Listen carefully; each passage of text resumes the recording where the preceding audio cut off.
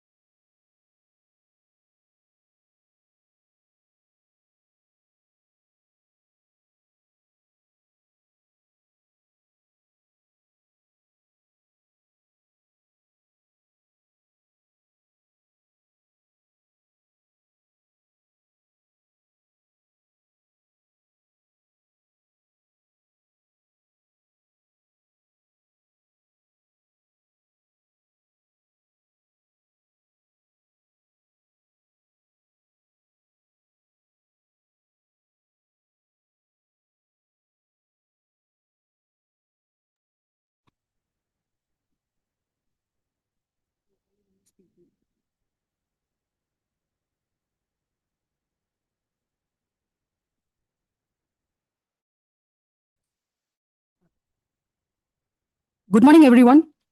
On behalf of the Department of Transfusion Medicine and Emergency Medicine and Trauma Services, JIPMER, it gives me immense pleasure to welcome all the dignitaries, faculty members, delegates, and participants to the CME on Massive Blood Transfusion Strategies, MasTrgy 2026. We are Dr. Sridevi and Dr. Laya Johnny will be your MCs for the day. Massive hemorrhage remains one of the leading causes of preventable mortality in trauma and critical care. Effective management requires seamless coordination between emergency physicians, surgeons, anesthetists, and transfusion services. Today's CME brings together experts from across specialties to discuss the latest evidence, evolving practices, and multidisciplinary approaches to massive transfusion. We hope this two-day academic program provides an excellent platform for sharing knowledge, exchanging ideas, and fostering collaboration in the multidisciplinary management of massive transfusion. To begin the scientific session, I invite Dr. Abhishek, Professor and Head, Department of Transfusion Medicine, JIPMER, to give the overview of the program.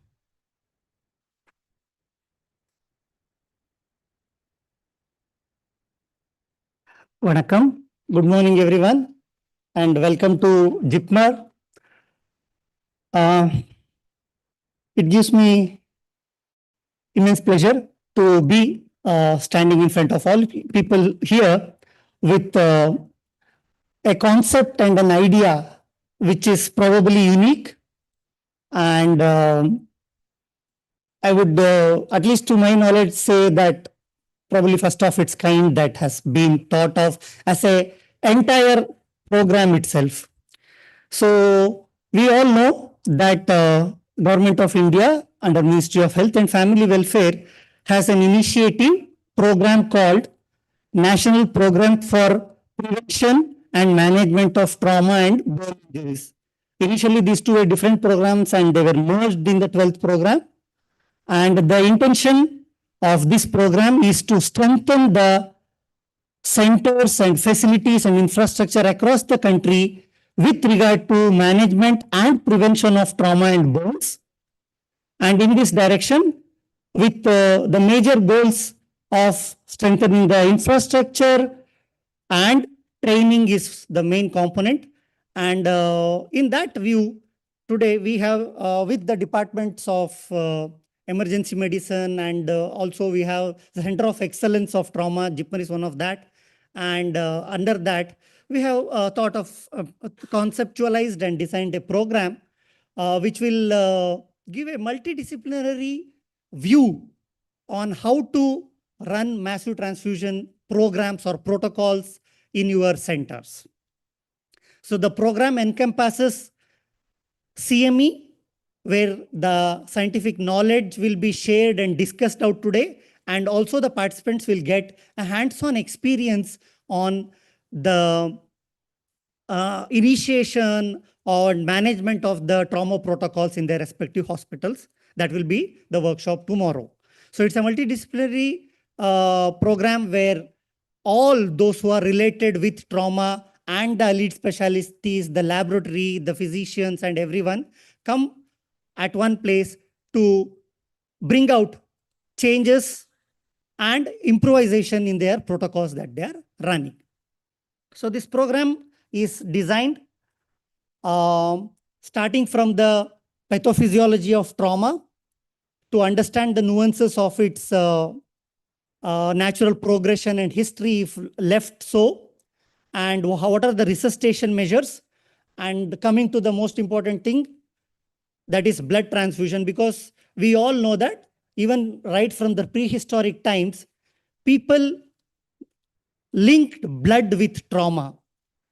As early as more than 5,000 years ago, paintings have been seen where whenever a animal, a deer or something is hit by an arrow, it bleeds and dies.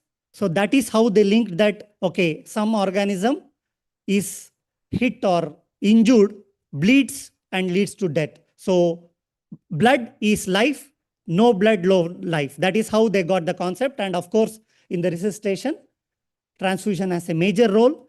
And in purview of that, we will be discussing about various blood components available, the protocols that are in place, the evidences, and the experience that has taught how to modify them and go on. Later on, we will also, whenever we talk about massive transfusion, especially the monitoring of the massive transfusion would be physician driven or the laboratory driven.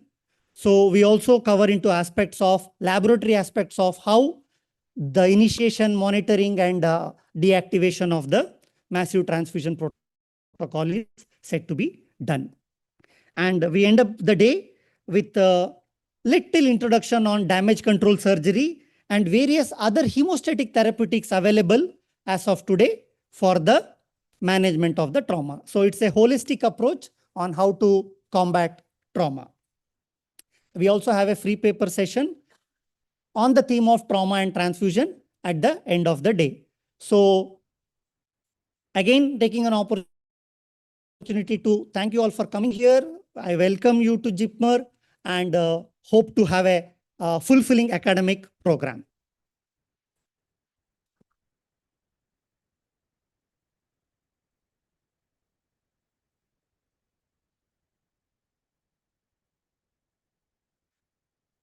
Thank you, sir, for that overview. We now move on to the first session of the day. May I request our esteemed chairpersons, Dr. Suresh Kumar S., Professor, Department of Surgery, JIPMER, and Dr. Mahesh Kumar, Additional Professor, Department of Transfusion Medicine, Nizam's Institute of Medical Sciences, Hyderabad, to come on to the dais.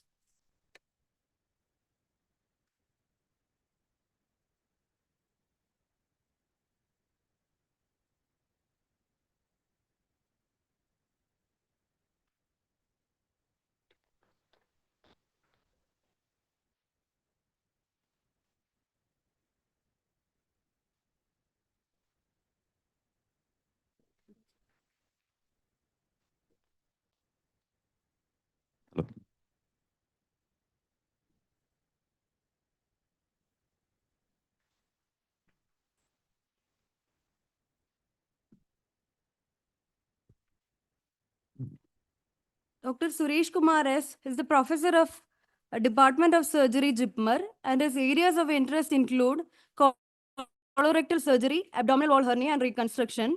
Career highlights: received best research paper award. Sorry to interrupt. I think it is better to have an introduction of the speaker rather than the chairperson. So you can just put a slide for a few seconds and then remove it.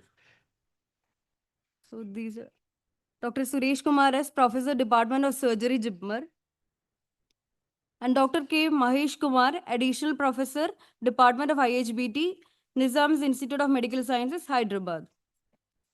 Thank you. Thanks for the kind introduction. It's my pleasure to introduce my colleague, my friend, Dr. Srirag. Dr. Srirag is presently professor and head of the Department of Urology, a very enthusiastic teacher, excellent surgeon, and a very good colleague to have.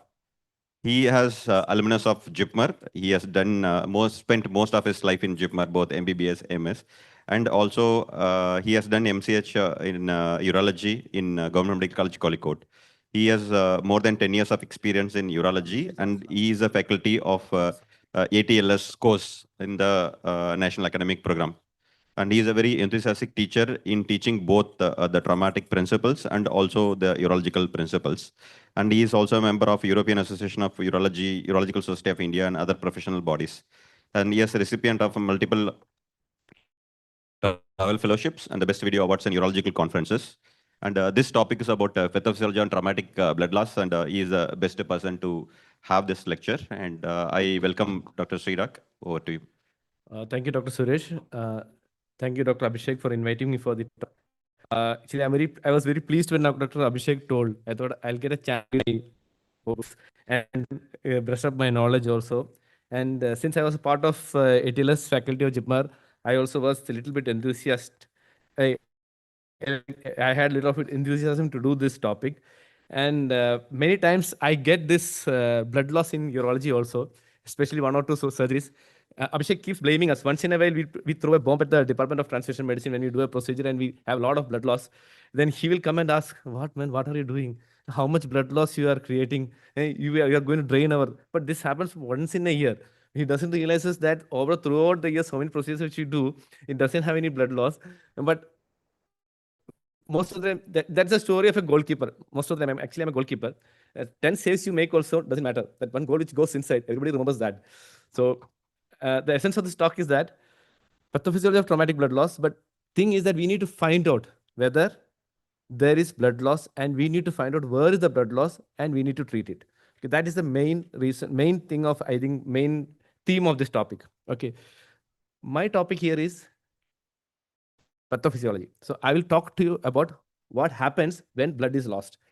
Okay, what are the compensatory mechanisms which our body has to like how to control, like how the body compensates till the blood arrives into the body. So I will go through that. I'll take you through that to my topic. Okay, so first I'll discuss with you about the types of classes. How can we just move the slide?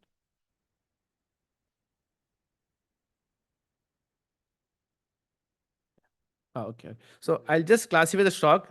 Mainly we are going to talk here about only hypovolemic shock, where there is a blood, there is a blood loss is there. So there are other types of shocks like cardiogenic shock, distributive shock, obstructive shock, and hypovolemic shock. So cardiogenic shock is something like cardiogenic shock is So cardiogenic shock is something which happens when there is contractility is impaired, especially when it happens in a myocardial infarction or a cardiac failure, or there is an arrhythmias like VTVF, AF, or SVT. Here, what happens is there's a decreased stroke volume, decreased cardiac output, and decreased mean arterial pressure and organ malperfusion. So these are the things which usually happens in a cardiogenic shock. What happens in obstructive shock? Obstructive shock is when the heart is not able to pump the blood out. Like it can happen when there is a tension pneumothorax, where the lungs, where the thorax is filled up with air, and then it obstructs the heart, and its heart is not able to pump fluid. Another way is that when there is a cardiac tamponade, where the pericardium is filled with either blood or pericardial fluid, or thing that results in non-expansion of the heart, and then decreased stroke volume, decreased cardiac output, decreased mean arterial pressure, and then organ malperfusion. So the distributed shock happens usually with when the blood in the peripheries gets either it gets secreted outside, or the entire peripheral blood supply, peripheral vascular system gets dilated. This usually happens in an anaphylaxis or like sepsis, where that infection releasing cytokines causes all the capillaries to leak, and then the vasodilatation happens. Or it can happen even in a spinal cord injury, where that's called a neurogenic shock. The disruption of the sympathetic tone for the peripheral vessels happens. So in our thing is our hypovolemic shock, where there's a blood loss. The blood loss can happen not just because of trauma or surgery. It can even happen in extensive burns or skin diseases. Sometimes in JIPMER casualty, we would have seen some patients coming with extensive skin disease, Stevens-Johnson syndrome, or it can even happen through GIT loss in diarrhea, like or infection, and happen also through the kidney with the polyuria. Okay. So ultimate thing, what happens is that there is a decreased organ perfusion, which results in all the pathological problems. So what happens in the hypovolemic shock? The main thing is that in the hypovolemic shock, the blood pressure is mainly maintained by the cardiac output and the systemic vascular resistance. The cardiac output is maintained by the stroke volume and the heart rate. So whenever there is a blood loss is there, what actually happens? There is an intense vasoconstriction in the peripheries, and this decreases the blood flow to the extremities. And that's why when we see all these patients in the shock, they'll have like cold extremities. Their extremities will be very pale, and then mottling of the skin will be seen. What are the compensatory mechanisms usually we get? So when there is a decrease in pressure, this inhibits the parasympathetic discharge. So this will result in norepinephrine and epinephrine, which helps in increasing the heart rate, increases the peripheral vascular resistance, and increases the BP. So this, so what happens? The juxtaglomeralar apparatus of the kidney that secretes renin. So this will generate angiotensin 1, and then angiotensin converting enzyme converts angiotensin 1 to 2, and this stimulates the adrenal medulla, which causes epinephrine and norepinephrine release. This epinephrine and norepinephrine release stimulates it causes peripheral vasoconstriction, and it also increases the heart rate, and it increases the BP. Also, this stimulates the corticosteroids and aldosterone. So corticosteroids that's the reason why we see an increased blood sugar, which is required for all this, which is required for increased ATP production and maintaining the rest of the body activity. Aldosterone, what does it do? It preserves the sodium, it causes sodium and water retention. And another receptors in the carotid and then carotid baroreceptors and this adrenal, what have they do? It stimulates the paraventricular nuclei, and antidiuretic hormone is released. This also releases water retention. So all these things will try to bring the fluids back into the intravascular system, as well as it causes the peripheral vasoconstriction, and then tries to keep maximum fluid inside the intravascular volume, intravascular space.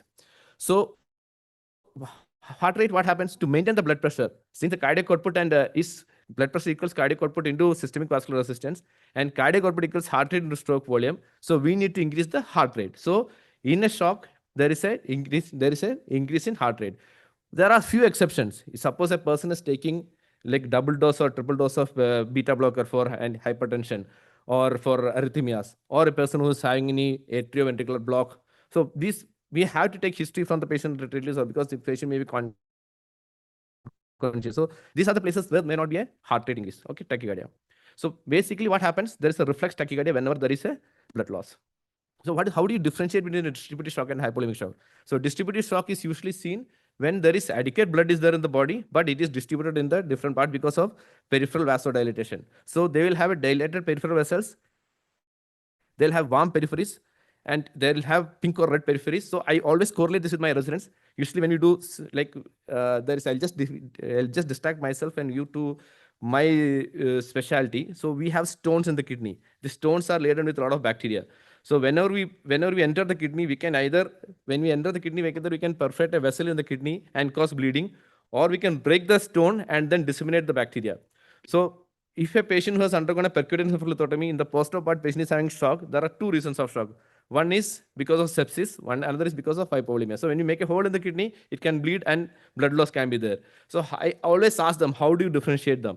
So in a hypovolemic shock, as usually said, there will be like cold peripheries, pale, mottling of skin, and we know that a patient will be complaining of pain in that region because there will be an expansion of the hematoma there. And at the same time, if it is a septic shock, there will be dilated peripheral and there will be warm peripheries, and his counts will come as elevated WBC counts.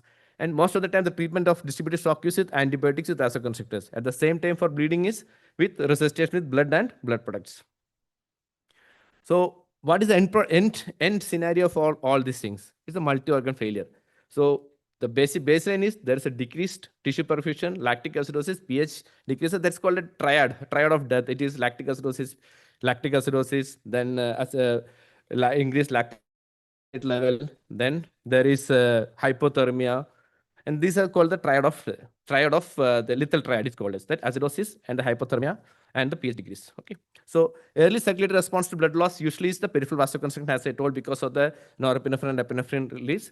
And this tries to preserve the blood flow to the kidney, heart, and brain. But when the hypertension persists, then this will start affecting the kidneys, heart, and brain. How it will get affected, I'll come to that. Okay, so increase in heart rate is an attempt to preserve the cardiac output, and tachycardia is the earliest measurable circulatory sign of the stroke. And there are a lot of endogenous catecholamines which increases the peripheral vascular resistance. So end-organ damage, that is mainly because of the decreased arterial pressure and poorly oxygenated cells. And this is compensated by the anaerobic metabolism and the production of lactic acid and metabolic acid. So that's why we always see that, okay, lactate, we go and look into the lactate levels in this group of patients. And ultimately, when this lactic acidosis and metabolic acid happens, this results in metabolic acidosis and prolonged injury to the end organs. So what happens when there is a shock into the brain? The patient will become apathic. They'll have delayed response. So when you look at the patient itself, what I always tell my residents is that if the patient needs to be taken to OT, post-renal trauma, you look at the patient will tell you, he will be irritable, his face will be pale, like he won't be able to communicate with you properly, and he will have a depressed cerebration, and he won't be able to, like, his voices will be weak.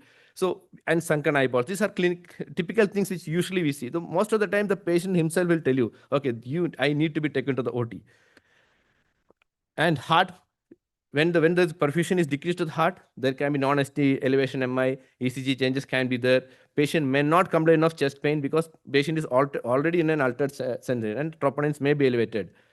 What happens to the kidneys? Severe peripheral vascular resistance, decreased blood flow to the kidney and there is an acute kidney injury, acute tubular necrosis, renal shutdown, creatinine increases, and the decreased urine output. The usual scenario which happens in a prolonged hypertension.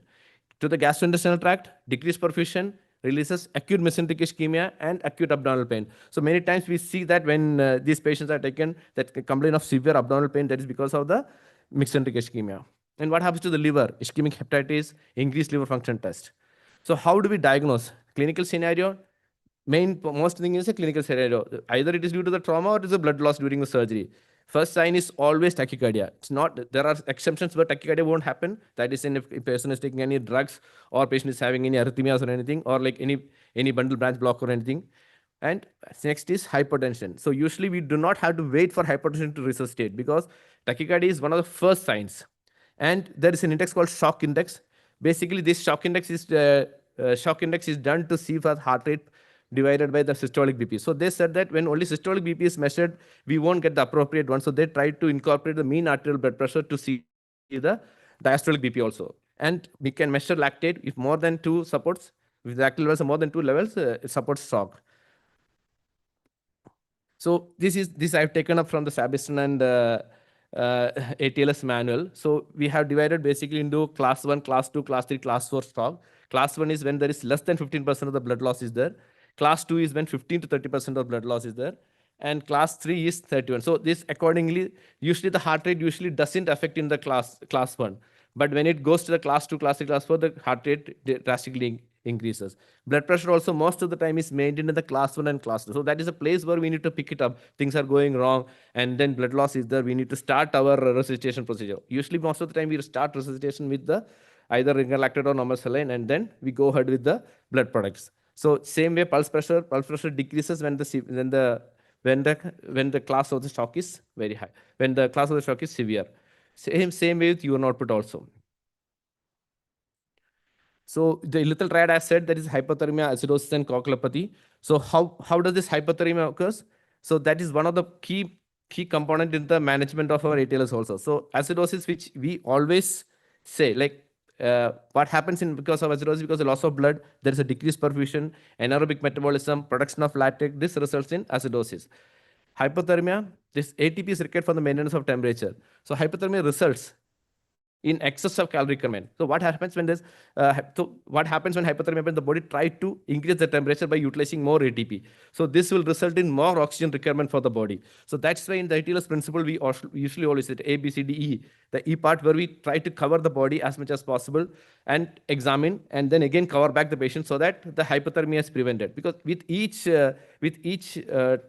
degree to increase, we need to approximately, which is 75 kilogram body, approximately around 60 to 70 calories are required. So that will increase, that will put a pressure on us to prevent pressure on us to increase the oxygen consumption. So when there is a shock, always hypothermia to prevention is the most important part.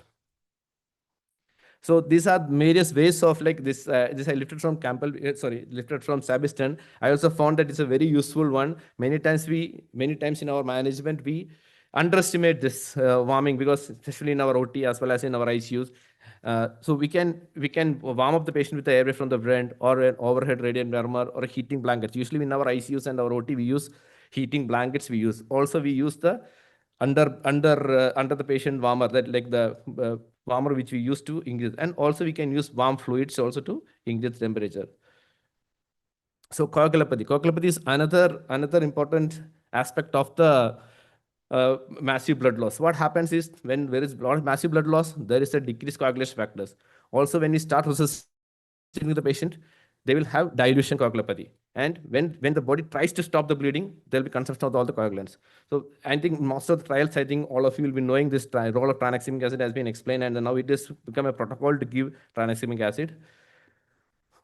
And the last topic which I would like to say is trauma immunology. This is the last one. So in trauma immunology, once we resuscitate the patient, what happens is that the reperfusion injury occurs and the release of oxygen-free radical happens. And this results in leaky capillaries. And this results in swelling of the organs. And this again results in compartment syndrome. This usually happens in end organ, like suppose in the lower limb where there is an arterial injury is there, and then we reconstruct it. It takes some 4 to 6 hours it takes. And then once you repair, then reperfusion injury happens. So, and this is mainly because of the oxygen-free radical production and cytokines production, and then by the neutrophils. So the key messages in the pathophysiology is that there is a decreased preload, decreased cardiac output, decreased perfusion, and end organ damage. So the systemic effects of acidosis coagulopathy worsens the entire system. So with this, I will conclude the talk. Thank you. Any?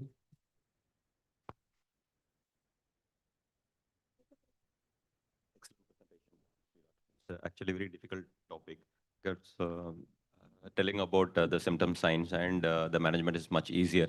Doesn't require the deep understanding of physiology, but you covered it very well, and I'm sure most of you agree with me. The pathophysiology in depth was covered. Most of the scenarios what we encountered in casualties about massive blood loss because of trauma as such.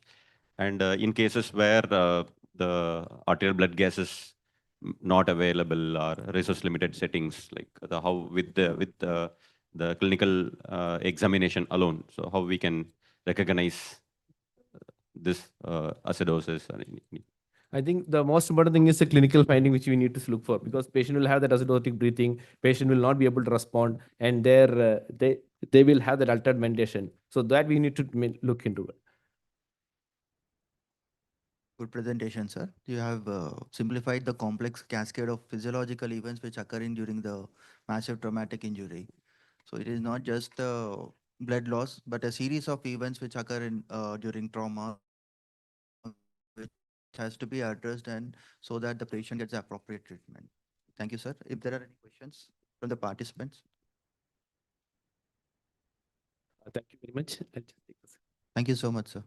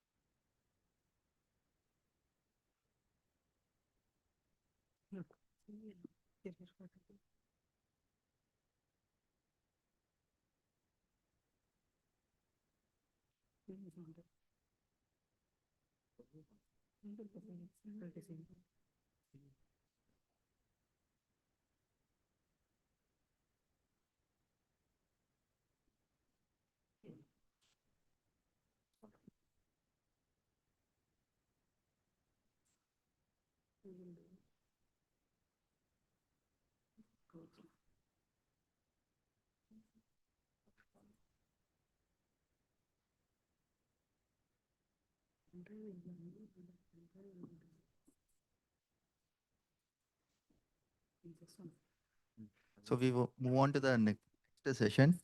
I welcome Dr. Manu Ayan, sir, Associate Professor in Emergency Medicine and Trauma.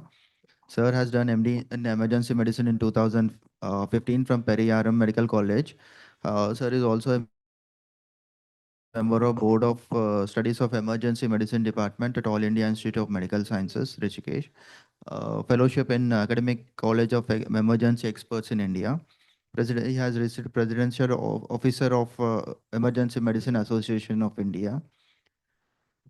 Faculty at the International Faculty Incubator Program for the Academic Life in Emergency Medicine Group. So is one of the founding members of Sonochak Kruya, the National Ultrasound Competition of Emergency Medicine Residential Programs in India. Nationally recognized educator and recipient of the 2017 Indus EM Emergency Medicine Leadership Award. Sir has the publications of 43. So he has number of papers presented in various conferences as 17. So I welcome you, sir. Yeah, it's a pleasure to invite Dr. Manu. Manu is one of the important pillar of our emergency medicine services in JIPMER, and he works closely with the Pondicherry state government to make policies of management of trauma patients and the referrals and the guidelines for trauma. Over to you, Dr. Manu. Thank you, sir, for the kind words. So I think the idea which we are trying to pitch in here is how important trauma is and how it has the landscape is really changing on way in which we manage trauma. And if you look at resuscitation as such has gone through multiple changes, and it really originated from the war field, like the concept of emergency medicine, which originated from the war field. And the core concepts still originate from the war field. The civilian sector, we have been learning from what has been done in the forefront during war times. So this concept basically again originates from there. I'll be touching upon resuscitative concepts in the emergency department. The surgical concepts will be talked about after the after 2 or 3 sessions. Even though DCR has a surgical component embedded into it, I'll mainly touch upon DCR from an angle of an acute care specialist or a emergency physician or a trauma surgeon as such. So imagine this case comes to you early morning hours, you're on duty at a very high velocity motor vehicle crash, young guy, front seat passenger, co-passenger, belligerent on arrival. You don't see much external bleeds apart from a very swollen thigh and shortened limb or that same limb, and then some aberrations which you can see here. So what would you do? How will you proceed? Brought in, wheeled in, no bystander, and you are there. So any doctor, this is, we have whoever had done MBBS and nursing, for us, this is a very acute scenario, very creates palpitations in our mind, right? So we to avoid that, we have done a lot of courses which makes our brain think structured when we are having these kind of scenarios where we've been trying to bring structure into things so that we don't falter when high intense scenarios occur, right? So we try to resuscitate these patients to the specific protocols which has been developed nationally. Internationally we have advanced trauma life support, or ATLS. The core concepts remains the same, where we think about hemorrhage control, trying to stop the bleed, trying to make sure hemostasis is achieved, and restore perfusion, and try to prevent more injuries. Now, when you think about damage control as such, what is damage control? Is it, where does that term come from? And we have seen, right? We have seen that when we try to resuscitate patients, we went according to the protocols, but then patients succumbed. Um, and we uh, we boast that we could do best care with these whatever knowledge we have, and this is what Titanic also happened. They were telling, oh, this is best ship, it does unsinkable, but then it sank. So if you look at history as such of damage control, it originates from Navy, and they noted it down in the warfare manual in US Navy, that it basically is a concept where they try to make sure that if a ship gets damaged, till it reaches the shore, there is a team always making sure that damage is patched up. It's just patching up things and not completely trying to repair the whole whatever has happened, not reversing whatever has happened, just trying to keep the ship afloat. So this concept, of doing it right the first time, was rethought, and just do it right rather than doing it right the first time is something which really does. And that is what we are trying to do in our resuscitations also. We're trying to maintain the physiology, trying to basically balance patient's physiology till you have a um, opportunity to do a definitive repair or definitive reversal of the injury. Injury has occurred, we need to reverse the injury, and definitive repair is something which we want.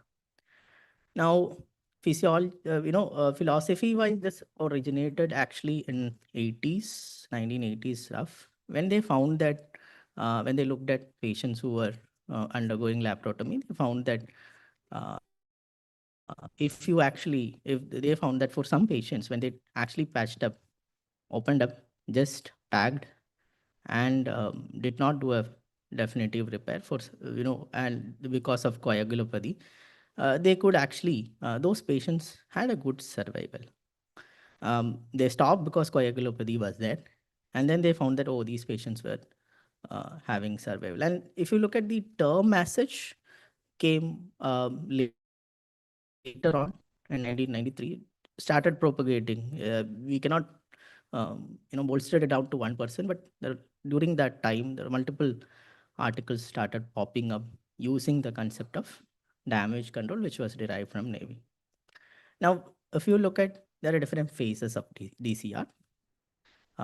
We have a damage control at the hospital. We have a damage control during the initial operative period. We have a damage control during resuscitation, and then definitive repair and post. So it is, if it's not, it's a clear continuum of care from the injury side to patient receiving the definitive care. So these phases are basically divided on basis of getting a physiological stabilization before we go in and repair it. So basically patching up in between, redoing, revisiting, and then probably trying to repair the definitive repair at the end. So from EM angle or from an acute care angle, the principles of DCR, if I would tell, is 6 pillars. One is obviously early hemorrhage recognition and activation of MTP. This will be discussed in the subsequent talk. How do you recognize this patient is going to crash? What are the specific scorings which you can use? And how do you activate? Then we have concept called permissive hypotension, minimizing crystalloids and giving blood for blood, right?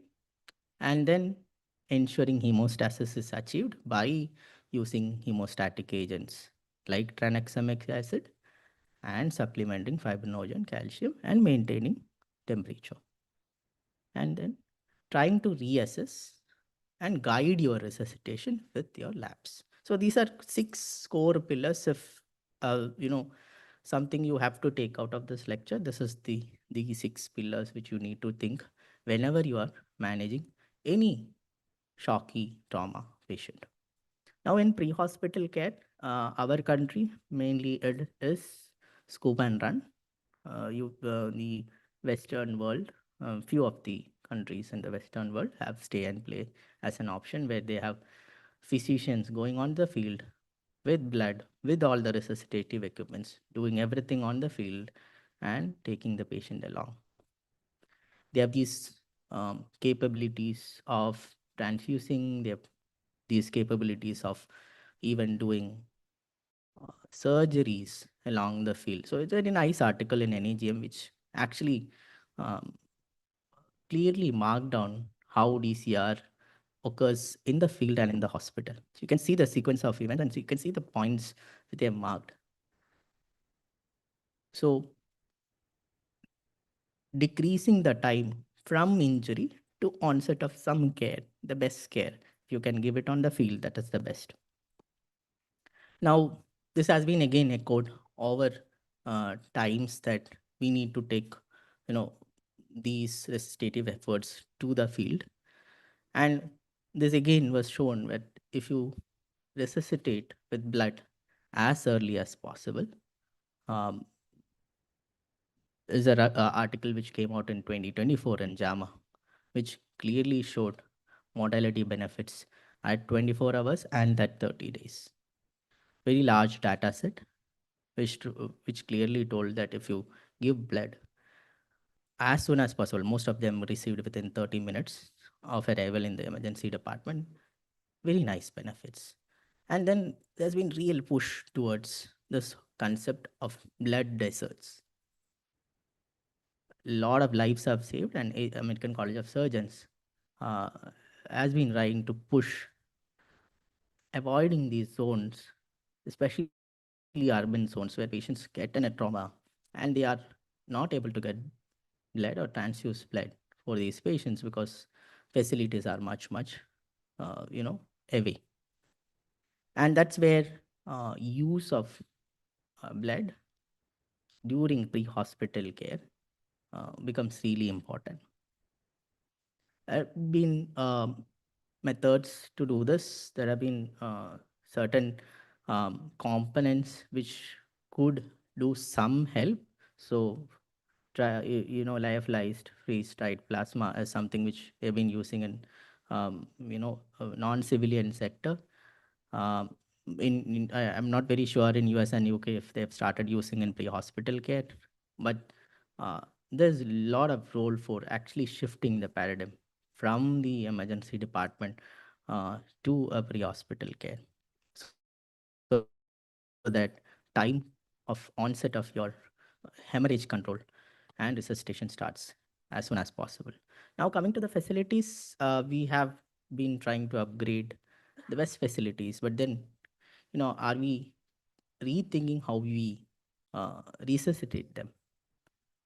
So ATLS, we have been learning delayed sequence intubation or, drug assisted intubation and multiple methods of actually doing this. doing a resuscitation for these patients. Most of these patients are severely injured, might require a airway control, right? So, do we really need to rethink how we intubate them, how we manage their airways?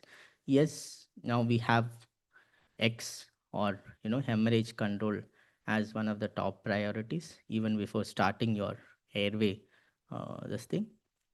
But then there are scenarios where you would immediately want to do it, immediately want to stabilize the airway, where they're really hypoxic or we have a real dynamic airway problem, like a penetrating injury or an expanding hematoma, which you would want to definitely put in a tube in.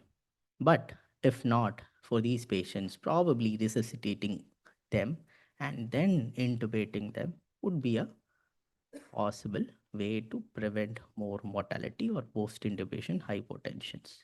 And then when we intubate, we would want to, when we try to stabilize the airway, we would want to probably come down on your induction agents and probably come up on your paralytic agents. So this is something which we need to think about when we are stabilizing the airway for these patients. The next concept has been bombarded multiple times to us during all the trauma sessions, which you would have training sessions, which you would have done, is making sure you don't actually really push your blood pressures beyond a big limit. So here again, the whole concept of maintaining a blood pressure, a specific range. So if you look at the current evidence would tell to maintain a systolic BP around 80 to 90 and a mean arterial about 50 to 60. Yeah, it's very easy to tell. It's very difficult to keep it in that range. So what we do is we put them on an arterial line. Very slightly invasive, but these patients really require those invasive management to basically keep these patients in that target range. If they are not, if they are patients with severe traumatic brain injury, we would probably we would keep them at a slightly higher target of around 80 as an MAP. So this is something which we need to be very careful when we are managing. It's one of the core pillars of a damage control resuscitation. And this has been understood. We know when blood is gone, blood has to be replaced and nothing else can be a replacement factor, which we already know. But most of the time we don't try to push, we try to start them on fluids. And the problem is it creates a lot of dilutions, it creates acidosis and pushes the patients for a developing a coagulopathy. So the concept again, what I was trying to tell earlier, is blood for blood is something which we need to bombard in your mind. But if you don't have blood, start them on fluids, but do not over resuscitate them with a lot of fluids. Pouring in fluids will not save the patient, rather it is more bad for these patients. So we all know what Srirak sir was trying to talk about, the pathophysiology of trauma, pathophysiology of how trauma-induced coagulopathy happens, right? We have trauma as such causing coagulopathy because of shock, because of acidosis, because of hypothermia, because of fibrinolysis. We also have our interventions like fluids and the temperature control problems, which exist, causing again coagulopathy, and also have some of these patients who are having other diseases, which again pushes them to have a coagulopathy. So coagulopathy in trauma is mostly multifactorial, and we have learned this. We have learned that lethal triad, which we have been trying to probably understand it much more better. It's more now a lethal diamond, where calcium is something which has now come. It was there, but again, rethinking and understanding that it's kind of a diamond and rather not a triad there, where we have hypothermia, acidosis, temperature control, and also thinking about calcium supplementation, because calcium hypocalcemia is something which occurs at every point, not only when you are transfusing blood, multiple rounds of blood transfusions. Hemostasis is another pillar which I told. Tranexa has been brought as a wonder drug in trauma as well as postpartum hemorrhage. Multiple studies have occurred, and one of the later studies which looked at and retrospective data of that looked at what time point would be better. So we understood that 3 hours is a good cutoff, and if patients have massive hemorrhage, giving tranexamic acid 1 gram on the onset of arrival and 1 gram followed for the next 8 hours. And probably we also have in guidelines noting down that in pre-hospital care, they can even go and give 2 grams during an ambulance transfer. So now if you look at in North India and probably in our part of the world also, tranexamic acid has started coming in ambulances also. Now, one thing we need to understand, we can go up to 90 minutes, but the first, as soon as possible is something which we need to understand. So think this like any thrombolytic. We are thinking of a window period here. We know window periods in stroke, right? So like window period in stroke, the 90 minutes was our window period. But think Tranax as a thrombolytic. So if you think and you create mental models like this, you will ensure that you deliver it as soon as these patients come in. And then what I told earlier, monitoring these patients continuously for during using labs. We'll have subsequent sections on how labs can actually help in monitoring coagulopathy, where your routine labs might not pick up subsequent coagulation factors. The initial ones would pick up, but then beyond clot formulation, you cannot probably pick up. That's where viscoelastic text comes in, and there would be a detailed lecture on this part. Fibrinogen is something which we know will go down in trauma. There are studies which looked at cryostat 2 came in and told that probably cryo as an empirical therapy might not be a very good decision when you think about trauma. Yes, there has been evidence to tell that we should look at fibrinogen levels during trauma, and with the levels guiding the resuscitation as the go forward. PST trial again came and compared all pilot trial. So PST2 is on the way.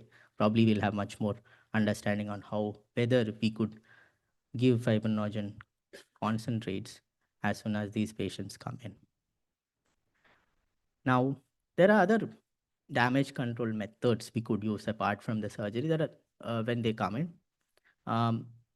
IR is something which could really change the way in which we manage hemostasis. Immediate embolization, aggressive non-selective embolization are probably way forward. We have been able to do for few patients where massive, very bad pelvic traumas where they come in. IR might really help prevent or stop the bleeding and stabilize them. Ribova was told, and Ribova came up very nicely almost 3 to 4 years back. Most of these shock trauma centers basically brought it as a very clear protocol when as soon as a hypotensive patient came in. And if you rule out aortic injury, you could put Ribova. We also had our stage of doing Ribovas in our emergency departments, a very small catheter which goes in through the femoral artery. Block, basically we inflate it based on the zone of injury and try to basically occlude the blood flow below it. It's a very high intense procedure which requires constant monitoring, but then the whole idea is that you stop it, patch it up so that the patient can survive and go to a definitive repair in the OT as soon as possible. There are various zones which has been told where we focus on based on whether the injury is on above the diaphragm or below the diaphragm and try to inflate the balloon. Now, after UK Ribova trial came in, there was recommendations which we found out that rather than producing a effect, it was creating harm. And now the latest evidence is probably rethinking whether we need to do Ribova for all these patients who come in who are hypotensive, probably selecting them, probably some patients who are an impending cardiac arrest or cardiac arrest might benefit. So the guidelines clearly tell that you might need to be slightly selective on these kind of patients where you think that these are patients who are going for cardiac arrest or who are in cardiac arrest. If you are in a facility where you have possibility to do interventions like this, it might prevent you opening up the chest for actually cross-clamming the aorta. Moving forward, beyond what I've been telling the 6 pillars of DCR, there's a lot into trauma resuscitation and preventing mortality. Human factors, making sure system is capturing the key performance indicators and right communication. And we have found that when high intense resuscitation, communication is the one of the major pitfalls.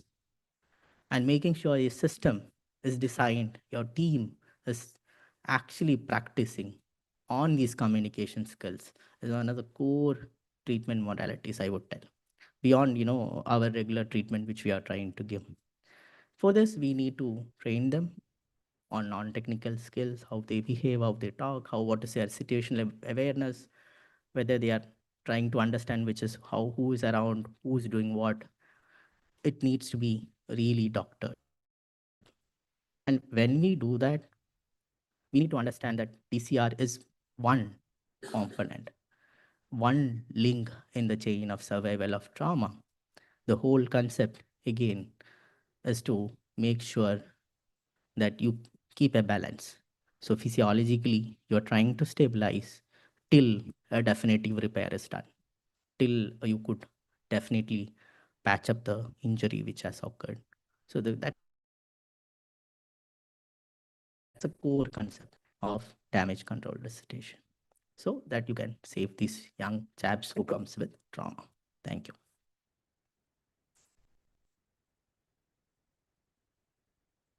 Dr. Manu, elaborate but yet very comprehensive presentation touching upon most of the aspects of damage control, resuscitation. The permissive hypertension, as you said, that's one point we face quite a challenge in maintaining it. So how you make sure that permissive hypertension we maintain? What tools we can use, like when we transfuse blood or when we transfuse fluid? And invasive monitoring is, yeah, possible, but how to maintain that particular range? Sir, I think I could tell it with add on our experience to it. So repeated. See, one is when we look at protocol wise, we have been very clear that we have to reassess patients very frequently. So reassessing is one of the keys to make sure you maintain your targets. Second is continuous monitoring, and by monitoring, it actually goes for all the vital monitoring. This includes heart rate and saturation and the blood pressures. There are multiple non-invasive as well as invasive. One of the best to maintain for these very sick patients who are really succumbing, who are actually in severe hemorrhagic shock, is technically invasive monitoring, because all your non-invasive monitoring goes non-usable when they fall below around 80 or 70. Nothing works out. We have been able to maintain these sick patients with a catheter which we put in the femoral artery and continuously monitor them.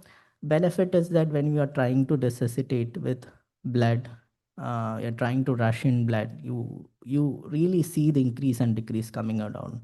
Making sure they are in that that specific range of blood pressure is technically very useful. Yeah, thank you. That challenge comes when it goes up, and then how to bring it down. So when we It's resuscitate, passive. sometimes in fast resuscitation, sometimes the BP goes up, and then what we do now, whether should we stop transfusing or whether we need to hold down the transfusion for some time and to bring down the pressure, that becomes a challenge. It's more of passive most of the time. Usually comes down, but then not pushing it beyond by starting inotropes. So if you see some of the guidelines also tells that beyond, if you're not able to control blood pressures beyond this thing, even in trauma, you could think about starting inotropes. It's a challenge. It's really this thing. I'm not telling we cannot start. We have been doing that also.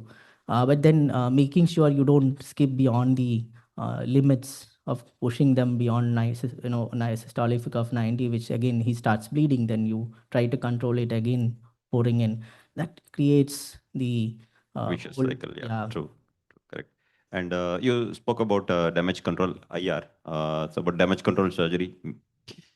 I think one session was there, sir, after my, probably that is why I didn't touch upon it. Okay. But as I told earlier in the first slides, that is the major component of DCR. If you see the phases which I have described, whatever I described is part of the phase 0, pre-hospital and the initial resuscitation part. Rest comes in surgical repair as such, where you have phased manner of probably patching up and then probably redoing it. Yeah. Yeah, thank you. Any questions from audience? It's a very beautiful presentation.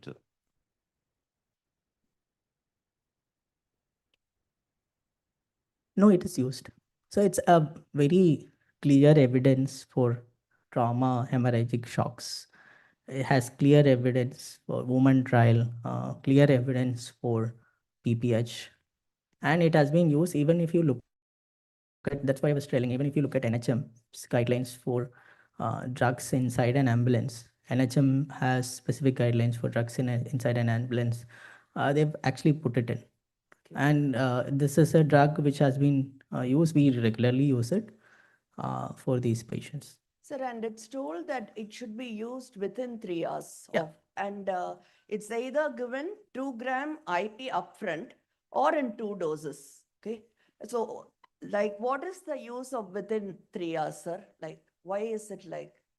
So, 3 hours? the idea is, and research found out that beyond 3 hours, if it goes, it has more of procoagulant effect, and it actually can worsen the mortality. So most of the studies actually really push these patients to even have DICs if they actually go beyond a particular period. Those were most of it, if you look at, you probably might not be able to designate it to a specific cause, but definitely the studies, very good randomized control studies, clearly told that there was mortality problems when you are going beyond that 3-hour window mark. So it prevents hyperfibrinolysis, right, sir? Yeah, it tries to give you a very good stable clot in the initial hours of resuscitation. Sir, and some newer drugs like Praxbind, are they used or it's under trial?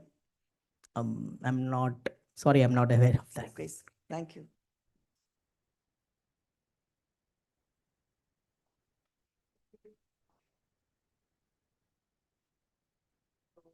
Remember, the CRASH 2 trial is the recent one.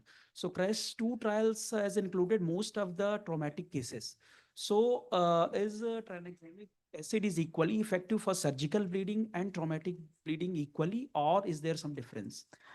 Sir, all those trial patients were patients who had a trauma hemorrhagic shock, irrespective of some kind of surgery was done or some kind of procedure was done. These were all patients who had a trauma. CRASH 2 technically looks at that. I'm not very sure if interoperatively anyone has looked at. I will have to go back and see. But definitely initial hours of bleeding, whatever it is surgical or non-surgical, because I don't think we categorize in that way for trauma. So initial hours, if it is, these can be used for any trauma, any hemorrhage. So it can be any injury which has a bleed, very good bleed in peripheral bleeds or in intra-abdominal bleeds also. Thank you, sir.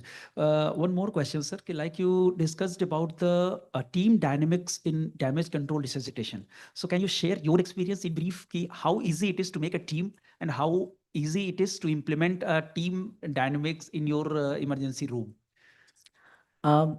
Good question. So, if there are different definitions for a team,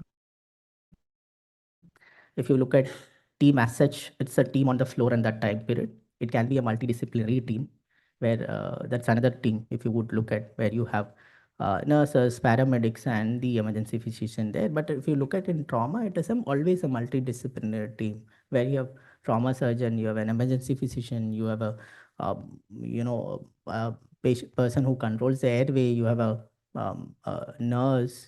There are multiple team players. You have a neurosurgeon, you have a maxillofacial surgeon. That's trauma is basically a team sport or a team concept, and making sure this team is well oiled is with multiple simulation sessions. A lot of research which has gone into creating a specific resuscitative team. It has a lot of angles and non-technical skills as well as technical skills. Yes, we have been trying to do a lot of trauma resuscitation simulation sessions to oil out our emergency department team along with nurses and everything, where we do in situ simulations beyond the simulations which you do in your simulation room. These are simulations done inside the department to iron out the workflows in the department also. We've been trying to do that. There is one research now ongoing. But then what I'm trying to tell is, yes, it can be done, but it is really difficult to get it done, especially with multiple teams getting involved, because the language, that's why ATLS came in, where you speak a common language. Still, it's very difficult, but it can be done. Yeah. Thank you so much, sir.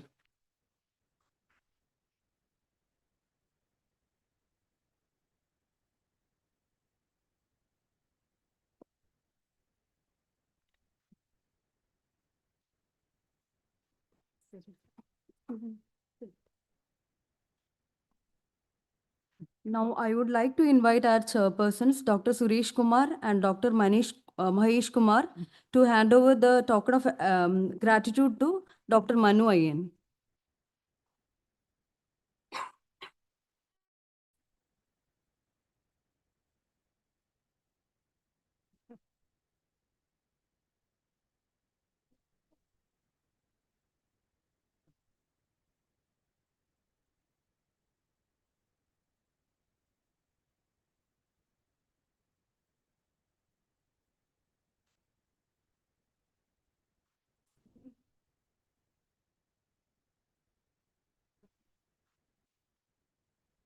I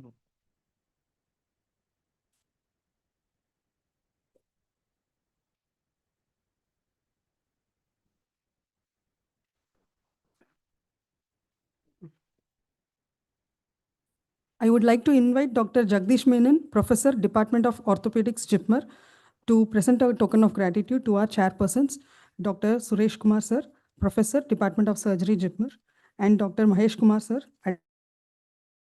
Additional Professor, Department of Transition Medicine, Nizam's Institute of Medical Sciences, Hyderabad.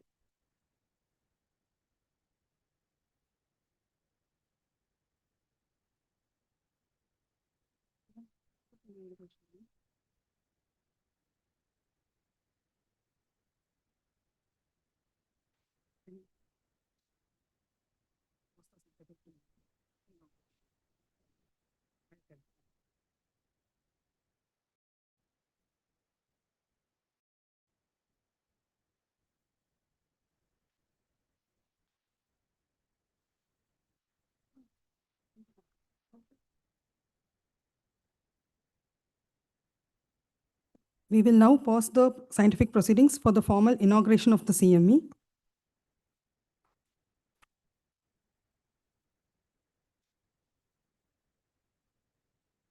May I invite Dr. Abhishek, Professor and Head, Department of Transfusion Medicine, JIPMER, to welcome our chief guest. And I also invite Professor Nandakishore, Professor of Surgery and Head of Emergency and Trauma, JIPMER, to come on to the dais. And to welcome our chief guest of today's event, Dr. Kadambari Ma'am, Dean, Research.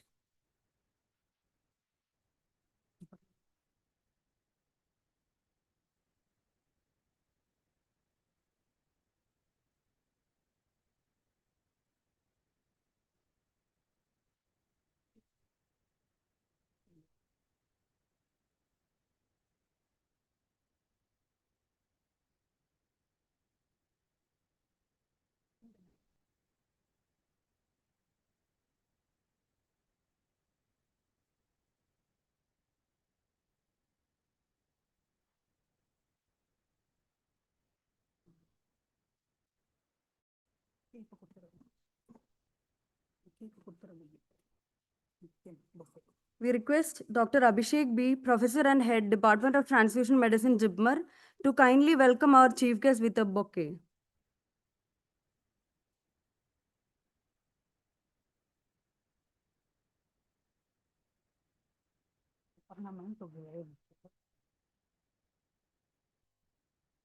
We also request Dr. Aparna Krishna, Assistant Professor, Department of Transfusion Medicine, to kindly felicitate the chief guest with a shawl.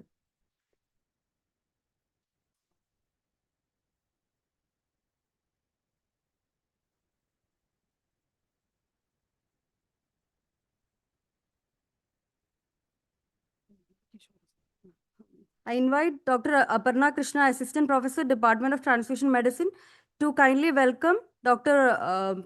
Nandakishore Sir, Professor of Surgery and Head of Emergency Medicine,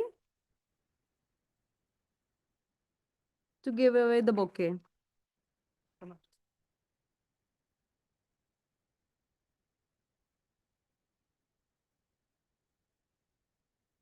And may I invite Professor Dr. Nandakishore, Professor of Surgery, to deliver the welcome address.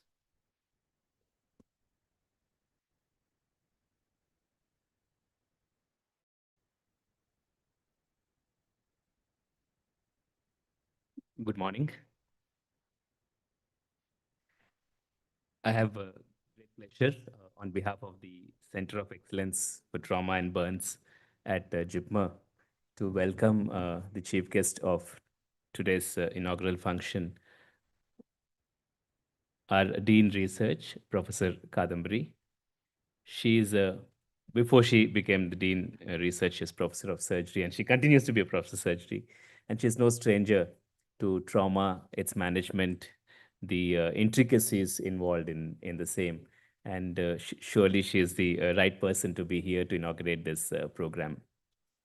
I welcome all the faculty members from the various departments of orthopedics, surgery, emergency medicine and trauma, and of course, transfusion medicine, who are here and who will lead the sessions today as well as the workshops tomorrow to this program.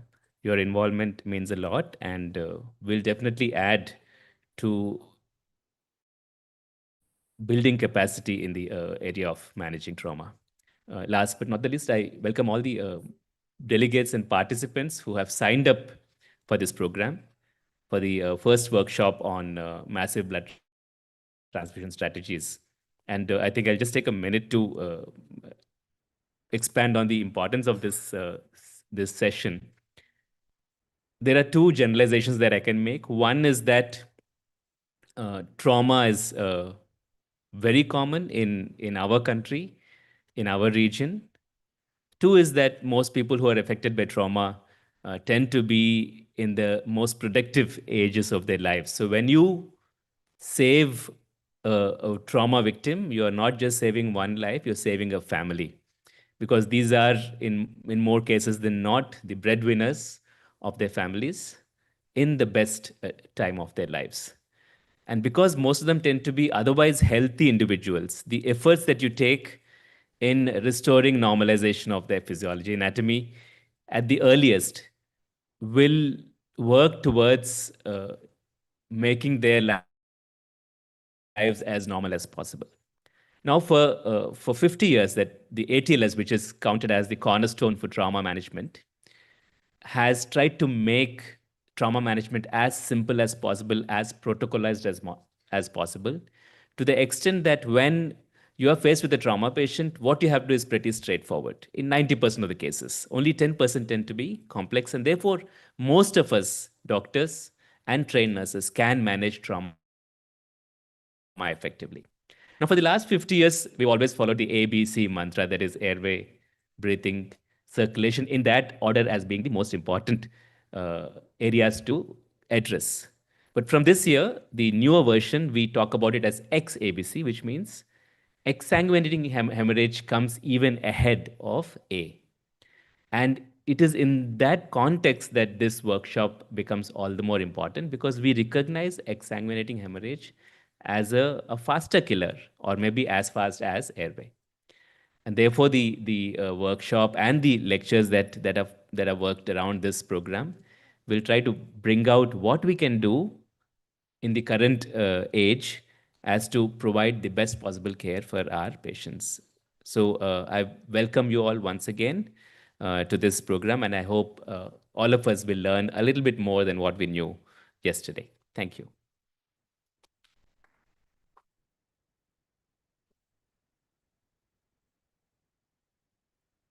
To mark the formal inauguration, we will now have the ceremonial lighting of the lamp, symbolizing knowledge and enlightenment. May I request the following dignitaries to kindly come forward for the lamp lighting: Dr. Kadambari Ma'am, Chief Guest of the event, Dean Research, JIPMER; Dr. Abhishek Sir, Professor and Head, Department of Transfusion Medicine, JIPMER; Dr. Divyajyoti Sahu Sir, Associate Professor, Department of Transfusion Medicine, JIPMER; Dr.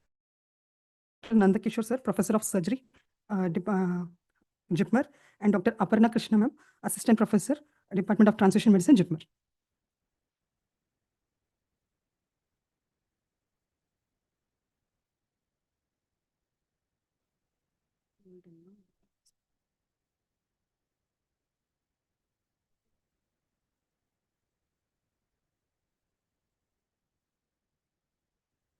I don't know what I...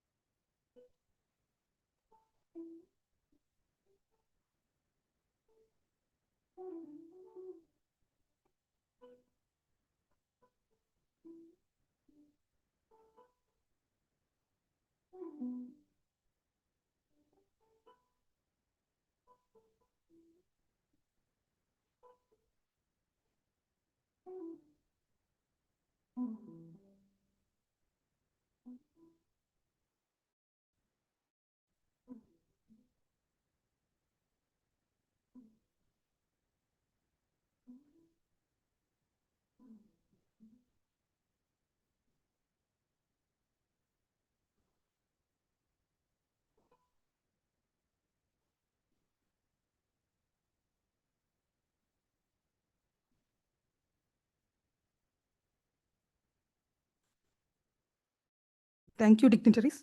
Following the lighting of lamp, we will now raise for the Dhanvantari song, invoking the blessings of Lord Dhanvantari, the divine healer.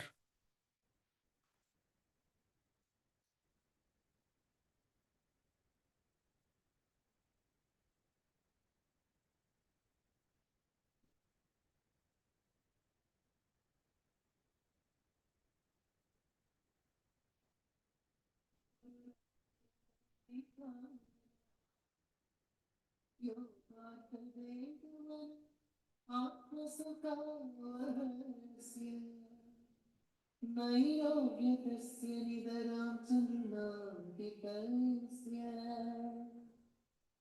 तस्यारणास्पदमहर्षिवरस्य शिष्य ये त्रेवयं प्रमुदिताननुभाग्यवन्तः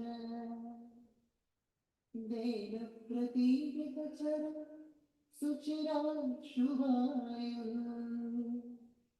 वेदस्य दीपामिह तत्पुरदोत्तरामः येन प्रभां वयमिहस्य विदग्ध्य तीक्ष्णाम् ज्योत्स्नामृजातिशमने प्रभवे मदातुम् व्याधव्यकात हृदयाय इमानवाय दयम्बितम्बुविकलापि च न किलैषः दयम्बितं भुवि कलापि चलं किलैषः दयम्बितं भुवि कलापि चलं किलैषः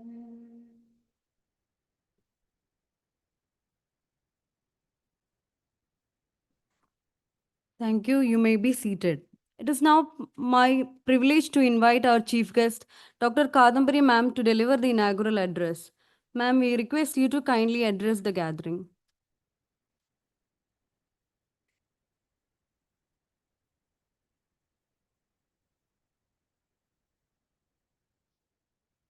Dr. Abhishek, HOD Transfusion Medicine, Dr. Nandakishore, HOD of EMS, Senior Faculty,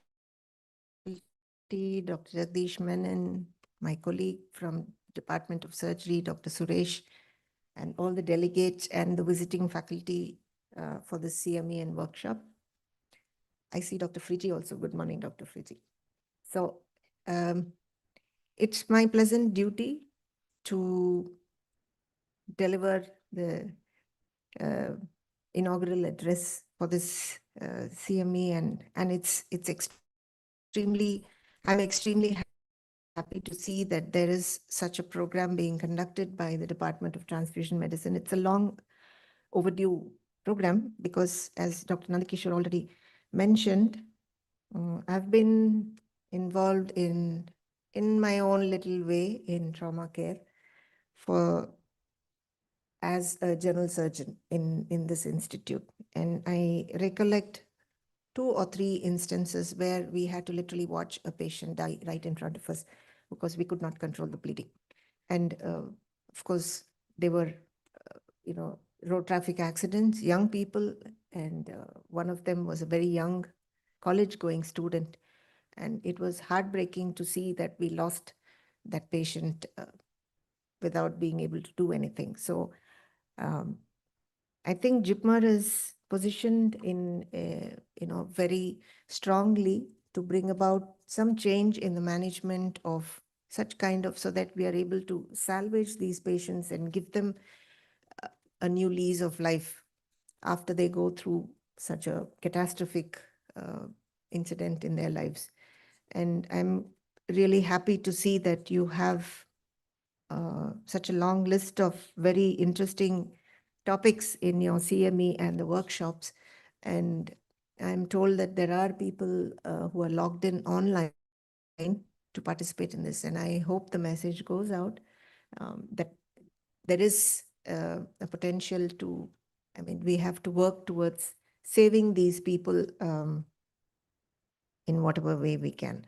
So I'm sure this is going to be very beneficial for all the participants, and wish you all the best for this workshop and CME. Thank you.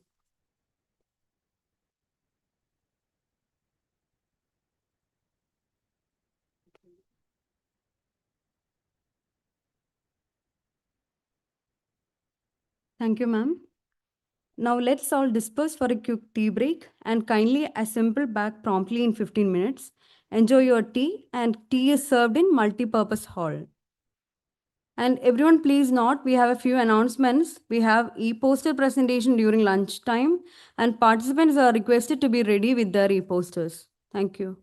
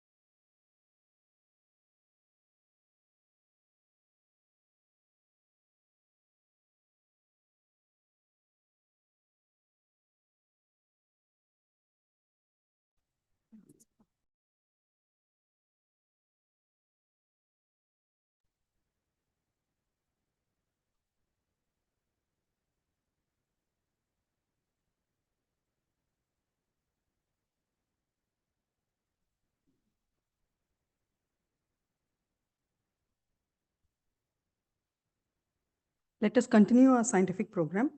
We now move on to the next scientific session of the day. May I request our esteemed chairpersons, Dr.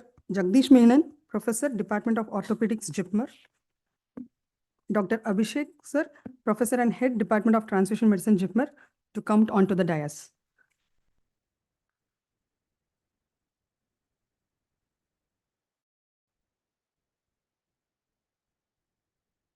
Dr. Jagdish Menon is the Professor of Orthopedic Surgery, JIPMER, and his area of interest include orthopedic oncology, pediatric orthopedics and hip surgery, musculoskeletal infection, bone substitutes, avascular necrosis, and he has published 65 articles in index journals.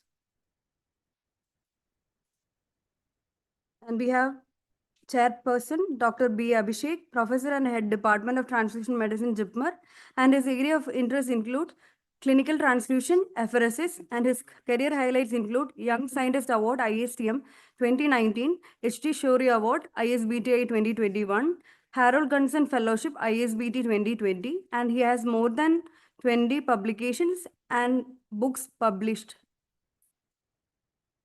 Over to the chairpersons. Thank you. So we will go to the core area of transfusion medicine now. So it gives me immense pleasure to call upon the next speaker, my own colleague, Dr. Aparna Krishna, who is an assistant professor at the Department of Transfusion Medicine at JIPMER. Our areas of interest being massive transfusion, clinical apheresis, hemovigilance, and promotion of voluntary blood donation. She also takes care of the cellular therapy unit of our department. She has been a member ISPT working party in the blood supply management and cellular therapy. Over to you, Dr. Aparna. Thank you, sir.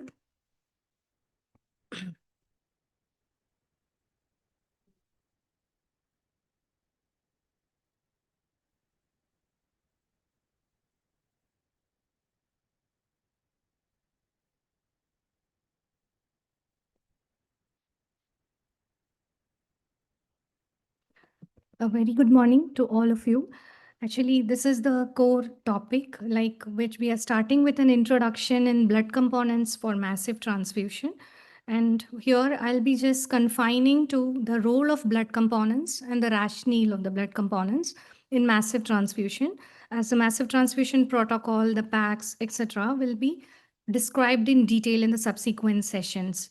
So the first, I would like to start where Sir left.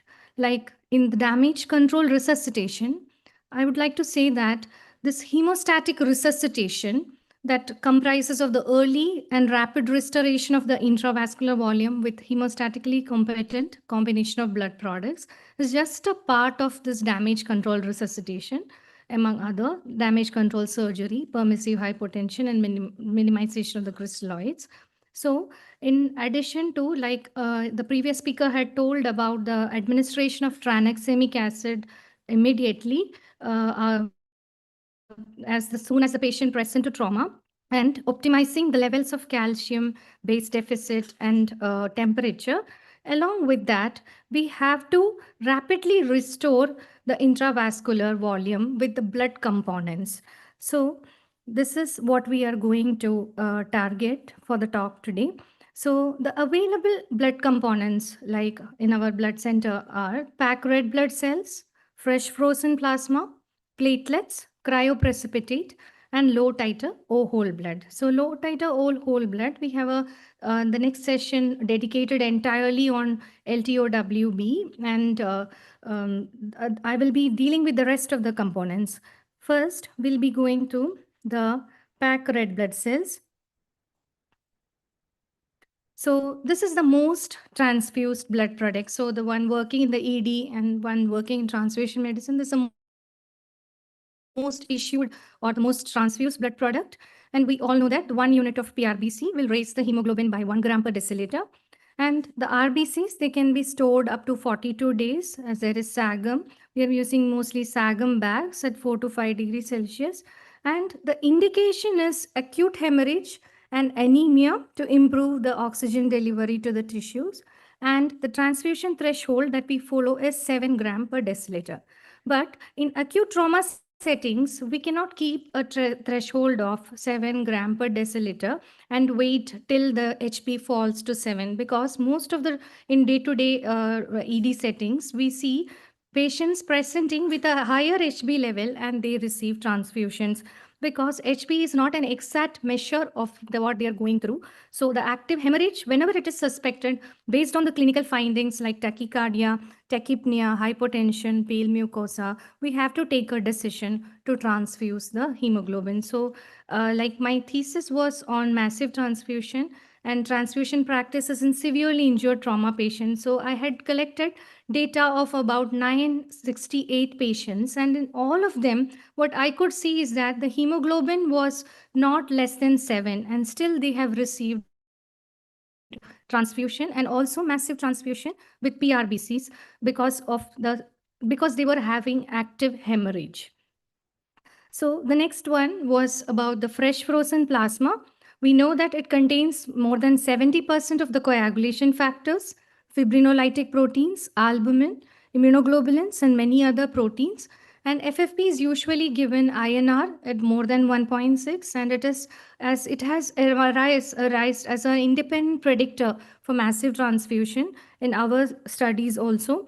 And it is a part of the massive transfusion protocol. FFP is a part of the massive transfusion protocol to address the coagulopathy, and is the first choice for a goal to only replete the fibrinogen. So higher ratios of FFP have been found to improve the survival in patients. It is because it repletes the fibrinogen, and repleting fibrinogen at the earliest improves survival.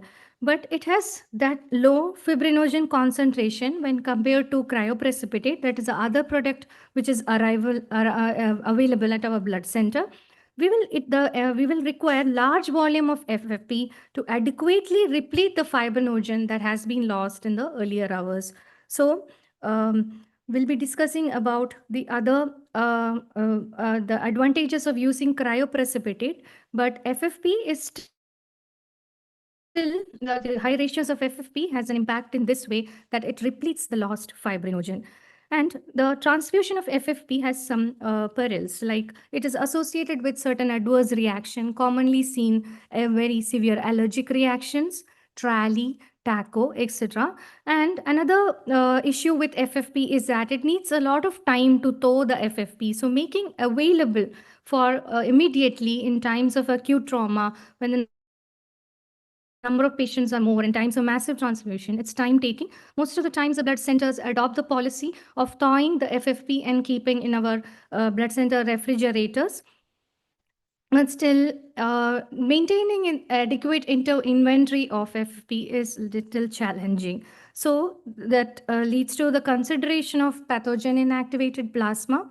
And readily available pathogen inactivated plasma can take care of the trally, and readily available thawed liquid plasma in the blood center refrigerators and freeze-dried plasma can be made available when the requirement is more, especially in the war settings. So there, I'm now introducing a concept called balance resuscitation. So this balance resuscitation, there were two studies which formed the foundation of this balance resuscitation. First was the proper trial. That was a randomized control trial. So transfusion of plasma, platelets, and red blood cells in a 1:1:1 versus 1:1:2, which is quite a high ratio. And the other was an observational study. It was prompt study, which comparative effectiveness of a time-varying treatment with competing risk. So both of the studies showed higher plasma and platelet ratios early in the resuscitation were associated with decreased mortality in patients and who received transfusion at least 3 units of blood products during their first 24 hours. So this was the foundation, and after these two studies, these were two path-breaking studies frequently cited and talked about, like the balanced resuscitation, that is a present resuscitation protocol that we are following, that 1:1:1 ratio came after these two path-breaking studies. So there are several other studies also we have conducted. There was one from China. We also have done one study where we found out that a high ratio of plasma and platelets to pack blood cells in the first 6 hours improves the survival in large trauma settings. And similarly, next component is about platelets. Platelets, we actually pool the random donor platelets in a pack of 6 or apheresis platelets are available, which will rise one apheresis platelet or a pack of pool of 6 platelets will rise the platelet count by 30 to 60,000. And it is stored at room temperature in a platelet agitator for 5 days. But being stored at room temperature, it actually limits the half-life to just 5 days, and at the same time it increases the chance of bacterial infections also. So the threshold of platelet count for transfusion is kept at 50,000 in those who are undergoing elective surgeries, and 1 lakh for those who are with chronic thrombocytopenia and admitted in hospital. So the other setting, that there's one study by Doc and MasTrgy et al. He told, like, don't forget the platelets, because he conducted a study where, like, blood products received in 24 hours, there was like a he divided into 4 groups. One group was receiving balanced transfusion, that is RBC and platelet in less than 2 ratio, unbalanced FFP. Then there was a group of unbalanced platelet, and there was a group which was receiving both unbalanced FFP and platelet. He found out the mortality was higher in the group which received the unbalanced platelets. So this study threw light on the importance of platelets. Till then we were giving importance only to the FFP. So now we found, like, with this study, they found out that the platelets are as important as the FFP. So most of the times now, after giving the first pack, we also issue the platelets in a ratio of 1:1:1. So similarly, there is a recent trend for using cold stored platelet, because so many studies are coming with the use of cold stored platelets. So it is now recently approved by FDA. The advantage is that we can actually extend the storage time of platelets to 14 days, and they are stored at 1 to 6 degrees Celsius without agitation, and that reduces the half-life of the platelet. But it is said that it improves the platelet function in the early window of transfusion. So there was a study by Fisher on the safety and feasibility of the use of cold stored blood platelets in the combat trauma settings. So in that, the safety and feasibility of these cold stored platelets was comparable to that of the other platelets in combat settings, military settings. Then later, a randomized control trial was done in the civilian settings, that is an early cold stored platelet transfusion following severe injury. In this also, it was found that these early cold stored platelets are feasible, safe, and they did not result in a significant lower rate of 24-hour mortality. So this is an area that we can venture upon more, because there are upcoming and so many studies are coming in these days recently. And the other important component, and which is underlooked, is cryoprecipitate. So this cryoprecipitate contains high concentration of fibrinogen, factor 8, factor 13, von Willebrand factor, and fibronectin. And each unit will rise the fibrinogen by 5 to 10 milligram per deciliter. And most common dosing for adult patient is not like how we transfuse, like 3 units or 4 units. It is 10 to 12 units at a time. You have to issue 10 to 12 units at a time to get the desired rise in fibrinogen. And it's a product of choice in hypofibrinogenemia. And the historical target level is 1 to 1.5 gram per liter. And some have increased the transfusion threshold to 1.5 to 2, depending on the clinical scenarios. So there was another study by Hines et al.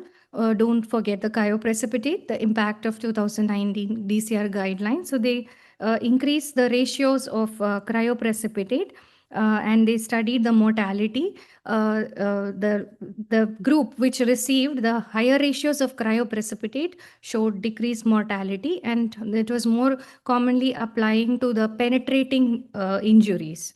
And similarly, there is also a study which was published in JAMA by Davenport et al., where the all-cause mortality at 28 days was less in the group which received the cryoprecipitate. Similarly, a word about pre-hospital transfusion. PRPC is the commonly transfused product in the pre-hospital transfusion, but and it has been shown that those who received adequate PRBCs in the pre-hospital phase, it improved their survival. And there were two famous trials which were talked about. One is the PAMPERED trial, that is a pre-hospital plasma during air medical transport in trauma, and COMBAT trial. Both of them showed that addition of plasma, in this plasma was added. So in injured patients at risk of hemorrhagic shock, the pre-hospital administration of thawed plasma was safe and resulted in a lower 30-day mortality. So the initial analysis of the COMBAT trial did not show much of a survival benefit, but an post-hoc analysis was done, and it was found that when pre-hospital plasma was included in the pre-hospital phase, it showed a survival benefit when the transportation times are longer than 20 minutes. That is, in the rural centers, it is applicable, but in urban trauma centers, it is not applicable. So if the patient is at a very further area from a point of care at a trauma center, then there is a survival benefit for addition of plasma. And similarly, there is one study called the refill study, open label randomized control trial, which showed that the addition, I think it was discussed in the previous session also, a pre-hospital PRBC lyoplast, that is, lyoplast is a freeze-dried plasma. It was superior to but this trial clearly did not show that this PRBC lyoplast, that is freeze-dried plasma, was superior to 0.9% sodium chloride because of the constraints of carrying this FFP in the pre-hospital phase. This was introduced, freeze-dried plasma. It did not show that it is inferior also. So there is further research is required to identify it is important. Similarly, there is something called as the role of blood components in the initial management of bleeding. So first, till now we were speaking moreover about the balanced resuscitation, but recently there is a shift from balanced resuscitation to goal-directed resuscitation, goal-directed coagulation management. So the role of blood components in the initial management of bleeding. So here you can see that the initial coagulation resuscitative strategy for patients with expected massive hemorrhage should comprise fibrinogen concentrate or cryoprecipitate for the early replete of fibrinogen, or FFP, which is either pathogen inactivated, which is not possible in our settings, in a high ratio. So this is along with the antifibrinolytic agents is tranexamic acid or coagulation support, and the lab testings, we have to start initial coagulation resuscitation with cryoprecipitate and FFP. Then we can follow a goal-directed coagulation management. So that will be guided by point of care testings. So we have subsequent sessions in point of care testings also. So that is first is a fresh frozen plasma-based management. Fresh frozen plasma is guided only if the PT and APTT, the lab tests, are guiding, like if it is more than 1.5 times or the platelet count is less than 1 lakh and the patient is in trauma-induced coagulopathy, further you can transfuse fresh frozen plasma. So this is actually after the first MTP packs, it should be goal-directed. That is what they are, what the studies are telling. So this is a European guideline on the management of major bleeding. And similarly, the fibrinogen can be supplemented by cryoprecipitate. It should be administered if significant bleeding is accompanied by hypofibrinogenemia. And around 15 to 20 cryoprecipitates can be issued. And if there is any coagulation factor deficiency, that respective coagulation factor can be used. Otherwise, if it is they are deficient in factor 13, a factor 13 can be used, or if they are not available, FFP can be used. And similarly, if the platelet count is less than 1 lakh in traumatic brain injury patients, and in other patients, 50,000 platelets should be administered. So all these will be based on the lab or the point of care tests. So the MTP, the massive hemorrhagic protocol, will be discussed in elaborate in subsequent sessions. I would just wanted to show the components of a massive hemorrhagic pack and what kind of RBCs we use. Like one is a O positive PRBC, a group AB or A plasma for patients with 55 years or older. O negative PRBCs and group AB or A plasma for females less than 55-year-old, and O negative PRBC and group AB plasma for pediatric patients less than 40 kilo. And platelets and cryoprecipitate are issued without the group type. Then group A plasma also has been shown to be safe for emergency use in hemorrhaging patients. And once this patient's type and screen is done and ABO verification are complete, the standard massive hemorrhagic protocol can be transitioned to type-specific products. So the first pack will be usually non-specific according to what I have displayed, and the second pack will be type-specific blood components. And this is to end the session. Like these are some massive transfusion protocol coolers which are available for the transport of blood components. As you can see that in this, the container, the payload container is packed with the gel pack on all the sides, and there in one compartment we'll keep the FFP, and in the other compartment we'll keep the PRBCs, and the platelets, they are kept outside because they are kept at the room temperature. So that was the end of the session. Thank you.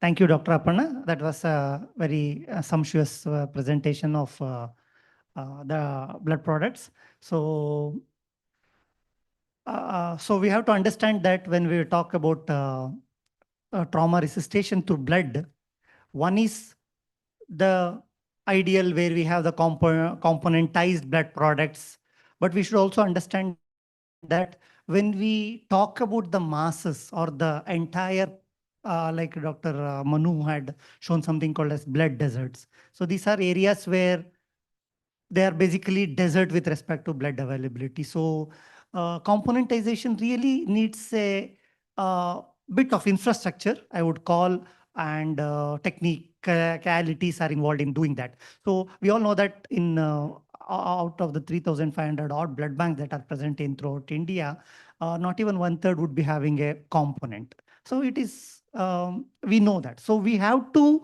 have options on, it's not the end that, okay, so much has been talked about components. So what if we don't have that? So that is how, so that's why once now she has given a nice introduction of what each component makes. And we should understand that ultimately this has all come from one unit of whole blood. Okay. So not something is added over there. It's just a logical separation to ensure the availability and the to make sure the shelf life is utilized for the optimum. Any questions from the audience on this?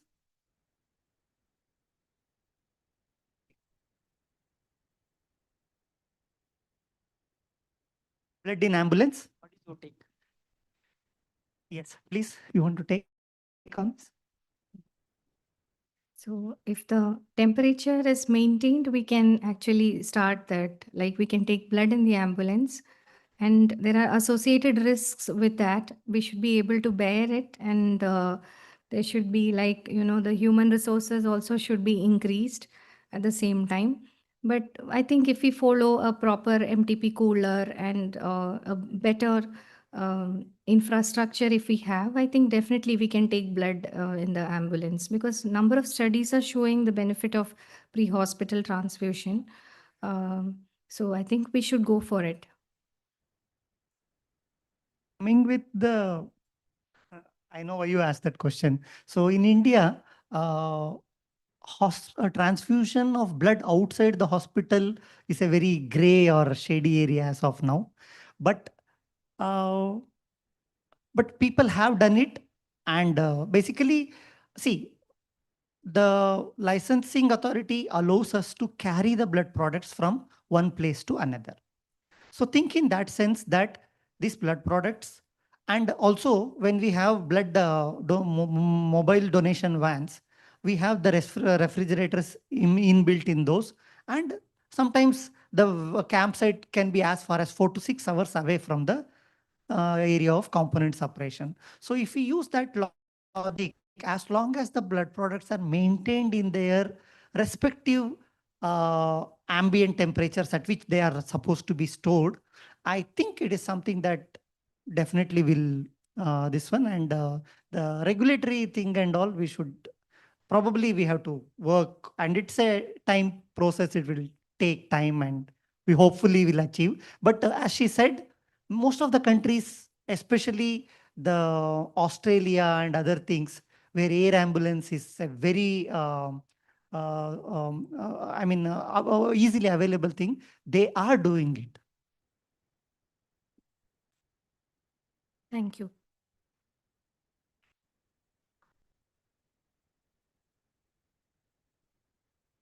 So thank you, Dr. Aparna, for a comprehensive talk and also educating us on the latest guidelines. So now we move on to a very interesting talk, which is called Revisiting Whole Blood. And this is delivered by Dr. Mark Harris Yeza, who's a professor of pathology at the University of Pittsburgh. And since it's 2 a.m. in Pittsburgh, this will be a recorded video. So it's a very interesting topic, and let's see whether we are reinventing the wheel or is there something new in revisiting whole blood.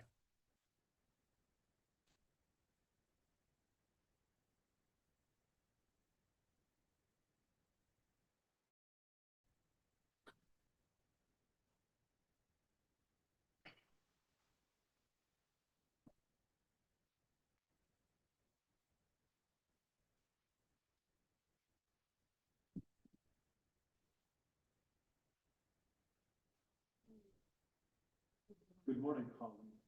My name is Mark Davis from the Universities of Pittsburgh, Tel Aviv, Southern Denmark, and Albert Einstein in Brazil. It's a great honor and pleasure for me to present to you this morning about the use of low titer group O whole blood for patients with life-threatening bleeding. First, we'll talk a bit about what is low titer group O whole blood, which we agree LT. Then we'll talk a little bit about some of the patient outcomes who receive LTOWB. And then we'll finish by talking about some of the practical things that you consider when implementing a new whole blood program. Here are some of the disclosures that I'm going to tell you about as we look at a beautiful drone shot of my city, Pittsburgh, as the sun is setting. So, what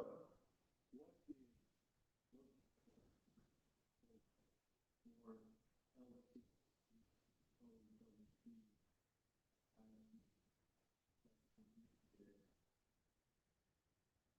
well, simply put, it's collected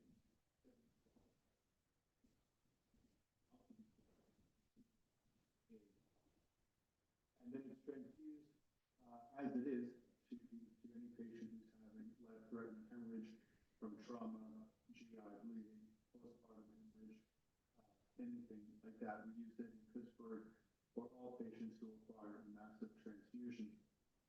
The whole blood can be leukoreduced. There is a bag that has a platelet-sparing whole blood leukoreduction filter that collects the whole blood in CPP. And if you don't want or can't leukoreduce, again, you can use the CPP on bag. That will give you a 35-day maximum shelf life of the whole blood. There are two kinds of whole blood. There's fresh, warm whole blood that's primarily used by the military. And their units require transfusion on the battlefield if they don't have whole blood that they brought with them from a national collection agency. They can collect whole blood from a Group O colleague on the battlefield and transfuse it. That product is not approved for use in the civilian world, at least here in the United States. And so today we'll be talking about the cold stored whole blood. This is blood that's donated at an FDA accredited blood center. It undergoes all of the disease testing, aviotyping, etc. And of course, it's determined to be low titer, which we'll talk about later, and it's sent out for use at the hospital. So we'll only be talking about this today. So what are some of the benefits of using LTOWB or low titer group O whole blood? Well, there are many advantages of using whole blood. Primarily, it simplifies the logistics of the resuscitation. You know, when people go out to a sporting event or theater or anywhere, they don't often put in 2 large bore intravenous needles into their arms, just in case, God forbid, that if they need to have a massive transfusion because something went wrong during their night out. So often when the paramedics arrive on the scene to deal with the patients, they have very limited intravenous access. And if there is only one access point, which blood product would you give first? The platelets, the plasma, or the red cells, or maybe the tranexamic acid, or maybe some antibiotics. There's many different things that could be pain medications that could be administered. And so having all of the components of blood in one easy to transport unit removes that difficult decision about which blood product to transfuse first, because when you give whole blood, you're giving balanced resuscitation right from the beginning. This is very important. We know early on in the resuscitation, before we know anything about the patient's coagulation status, that we need to be giving a balanced ratio, 1 red cell, 1 platelet, and 1 plasma. And of course, whole blood, which contains all of these products in one unit, provides this with every drop that's infused. Now, often I hear from surgeons or anesthesiologists that they don't think that they need whole blood because they're getting a massive transfusion pack or protocol from their blood bank, and the blood bank will send red cells, plasma, and platelet. And so this is what we heard at our children's hospital in Pittsburgh some years ago. So we did a study where we timed with a stopwatch how long it took for the patients to receive just 1 unit of plasma, platelets, and red cells. And what we found is when the patients were being resuscitated with whole blood, that's this black line, obviously they were getting balanced resuscitation very, very quickly. But look how long it took some patients who were getting components to receive just 1 unit of plasma, platelets, and red cells. In some cases, it took hours.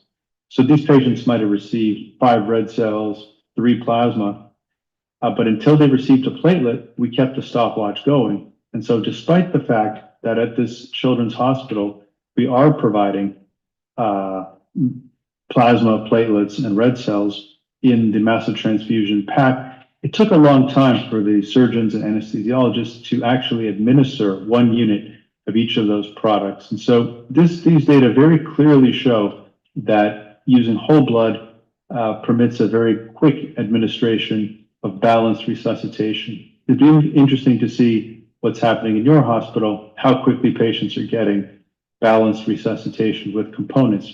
I suspect it will take some time.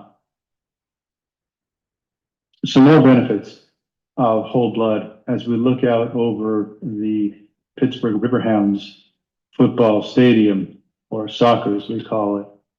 Whole blood contains cold stored platelets.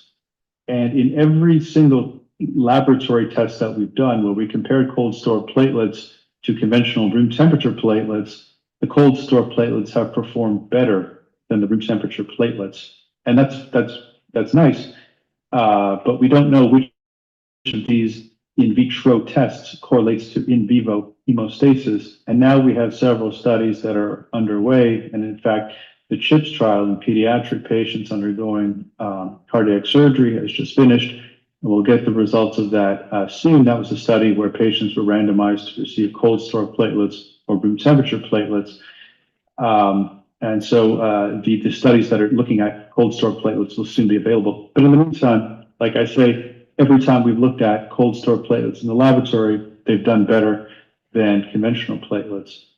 Keeping whole blood in the refrigerator reduces the risk of bacterial contamination. You know, red cells are contaminated less often than platelets. Here we have an opportunity to provide platelets in a cold stored manner that reduces the contamination. And furthermore, by storing the whole blood for 21 or 35 days, it makes the platelets available where they otherwise might not have been. You can imagine a remote a village in the Philippines, somewhere where a lot of tourists go. So you might keep some red cells and maybe plasma in that hospital in case tourists get injured, but there's virtually no chance you would keep platelets there because you'd have to keep rotating them out every 5 to 7 days. But if you instead stored whole blood at these remote places, the patients would get a dose of some platelets while they were waiting for the helicopter to come and take them to a larger city. And of course, like I say, if you're storing the whole blood for 21 or 35 days, this is longer than the normal length of storage of platelets. Now, of course, the platelets don't work all that well beyond day 14, and certainly by day 35, the platelets will be almost non-functional. But nevertheless, they still have the phospholipid surface. They can still assist in stopping the bleeding, and not all of the whole blood that would be administered would be that old. I think very importantly, whole blood is far more concentrated than components. It has far less additive solution. In fact, it doesn't have any additive solution compared to an equivalent amount of plasma, platelets, and red cells. The only thing that we add to whole blood is 70 ml of CPD. We don't have the 100 milliliters of additive solution that we keep to the red cells to allow them to store for up to 35 or 42 days. So this is an example of how much more concentrated whole blood is compared to components. So imagine you were doing a 10-unit massive transfusion, just 10 units. If you were using red cells and you were getting 1 unit of red cells, in this case 10 units of plasma, and 1 apheresis platelet, you would be giving about 2 liters of the CPD and the additive solution. And the CPD and additive solution, they don't transport oxygen, they don't promote clot formation. It's just 2 liters of fluid that will end up in your patient's third space and will make closing the surgical wound much more difficult. If you use a 2-to-1-to-1 ratio, which again is unbalanced, so 10 red cells, 5 plasma, and 1 platelet, again, you're providing almost 1.5 liters of fluid that's very quickly going to end up in your patient's third space without providing much other benefit to the patient. And if you're using apheresis platelets, 10, 10, and 2, again, look at all of this fluid, 1,700 milliliters of CPD and additive solution that you're giving to the patient. Whereas if you use whole blood, 10 units of whole blood, you're still giving the patient 700 milliliters of fluid that's going to end up in their third space, but it is the smallest volume that we can give a patient who needs 10 units of balanced resuscitation. So whole blood is 2.5 to almost 3 times more concentrated than an equal amount of components, especially when you're giving many units. Some other benefits of using whole blood include the fact that it's very easy to transport whole blood compared to transporting 2 units of plasma and red cells. You know, if you've ever looked at an ambulance or the medevac helicopter, everything is in its place. Everything is very tightly packed. There is not a lot of extra room. And so being able to carry 1 unit of whole blood versus a unit of red cells and a unit of platelets is a very significant logistical advantage in the pre-hospital phase. And it saves weight and it saves space in these vehicles. Of course, it reduces donor exposures, which might be an issue. And in fact, there's some new evidence suggesting that using whole blood might be a blood-saving intervention. Yes, maybe using whole blood is in fact a PBM technique. So what do I mean by that? Well, here was a review of the number of red cell units that patients received after they received whole blood. You can see that in the meta-analysis of these 2 studies, patients who received whole blood received several units fewer red cells compared to patients who received component therapy at 6 hours. And here at 24 hours, the meta-analysis found, again, patients who received whole blood ended up receiving fewer red cells at 24 hours compared to patients who received components alone. Now, this is one review of studies that were not designed for this particular outcome. So it remains to be seen if this is going to withstand the scrutiny of more rigorous study. But it is certainly logical with great biological plausibility that whole blood could be reducing the quantity of red cells that are necessary. Lastly, here's a study from Phil Spinella's lab where they showed that patients who received component therapy received almost 40% more median, almost 40% more total blood products compared to patients who received some whole blood. So again, because of the cold store platelets, the higher concentration, etc., it's easy to believe that patients who get whole blood might need fewer components afterwards. So you're probably wondering, if whole blood is so great, what are some of the patient outcomes after they received a whole blood transfusion? What are some of the outcomes, mortality, length of stay in hospital that patients might get or experience after they've received some whole blood transfusions? Well, I think one of the first things to mention, of course, is when you're giving a whole blood transfusion, group O, low titer whole blood, it's possible that you might be administering some incompatible plasma. So group O whole blood, of course, will have anti-A and anti-B antibodies. So if you're giving this to anybody who is not group O, such as group A, B, and AB, you're going to be administering some incompatible plasma.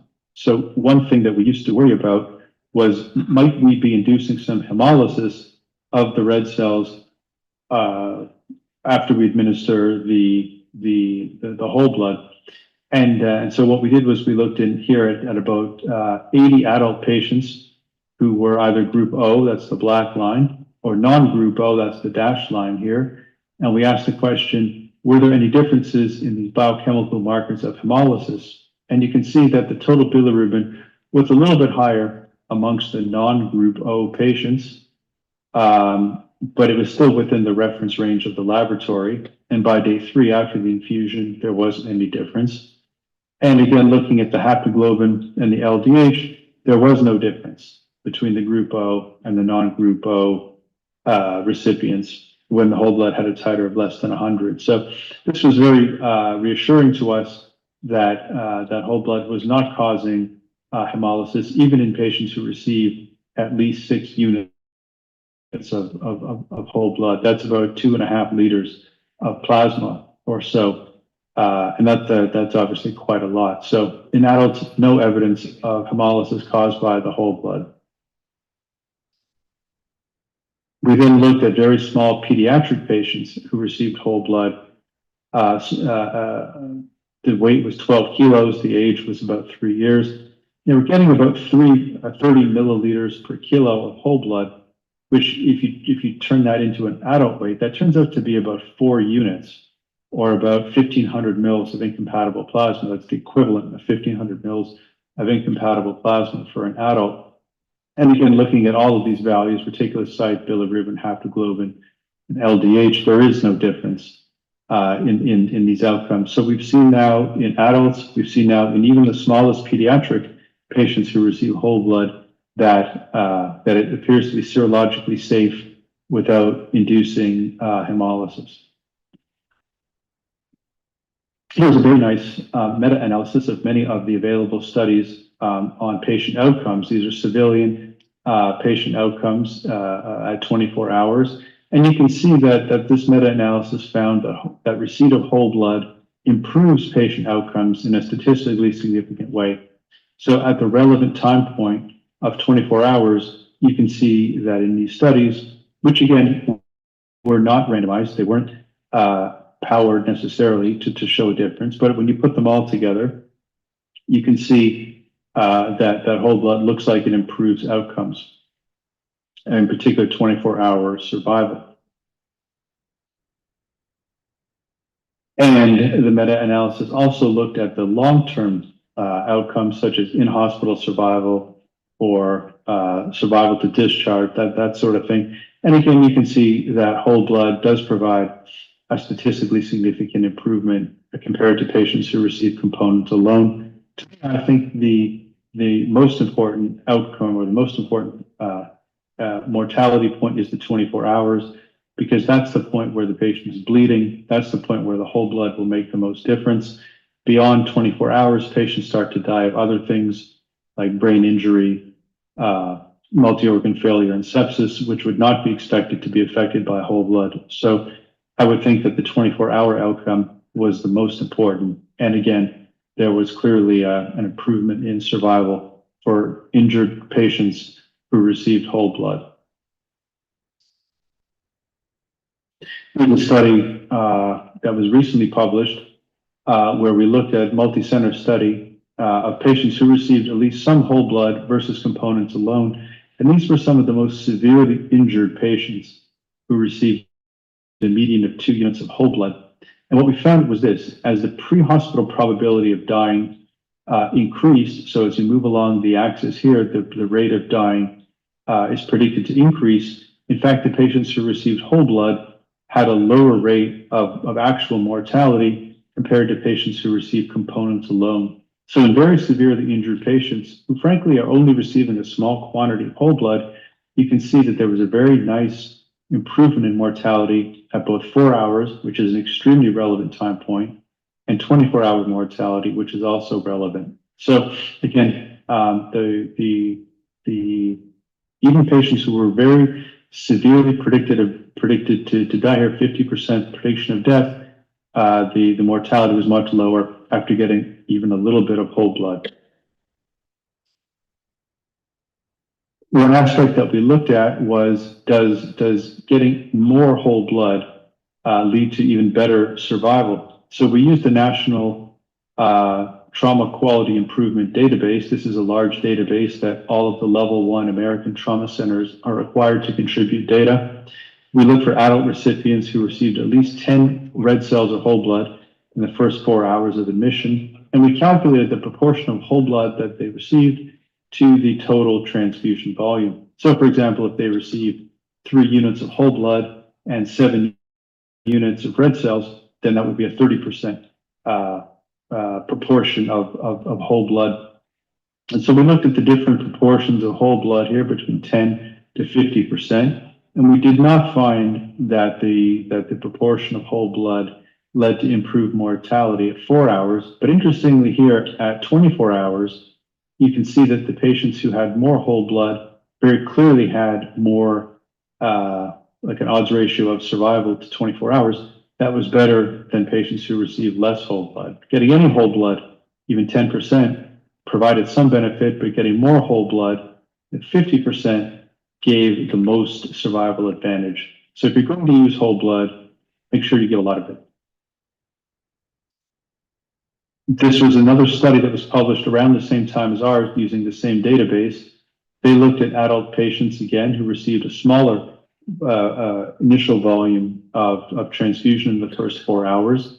And they found that compared to just receiving components alone, there was a 13% decrease in the 4-hour mortality for every 10% increase in the whole blood to total transfusion volume ratio. So as the patients received more whole blood, again, they had better improvement at 4-hour mortality.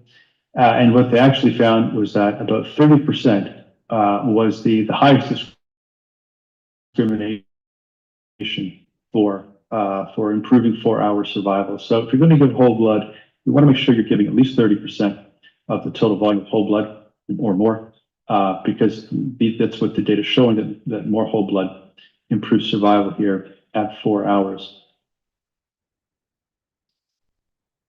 Now, those were studies of adults, but the TQIP database also has children in the database. And so we looked at pediatric trauma patients who received any volume of whole blood in the first 4 hours of admission.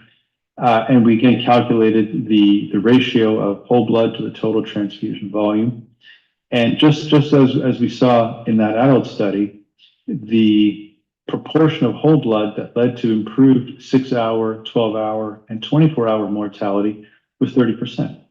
So for children and in adults, administering at least 30% whole blood is desirable because that's the fraction where patients start to see the greatest amount of survival benefit. So you're going to give whole blood, go big, and give a lot to adults and to children.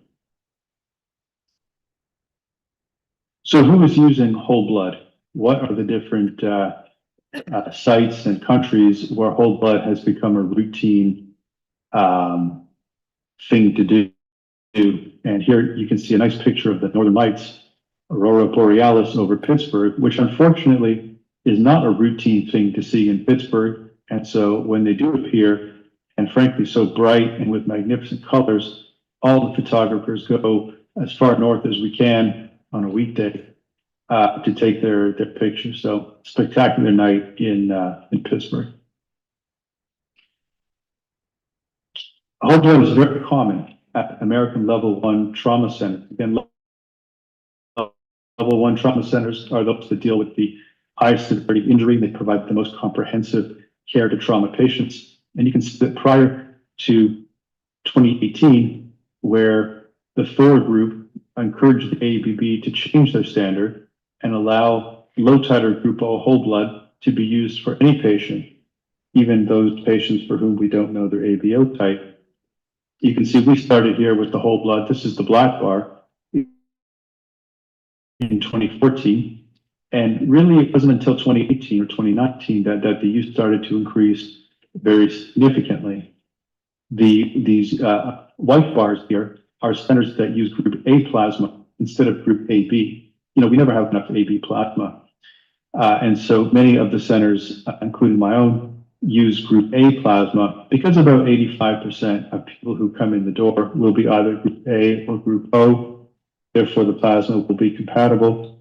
And for the other 13 to 15% who are B and AB, we've shown that the titer of NTB in the group A plasma is low and tends not to cause hemolysis. So you can see a lot of American hospitals are using group A plasma instead of AB, and increasingly they're using whole blood as well. In fact, in 2020, we found that more than half of the centers that are using whole blood will use Rh positive whole blood, even for women of childbearing potential, which used to be something that was completely forbidden. But now we understand more about the low incidence of hemolytic disease of the fetus and newborn. We understand better how to diagnose and manage it. And it's less of a concern when the woman has access to modern antenatal health care. The most recent data that we have, believe it or not, is only from 2022, where we found that almost 300 American centers are using whole blood for their adult patients. And in fact, there's 33 centers that are using whole blood for the pediatrics too. So only is it very popular for adults, it's also increasingly popular for resuscitating children. So some countries where whole blood is being used, Brazil uses blood in some, Israel uses offensive whole blood, in particular after over 7 whole blood is probably their most popular blood product. Denmark, and rather, has been whole blood for a very long time. In particular, also on their rescue helicopters is still Republic, Spain, Finland. All of these are using blood in routine ways. So England is using blood for talk to people in or in Greece and Canada.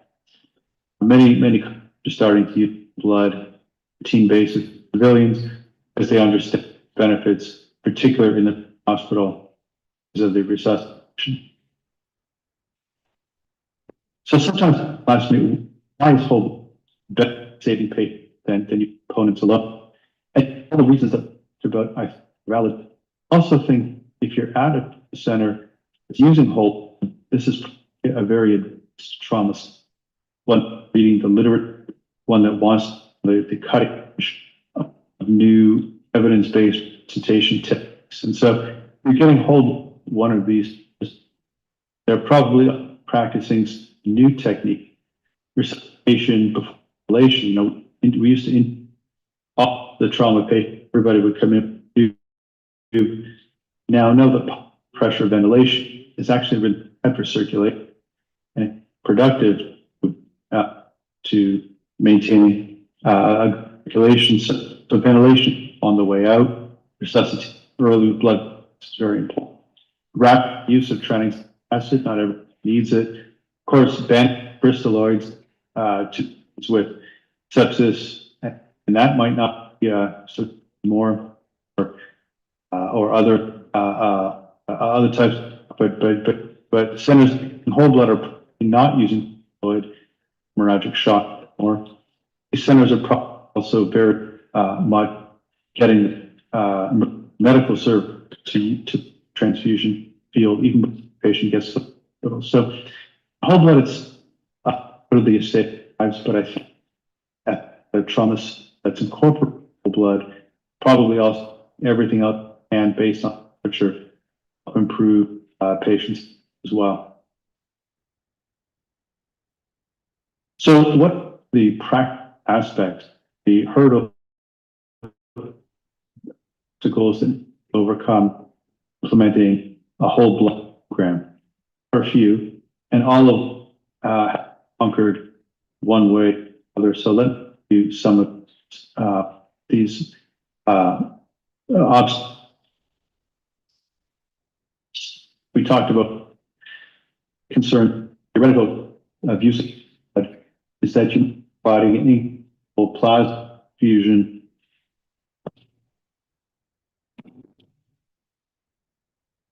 to somebody who isn't group O. And of course, pre-hospital, you'll have no idea what the patient's ABO type is.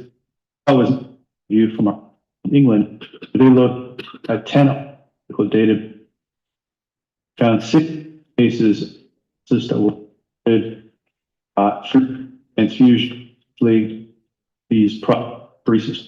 So probably trauma patients were being used there on complications. Actually, great. This tells us is oncology patient active with all of the the transfusion stay and could protect hemolysis to a worse area. And what they infer cases of hemolysis with at a type 2 is if you type or 50 your anti-B, you're reducing the of hemolysis, stating it, but you can get most is reported hemolysis in products that had over 2 better reduced hemolysis. First,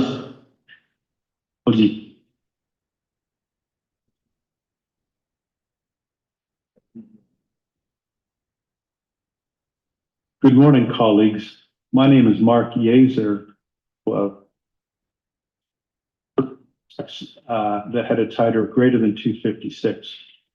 So what this means is if you use a low titer or a titer below 256 for your anti-A and anti-B, you're reducing the risk of hemolysis. You're not eliminating it, but you can see clearly that most of the cases, reported cases of hemolysis were in products that had a titer of over 256.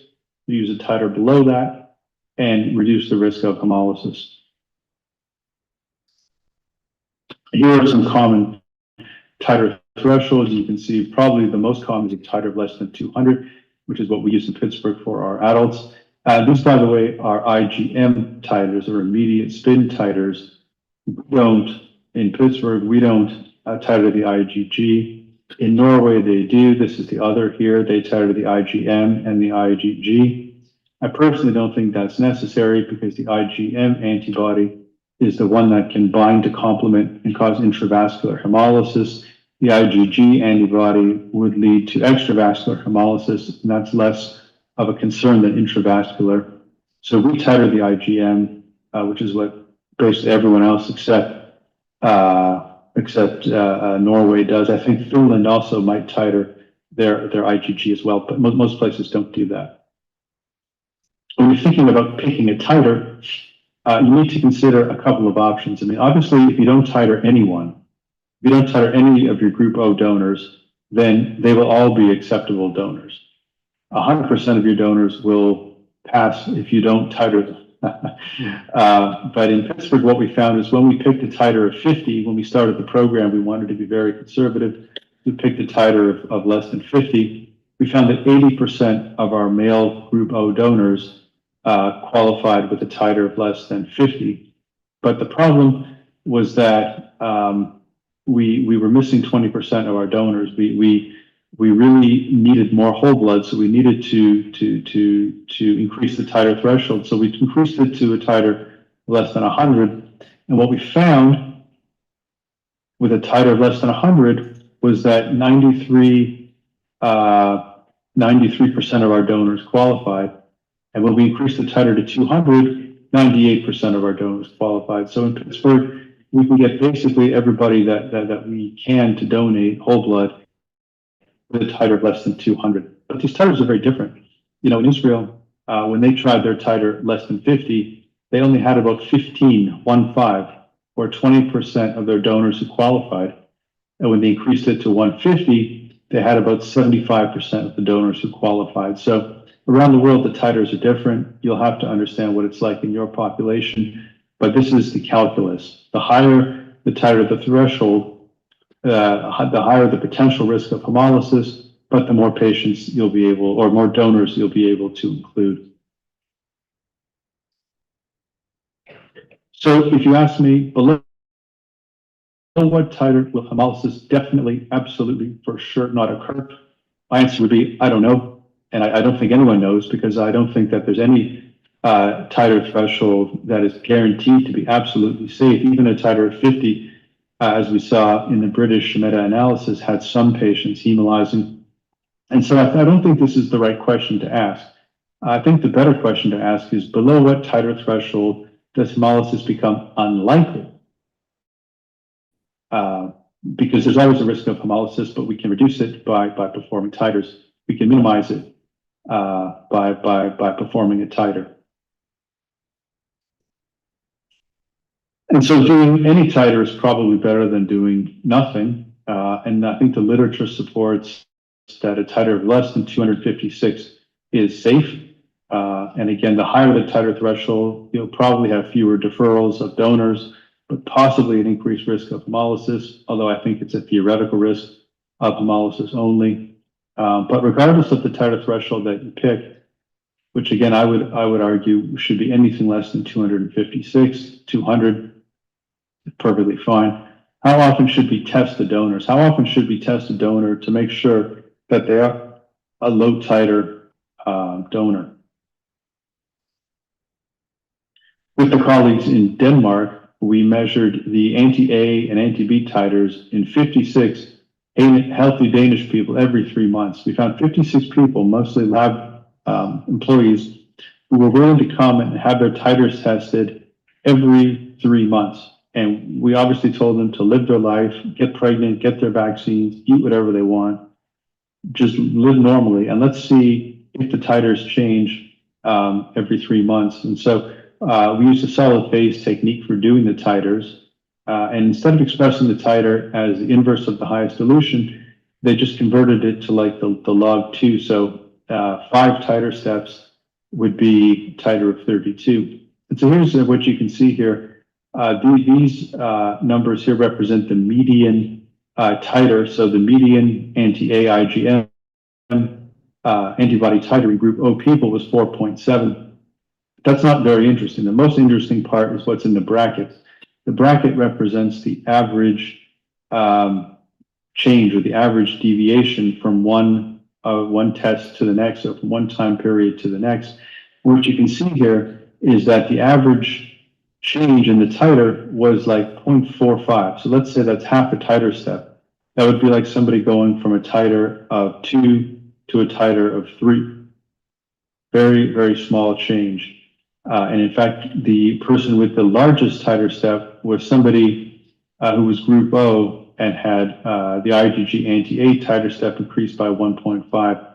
So that person is clearly an outlier. The majority of people were changing by less than 1 titer step. So what we saw, at least in southern Denmark, amongst these 56 people, was that the titers didn't change very much over the course of a whole year. We then did the study again, looking at 54 Danish people who were on hemodialysis, and we picked this population because they kept coming back to the hospital. So they were there every 3 months. And again, looking in the brackets, you can see a very small change in the titer, very small deviation from the previous titer result over the course of the whole year. And again, these people were whatever they wanted with food, with travel, no limitations. And in this population, very little change occurred between the titer measurements. This was a study we did in the US with a few international participants. We asked the question, in what month do we see the most high titer donors? And so looking at whole blood, where the high titer definition was greater than 50, and that's very conservative, we asked the question, again, easy, what month do we have the highest titers? And we thought maybe that the highest titers might be in the autumn when people are getting their vaccines. So we thought maybe the autumn would be a high time for titers, but it wasn't. In fact, what we didn't find was any sort of time of the year where the donors were likely to be high titer. In fact, interestingly, if you look at February, in 1 year, that was the highest number of donors that were high titer. And the year before that, February had the lowest number of high titer donors. So we really couldn't find any particular time of year or pattern to when patients, or pardon me, when donors were testing high titer. And we did the same thing for plasma, again, looking to see if there was a particular month or season where most of the donors were high titer. But again, there was no particular pattern that we saw. So we, at least in the United States, can't use the time of year to predict when we're going to see high titer donors. So some final thoughts on incompatible plasma. We titer in Pittsburgh, we titer every donor every time. Even if they've donated 5 or 6 whole blood units before, we titer them every single time because we know that there are some cases where people eating certain foods like probiotics or yogurt that has a lot of bacteria, getting certain vaccines can increase the titer. And we don't want to have a high titer unit because that could be a problem. The low titer units don't seem to be a problem. A high titer unit is a different story. So I think it's reasonable to titer every donor every time, in particular if you have an automated solution like a solid phase or a gel automated machine that can do this for you. It doesn't really increase the workload, and it ensures that you're issuing low titer units every time. And some overall thoughts on whole blood. Whole blood obviously has many advantages over component therapy. It's proven to be serologically safe and safe from causing things like unwanted clots, renal failure, sepsis, that sort of thing. I didn't show you the data, but that's what the civilian data definitely show. It's safe. Initial studies that are, again, primarily observational are very promising, and the large randomized trials are underway, but we won't have those results for a while. And I don't know of any hospital that ever started to use whole blood, but then stopped using it because they didn't like it. A few hospitals that transfused 1 or 2 units per year didn't do it again the next year, probably because it just didn't make any sense for them to stock this product. They were probably wasting quite a lot of it. But I don't know of any hospital that didn't like it. In fact, I know the opposite is true. When you start with whole blood and the surgeons get experience with it and they see how convenient it is, then all the other surgeons want it. That's what happened in Pittsburgh, was it became the most popular product that we could provide. And we talked about the logistical issues like picking a titer and when to titer and doing the titer, but all of these logistical issues have been overcome. Somewhere in the world, there is an answer to any questions that you have about the logistical issues about implementing whole blood, and I'm happy to help with any further questions that you might have. Well, thank you very much for inviting me to give the presentation today. I'm sorry that I couldn't be with you this morning, but I look forward to being there next year. And in the meantime, I think we can all get behind the Chennai Super Kings and MS Dhoni and hope that we have a much better year than last year. That's for sure. Hopefully, we'll win more than 4 games and maybe even make the playoffs. So we'll whistle podium, hope for the best, and please, if there's anything I can do to help you implement whole blood, let me know. Thank you.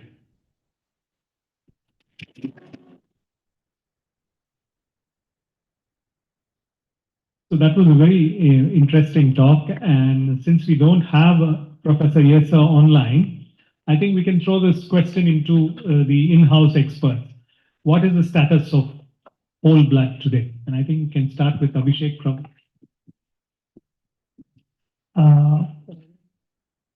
So to be frank, of course, this question will probably be answered best by, because as he said, when we talk about whole blood, one is the blood bank or banked whole blood, the other one is used in the combat. So we have next speaker from the armed forces, Dr. Colonel Amit Biswas will talk on that. We're not going to that. But what we'll talk on is we should understand that, see, all even in the general, we started with foods, then we came with preservatives and stored food, which can stay for months together. And then the whole world is again realizing that it's always eat local and this kind of thing. So the same scenario with blood, due to logistic issues, we started componentizing them and storing them, and for efficacious use of both the rare commodity as well as the other logistics. But now we are actually, that's why the word reinventing here is used, so that people have realized that for trauma or where certain cases where a massive transfusion is required, we all know that logistics of providing a component combination, because when you want it, the plasmas to be thawed, the RBCs to be got in and all that. Whereas here, you have single units. That's why he said you'd always, on any given day, transfusing 2 units of whole blood would be easier than transfusing 2 units PRBC, platelet, plasma, and cryo. So that is what he was trying to drive in. Of course, logistical issues will be there, but maybe centers which are exclusively treating trauma can put their step forward and look into this and see how it is. This one, I will leave it to them.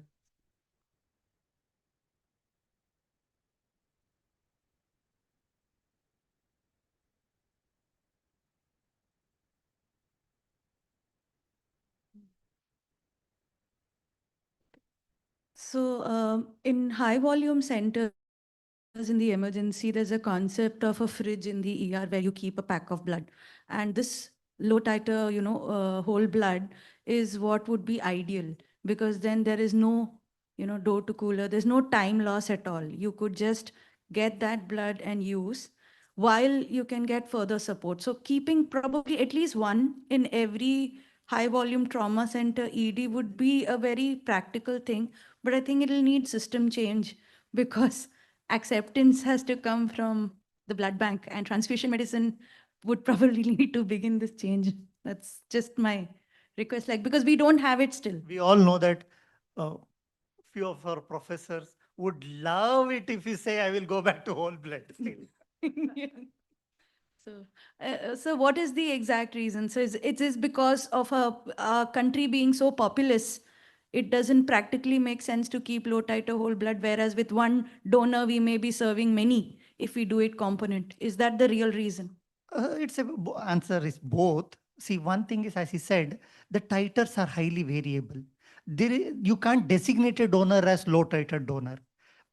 as the food we take and all that he was explaining as per the season and everything, titers keep going fluctuating. So every unit has to be titrated and it's not the donor. So that would really add a huge burden because most of the time now titer, the gold standard for titering is to the tube testing. Okay. And if you want to do a tube testing for titration, I mean, our residents would spend hours on a single donor. And so that is logistically maybe really challenging. And automation for tube testing is not yet near acceptance as of now. So all these things are there. So it's both. It's not. I think it will be a game changer if we could bring it in, especially for pediatric trauma. Sir. But all is not well. He also said that, especially with platelets, no, cold platelets are good for trauma. Yes. But on storage, we all know that studies have shown beyond 48 hours to 72 hours of storage in refrigerator, practically there won't be any platelets. So these issues are also there, especially you have a center with a lot of cancer and all that treating. It may not be that straightforward. So that's why I said maybe centers where exclusively treat trauma and things like that with no further follow-up. Like again, you have transplant center combined with trauma, it may not be. Thank you, sir. Excellent discussion, and we have been going back and forth on whether it is whole blood is the best option or component therapy. I would like to point out one of the factor which we were having discussion as well as Dr. Yasser also pointed out. It is all titers that we are measuring, which is an in vitro test. The in vivo phenomenon of the antibody, we don't know. For example, an antibody with a titer of 16 can cause hemolysis. An antibody with a titer of 256 can cause hemolysis.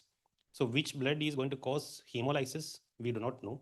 Unless and until we come up with an in vivo hemolysis predictability test, then if at all we transfuse a blood declared as low titer whole blood and something wrong happens in the patient, then all the blame games started to happen. You did that, you did that, you did that. So as of, unfortunately, as in India, because of the diverse healthcare system, we don't have a uniform documentation on who will take the responsibility of what, unlike which is in Western world. So I think it is better that if at all a hospital come up with a policy, okay, if this is happening, so and so things can happen, which is in their document. Of course, you can go for low titer whole blood if the scenarios permits. Otherwise, it is better to have a test that we can look upon because it will help in many other scenarios also.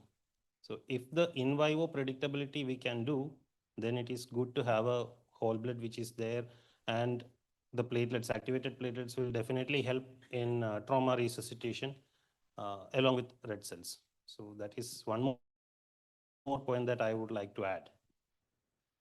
With you, Dr. Ganesh. Although we are not using whole blood for trauma setting, and professor from Pittsburgh has explained many advantages, mortality benefits for using whole blood in trauma setting. But the few issues, like if there is a problem with using low titer whole blood, then if it is so useful using whole blood in case of trauma setting with mortality benefits, then we can have group match whole blood inventory. The problem is having maintaining the whole blood inventory and replacing it every time within few days only. Then what will you do with that whole blood? So this is another issue. But if it is useful at all with so much mortality benefits, then we must have it. So only thing is, as madam said, like if it is first or second unit where you start it even before grouping somebody, so that is when this we talk about whole blood and all that. And also when you have mass casualties, multiple people requiring, so their grouping and group specific products is not ideal to be this one. So that is where you used universal products in those situations. I totally agree with you that once that benefit is beyond argument, so definitely we should think of stocking group specific whole bloods for the this one. Definitely. There is also online asking, how do you take consent in case of massive transfusion? Anybody wants to answer this? So if not, I would, yes, madam, you want to answer? You want to answer? Okay. No, I mean, it's Dr. Bala. Okay. So I would say, like any other procedure that we do in a patient in whom consent is not obtainable due to various reasons, we should follow the same with the blood transfusion also. It's also a therapeutic interventional procedure. So if it's not possible to obtain a consent, we should have policies in place, SOPs in place as what we are going to do in such situations, institutionalized, and follow the same. And as early as possible when the consent is available or you have a dependent who authorizes, we can take it. That is what I can also say. Thank you, Professor Azhar. That was a fantastic, and it was worth the struggle that everybody had to go through to make him deliver his lecture here.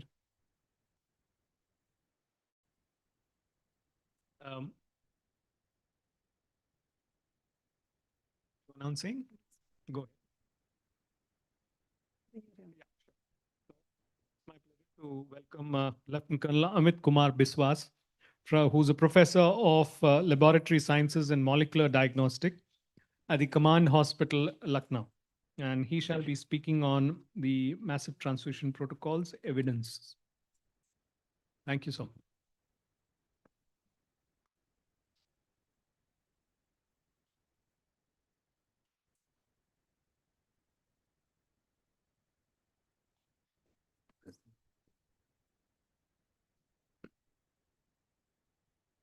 So, congrats to India.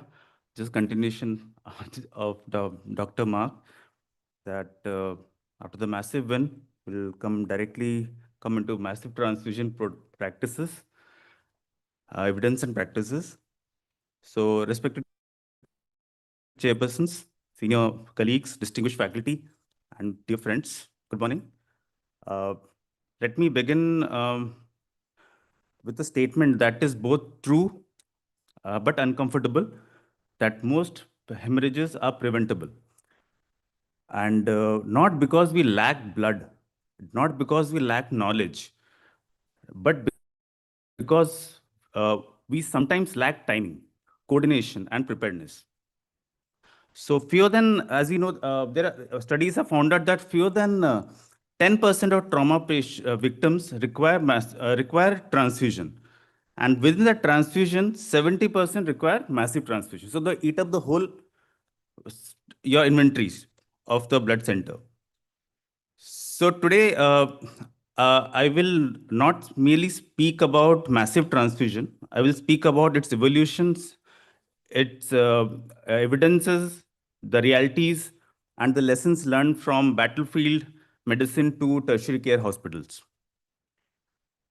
This is just a glimpse of my blood center at Command Hospital. It's a tertiary care teaching hospital. So with a licensed blood bank, component facility are there with apheresis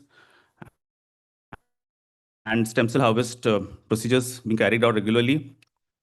So the unique challenges in caring this patient which require massive transfusion have led to a management strategy, which is that MTP term has been slightly changed as to MHP, Major Hemorrhagic Protocol. Major Hemorrhage Protocol, not Massive Transfusion Protocol. The recently has been changed. So today, by the end of the session, we'll be just covering the historical evolution of the massive transfusion, some landmark studies that have shaped our current practices. What are the evidences? We'll analyze them in a gist, and we'll compare whether goal-directed or fixed approaches, ratio approaches are better. Which one is better?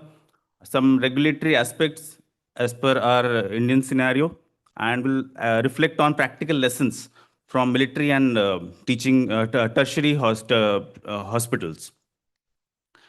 So let us go the evolution. Let us go back a century, that is World War I and II. There were no plasma thaw delays, no viscoelastic testing available at that time, no predictive scoring system. There was one product, whole blood, fresh, immediate, physiologic. Military physicians understood something fundamental. Hemorrhage kills quickly, and immediacy is prioritized over perfection. That is, transfusion must be immediate. So history is not obsolete. In forward surgical centers during my army service, I witnessed how military medicine still respects the whole blood philosophy with logistics are constraints, but it still is there in place. When supply chains fails, when lab support is absent, when evacuation is delayed, you return to physiology, you return to basics. So until this, you can just we start from the World War I till the slide down below. So until the Second World War, the patients with major bleeding received only whole blood because that was the only product available. So whole blood fractionation technique was only developed in the late 1950s with the aim of improving the effectiveness of logistics, cost, and supply optimization.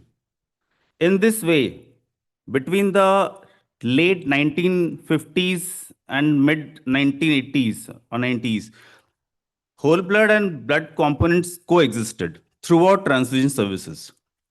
And the support strategy varied accordingly to the blood products available at the respective centers.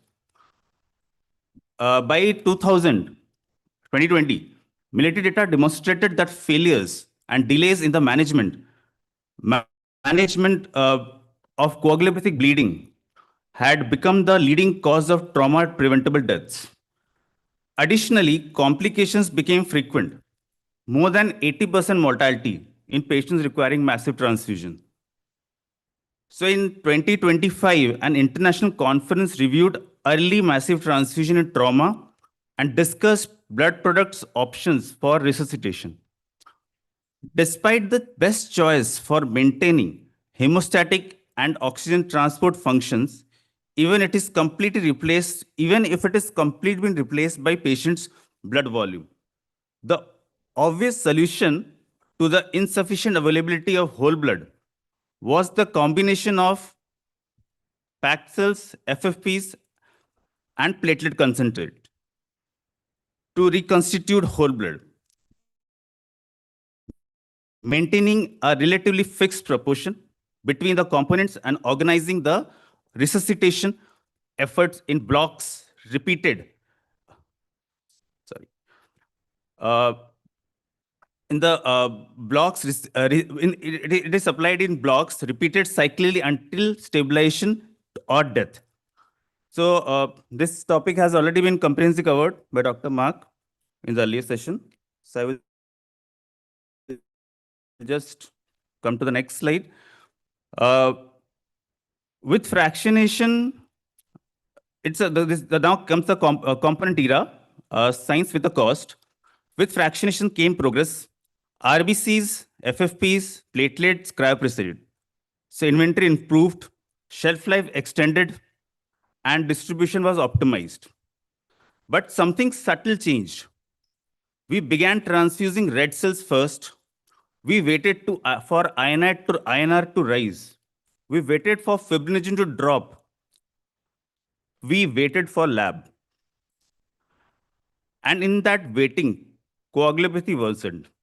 Even today, many centers activate MTP only after lab derangement. That is reactive era thinking. Massive hemorrhage does not wait for INR reports. Dr. Srirag and Dr. Aparna has already elaborated on this in the morning session, so I will not go much into the detail. Just a Indian military legacy, a tribute to father of lectins, late Padma Shri, Lieutenant Colonel Dr. G.W.G. Bird. He was the first HOD. I'm a FMC pass out. So he was our first HOD and the first one of the first trauma military blood banks was set up in Pune, FMC. So just a few pics from that era, real pics. So where actually you can see this picture down below. So these are lyophilized plasma. That time, 1960s, India was producing, I think, manufacturing lyophilized plasma only in FMC. So still have some bottles out there, but we're not issuing just for show purposes. So this has been just modified recently to a newer version. It reminds us of the transfusion science roots. So there are many things which are from war zones, certain awards and prizes by Dr. Rajendra, from Mr. President of India, Mr. Dr. Rajendra Prasad. So these are this center pic is the plasma, the lyophilized plasma processing unit, which is still there. So with this background, let us just now move to the next important aspect, that are evidences. So there was a paradigm shift, call it as damage control resuscitation. So Iraq and Afghanistan war changed transfusion medicine. Military data revealed that coagulopathy and hemorrhage were leading preventable causes of death. And so emerged damage control resuscitation. Permissive hypotension, minimalized crystalloid usage, early plasma, rapid surgical control. So we stopped chasing numbers. We started chasing survival. This philosophy evolved into a structured, massive transfusion protocols. So just a slide. This strategy includes 4 principles: the hemostatic resuscitations, involves the use of antifibrillatics, correction of preconditions of hemostasis, that is calcium, pH, and temperature, and the early and rapid restoration of intravascular volume with blood products. Since this aspect has already been discussed by Dr. Manu earlier today, I will move today forward to the next slide. So there were various studies which will important landmark studies. So first one of them is the PROMPT study. PROMPT study is prospective, observational, multicenter, major trauma transfusion. It was published in the Journal of Trauma Acute Care Surgery by Rahabar et al. So why it is needed? Because before that, the studies were mostly retrospective. They were survival biased. So we required a study which was prospective. So this is, and it's a good sizable number of patients were involved, sample was involved. So the key concept in this study were, it taught us something powerful. POMP studies taught us something powerful. It does not matter what, it's not the final 24 hours hour ratio that matters. Instead, it is what you give in the first few hours. So, which delayed increased mortality. So time is not variable in massive transfusion. Time is the determinant. So as the definition of massive transfusion goes, multiple definitions are available. But in that, two or more scores were been added by the study. The critical administration threshold, that is CAT, and the resuscitation intensity, RI. So it was used for to capture patients missed by the original massive transfusion definition. This course encompasses all resuscitation fluid given to the patients within 30 minutes of arrival, with 1 liter of crystalloids, half liter of colloids, and 1 unit of PRBC plasma or apheresis platelets, all counted as 1 unit. Patient who received 4 or greater units of resuscitation fluid have a 3-fold increase in mortality in 6 hours and a 76% mortality at 24 hours.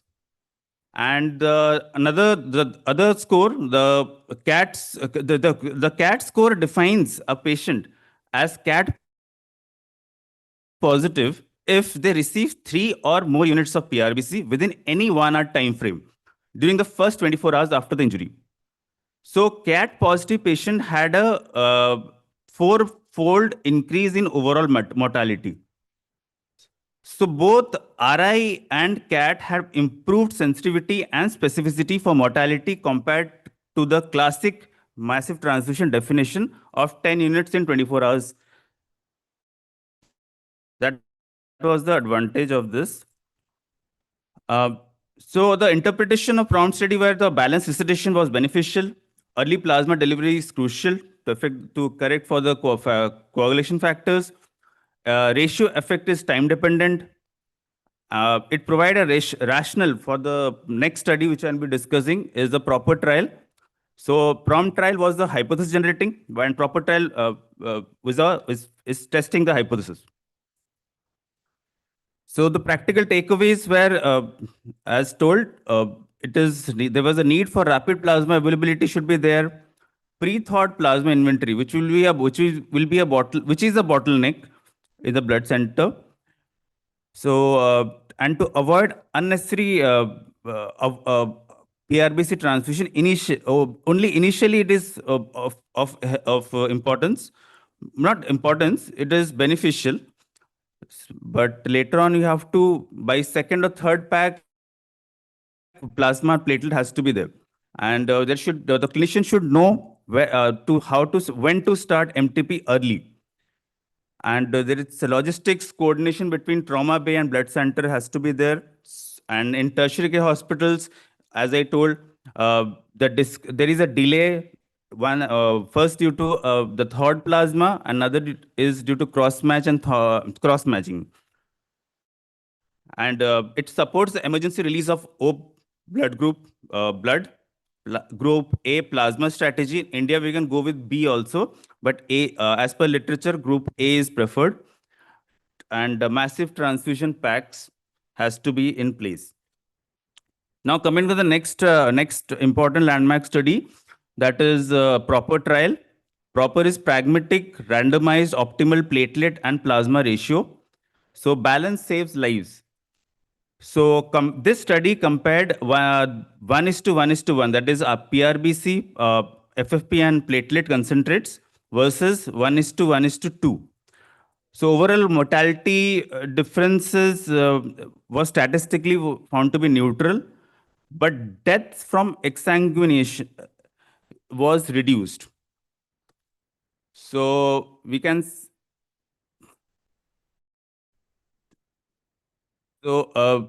this statistics. We can see that in the intervention trial, there was a 24-hour mortality was more in when it was reduced to 12.7% as compared to 17% when 1:1:1 was used with a statistically significant, not statistically significant, but it was reduced. But hemostasis was achieved far more it was clinically significant. It reduced it was the hemostasis was achieved in 86% cases in the intervention arm as compared to the control arm.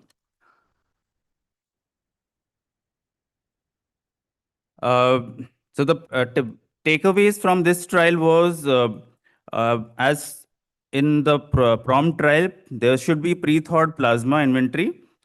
The immediate platelet availability was added because in this platelets were also been studied, which was unlike in the earlier one, and fixed MTB packs, that is 6 PRBC and 6 FFPs and 1 apheresis platelet or pooled 5 or 6 RDP plate.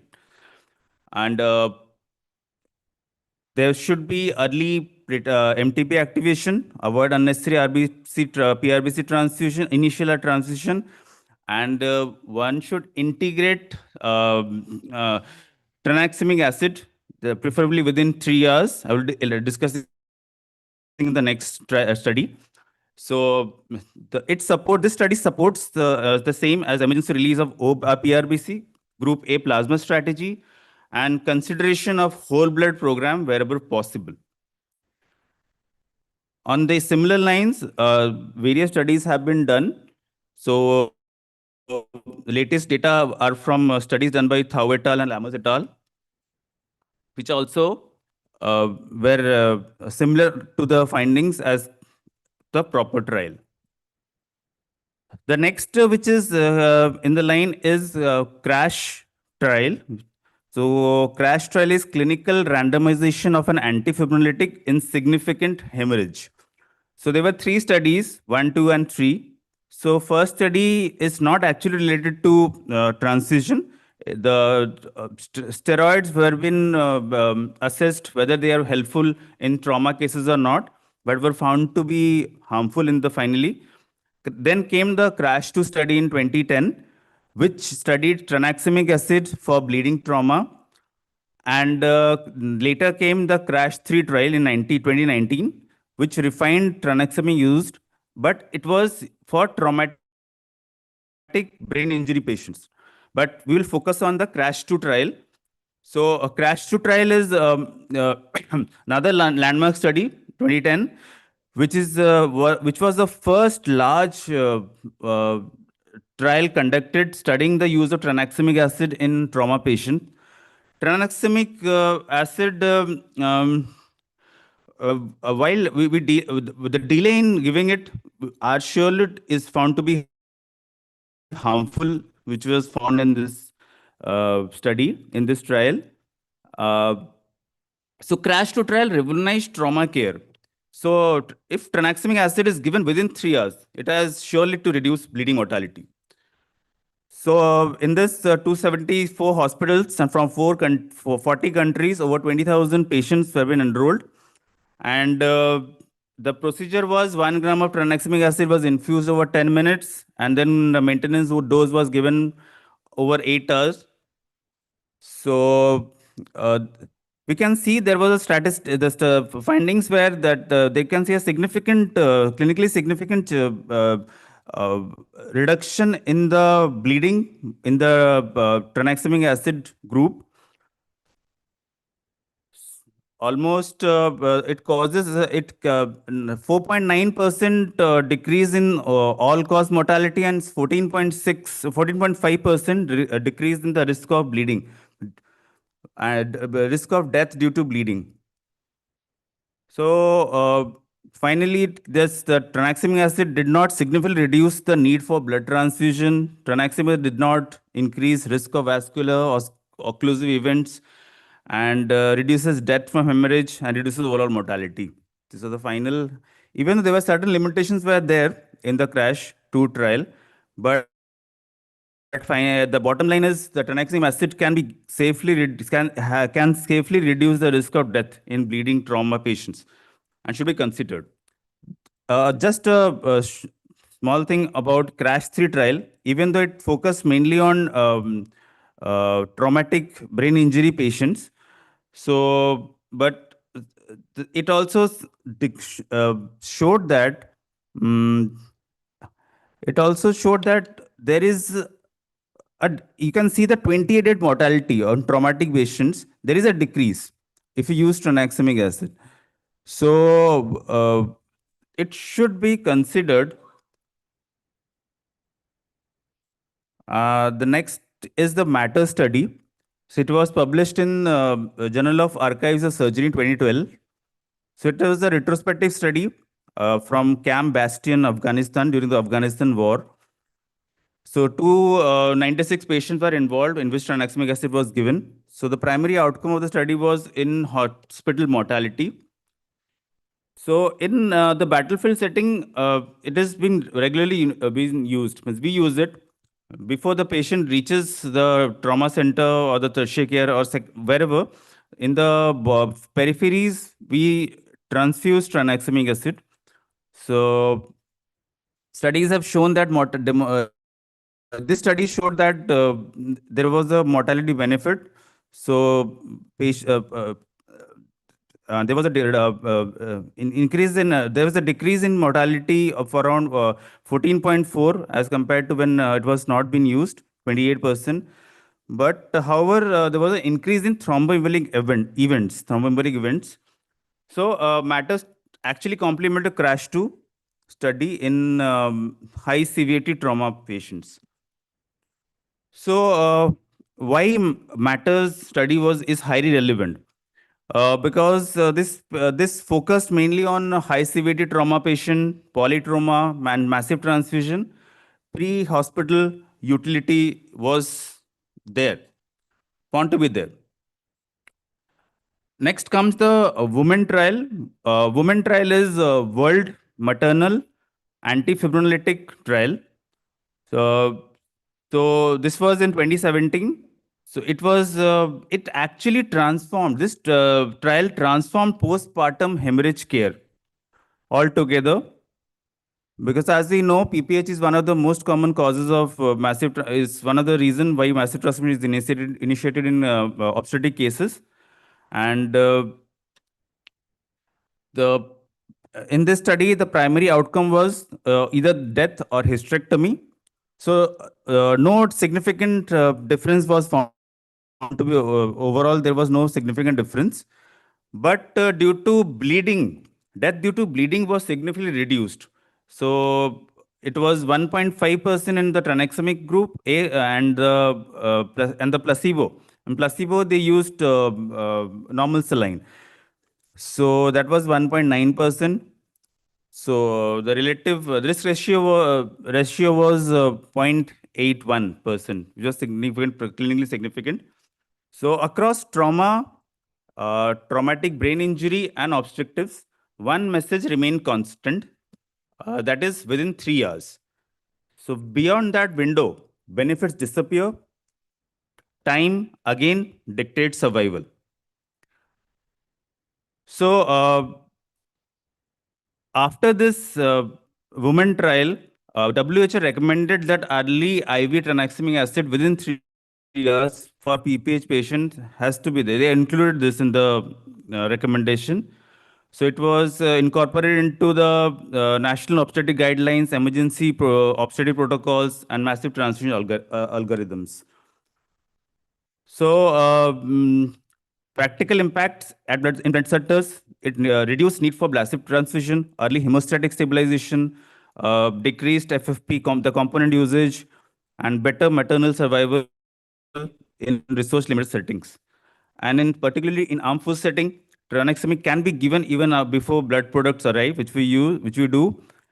Critical in peripheral hospitals, and cost-effective intervention is obviously there. So data guide us, but clinical judgment completes the decision. Having understood this, we can now look at the practical implications. So fixed ratio 1:1:1 is simple because it is rapid, it is protocolized, but may lead to plasma wastage and overtransfusion. But in the field, we can modify this to 1:1 because platelets are generally not available. So we can modify this. However, goal-directed therapy with TAG or ROTM allows precision. So the future is likely to be hybrid. So we can start off with the initial whatever we discussed and then shift to goal-directed therapy. So because start balanced, then individualize, not ideology, but it's an adaptation to in our setup. So Dr. Arul and Dr. Ganesh will be addressing this topic comprehensively later today. Therefore, I will just briefly mention it and move ahead. In obstructive hemorrhage, it was being observed something repeatedly that fibrinogen is the first factor to fall. Yet we corrected it late. But after modifying the protocol to administer cryoprecipitate earlier, it was seen to reduce PRBC consumption, better stabilization. So sometimes the right product is more important than more product. So regarding fibrinogen, I think this topic will be discussed elaborately in the post-session lunch session by Dr. Hari Venkatesh, topic of hemostatic therapeutics. So many moments were challenging, sometimes even discouraging, but the successful outcomes were always cherished. Because we know, as I told that, because in military combat scenario, the cases requiring massive transfusion is generally higher. That is around 7 to 10% of the cases, as compared to 3 to 5% in civilian population. So in forward areas, there are no tag, there are limited stocks, environments are harsh, cold temperature, hot, delayed evacuations because terrains are very different. So we adapted. As discussed earlier, fresh whole blood from pre-typed donor pools were being used. Empirical calcium replacement were given. Strict warming measures were undertaken. So the key lessons were protocol rigidity in field condition can cost lives. Clinical judgment is paramount. So this is what is a concept which is been practiced in armed forces, a walking blood bank concept. So which has shown to improve the mortality at 24 hours and 30 hours post injury. In this, we screen the donors, the hemoglobin is checked, their all the viral markers, hepatitis, malaria, syphilis, they have been screened for all TTIs, and the soldiers themselves, they are been sent to the among the soldiers, there are certain people, the donors are selected, and they are sent to the peripheries. If any casualty occurs, so they are bled there at itself, and immediately the whole blood is given. So though the wastage of screening is not there, the time which is being utilized in ELISA screening and NAT screening, that has been catered to. So the donors are bled and they are being transfused then there itself. And there are high altitude and cold environment issues which we have to face. So the problems are plasma thaw delay, because in cold temperature, the plasma takes time to get thawed. Risk of hypothermia is there at -20, -40 terrains. So hypothermia risks are there. Limited transport, because it is very difficult. More than half of the places we have to travel by foot only. So it's very difficult to get. And the weathers are so harsh that always helicopters and evacuations are not possible. So adaptations are aggressive warming. So smaller bolus transfusions and rapid evacuation planning has to be are being placed right now. So these are the transport boxes which we are using presently. So the left-hand one is the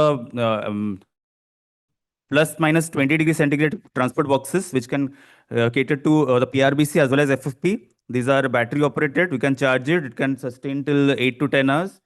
And we can transport them. They can be monitored through Bluetooth. The temperature monitoring will be there. And in the center one also, the left picture is the active cooling boxes. These are battery operated. It maintains a temperature of 2 to 8 degrees centigrade. So PRBs can be easily transport. And the other one is the normal, which we use, the passive one. And few designated carriers are there, which transport till the point where the roadways are there. So this is something we all struggle in real life settings. So in a teaching hospital, blood center, the challenges are different. Environment wise, multiple simultaneous OTs are going on. Balancing inventory becomes critical. And in the challenges, plasma thaw, timing, the delays are there, becomes the bottleneck. O negative stock becomes precious. Documentation becomes critical under pressure. So this is where clinical judgment becomes crucial.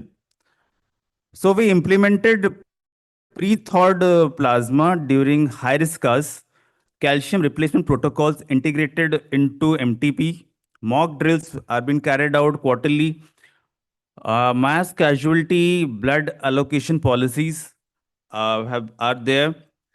So because preparedness has to be institutional, not individual, because every institution has their own constraints. So there are few complications due to this massive transfusion, hypocalcemia, hypothermia. Sometimes near-miss events are being there. So the learning is verification protocol must never be bypassed, even in extreme urgency. That has to be there. Documentation has to be there. But this will be covered later on. So in the interest of time, I will just go on to the next slide. So in Indian context, in India, we function within the CDSO, NBTC, SBTC, and ACO frameworks. Safety is non-negotiable, but protocols must adapt to institutional realities. That is, SOPs has to be in place. So, as academic leaders, transfusion med specialists must generate indigenous evidences gathered by creation. These are the few options which we have to take interest. The MTB registry creation by certain governments, and such something has to be there. At least auditing of obstetric hemorrhage audits has to be there. Whole blood pilot programs, wherever carried out, they can maintain a data and then they can submit in the registry. And multisomic centric trauma transfusion research is inter-hospital has to be there. So no discussion is without AI nowadays. So there are various ways AI works. They can take into account the shock index, the lacto-based triggers, predictive transfusion scoring, and they can they have the potential to integrate themselves into the Indian trauma system. And they can decide, the clinician, whether the transfusion probability is high or low. And it can actually benefit. It can save a lot of time. So these are the shock index is defined as heart rate by systolic blood pressure. So we can see on the right hand side that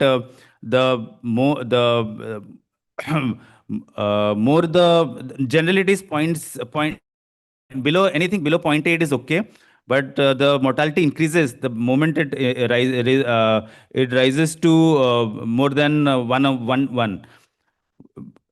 So you can see there is a 39.8% mortality if a shock index is around 1.4. So the Advanced Trauma Life Support Manual has recommended to include class 4 hemorrhage, that is blood loss more than 40%, as a trigger for massive hemorrhagic protocol activation. So there are just a comparison. In the field, the resources are limited. The clinical judgment is the primary one which drives it. Documentation is relatively minimal as compared to in the hospital setting. And whole blood is feasible. Walking blood banks are there.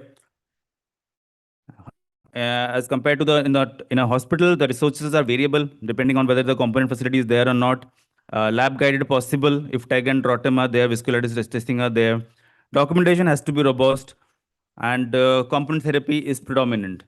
So the dilemma for clinician often lies between urgency and compatibility. So we must generate indigenous evidence because the constraints are unique. So just allow me to summarize. These are the few important takeaways for all of us. Early activation saves life. Balanced transfusion reduces early hemorrhagic death. Calcium monitoring must be routine. Hypothermia prevention is critical. Fibrinogen correction should not be delayed. Protocols must adapt to the environment. That is, we have to do a continuous audit to improve the outcome. So Dr. Abhishek will be enlightening us on this topic by the end of this.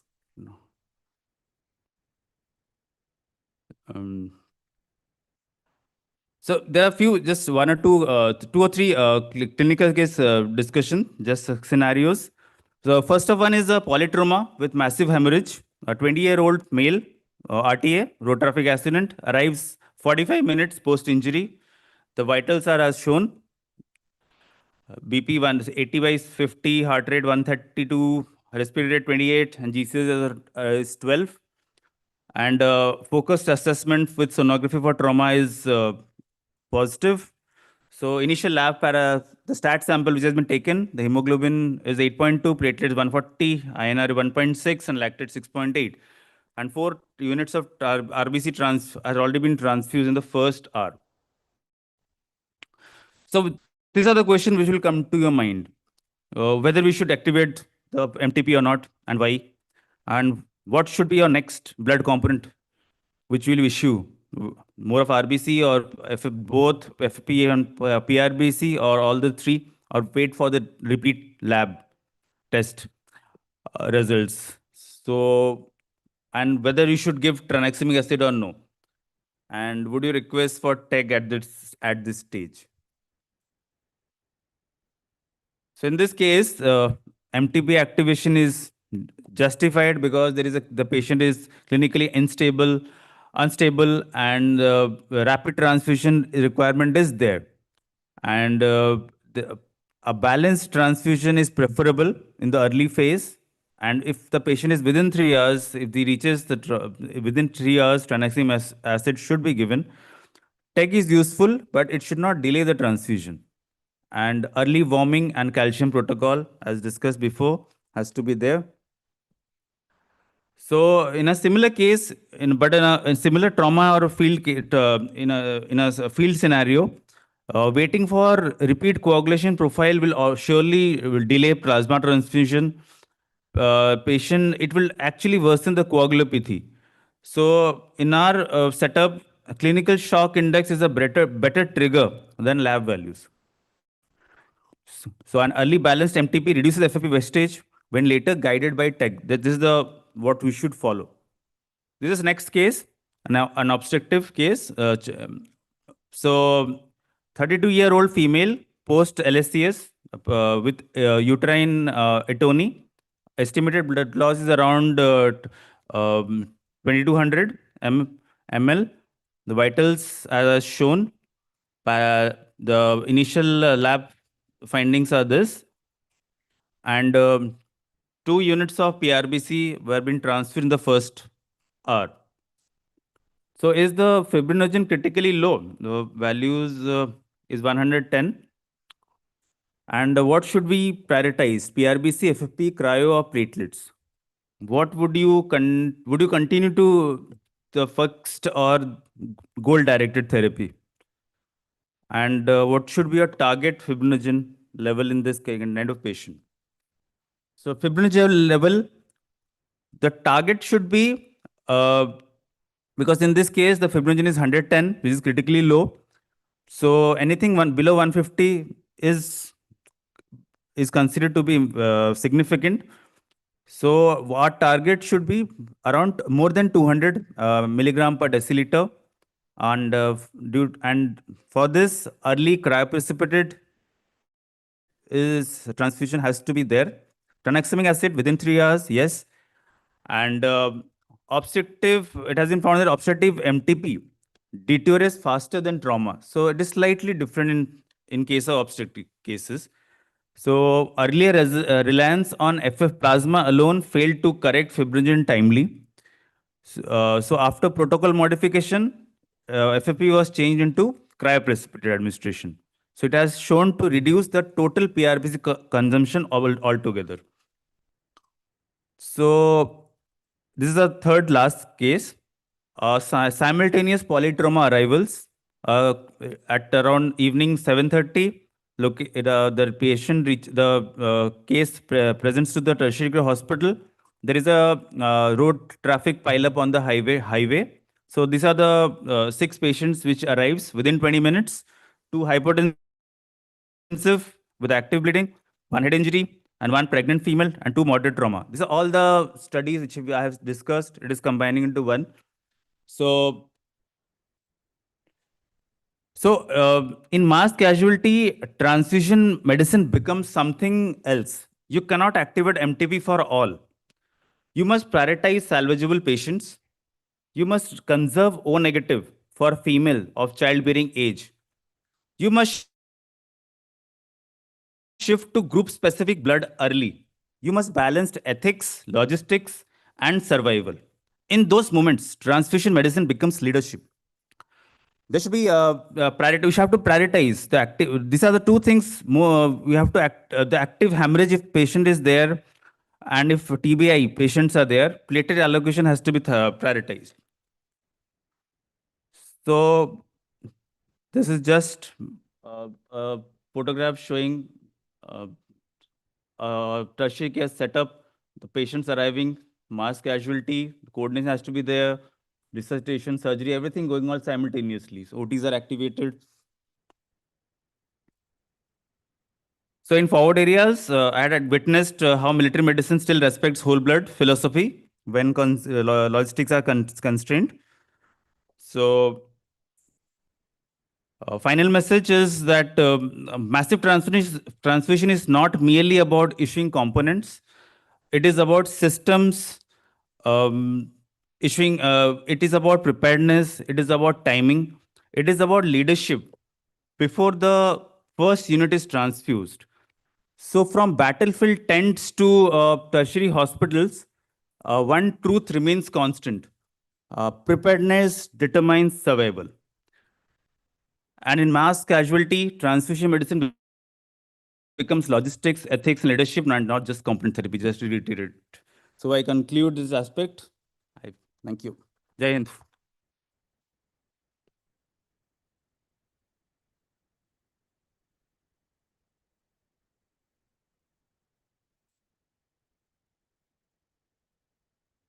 Thank you, Dr. Amit. That was a fantastic. In fact, you exceeded the time, but I did not feel like interrupting you because, especially in massive transfusion, we should understand that the evidence is hard to come by because and even if the evidence that come, the usual protocol base that you talk about, the hierarchy pyramid and all, because here decision has to be made in seconds and minutes. So protocolized studies, which the research wants these days, are hard to come by and unlikely to come by. So even the experiences gained from that single case that you have actually done would actually go a long way in building up the practices. So it was a fantastic presentation, Dr. Amit, and it was fantastic listening to you, especially the personal attributes that you gave right from the history as to how the MTP actually evolved and things like that. Thank you. Fantastic. Thank you. We can take any questions from the audience. Yeah, please.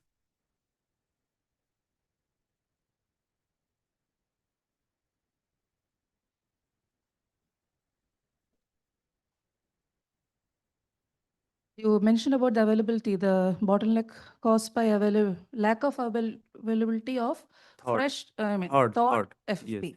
So I was just wanting to know whether liquid plasma is superior when compared to such situations.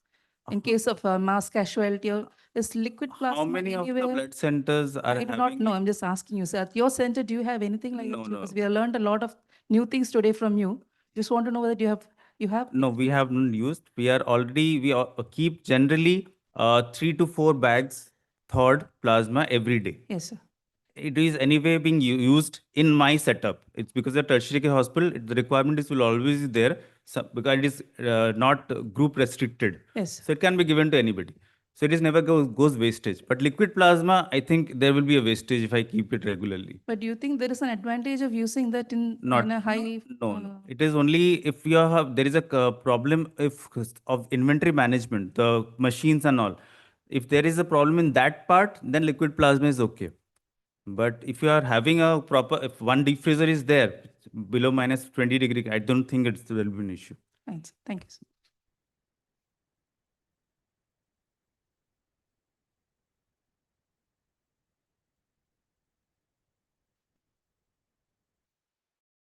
If no more questions, thank you, Dr. Amit, again.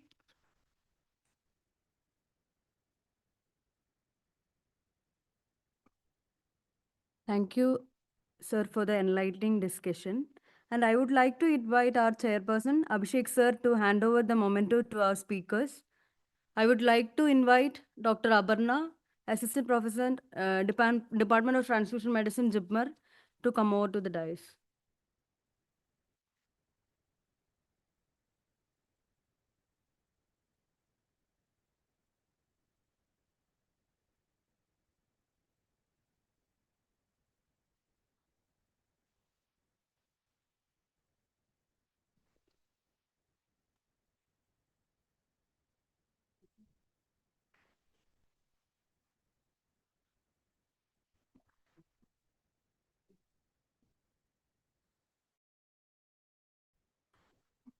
I would like to invite Lieutenant Colonel Dr. Amit Biswas, Professor, Department of Laboratory Sciences and Molecular Diagnostics, Command Hospital, Central Command, Lucknow Cantonment, Lucknow, to receive the token of gratitude.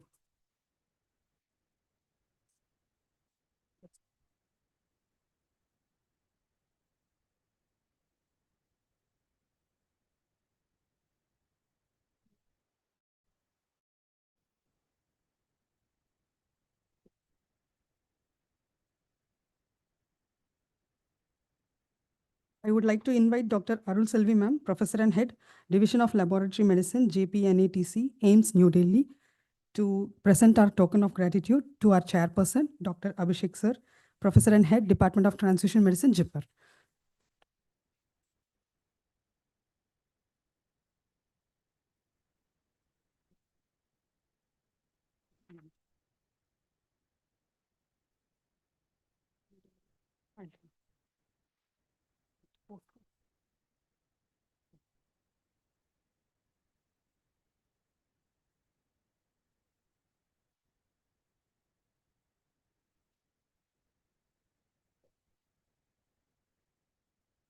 Thank you, our chairpersons and speaker, for that excellent presentation. With this, we conclude the morning scientific sessions. We will break for lunch and we'll resume by 2 p.m. sharp.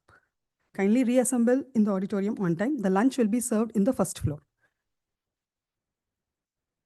At the same time, we have the e-poster presentation during lunchtime, and participants are requested to be ready with their e-posters. Thank you.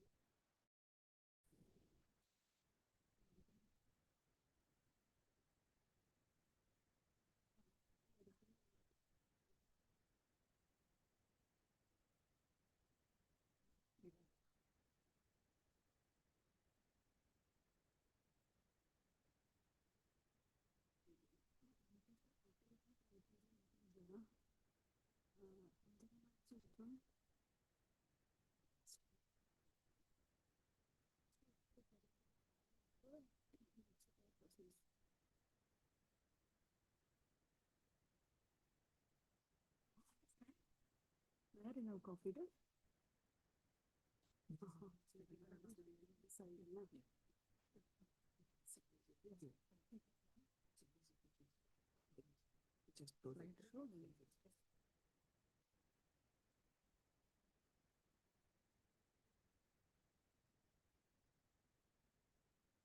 This is the folder.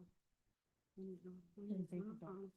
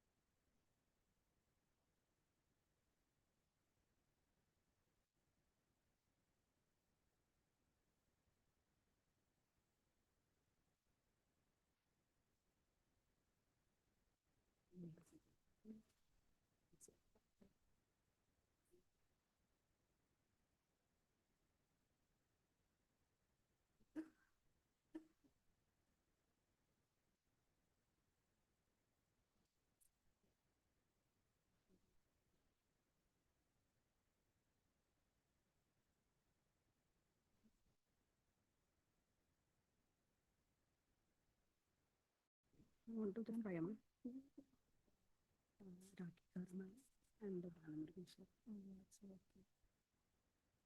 It's not working. Oh, it's working.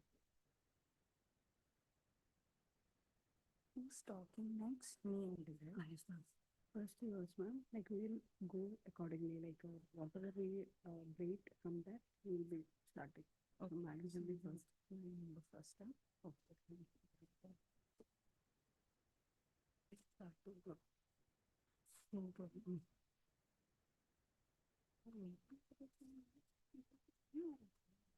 We'll start also told at 2 o'clock you start sharp, 2 o'clock you start like that. So who is chairing this session by Rafi madam and Balamurugan sir, both are there.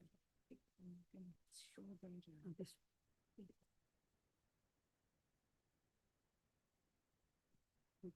Check. What is it? Okay, okay, okay. Yes, started again. Total? No. The next are CPT. But Yes, you sir. send me. When you last I will message you. Sounds good. But no, man. Nobody. It's not. That's great.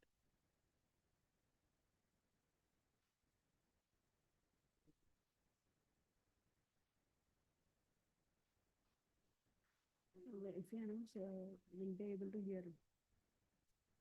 No, then not a point. Hello, check.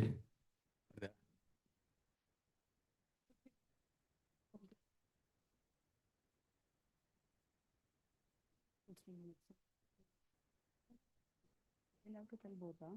Oh, yes, no. My PPT has been put up. Oh, yes, sir. So once if I change something, I'll send to you. Okay. Complication second. Okay. You want to show, see you, sir? It will not be displayed, right? No, no, no. Slideshow, it will be displayed, sir. Slideshow. Okay. If I put slideshow, it will be displayed. This you can see.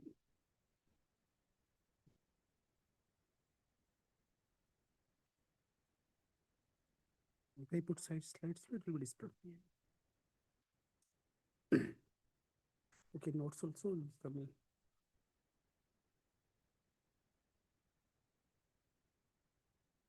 And file.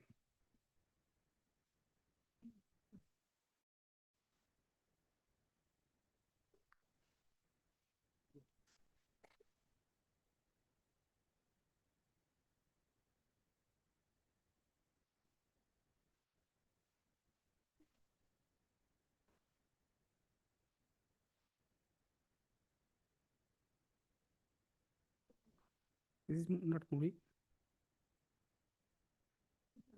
Point is Correct.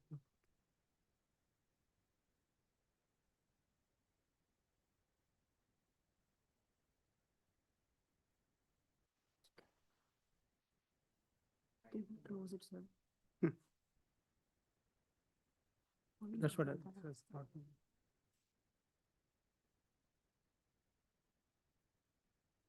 This is also okay.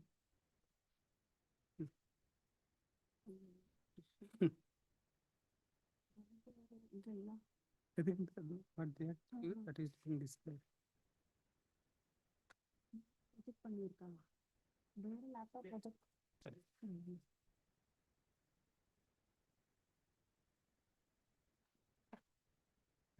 Escape Same laptop. Pointer is not coming. Stuck. Stuck இருக்குது. Stand நம்ம stuck ஆயிடுச்சு.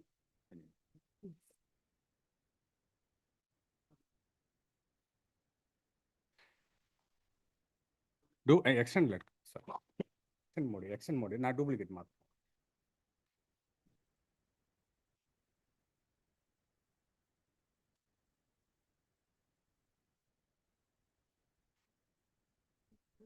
இல்ல project உள்ள தேவையில்ல.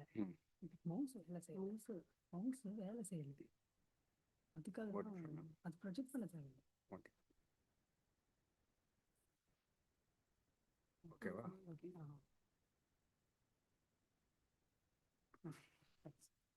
No, first chair person. No, I'm telling that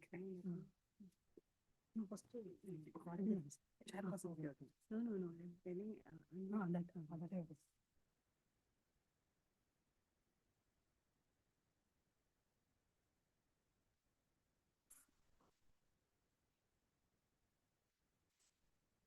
CME that one has gone. அதான் put slideshow again. Where is it? I think this one. Slideshow will put. Slideshow, this will come. But CME one, That is enter was coming. there, no, that's okay, just leave it. No, that is also not coming now. It's come. It's come. Let's start.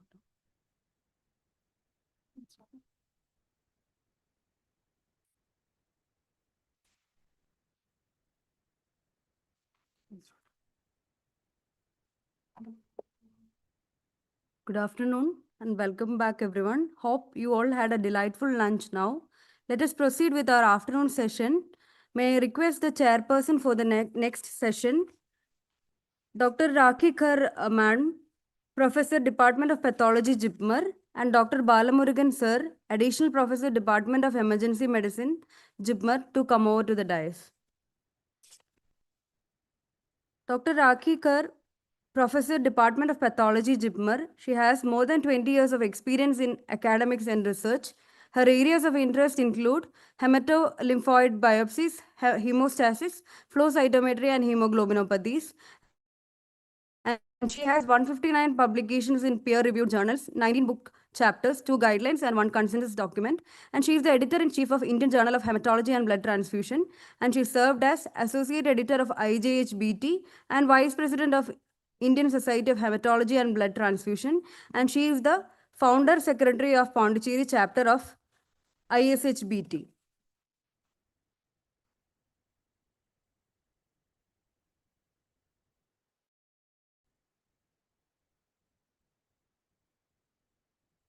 And we have Dr. Balamurugan, additional professor, Department of Emergency Medicine, JIPMER, and he is the instructor of ATLS, NELS, ASLS, and he has 40 publications, and he is the co-investigator of 3 ongoing trials and course coordinator for EMT course, and he is actively involved in patient care and safety initiatives.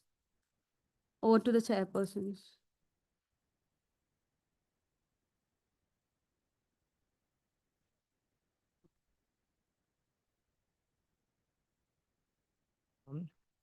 It's our pleasure this afternoon to introduce our next speaker for the session, Dr. Anjana Ravindranath, who's the consultant and head, Department of Emergency Medicine, Manipal Hospital, Bangalore.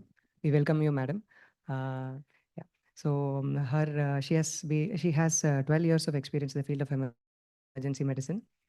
She is passionate about teaching and practicing evidence-based medicine. Her areas of interest are POCUS, CPR, trauma, resuscitation, pediatric emergency, palliative medicine, and pain management. She's a consultant and head of emergency department, Manipal Hospital, Bangalore. She's also consultant head of she served as the consultant head emergency medicine department earlier in Manipal Hospital, Jayanagar, Bangalore in 2025. She is also senior clinical fellow, ST4+, accident and emergency, Luto and Dunstable University, NHS, Bedfordshire, UK. From July 2015 to May 2018. She has worked as a senior resident in the emergency department of Manipal Hospital from 2012 to 2015. She has completed a course in regional nerve block and anesthesia. I'm extremely sorry, sir. There's no requirement. That's Yeah. just like practically my CV Yeah. on the page. That's fine, ma'am. It's okay. Thank you so much, sir. Fine. It's over to you. Thank you so much, sir. Because that's just my CV. Yeah. Nothing great. So thank you, JIPMER, for inviting me on this platform here to talk about massive transfusion. And I thank the dignitaries on the dais here, the moderators here of the session. The entire day has been filled with all my colleagues giving you insights from the world of transfusion medicine that emergency physicians don't often think about. But this particular topic, massive transfusion, really needed a chapter, a window, and JIPMER has done that. So thank you. I've been with the ATLS since 2018, and I think never have I seen such a dedicated session just on transfusion. So let's begin the session with why is it so relevant?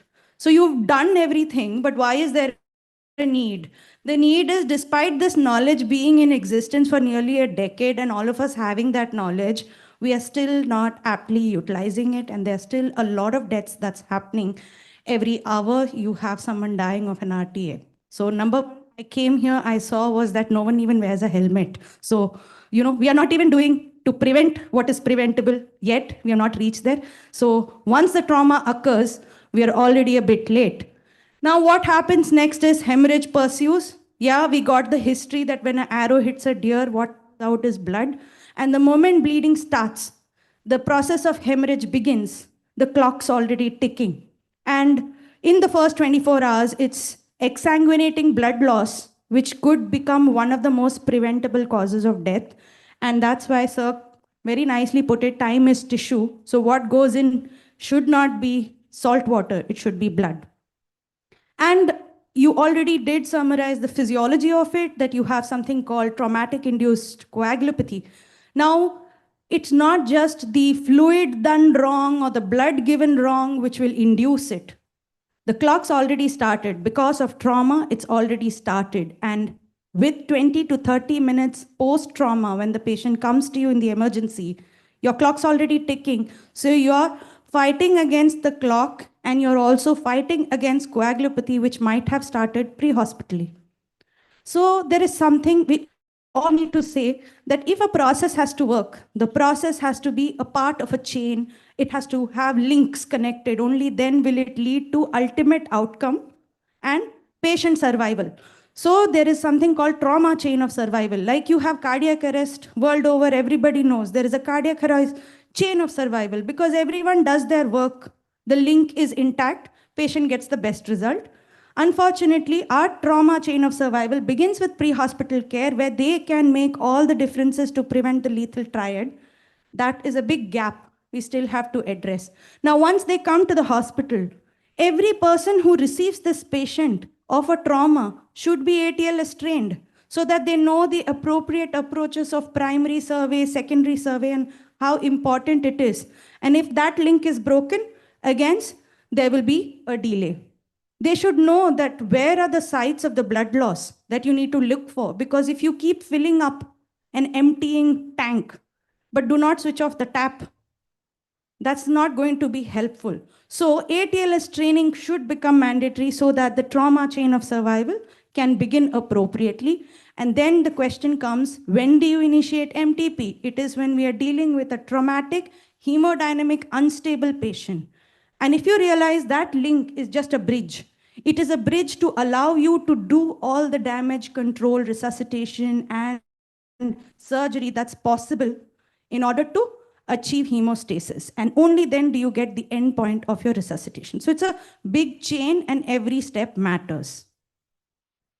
Now, pathophysiology was given to you right in the beginning. Now, why this pathophysiology should always be running behind every clinician's head is because each link has a role. So if you just give blood, that's not enough. You need to limit crystalloids so that you don't cause dilution. You have to give balanced resuscitation.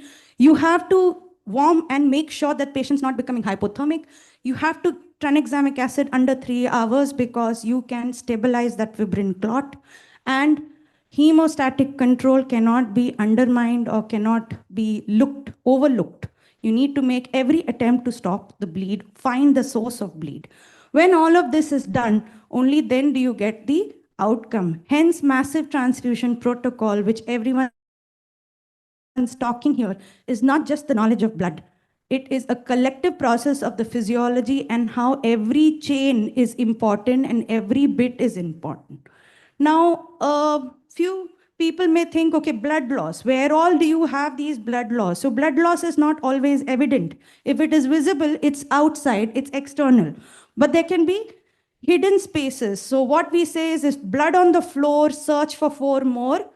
The largest cavity, your chest, your abdomen, your retroperitoneal or pelvis, and the long bones. These are the hidden spaces where you will have blood loss. And unless you search for them, you might be too late in triggering the response that is required. Now, a lot of tools are there, simple tools which can be used by every clinician in every PHC also, which is your X-rays. So this X-ray is showing massive amount. In the setting of trauma, it's a massive hemothorax. In the setting of trauma, a pelvis that looks like that is an unstable open book pelvis. Now you have patients like this, you don't wait for them to then become unconscious or become completely obtunded or receive 2-3 units of blood before triggering MTP. So these are important tools and ATLS teaches you, so you should know. And then sources of blood loss, abdomen, which is a fast image or a focused assessment with sonography in trauma. That image which you can see arrow is pointing at a blood which is collected between the spleen and the kidney. So there is a definition. I had hoped the definition will come long back, but I'm just telling you that this is what MTP definition is. There's nothing one universal definition which is saying this is MTP, but whenever you're requiring more than 10 packs of blood, but this is all retrospective definitions. None of them are real-time definitions or clinical definitions. So retrospectively, great when you're auditing or when you're studying trials, you can see. But prospectively, what is it that we should do? So trauma, it's all about the clinical decision. Now we've moved forward from class 1, 2, 3, 4 hemorrhages to just identifying, is this a major bleed? Okay, so minor bleeds don't require blood. So do not waste blood unnecessarily. Blood is precious. Blood need not be given to every trauma patient. It is the critically ill with moderate to major blood loss who need blood. But emergency release of blood does not mean MTP. There can be one packet of blood and it's more than sufficient to attain hemodynamic stability. And it is putting together the fact that do we need more than one? Is this mechanism so significant that you're anticipating volumes and volumes of blood loss? That is when you come to MTP. So technically, your major blood loss patients will be with some altered mentation. They'll be slightly drowsy. They will peripherally look cold, clammy. They will be tachypneic, tachycardic, and of course, shock. Now, the caveat here being 30 to 40% of the blood volumes already lost before shock is recognized. So what can you do as good clinicians is probably prevent that from happening and recognize injuries faster. Some injuries will lead to class 4 shock, or you can say major shock, which will need MTP. So there is the criteria. Why do we need criteria? Criteria make sure that when something is being triggered, it is not just left to chance. There is a system to it, and because of that, it is reproducible, and every center can follow. So basically, they think if there is persistent hemodynamic instability. So what is the first thing we give a trauma victim? Crystalloid. So we should limit the crystalloid in 250 to 500 ml aliquots and repeat it up till a limit of 1 liter. Now, when you do this, you still have an unstable patient, then think, where is he bleeding? Find, and if the source is massive, you make MTP. Next, is there active bleeding which needs immediate surgical intervention? Patient needs to go for immediate embolization, immediate OT. OT will need the support of further continuous supply of blood products, you might have to think. Or in the emergency bay, when you want transfusion for an exsanguinating patient and you want continuous supply of blood, you will think of it. Is there a score? Is there something which you can think of which will help you trigger this MTP as a clinician so that it becomes easier? Say it's a junior doctor there, but he knows all this fast and everything, but he's scared to announce MTP. Yes, there is something called an ABC score. It is basically a score which has been studied extensively, and it says that if the score is more than 2, then you are more likely to need a massive transfusion while treating this patient. So if the score is less, then you're less likely to be needing multiple transfusions. So any penetrating thoracic trauma, like you have a stab injury to the chest, they can bleed and bleed internally. If this person reaches the OT, you're going to just give blood and scoop and shift within 35 to 45 minutes so that they can fix the source. Same way, or it may happen inside the ED itself where they do a thoracotomy. So basically, till you fix the source, the blood which you triggered was getting wasted. Next, ED systolic BP of less than 90. So you know that shock comes in very late. So you already know 40% volume is lost. Obviously, within few minutes, it's going to be 50, it's going to be 60, and he's going to exsanguinate. BP more than, heart rate more than 120. So if you saw the chart, you remember that the earliest finding is your heart rate increasing, and physiology was covered very beautifully in the morning where they said tachycardia is your reflex response to shock. And a positive ultrasound fast scan, which shows the presence of free fluid in a space, which is the Pandora's box, that is the abdomen. Okay, so this is the ABC score. And a lot of studies were done. Basically, Nunaz et al., they started it, but it was a single-centric study at that time. But then it became a multicentric study, and then this score was strongly recommended because it has a 97% of negative predictive value.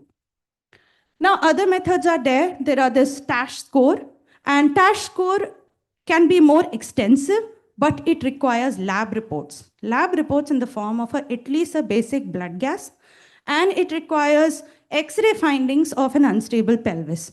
Now, we don't need to wait even for that. That is what we are trying to say. Do we really have time to wait for the X-ray technician to come, do the X-ray, and then decide, oh, should I call an MTP? But the scoring system says that if the score is more than 24, then 85% of these patients will need MTP. Here, another score is there, the PWH score, again, requiring your GCS scale as well as your unstable pelvis and blood gas. But what is even simpler is something called shock index, which you did throughout the sessions today, where you just do simple thing like heart rate divided by systolic blood pressure. And it is categorizing the shock on the various grades just based on the value. So whenever the shock index is going greater than 0.9, we are worried about a major bleed.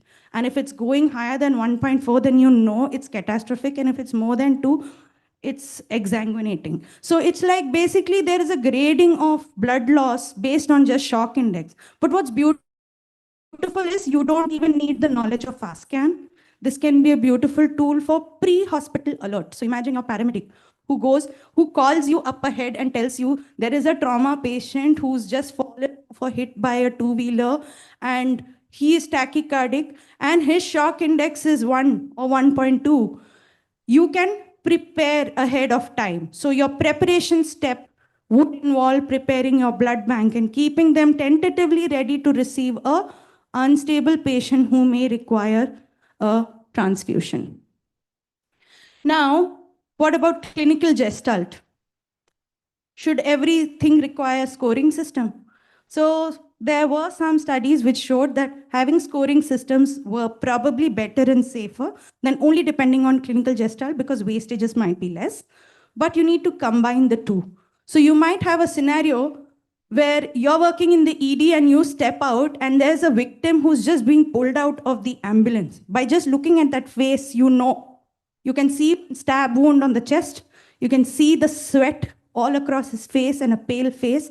And you know you don't need any vital signs of heart rate. There are signs of life confirmed. All you need to know is you know that that person requires blood. You might activate it without scoring being done. So you can't outweigh it, but port it with a scoring system when you trigger. So ATLS recommends the ABC score, but the European board does it with shock index. Now, in pediatrics, we have something called adjusted shock index because of the age. Because kids always have a predisposition to have a higher heart rate. So naturally, you can't just give them the same shock index. But adjusted shock index as per age, CPA, if that is also more than 1, it can be an indicator in children. Now, remember, children with trauma, they will compensate very well. They may not show you obvious findings because they may not become obtunded so quickly. But when they do become obtunded, you have very little time. And things are not as easy in children. So there are various things that as you're resuscitating, if your requirement is becoming more than 10 ml per kg crystalloid, then think that you're missing a source of bleed and patient requires blood now and not more crystalloids. Next, 20 ml per kg of RBC you have already used and still unstable, you are missing some source of bleed. Look more closely and ask for MTP because now you will have to switch to balanced resuscitation. So like that, there are a lot of scores. It will be important to emphasize here that now you've all understood a trigger. Trigger is either ABC score, CPA score, or the shock index. Now, what do you do? Why do you need it to have a teamwork? Because this is the kind of scene you're dealing with. You're dealing with mess everywhere, too much of blood, chaos, not too many hands. Oh, please, there will be more hands than you can count.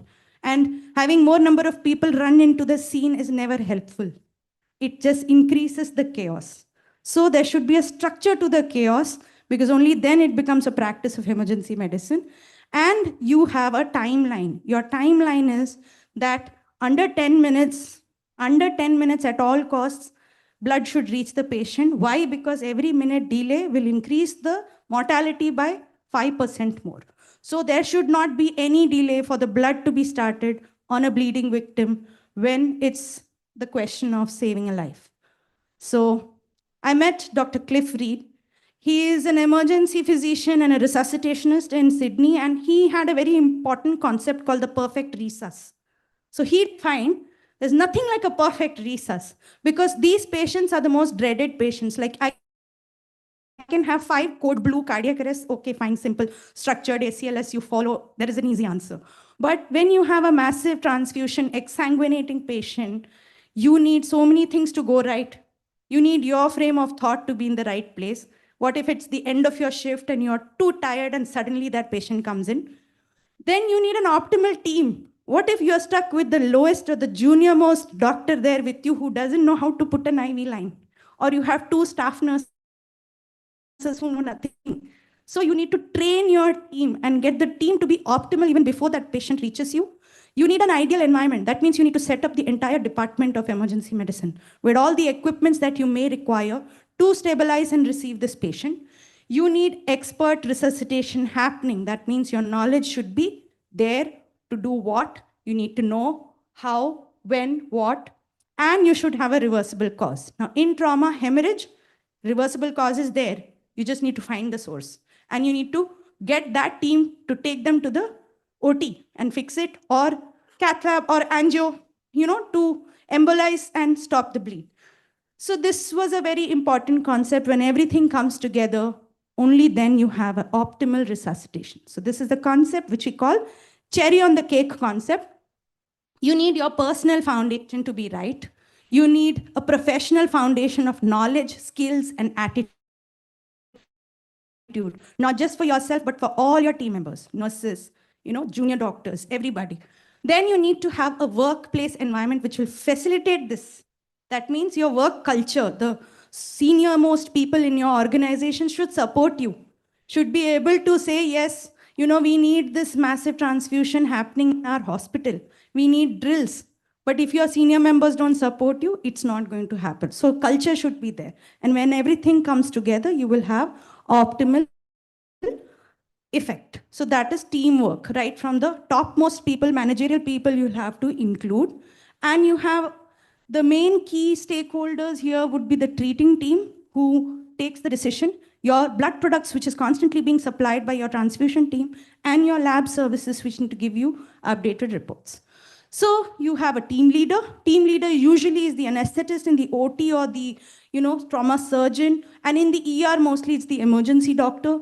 And you have lead nurse who takes care of all the help that they need for supporting in interventions. So that patient might be having simultaneously a chest drain, chest tube, a tube being put. And the moment they put that, you have just given 2 or 3 packets of blood, and when you put the tube, it has emptied 2 liters out. So all this happens, and that is the role of the doctor, the nurse. And when the blood comes, there should be no confusion that nurse A, B, C is going to handle the blood. There should be one specific person called the nurse, who is the transfusion nurse for the entire resuscitation, a scribe nurse who will document the entire event, and a circulating nurses whose only role would be to label, dispatch, receive. Like there is no mix-up happening between sample A and sample B. Then your communications team may vary. Some will have phone-to-phone communication, like hospital will have an exchange number that you have to call and to inform the blood bank that massive transfusion has been activated on patient, whatever details. But some may have a code. Like in certain countries, you will have an extension being announced on the PA system for a trauma patient with polytrauma saying code red, code red trauma emergency. So code red could be for massive hemorrhage. But few of my colleagues earlier spoke that massive hemorrhage protocol need not always be for a trauma patient. It can also be for maternal hemorrhage, PPH. It can be for GI blood losses. It can be during cardiac surgery. So your MHP activation need not always be trauma.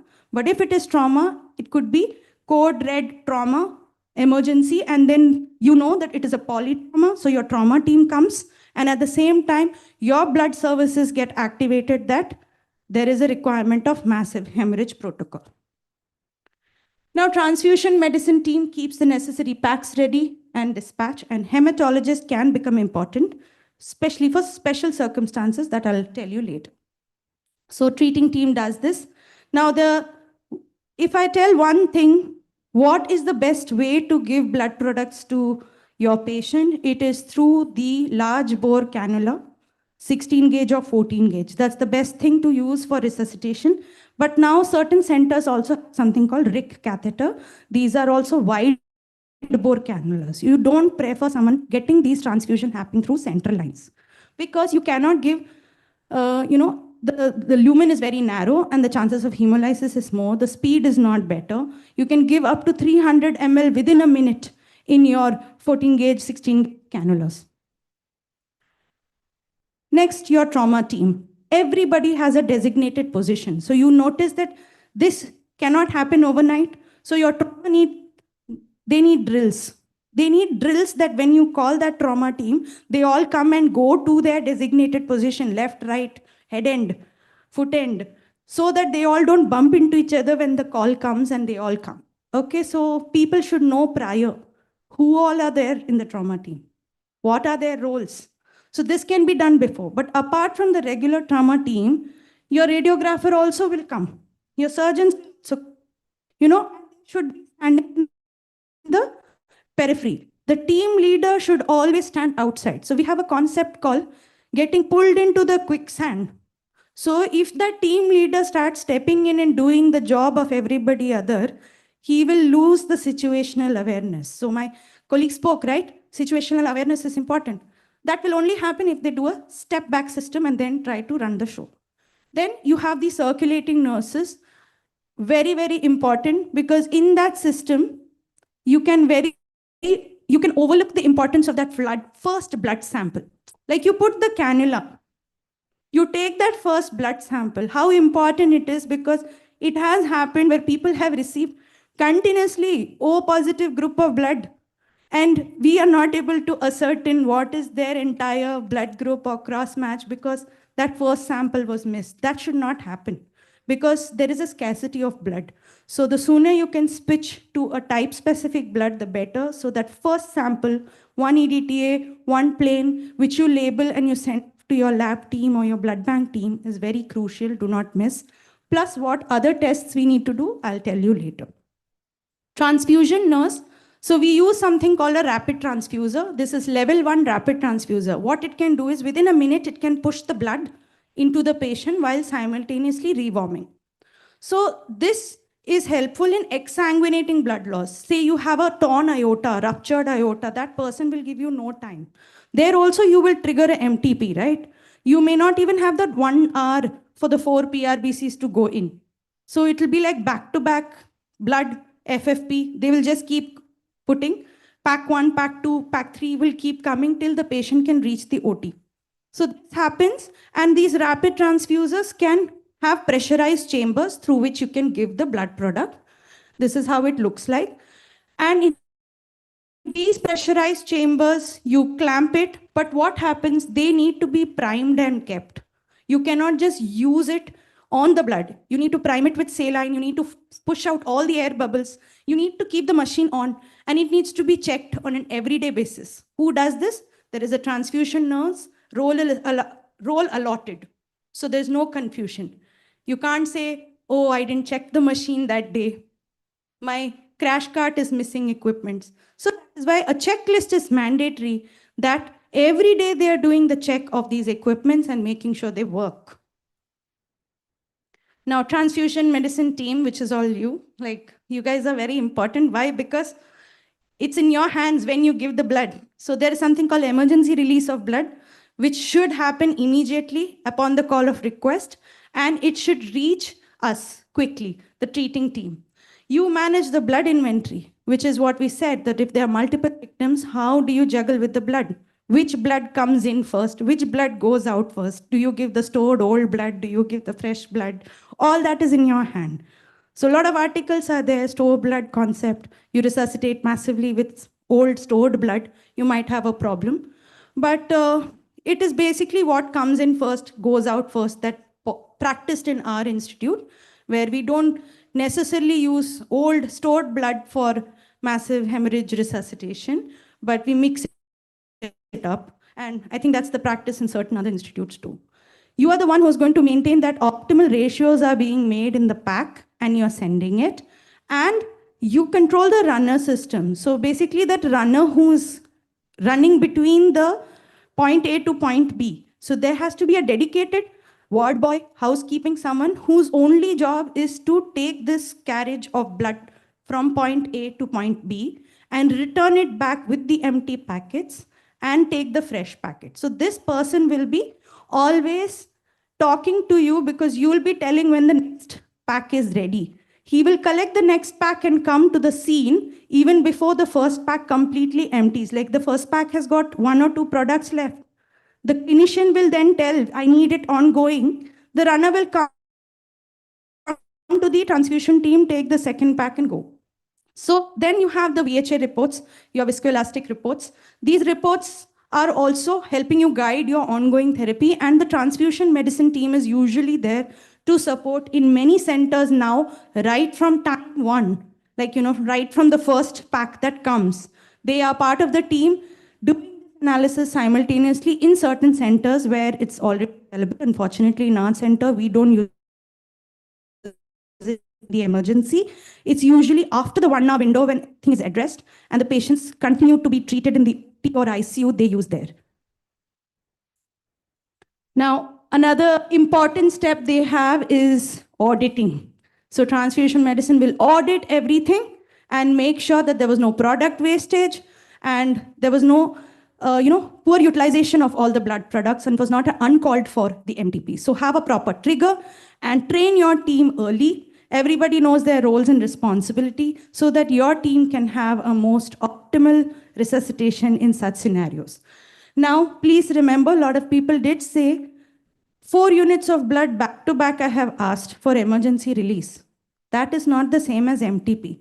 So as a transfusion medicine, if there is an ER doctor who is asking you for emergency release of 4 units of blood, you should put a halt to it.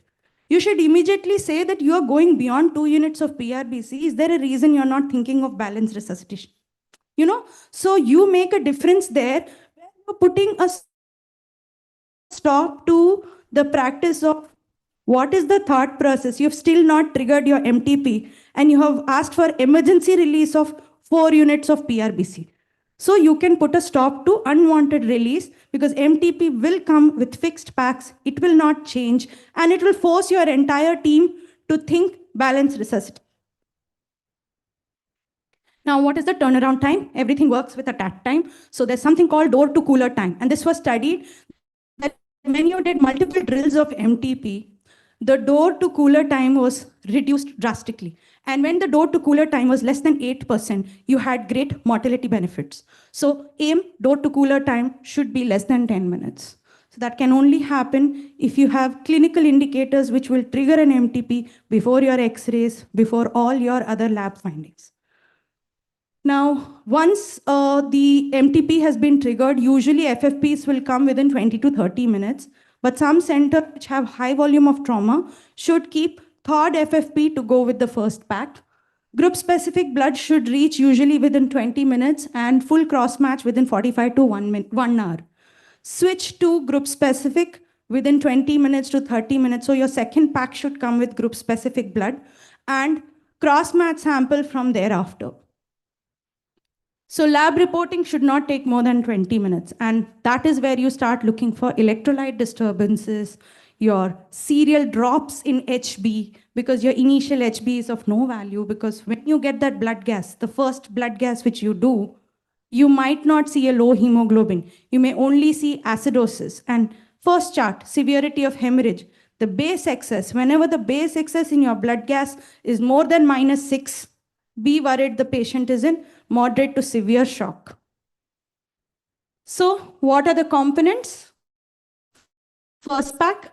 So in our center, we don't keep thawed FFP, so hence it will come as a first pack of 4 PRBCs. The second pack within 20 minutes to 30 minutes we get, and that usually has 6 FFP sent along with 2 PRBCs and 6 units of RDP. So if the has received 4 PRBCs, the immediate follow-up is a 4 FFP and not 2 more PRBCs. Then we are giving another 2 we are giving, and when we are giving 6 units of blood, 6 units of FFP, we are following it up with an SDP or 6 units of RDP. Third pack is usually reserved for, by then the patient should have moved to the OT. In the third pack, you have your cryo as a mandatory thing. And usually 10 units of cryo means 2 pooled bags, and we give that. So this is your balance. I will not talk about the trial. I think everybody has talked enough about the trial, but the trial supports balanced resuscitation, 1:1:1. Though the Canadian follow 1:1:2, we follow the 1:1:1 because that's shown better out. So what all do you test for? Blood group cross match. Okay. Then CBC, renal panel, your blood gas. It's a very important, simple tool. Most EDs have it. It will tell you your lactate, your base excess, which will categorize the shock. Calcium, potassium, baseline levels, and also your baseline fibrinogen levels, because your subsequent fibrinogen levels may vary. Your blood for sending it, if you have devices like TEG, you can take additional samples for that, but not every ED has it. And still studies are required in order to show that whether there is any clinical benefit. You'll have subsequent talks on that, so we will know about it. Then 30 to 60 minutes later, you need to again repeat the set of labs. Usually first pack over, we repeat the set of labs. Second pack over, we repeat the set of labs. Now, what's the ongoing correction? So hemolysis-induced hyperkalemia may happen, and you may have to correct it, otherwise you'll have arrhythmia. You may have hypocalcemia, and hypocalcemia is already known to happen in trauma patients. Hypocalcemia will cause further coagulopathy because that's what the lethal diamond has become. Your calcium, when it is low, it affects your coagulation cascade, and calcium is generally on the lower side. So aim at a higher side of calcium. Even if it's going 1.5, 1.8, 3, it's fine, but always keep it more than 1.1. So you use calcium chloride in trauma more than calcium gluconate because it has got higher amount of calcium in it. It is stronger, but it is not usually given through small peripheral lines, and it's not almost available in all centers. Just remember that if you're using calcium gluconate, it should be 3 times the amount. So by dictum, every 4 blood you give calcium without even checking the levels, because of what? Blood has got citrate, and citrate causes hypocalcemia. And if there is a damage to the liver and there is an injury to the liver, then this citrate toxicity can happen even faster. So just by default, moment you're into your first pack of blood, even without waiting for lab, give them the calcium chloride. So in pediatrics, I'm not going to go into much, but it is weight-based. It's good to make predetermined stickers in your own respective centers as to what is your understanding of, batch 1, batch 2, batch 3. So that when you put the stickers on the cooler, it's an indicator for the clinician also. Please don't go overboard with the amount of blood you're giving. This is how it needs to be followed. So this is a very good concept the Canada system follows. You could follow this in your centers. However, here, they are not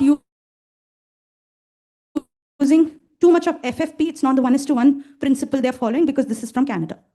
Now, what are the limitations of institutions? So few of them asked, we don't keep plasma, we can't store plasma, we can't thaw plasma. So there are limitations, and you have drugs available in the market. Like you have your prothrombin complex concentrates, which you can use. It can be also used in pediatric population. You have your fibrinogen, which can be used, very helpful in your PPH cases also. But then again, it's very, very costly. These are all going to be heavy on the pocket. Then you have special input scenarios where hematologist needs to be involved, and then they need to determine whether we need to go ahead and give them, desmopressin, or we give them a factor 10 concentrate. Somebody asked that iduruzumab. In the morning they asked, okay, and do we give them? It's very, very costly. So what are we getting? We have studied that this person is receiving a massive transfusion. Chances of survival might be bleak, but at the same time, we put them into bankruptcy because that iduruzumab, it will cost you like 1,30,000 per injection. You may need 2 or 3 means there goes, you're also have to think that way. Then your unfractionated heparin, those patients who are on your dialysis and all, if they have your massive trauma, they've just received the heparin, you may think of giving protamine sulfate to reverse the effect. So these are, some of them are not so out of reach. You have Octoplex readily available, you have protamine readily available. These things can be used on the scene. But there are other things which are available but very costly, and that might not be practical in our country to use. It has become a protocol in the Western world, but here it's not free. Everything not free, and something which are very expensive may not be available in every center. So finally, we come to the termination point. When do we stop? Do we keep giving blood? No. When the surgeon says hemostasis is achieved, it's time to stop. Or clinically, you have made the patient hemodynamically stable. There is no further deterioration in the form of acidemia. Then you are happy. As a clinician, you can put a halt. You have about 1 hour to assess the patient properly. You don't have to stop it immediately. But within 1 hour of stabilization, you should put a stop. You should call the blood bank to say massive transfusion has stopped. Okay, because otherwise the blood bank will keep on preparing products and maybe they will thaw the platelets unnecessarily. So these are the clinical indicators: urine output, decreasing heart rate, stabilizing blood pressure, and hemostasis achieved. Another point of view is the lab. So we all did this in the morning also, but I'll just brush up. So if your ATLS recommends a hemoglobin more than 10, but it's actually more than 8. But in special circumstances, like if it's elderly population, you have ongoing cardiac ischemia, any of those signs, then you aim at a hemoglobin slightly more, which is 10. Then prothrombin time less than 1. The INR less than 1.5. And your platelets are also mixed. If there's a head injury, your platelet aim is more than 1 lakh. But ATLS TQIP recommends it as more than 1.5. But Canadian Society, there it is considered more than 50. So there's a discrepancy in various guidelines. So if I'm an ATLS, I would write what is ATLS recommending. So I'm writing more than 1.5 here. And fibrinogen level, in obstetric patients, it is always more than 2 grams. But in other patients, it should be kept at more than 1.5, aim at around 1.8. Now, role of pre-hospital. So 2 papers were presented by Dr. Aparna earlier, the paper and the combat trial. And yes, the pamper and combat trial. And yes, it is something very doable. Plasma transfusion, if delay is going to be more than 20 minutes for an unstable trauma patient, has shown survival benefits. But not only that, let's just start with simple like shock index. Let's train all our nurses and paramedics who go pre-hospitally or clinicians to call early and intimate the trauma team early. They can begin preparation so that door to plasma time will also come down. Because right now, door to blood is all we are doing in that 10 minutes. We will also achieve the door to plasma time well in advance. And if you receive a trauma patient, so I've had a patient, he's 18-year-old, okay? He had fallen from 4th floor. He fell down from the 4th floor. He tried to commit suicide, so he jumped off. And when he fell down, he has had bilateral femur fracture, unstable pelvic fracture, spine fractures, but his GCS is 14. He's talking, luckily no head injury. I don't know what other injuries. He has stayed in a hospital for 3 hours. Then he has gone to higher center for polytrauma head-to-toe CT so that all these fractures can be picked up. And all throughout, his heart rate is 130, 140, BP 90, 60. Then he has spent another 2 hours to come referred from that XYZ center where polytrauma CT done because of deteriorating GCS now to our center. But by the time he reaches, he's declared. Okay, so now this is a practical scenario that has happened, okay? So center to center referral with also full trauma, polytrauma CT. So do not delay with unnecessary investigations at your center at any point. Do not drown them with with buckets and buckets of fluids. It's always better to send to a definitive center where they can address these things surgically. And do they have blood and blood products? Do they have lab services? These questions are very relevant, and these are preventable deaths. So as a community, everybody should be vigilant about what are their shortcomings and when to do a referral early. And then it's all about supply and demand. So please maintain a ratio of, am I activating MTP unnecessarily? Now, if I have isolated head injury, which is bleeding in OT, I may not need MTP. I may just need matched products to the needs of the case. But if I have a blunt trauma, which is bleeding in multiple cavities, I need blood of various nature coming in a fixed manner of time. I need MTP. Now, studies have shown when mass transfusion protocol has been followed, especially in penetrating injuries, the outcome has been really good because these penetrating injuries reach the OT faster. It's very obvious. You can see the stab wound, you'll call the CTVS, he will take to OT. Blood products are going in, maybe he will get 12 products altogether, but outcomes are better because someone is operating. But when you have blunt trauma abdomen and they're bleeding into multiple cavities, that is when this dilemma happens. Let's do head to toe CTs. Let's do all the other tests possible before achieving stabilization. And that is where I think damage control surgery, who's talking about it later on, will throw some light. Now, pitfalls to your trigger. I mentioned shock index and ABCD score. The pitfalls are elderly patients often do not have tachycardia because of their, inherent low heart rate. Maybe they have some cardiac problems, heart blocks, which was talked about in the beginning. Geriatric trauma need not be dangerous mechanisms. Someone can have bleeding going on internally with as good as I just fall from this much height, 1 meter height, or fall from their standing height. It's called sentinel fall. Sentinel fall itself is enough for them to develop bleeding internally. And what's hidden is the medical history, which may be so relevant for you to contact your transfusion medicine, your hematologist, for reversal of anticoagulants, which could become a problem. So this is the summary. Remember, there is a trigger. Trigger early, do not be late so that your door to cooler time reduces. There are teams that need to respond. Your teams require training prior so that they are a cohesive system and they can be put into action when it's needed. Testing, it's very important. Do not forget that first cross-match sample, but apart from that, take these mandatory lab panels, have a checklist pre-made so that nobody is forgetting and even your nurse knows, even without the team leader telling what has to be drawn, they know. Like how a patient who needs to go to OT, you just say OT panel and the nurse knows. Or you say cath lab panel, the nurse knows. Say MTP panel, the nurse will know what to take. She will be the circulating nurse who will make sure everything is labeled appropriately and dispatch it to the lab. If you have a chute system, okay. If you don't have a chute system, there should be a dedicated person running between lab and you. Next comes TXA, lot of trials, everybody said. I just want to say in all your massive transfusion protocol, if it is under 3 hours, TXA will help, except GI losses. The halted trial very clearly says if it's a GI hemorrhage, you need to take them for endoscopy. There is no benefit in giving tranexamic acid 2 grams in such patients.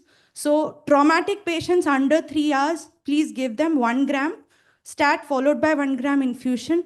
And in children, 15 mg per kg, but it's also extended now to up to 2 grams. Temperature control is very, very important. You have devices like Bear Hugger. Bear Hugger is basically like a blanket which has air current that's flowing that will keep the patient warm. You can put those patients on that after your primary stabilization. Target the labs to guide the resuscitation, and last is termination. So this is the 7 T's process of MTP. Okay, trigger, teams, testing, TXA, temperature control, target your labs, and termination. And that's the process flow that's followed. These are my references. Thank you. Any questions? Thank you, Dr. Anjana. It was a very good talk. I enjoyed it. I hope the audience also would have enjoyed. We'll just have a few questions. After that, I also have something to ask you from the audience.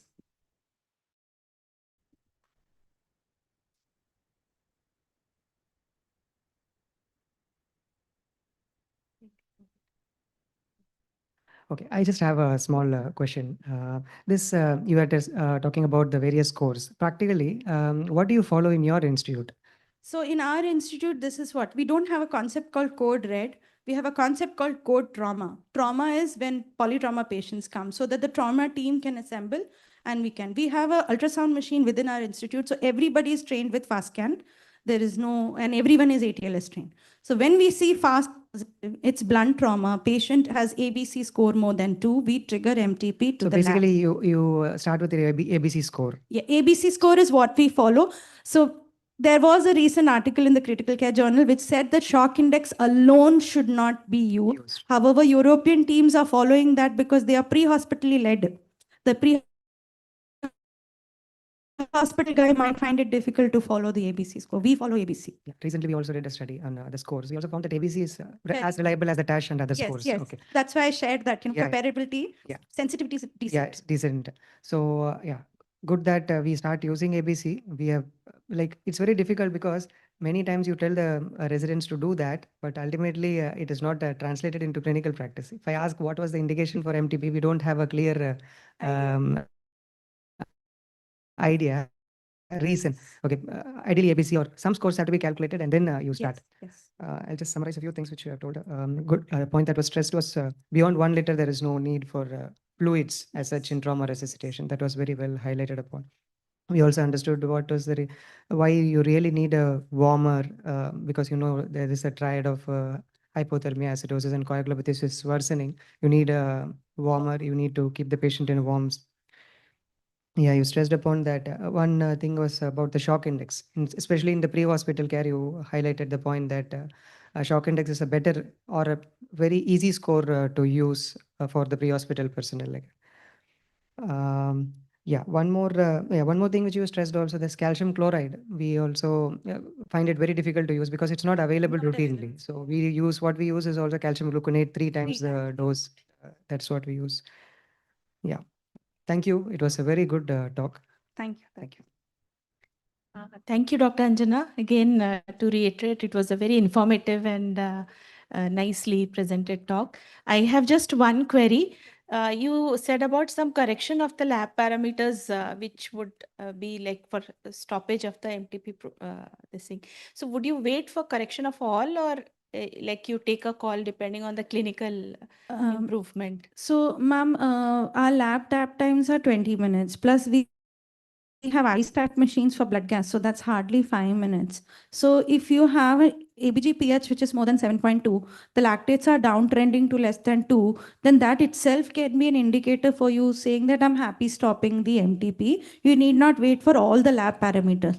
Then based on what the reports come, you can do directed therapy for what is needed. Like if the INR alone is abnormal, then you can direct, FFP toward that. You can direct fibrinogen alone if fibrinogen level is affected, or you can switch to TEG directed therapy.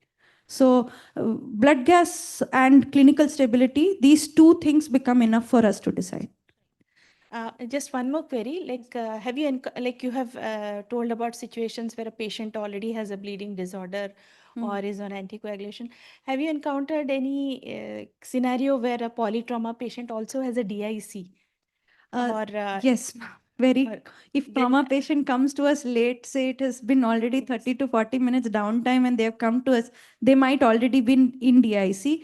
And in all obstetric trauma, like if the patient is gravida and see the 3rd trimester and now having trauma, easily they can be in DIC because amniotic fluid embolism might have happened, and they will go into DIC much sooner. So not only are you dealing with trauma here, you have another concept which is going on, which is easy for them too. That's why fibrinogen levels are kept high in them. So we can have the protocol stays the protocol same.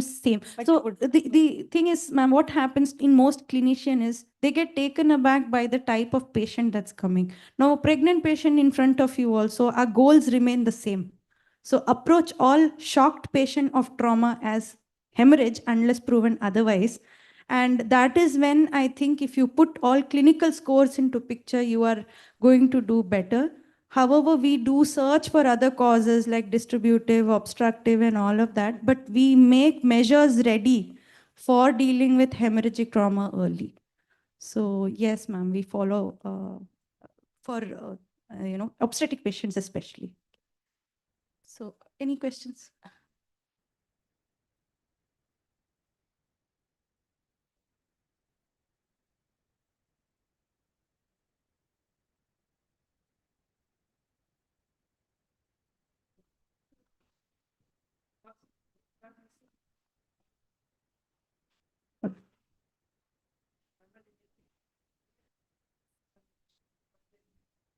Presentation. So this is a very important question. As resuscitation goes on, a lot of people ask this question: is balance meaning that every 1 unit of PRBC you give 1 FFP, one? So it doesn't work that way in concept. In concept, what just means that in the resuscitation paradigm of that first 20 minutes, have they gotten in proportion the proposed amounts adequately? So some centers might not be able to. So in the first pack itself, if you get 4 FFP and 4 PRBC, we usually run 2 PRBCs simultaneously in the rapid transfuser, and when one finishes, we switch with an FFP, then switch to an FFP. So it's PRBC, FFP, PRBC, FFP in that ratio that it goes. Though you are saying, okay, you're giving 2 PRBC, but I'm giving 2 FFP thereafter, no? So it is still balanced. So it is not necessarily always to have that 1:1:1. The whole overall should be in that 1:1:1. That's what it means. Thank you. One more question. Yes. Like you explained, if you are using ABC score for predicting the MTP activation. So if you told that if the ABC score is 2 or more than 2, then you will activate MTP. Yes. So if just consider one is there is penetrating trauma and the focus is positive, would you start MTP? Yes. Like focus, there is a little fluid inside your ascitic, inside your abdominal cavity, and No, there is if- penetrating injury. So if there is, if VP is maintained, there is no dynamic instability, then what is the point of starting MTP? So the loss of BP is the last thing to fall. When you do fast scan, you can also quantify the amount of free fluid you see. So if you're seeing a massive free fluid in the abdomen and penetrating trauma with, a heart rate being high, that automatically puts the score as 3. You need to shift them to OT, but at the same time, you need to start them on products because, see, your surgeon's not readily waiting to operate. Your OT will need time to mobilize. Your things will need time to happen. In that 45 minutes of time for everybody to come and mobilize and take him, by the time you're counseling the family, getting a consent to move to OT, he can quickly crash. And after he crashes, doing everything would be too late. That is what I meant. Thank you. One more point Yeah, to sir. add. Yeah, you continue, sir. You can. Yes. We have always had a couple of surgeons, especially neurosurgery procedures. Actually, there is no rationale behind it. If at all patient is bleeding, you activate MTP. And if the transfused volume goes beyond 1 blood volume or active bleeding more than 50 ml per minute, you can switch over to MTP. But there is no rationale of giving 1 PRBC, 1 FFP, and 1 Yes, platelet. It is I agree. unnecessary wastage of. Totally agree with you, sir. It is not rational that every PRBC needs to be followed with an FFP and a platelet. Yeah, okay. That's all. Thank you. Thank sir. you. Thank you, ma'am. So thank you, Dr. Anjana. We'll move on to the next speaker, Dr. S. Arul Selvi. She is Professor and Head, Division of Laboratory Medicine at Trauma Center, AIMS, New Delhi. And her areas of interest are trauma-induced coagulopathy, trauma-induced cognitive changes, trauma immunology, and she has 151 publications to her credit, and a number of ongoing funded research grants. And she has also been awarded as Distinguished Academician and Research for the year 2012 award. So she will be speaking on the role of laboratory in massive transfusion. So over to Dr. Arul Selvi. Good afternoon to everyone. Thank you, sir. Thank you, ma'am, for thank chairpersons for being here. And thanks a lot to Dr. Abhishek for helping me to be here, to come here. And I'm really privileged to be among you. And thanks to Dr. Aparna. And thanks to everyone for the organizing team here. You have so wonderfully set the stage for massive transfusion discussion. Okay, and my topic here is on role of laboratory in massive transfusion. Already Dr. Anjana has covered a lot. I'll go quickly.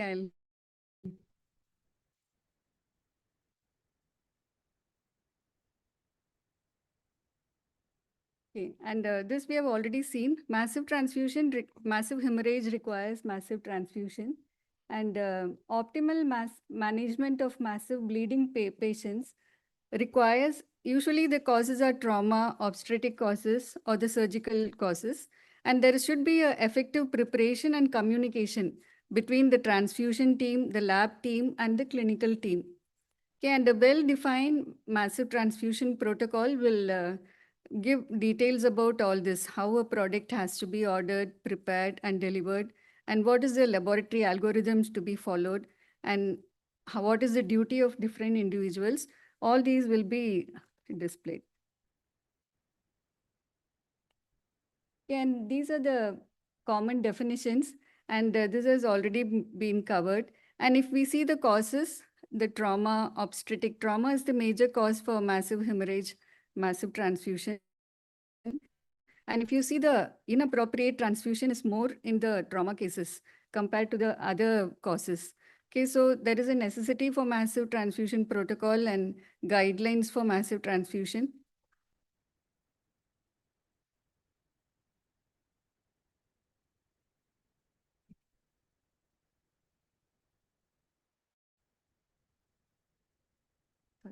And these are the minimum laboratory tests which are required. Dr. Anjana has already talked about all this, the CBC, INR, APTT, then fibrinogen, electrolytes, calcium, and in A.P.J, this pH, base excess, lactate. And then these tests, it need not be the same in every places. According to the facilities that are available and according to the hospitals, it will be changing. Okay, and there are specific massive transfusion protocols in different settings. So, and the clinicians need not keep sticking to it very firmly, because according to the clinical scenario, you may be requiring some more tests according to the need of the patients. So that will also be met. And then these are the targets which should be achieved. Dr. Anjana has talked about all this. What is the hemoglobin to be achieved, INR, platelets, ionized calcium. And about the TEG, the clinical practice guidelines will have to be followed. And in neonates, it is not necessary that you follow the strict guidelines which are laid, because if the baby is in severe distress, respiratory distress, higher thresholds can be given. And same way with the PPH patients or the cardiac surgery patients, they will be needing higher fibrinogen. So these are all some exemptions of the protocols. And then the tubes should always be made should always be kept ready in the clinical, wherever the patient is. And the set of tubes, it should be prepared in bundles, which EDTA tube or PT tubes, plain tubes. And then as the tubes are getting empty, it should again be replaced. And it is better that along with the bags, along with the MHP packs, these set of tubes are also given by the blood bank, so that the clinicians are also aware of all this, and it is kept ready for them for the next set of tests to be given.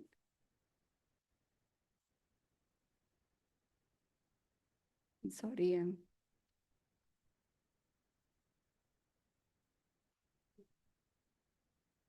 Okay, and what is the frequency of tests which should be done? Basically, when the patient arrives, when he's having massive hemorrhage, baseline tests are being done. And after that, hourly it can be given. But it is not necessary that every time it is hourly. And according to the clinical scenario, according to the previous results, or according to the rapidity of transfusion or the patient's response to the resuscitation, the frequency can be changing. And there may be some patients who are Jehovah Witness. For them, it will be different. They'll not be taking the transfusion. Or if the patient is anticoagulated patients, for them also the frequency may differ. Okay, all these has to be kept in mind. And the expected turnarounds of the labs to provide the results, it should not be more than 20 minutes. Okay, and this also is a reason for the quality assurance of the labs, and the stats should be maintained. The transport should be by the dedicated staff. Dr. Anjana has already covered this in detail. Okay, and then the communication of results should be done to the clinicians. Once the critical values are seen in the laboratories, we should communicate the clinicians and tell them whatever is the critical values are. Okay, and usually even in the NABL accredited labs, like we inform the critical values to the clinicians. And if there is any delay or if there is going to be a repetition of the test, even then the critical values should be informed to the clinicians, telling them that we are repeating the test and we will confirm it after a few minutes. So, but anyhow, the critical values has to be informed to the test, to the labs. Okay, and then prioritizing the test. This has already been covered by Dr. Anjana. She has almost covered many of my slides. And in priority, we should do the grouping so that there is preservation of the O positive, O negative packed cells in the blood bank, because these are precious units. No? So we have to quickly do the grouping, and we have to be group specific in the next round of delivery. Okay, and what are the and to special patient populations, the protocols may differ. As we have already seen, the cardiac surgery patients, the STG will be a better guide than the conventional test. And the same way for massive obstetrical hemorrhage, fibrinogen test is more important, and these all should be taken care. Okay, and in pediatric patients, capillary samples can be taken from the patients, and tests can be bundled up, and blood glucose is very important for the pediatric patients because magnesium levels also keep differing, and this may lead to hypocalcemia. And we should remember that in micro containers, we cannot do the platelet counts. Hemoglobin can be done, but not the platelet counts. And at least a minimum of 500 microliter sample will be required in the pediatric samples. And intraosseous samples can also be used for the laboratory test, and but better is the capillary samples. Okay, these are the different scoring systems which can be used to see the how to start the massive transfusion. ABC has already been covered. There is an emergency room transfusion score, and Prince Wales Hospital score, Rayner score. I've written all this because these involves the lab test also. In the Rayner score, we see the base deficit and the hemoglobin values. In the TASH score, we give importance for the hemoglobin and the base excess. Similarly, for the traumatic bleeding severity score, the lactate level, Van Drome score also the lactate level, code red criteria, shock index, and then the Larson score, Laughlin score, Schreiber score. I'll be dealing about it in the next slides. Can the COAST score, TIC score, TICCS score, MTS score, and the HSTP score. Okay, and coming to the base excess, base excess value above +3 is metabolic alkalosis, and below -3 is metabolic acidosis. Okay, and this base deficit is very important in determining the massive transfusion for the patient. This base excess value is very important, a part of the A.P.J values. Okay, and if you see here, keeping the base deficit value, we can categorize the hypovolemic shock into class 1, class 2, class 3, and class 4. Okay, and in class 1 and class 2, we need not give blood transfusion. Class 3, in moderate hypovolemic shock, it may be required. And in class 4, we have to go for massive transfusion. This is another study done keeping the base deficit values. Here also they have divided the trauma patients into normal, mild, moderate, and severe. In severe group, they go for massive transfusion. And again here, this warming is also required for the patients, and control of bleeding is also required. And we have to screen for alcohol also in these patients. Okay, this is the TASH score. Here also base excess is used. This is the lab value, so I'm insisting on it. The hemoglobin and the base excess is used apart from blood pressure, heart rate, fast, and then the fractures in the extremities and sex. Okay, and any score about 24 is more, it predicts massive transfusion. Okay, and this is the emergency transfusion score. Here also we use the base excess and the prothrombin time. Okay, and the ABC score is already covered. More than 2, it insists on massive transfusion. Okay, and we had done a small study comparing the ABC, ETS, and the TASH score. We have seen that TASH score can predict massive transfusion much better than the other scores, but this ETS score is a better predictor of the hospital mortality of the trauma patients. Can this Larsen score, here we use same base deficit and the hemoglobin values. Okay, here also it has a predictive value of specificity is 69%, and positive predictive value is 54% and negative is 78%. Okay, this is traumatic bleeding severity score. Here also we use the lactate values in making the score. And this score seemed to be better than the TASH score, ABC score. So this is of higher specificity and sensitivity. Okay, and this is the Facila score. This is used only for the blunt trauma abdomen patients. Here we use the lactate values in making the score. And this is a part of making this Facila score, this lactate values. This has a higher predictive value of, this has 97% specificity and 90% sensitivity. Okay, and this is the Van Rome score.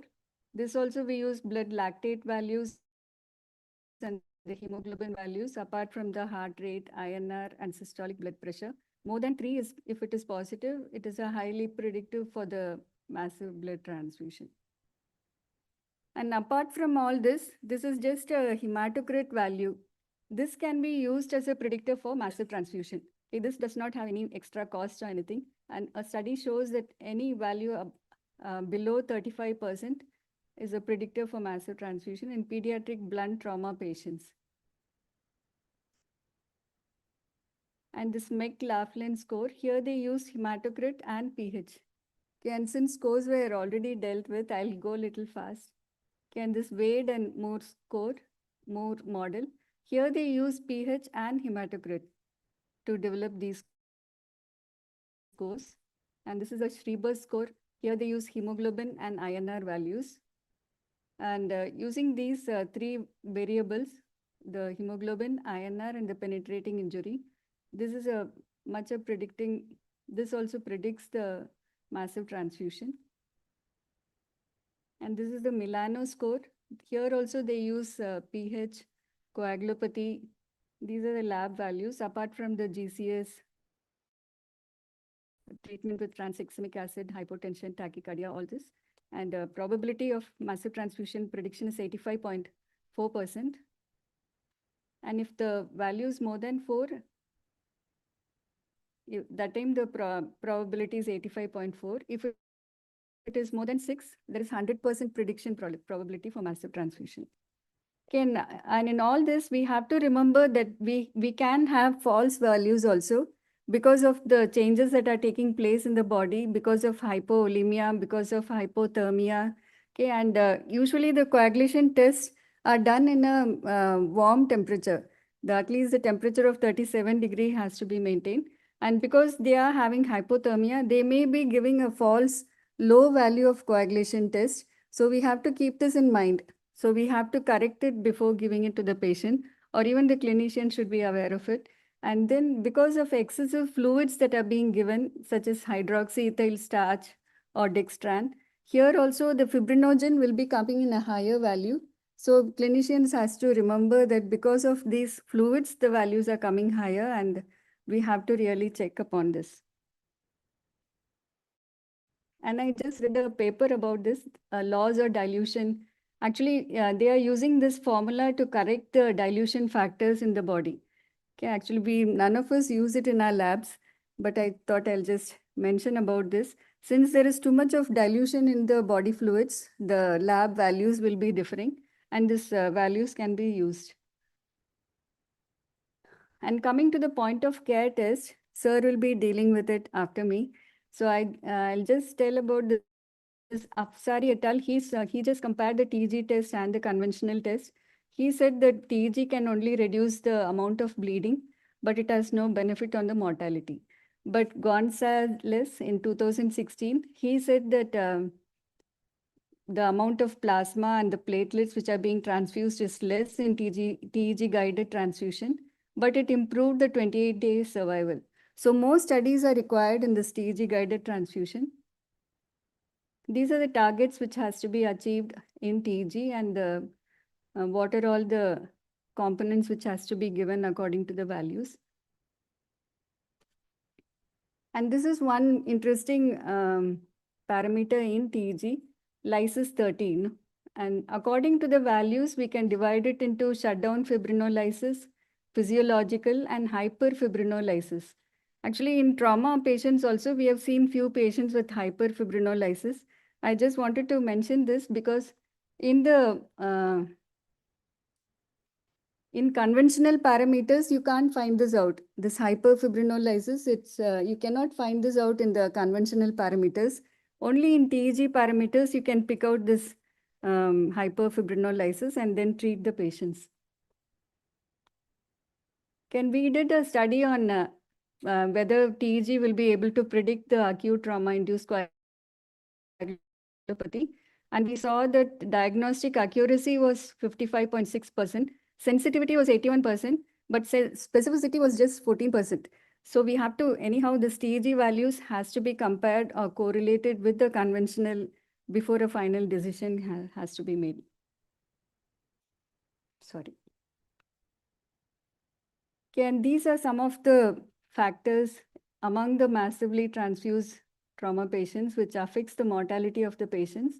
GCS or the severely injured patients, GCS below 8, or if the patient is having coagulopathy, or if the patient is going for major vascular surgery, or if the TLC is above 10,000, then they are more prone to go for mortality.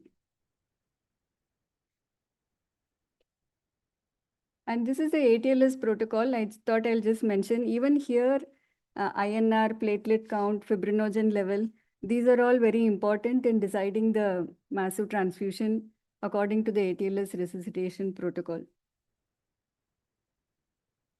And this is a protocol which I saw in the literature, I thought I'll just mention. Keeping the values of the lab values, they have made this protocol. If the, just few things, for immediate spin, they give O negative, 2 O negative packed RBCs, then 2 FFPs. And then the next round, they go according to the test results. Okay, if the hemoglobin is low, if the platelet is normal, if the coagulation is normal, then they go for the next pack. And every packs will differ according to the lab values. And again, after some time, again, they'll be taking another set of investigation, and again, the set of components will be differing. And this, I found it interesting, like when they were doing the massive transfusion also, they are measuring the brain oxygen saturation level. And this was a useful tool to guide the blood transfusion in cardiac surgery. Okay, and then they compared this with the conventional method also, but they found that this was more studies are required to prove it more useful. Okay, and this is a SPHB, where non-invasive methods of measuring hemoglobin. Here they found that this will reduce the red cell transfusion during neurosurgery. But there's another study which is telling that this non-invasive method is not a better method, okay, because it is not so precise, and they are not in favor of this non-invasive method. Okay, so more studies are required. This is not a proven one. And here in preterm, no, this is a different one. Like they are continuously monitoring the A.P.J gases and pH during intraoperative rapid blood administration using a paratrend sensor. Okay, here also we have to continuously monitor the A.P.J. Already Dr. Anjana has told the pH and PCO2 values and calcium values. These keep changing and the patient has to be treated immediately. And this was using this paratrend sensor, they were measuring the A.P.J values and treating them. So. And this is another study where in preterm infants, they have used an inline ex vivo bedside monitor. And through the umbilical artery catheter, they were drawing the blood and analyzing this blood gases, sodium, potassium, hematocrit. And since the baby was on blood transfusion also, they were measuring the blood gases. And this blood was again returned to the baby, to the patient. But they are also telling that there's no difference between this and the normal method of measurement. And this was something interesting using the, already Dr. Amit has told about artificial intelligence in predicting the massive transfusion. Here also they are using the large language model to measure the transfusion or to decide whether to see if transfusion is given properly or if I'll just read the hypothesis. They hypothesize that public LLMs could perform such tasks with accuracy and precision. Here there are 3 sets of LLM, large language models, BARD, GPT 3.5 and GPT 4. BARD was just used they just gave a short case presentation and this was able to predict if the red cell transfusion was indicated or not.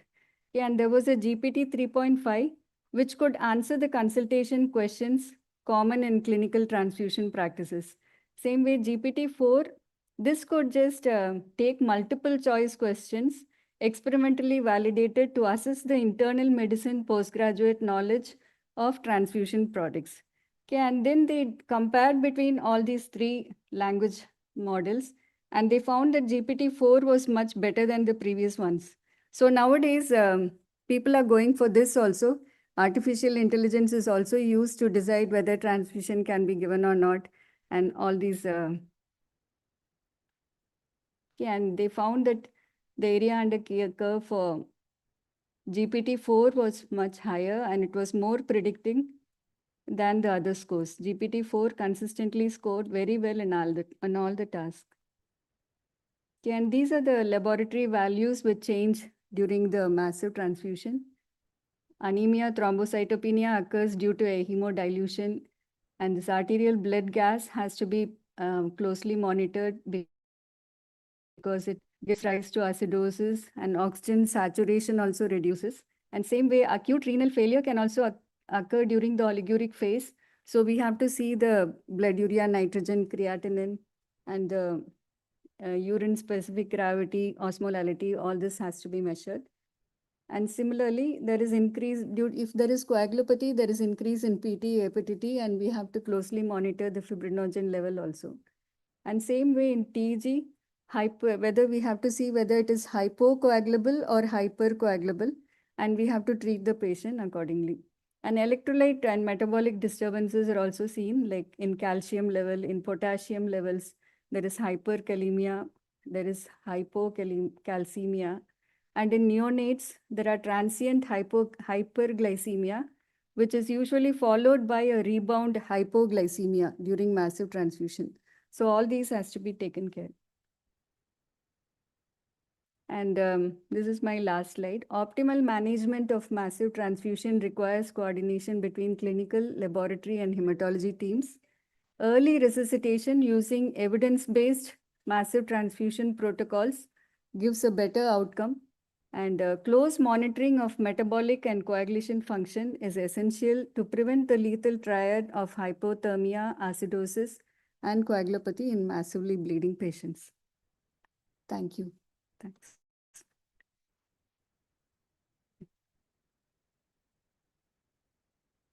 Thank you, ma'am. That was crisp and it was a good presentation. We could understand many things clearly. It's open for the audience. Is there any questions?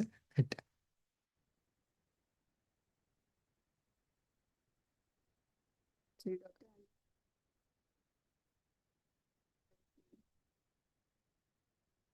Yeah, ma'am. You summarized many important things. In fact, the first slide, it was a very important slide because it showed that maximum percentage of inappropriate transfusions happen in trauma only. It's true. Every day we see that in clinical practice. Unnecessary transfusions will be going on for some patients like that. We also understood that certain laboratory parameters are very common to all the scores like that. Basics is hemoglobin, lactate, and things like that.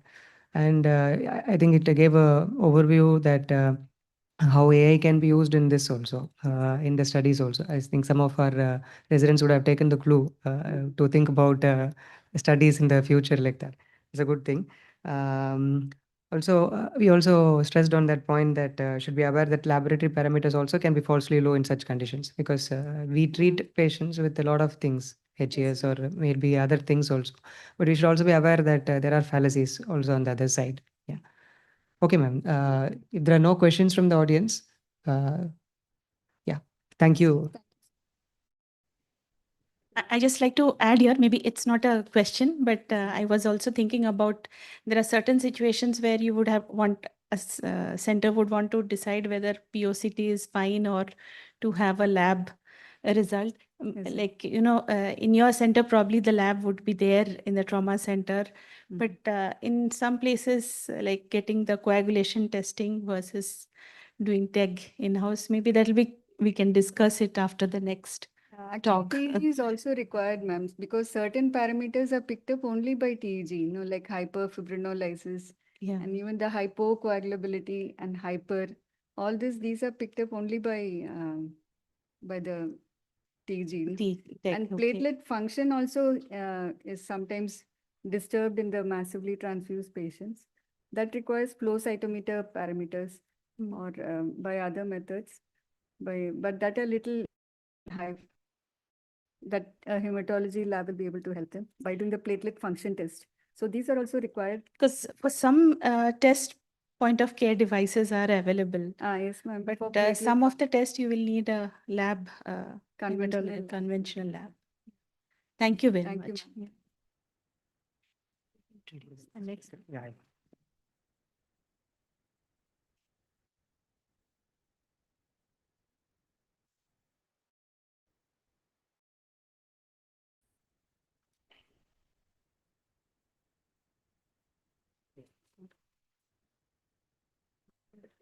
We'll move on to our next session. I'll introduce our next speaker, Dr. Ganesh Mohan sir, who is a professor and head, Department of IHBT from KMC, Manipal. Sir is a member of various societies. Sir has got publications of around 49 numbers, around 6 research grants. Okay. Sir is also a deputy manager of internal quality assurance cell. Sir has also received a Jolly Award from the society. So, sir, we are very happy to welcome you here. I think next half an hour we'll have a good discussion and on this point of care testing. Over to you, sir.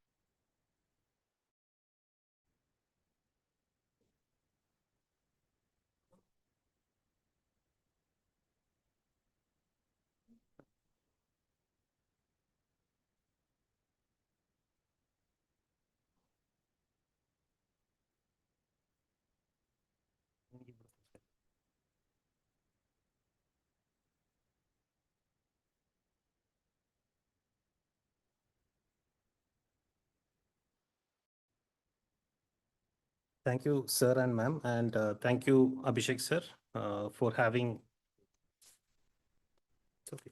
for the opportunity. We have seen the entire day has been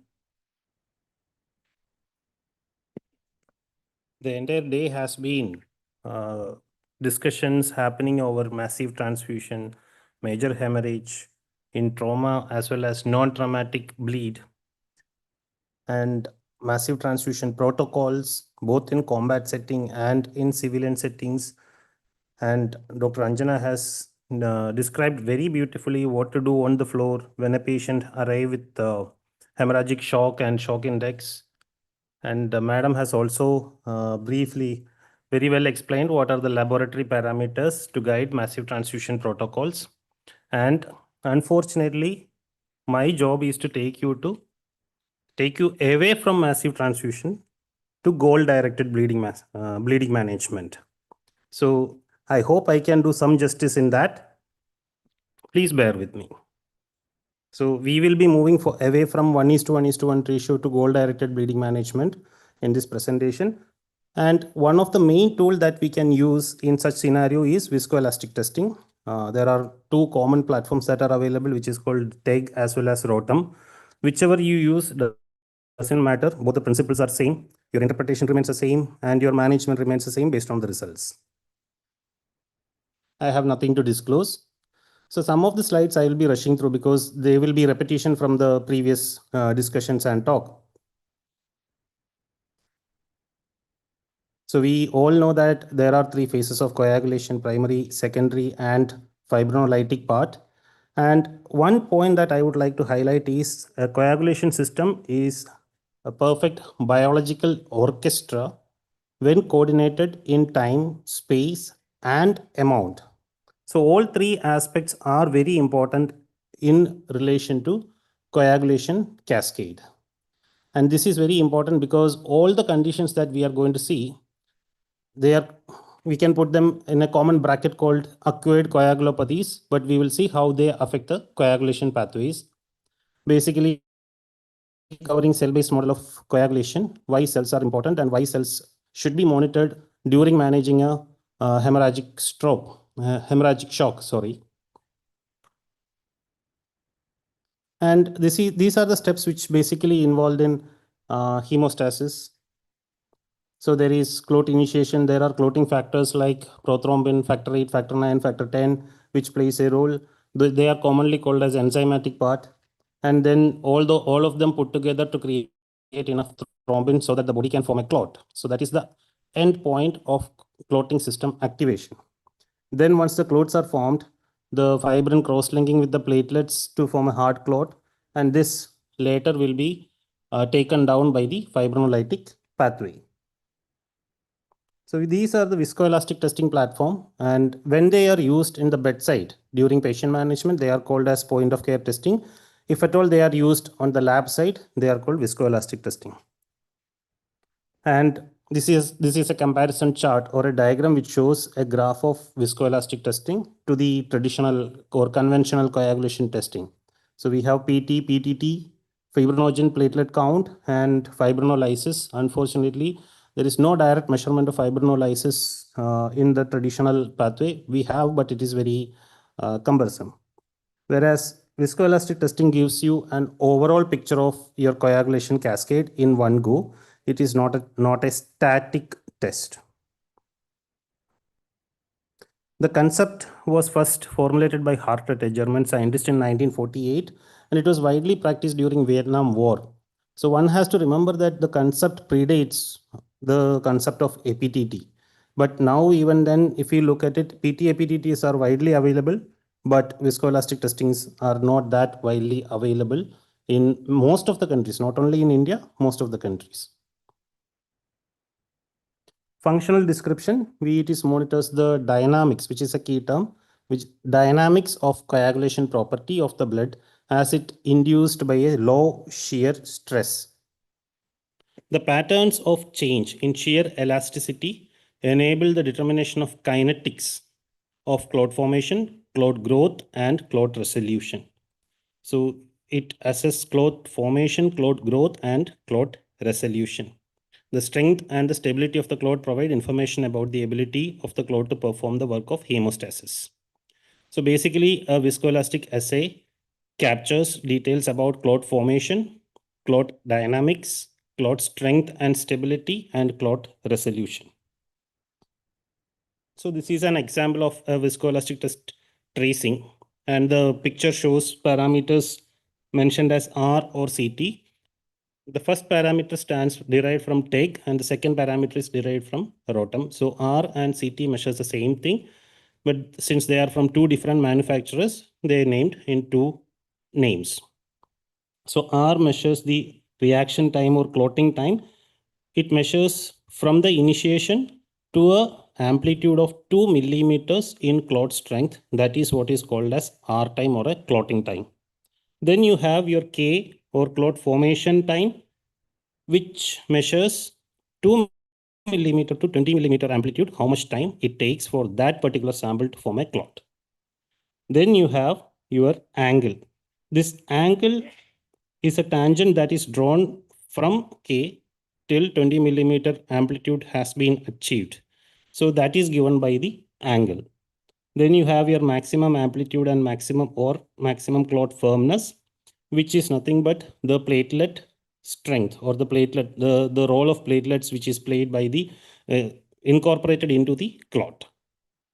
Then you have your fibrinolysis pathway, lysis 30 or lysis 60. It is nothing but from the point MA has been formed 30 minutes later, what is the clot strength? How much lysis is happening? Then there are derived parameters. Some of them are which are commonly used in ROTAM are A5 and A10, which are nothing but amplitude at 5 minutes and amplitude at 10 minutes. Other parameters used in TEG are most commonly used in TEG is CI and TGI. So we have an oscillating cup and a pin. So basically the principle remains the same as I mentioned earlier. So you have a cup and you have a pin, and it is like if somebody is well versed with baking, you can easily correlate. It is like whisking. So in one, the cup moves, in another, the pin moves or rotates. You add the blood and you activate it with the recalcification.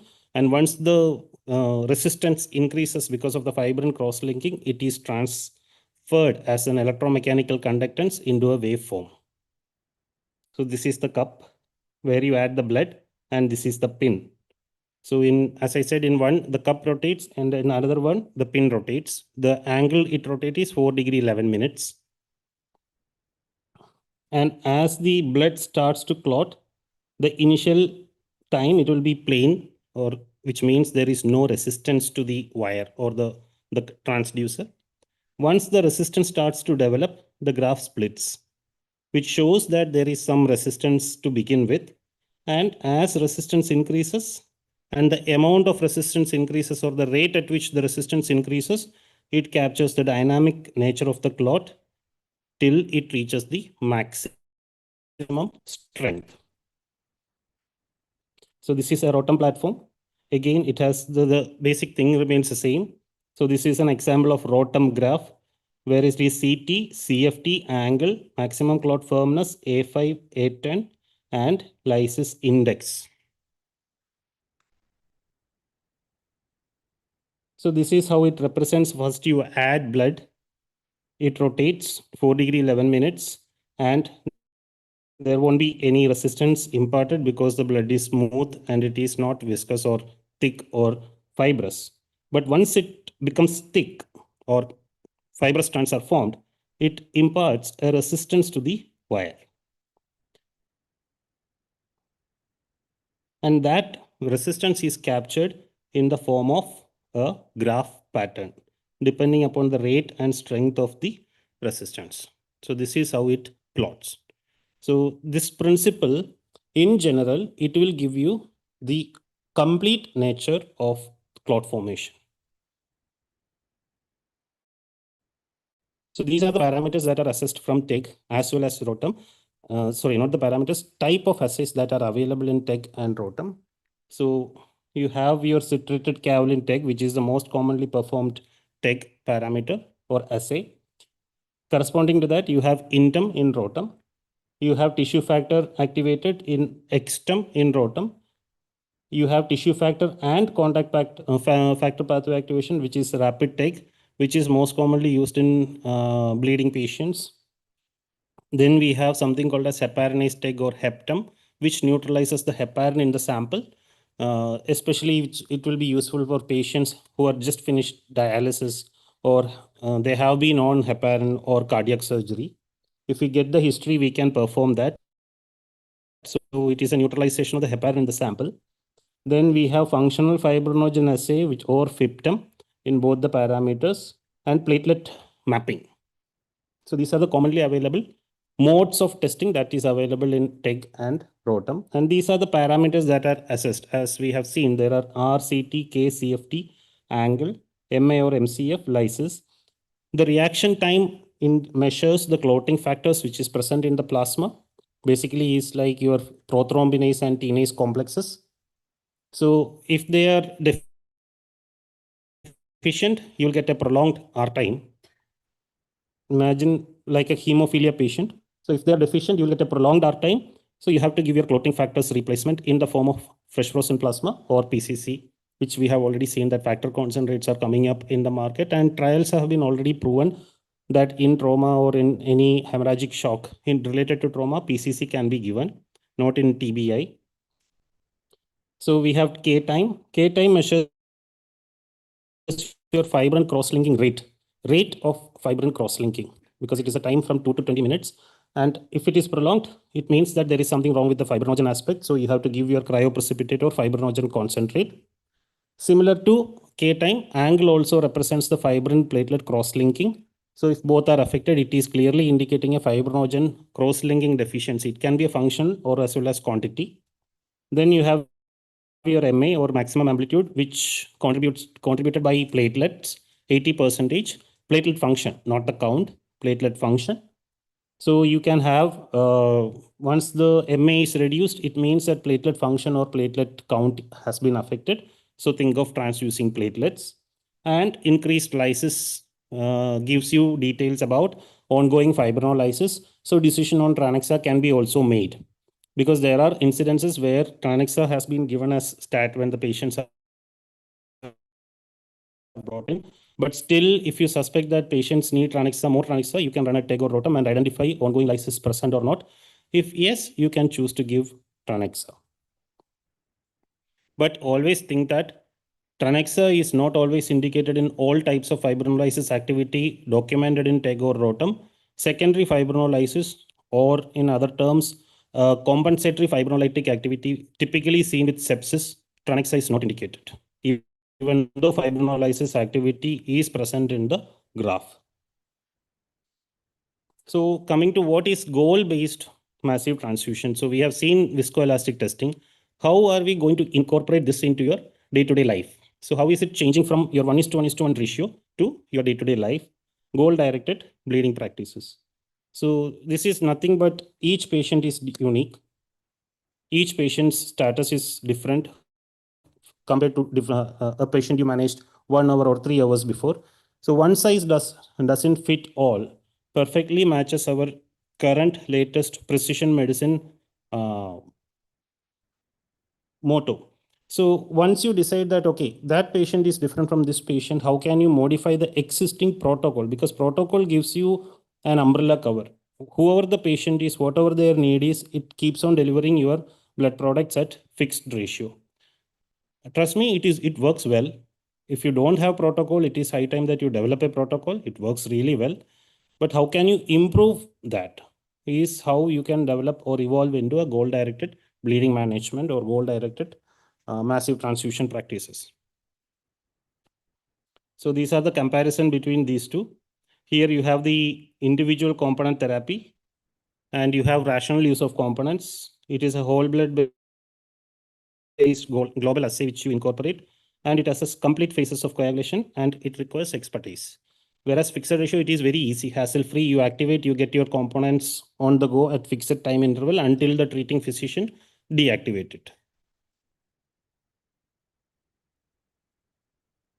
Coming to common scenarios where your viscoelastic testing really help you is One, we have seen trauma. We have seen casualty in the war as well as combat scenarios. And we have seen laboratory tests that can be incorporated. What we can learn from such things. So there are acute coagulopathies which we see associated with hemorrhage. So most commonly assessed or utilized term is trauma in when you discuss about major hemorrhage or massive transfusion.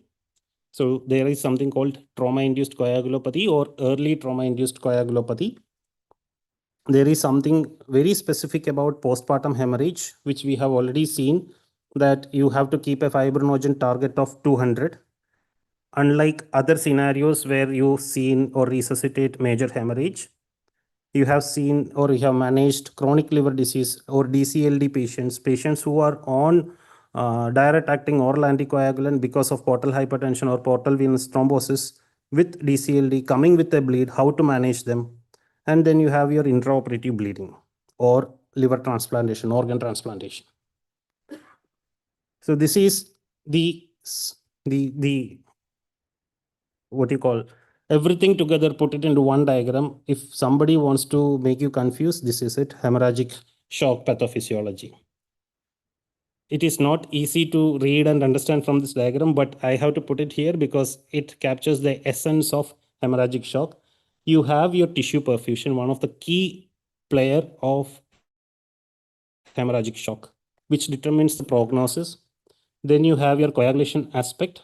Then you have your immune system, which also plays a role in your hemorrhagic shock, coagulation, resuscitation. Then you have your circulation. So the entire thing is interconnected in hemorrhagic shock. They are not like four entities standing side by side. They all are interconnected, and we are only discussing about this aspect.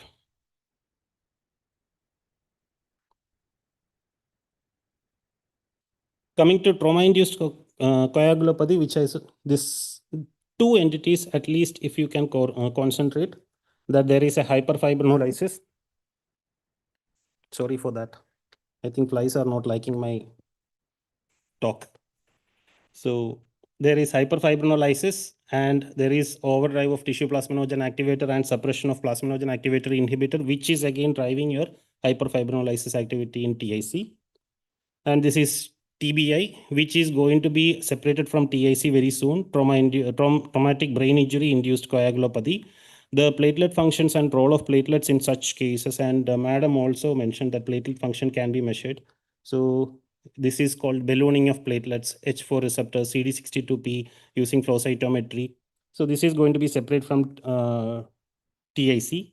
And role of fibrinogen coagulation factor monitoring in PPH, you keep a target of 200 because otherwise there is 99.3% chance of them going into DIC very fast. It's not like in any other scenarios. The development of DIC in such patients are like very quick, rampant, unless we manage them very carefully.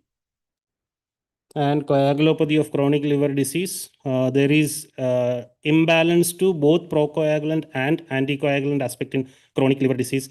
So the concept now it is they achieve a rebalanced state of coagulation, even though our in vitro lab test show them that they have a prolonged PT or prolonged APTT, prolonged INR, but they achieve a rebalanced state of hemostasis. That is why some of the patient present with thrombosis rather than bleeding. So shortcomings of the conventional coagulation test in coagulopathy of hemorrhagic shock. So it is an in vitro assay. It is a static measurement. It measures till the fibrin crosslinks are formed. What happens after that? It doesn't tell us. And it is done in platelet poor plasma. There is no activity to perform fibrinolysis, and it doesn't correlate well to a patient temperature. If the patient is having hypothermia as a part of lethal triad and resuscitation, it doesn't very well correlate to that. And it is a poor predictor of bleeding or transfusion assessment. And we have all seen that the PTs or APTTs more than 1.5 times the normal. Yes, that is true. And please don't use INR as a predictor of bleeding because INR is only used for warfarin monitoring, nothing else. And they change, but the time required for the PT or APT to change is they have to cross, the clotting factors has to go below 30% in vivo.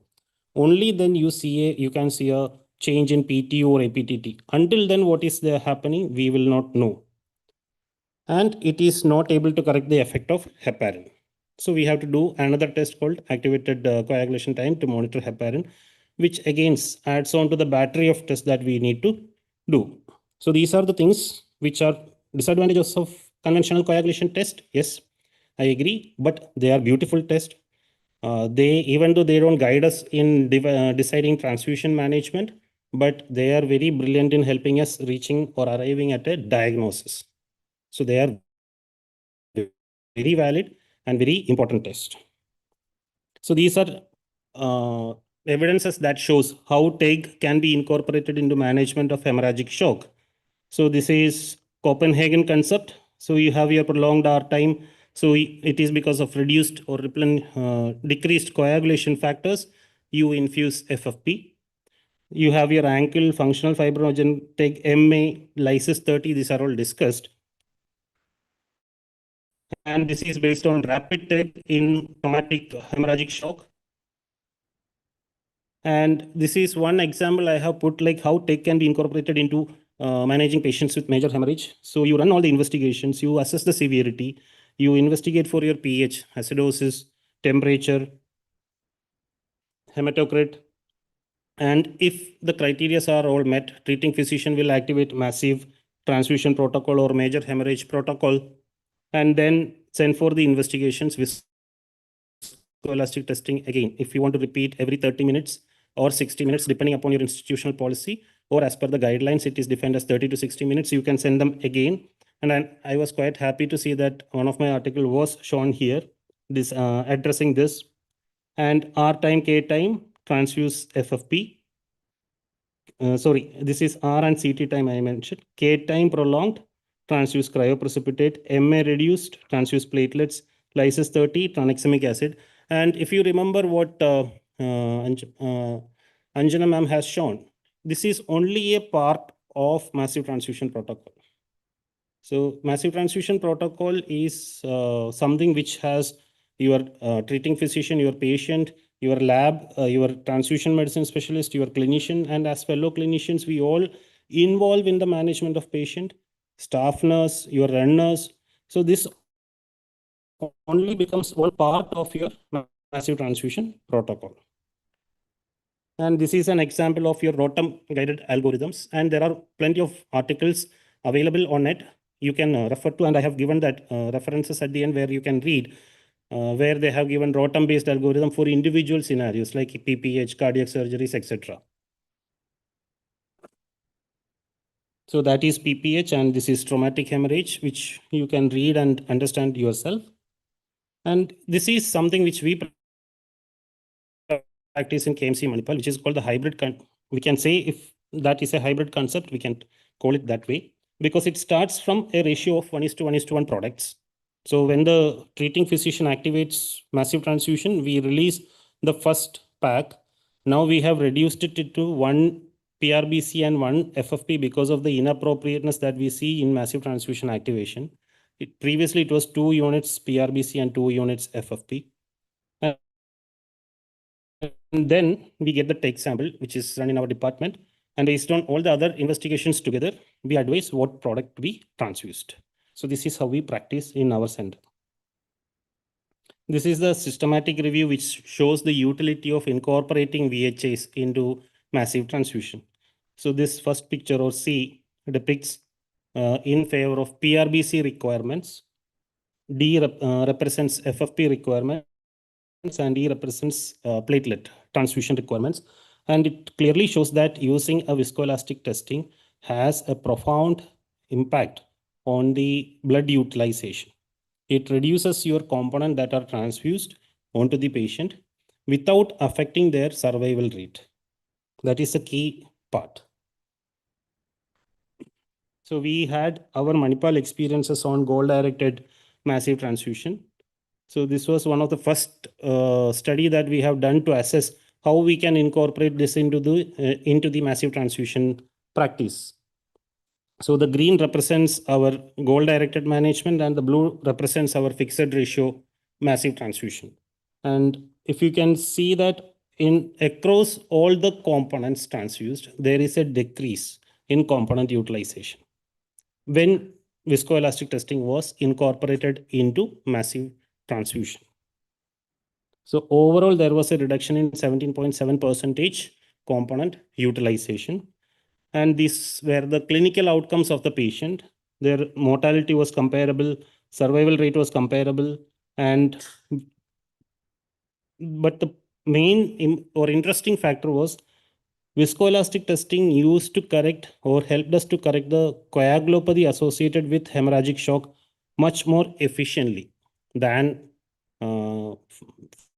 fixed ratio protocol. Because I think we have already discussed fixed ratio protocol will give you that prefixed components in that ratio. You follow PRBC, FFP, platelet, or cryo, so that individual needs of the patient will not be addressed, but it will help you to resuscitate the patients. So that is what is shown here. So if at all a patient is having individual coagulation defect even after resuscitation, as madam has suggested, that you give them a directed therapy.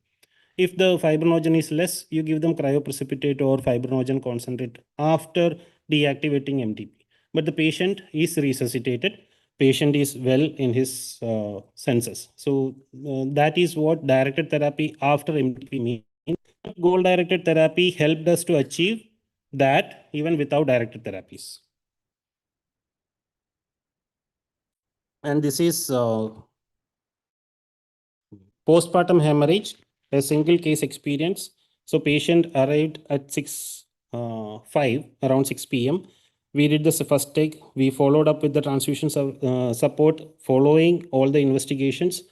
So these are the products that are transfused. 1 PRBC followed by 10 cryo. So you may ask why it is not following 1:1:1 ratio.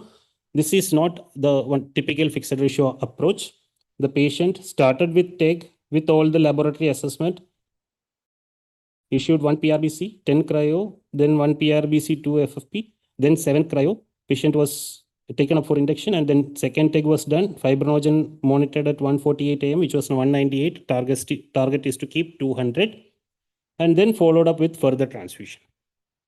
So this is just an example of how one single case was managed with the timeline. And following this, this is our hospital where it is located. And we get postpartum hemorrhages referred from all across these places, ranges from 30 minutes for transit time to 3 hours.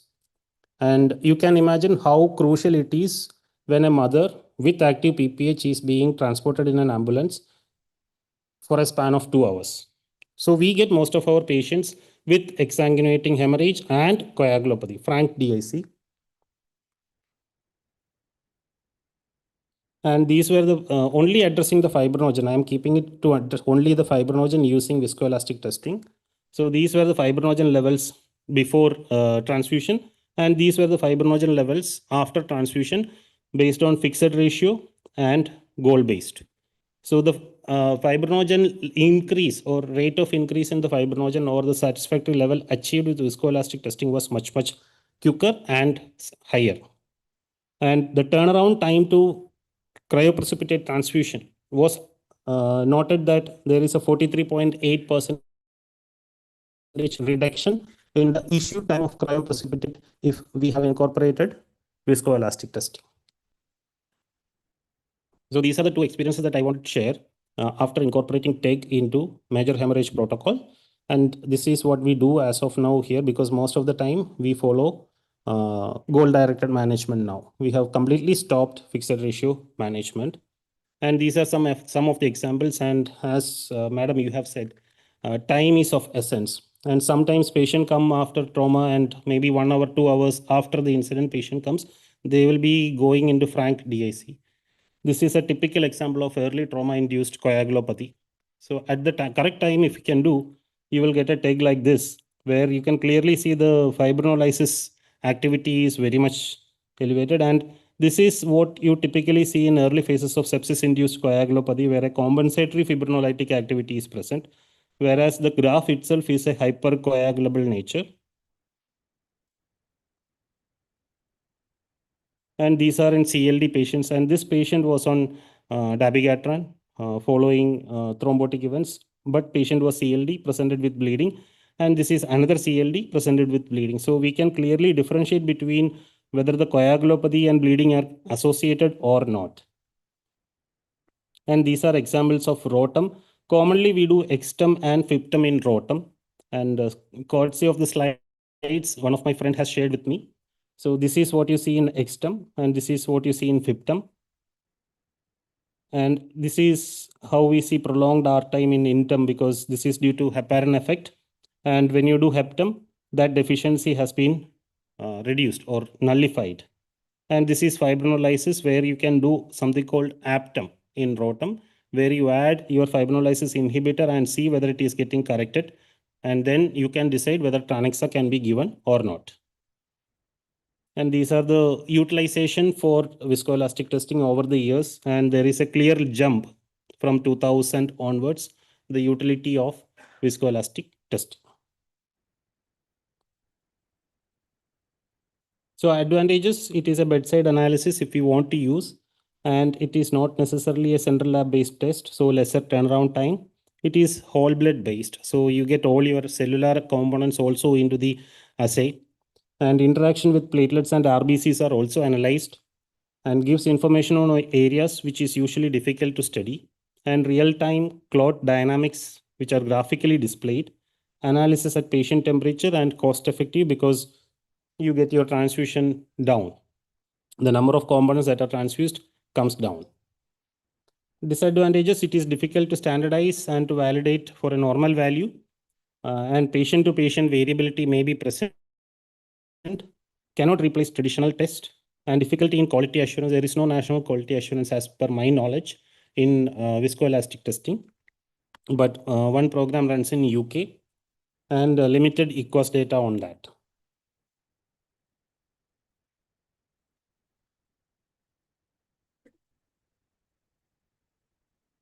What about quality indicators of major hemorrhage protocol? Both the madams have discussed about this. It is not only satisfactory to install or implement a protocol, we have to monitor how well it functions. And it is a protocol, it is a chain of events.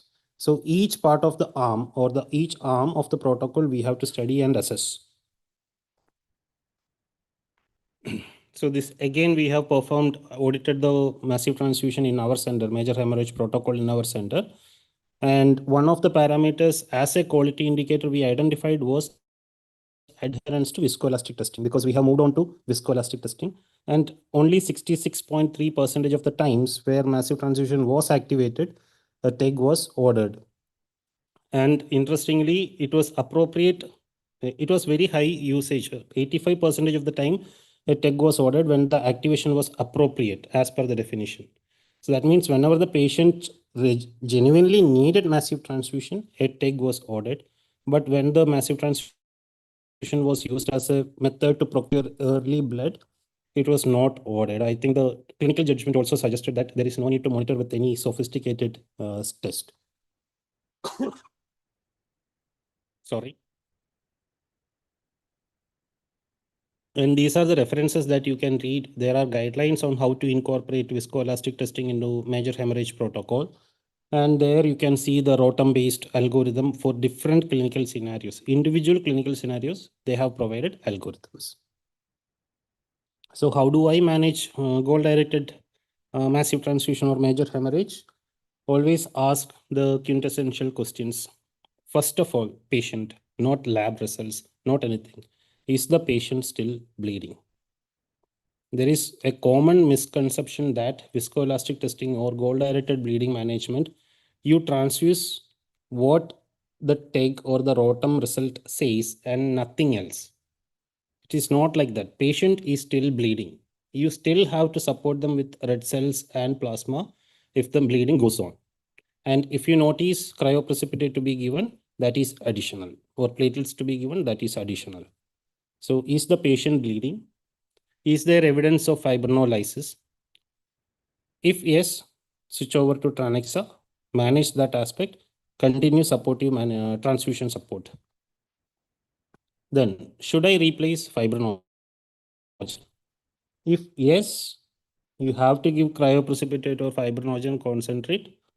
Should I replace clotting factors? That means basically FFP or PCC or whatever it is, and should I give platelets? So these are the questions that we have to ask when we incorporate VHA or VET into major hemorrhage protocol.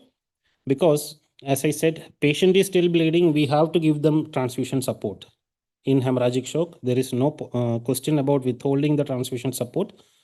But when it comes to correcting coagulopathy, what component to give, a viscoelastic testing is going to tell. Maintenance transfusion support, we keep on giving them until hemostasis is achieved. And morning, we have seen that it is a multidisciplinary team, even because trauma or any hemorrhagic shock, a lot of people are involved in the management: orthosurgeons, neurosurgeons, plastic surgeons, obstetricians, transfusion medicine, lab personnel, many people are involved. So if it is in a haphazard or chaotic manner, everybody will have their own input. Nothing will going to change the management. Whereas if you can tune everything, put everything in that order, place where they are supposed to be, give them that structure, develop a protocol, then it becomes a well-oiled machine. Do periodic auditing, simulations, multiple trial runs, then it will become a well-oiled machine. And remember, goal-directed massive transfusion is only one small part of it, but a very, very critical part of it. Thank you.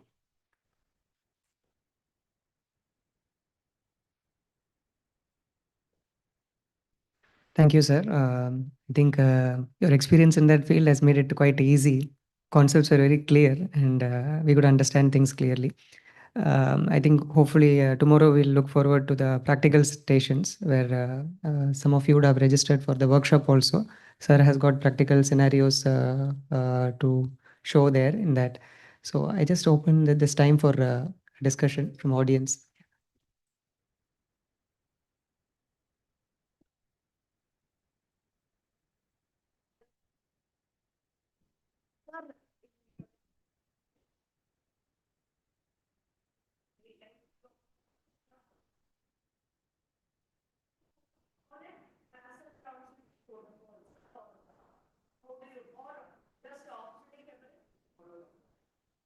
Okay, so I have shown you the data. So when most of the times we receive patient referred from outside, by the time they reach our center, they will be in hemorrhagic shock. They will have major bleeding. So that time upon receival, massive transfusion will be activated. Whereas if it is in-house, if it is planned, we go directly switch over to goal-directed management, where we give them directions. Okay, at this time we have to do these many tests. See for the bleeding. If the patient has uncontrolled bleeding, take these many products. Based on the test results, we will go. So there won't be an activation as such, but we all work in tandem to monitor the patient and transfuse. So there won't be an activation as such. Yeah.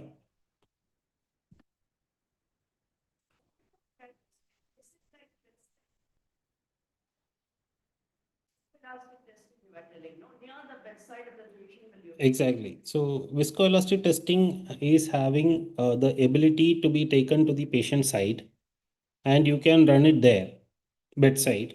So that time, every place who practice like that, they call it as point of care testing. But in our place, it is in our department in transfusion medicine. So we don't call it as point of care testing because it is in the lab. We transport the sample from patient side to our. So if it is in the patient side, bedside, you can call it as point of care testing.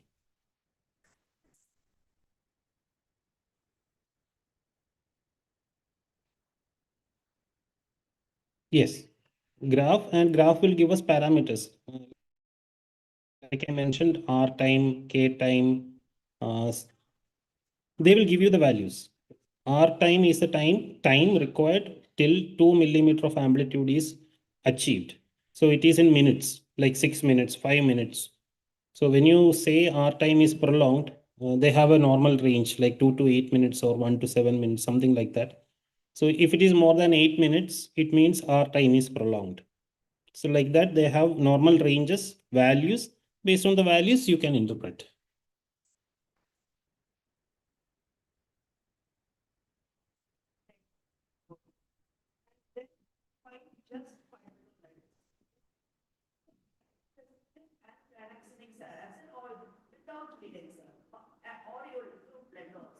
Okay.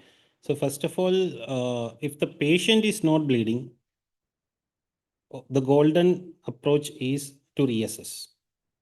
If the patient is not bleeding, the best intervention we can do is to stand back. If the patient is bleeding, we have to look into the options or causes of bleeding, and do the fibrinolysis part play a role in that bleeding. So generally in trauma or PPH, where Tranexa is indicated from evidences that has created, we can see a fibrinolysis activity, then yes, Tranexa can be considered to stop the fibrinolysis. But once the patient is resuscitated, once the patient hemostasis is achieved, and later when you do a TEG or ROTAM and you observe fibrinolysis activity, that time it is better to correlate with the fibrinogen, your D-dimer, your PT, your APTT, and patient bleeding, whether patient is developing a bleeding or not. If not, the body itself will recover that fibrinolysis activity. So post resuscitation, the important question you have to ask is patient bleeding, yes or no?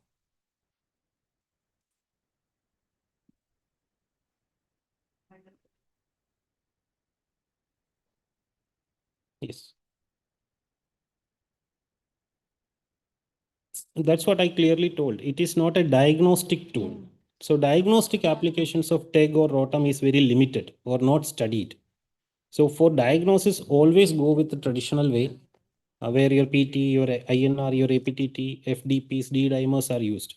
And it is only a scoring system for DIC. Your ISTH scoring system or the JMWH scoring system, which says if the score is more than 5, that score is developed from these many parameters.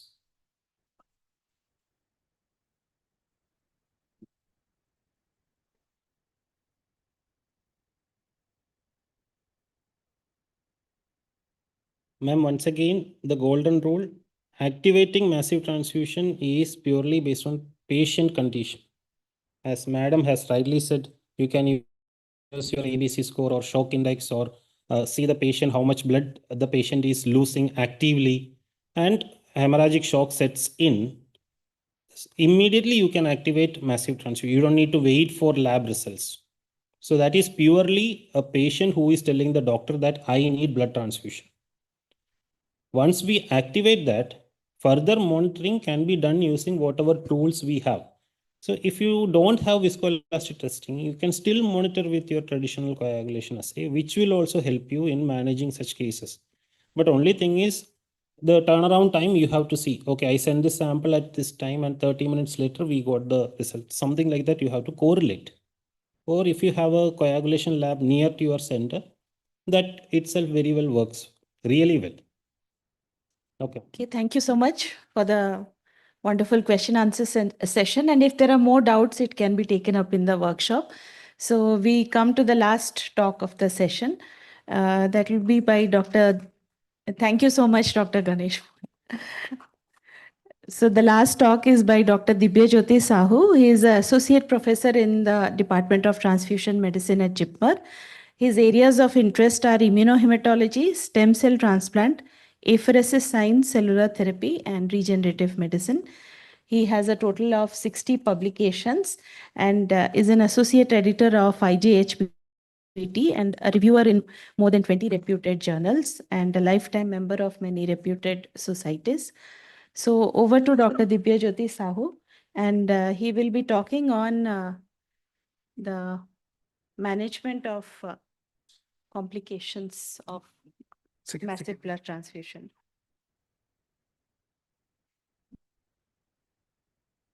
Thank you, madam, for that introduction. Respected chairpersons, distinguished faculties, dear audience. So over next 20 minutes, I will be discussing complication of a complicated situation. So massive transfusion usually requires to take care of a complicated trauma, and I will be discussing on what are the complications of this massive transfusion. So most common complications are like hypothermia, coagulopathy, dilutional thrombocytopenia, hypocalcemia, hyperkalemia, metabolic disturbances, aluminization, and transfusion reactions. So numerous problems are associated with massive transfusion, including what I told. Also some infectious, immunologic, or physiologic complications are also related. So the main aim is to be aware. So once we are aware of the complications, so we can take the preventive steps. So from morning, we are discussing about this lethal triad. So coagulopathy, hypothermia, acidosis. So this is again a root of complications of these complications. So uncontrolled hemorrhage may ultimately result into development of hypothermia, coagulopathy, and acidosis. That's why each of these complications like your hypothermia, coagulopathy, and acidosis exacerbate the other. So somewhere this is known as bloody vicious cycle. So this was term given almost 30 years back. Still now also this is continuous. So this vicious cycle somewhere we have to stop. There are a lot of steps are there. So they say definitive control the hemorrhage. So first step is we should try to control the hemorrhage, improve the blood resuscitation, treat the coagulopathy. So once we do all these three things, then only the survival improves. We have to also understand why this hypothermia is a little bit dangerous or why it continues even if we take so much measures. So these are the steps, these are the things which give rise to hypothermia. First is after this polytrauma, patient is exposed to outer environment. For example, like if we enter to any emergency or any OTs, it will be cool. The temperature will be below 25. So exposure to outer environment. Next is infusion of cold fluids and blood products. Blood products are always kept at 2 to 6 degrees. In a emergency, it will be requested. They will be cool when the patient receives it. Next, opening of the body cavities. So once body cavity is open, again it is exposed to more cold. There is decreased production of heat. So body is compromised, immunity is compromised, there is decreased production of heat. And there is impaired thermoregulatory control. All these things give rise to hypothermia.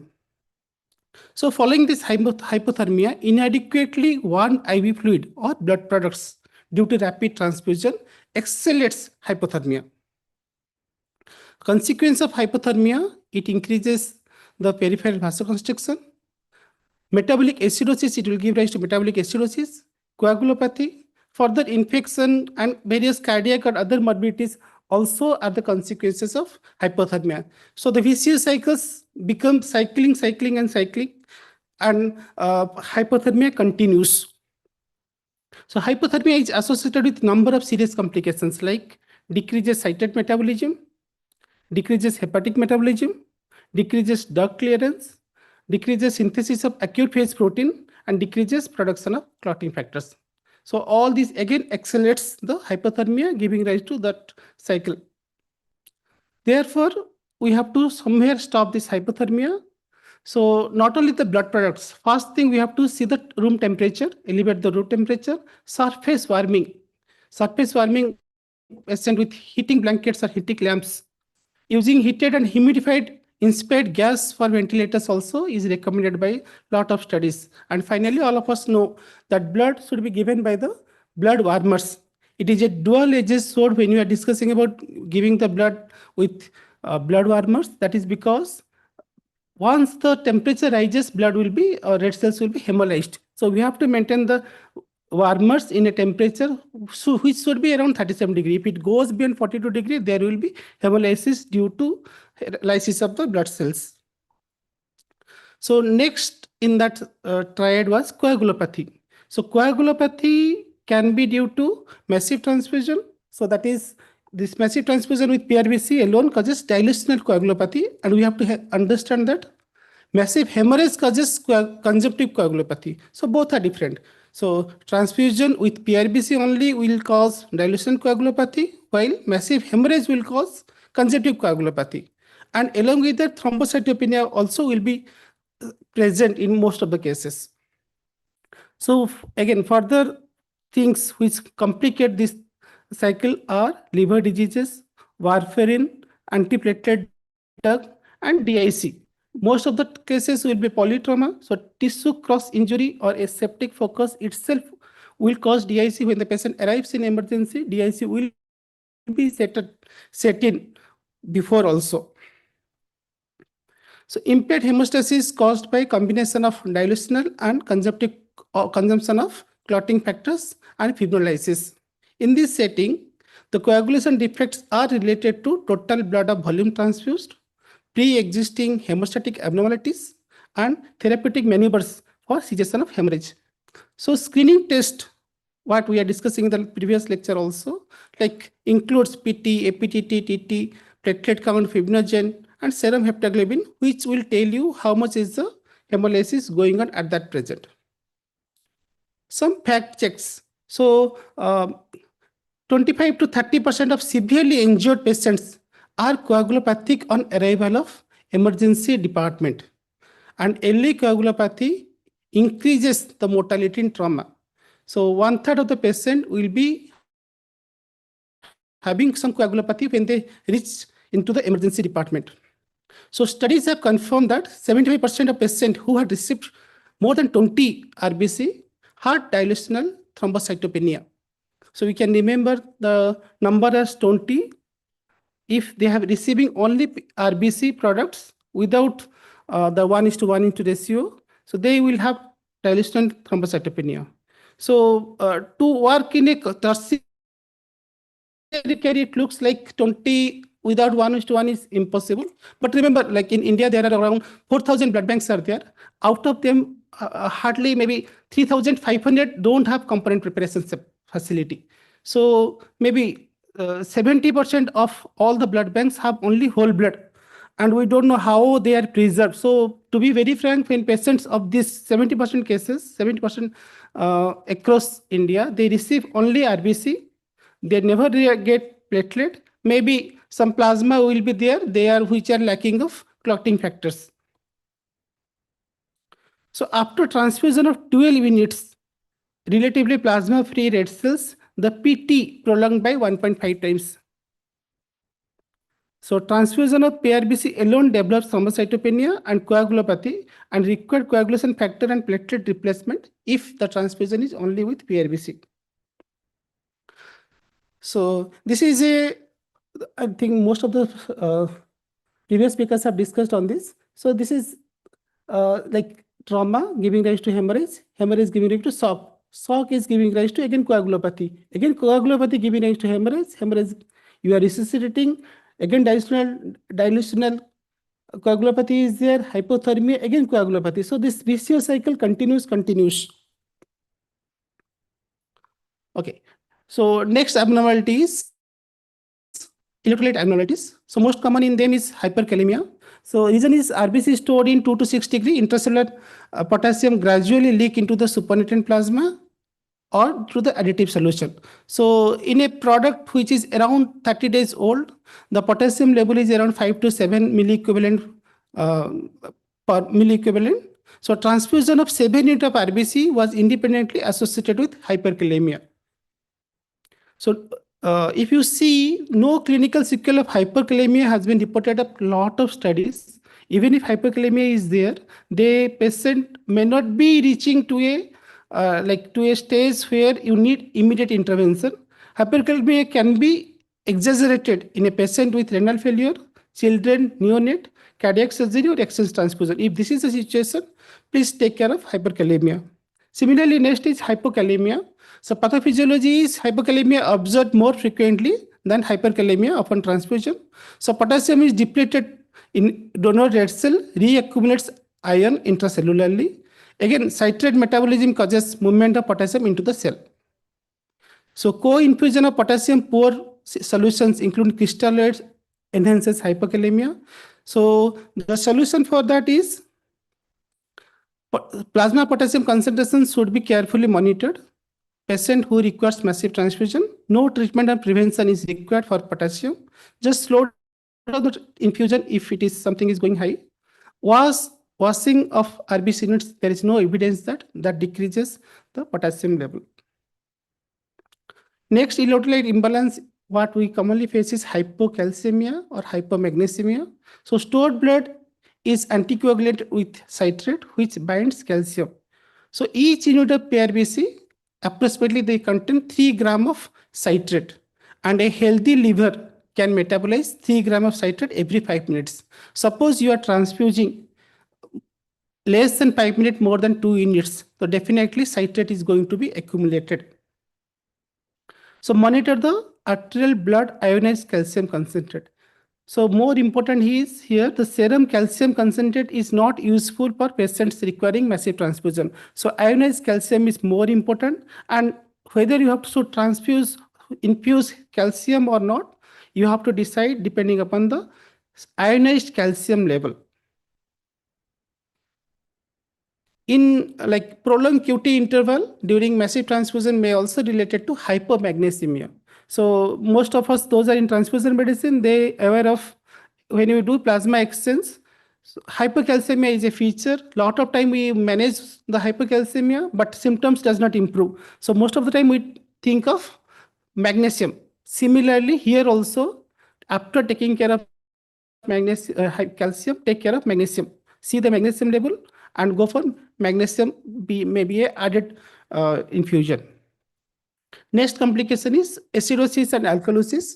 So patients requiring massive transfusion frequently develop a metabolic alkalosis. Citrate is metabolized to bicarbonate, which also helps to increase the metabolic alkalosis. So presence of metabolic acidosis in patient who requires massive transfusion is an indicator of tissue hypoperfusion and is not related to blood product. So this has to be kept in mind. Aggressive resuscitative measures, including restoration of adequate tissue perfusion, should be continued in the patient who are having a metabolic alkalosis. The reversal of acidosis is required with alkalizing agents. Coming to acidosis, so acidosis exacerbates coagulopathy. Clotting factors are enzymes. Those activity is impaired by acidemia. So if there is acidosis, again clotting factor activity will be decreasing. Impairment of hemostasis arises with severe metabolic acidosis. The impaired liver produces lactate that compounds the problem. So buffering towards physiologic pH is the recommendation.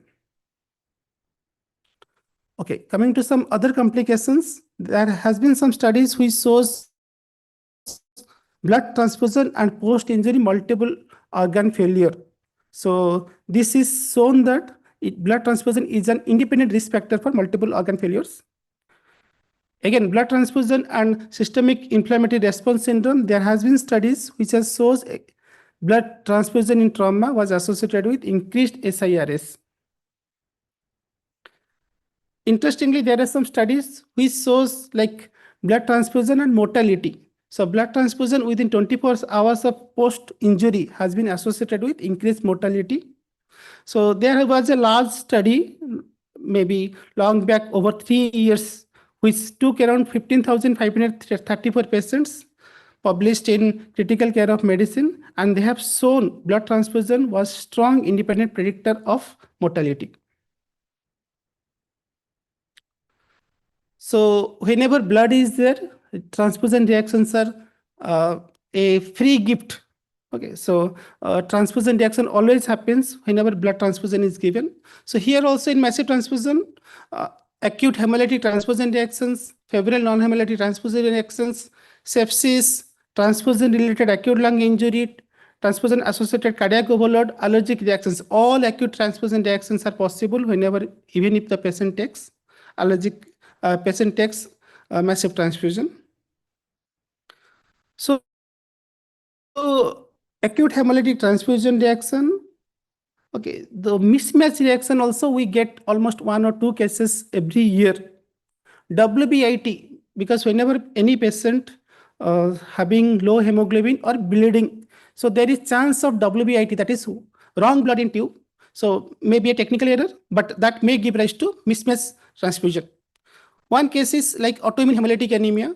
Lot of time from emergency department, there is one is massive transfusion, one is emergency transfusion. Whenever any patient of anemia like autoimmune hemolytic anemias, they reach the emergency. Sometimes when the hemoglobin is 2 or 3, they will be asking for immediate blood, and that may give rise to pressure to the blood banks to give emergency blood. And when it is a autoimmune hemolytic anemia, in forward grouping, everything will be coagulated. So it will show like AB positive. And we have seen cases being transfused, patients being transfused with AB, patient may be A or B or O, transfused to AB, AHA cases, complications and they land up in further hemolysis and shifted to tertiary care centers. And Bombay groups are not uncommon in this part of India. In Bombay groups, forward will be O, but if you do the reverse grouping, then only you will come to know it is Bombay. So we have got sometimes patients of Bombay blood group has been transfused with O group, land up in serious hemolytic transfusion reaction and shifted to the tertiary centers. Similarly, delayed hemolytic transfusion reactions are also not uncommon, like your TAGPHD, DSTR, PTP. So we are doing a prospective study where we have got at least five to six patients who have developed allo antibodies for following the massive transfusion. So to conclude, massive transfusion is necessary treatment of severe hemorrhagic shock. All need to be aware of these implications. So as everybody, all the speakers were discussing, this is a teamwork only.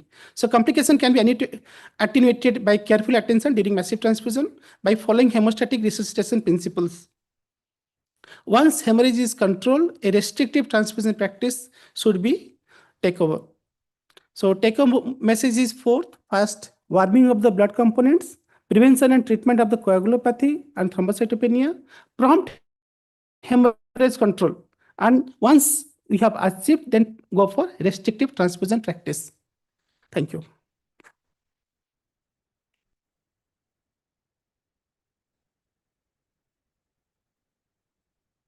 Thank you, Dr. Dibyajyoti. So if there are any questions from the house, we open it for discussion.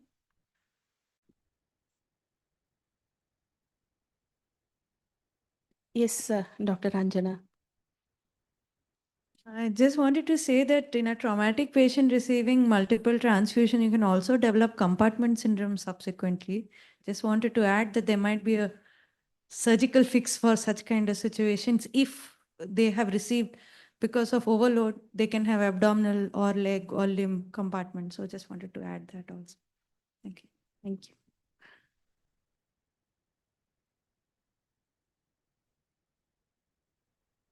So you have nicely summed up the complications and also the management. Anything to add, Dr.? So if there are no more questions and comments, we'll close the session. And on behalf of my co-chair and myself, I thank the organizers for giving us this opportunity and thank all the speakers for enlightening us with their insights. Thank you.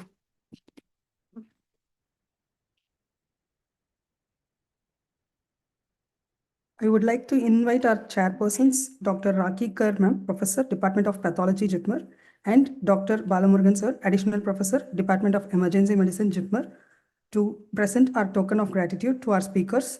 Dr. Anjana Ravindranath, ma'am, Consultant and Head, Department of Emergency Medicine, Manipal Hospital, Bengaluru.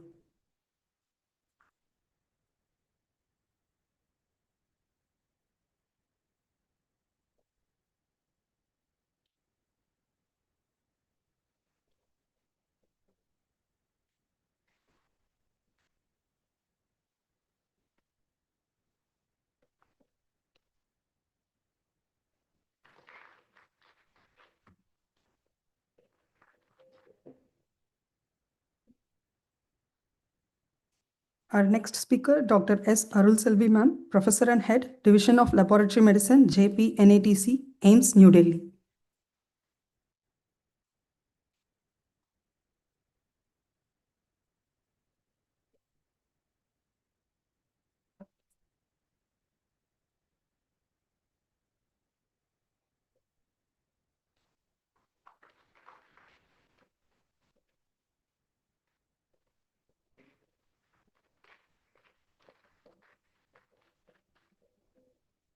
Our next speaker, Dr. Ganesh Mohan, sir, Professor and Head, Department of IHBT, Kasturba Medical College, Manipal, Udupi, Karnataka.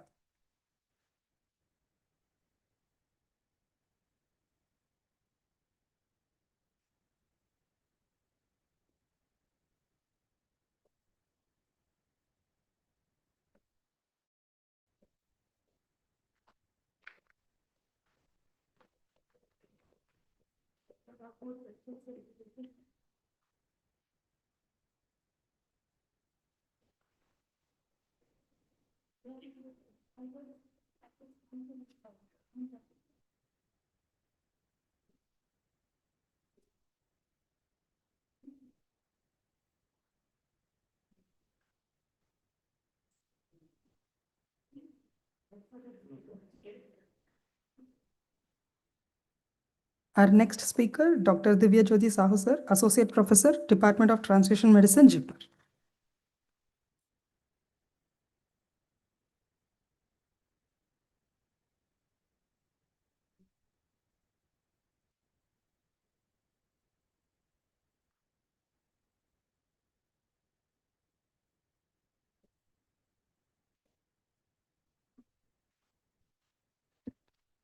Next, I would like to invite Dr. Friji, Professor, Department of Plastic Surgery, JIPMER, to present our token of gratitude to our chairpersons.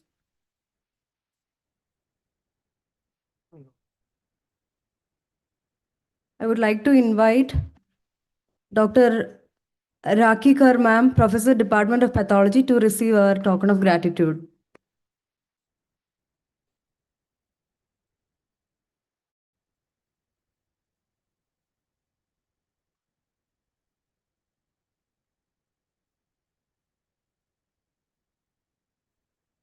And I invite Dr. Balamurugan sir, Additional Professor, Department of Emergency Medicine, JIPMER, to receive our token of gratitude.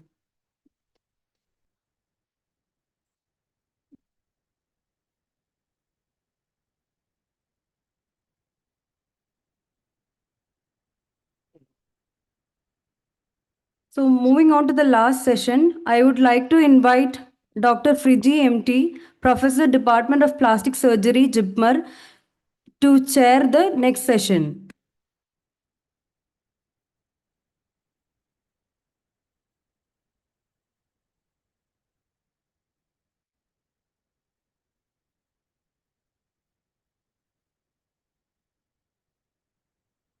Dr. Friji MT is the Professor, Department of Plastic Surgery, JIPMER, and his area of interest include facial plastic surgery, aesthetic surgery, cancer reconstruction, and burn care.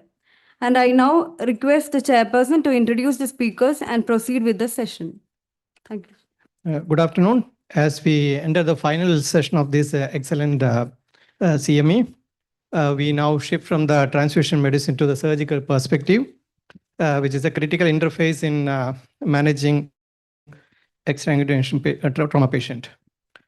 And I'm privileged to, we are privileged to have Dr. Balamurugan K, Professor of Surgery here at JIPMER, who has an extensive experience in trauma surgery, and he will be walking us through the principles of damage control surgery. Dr. Balamurugan is Professor and Head of he's a Professor of Surgery in JIPMER, Puducherry, I think. Yes.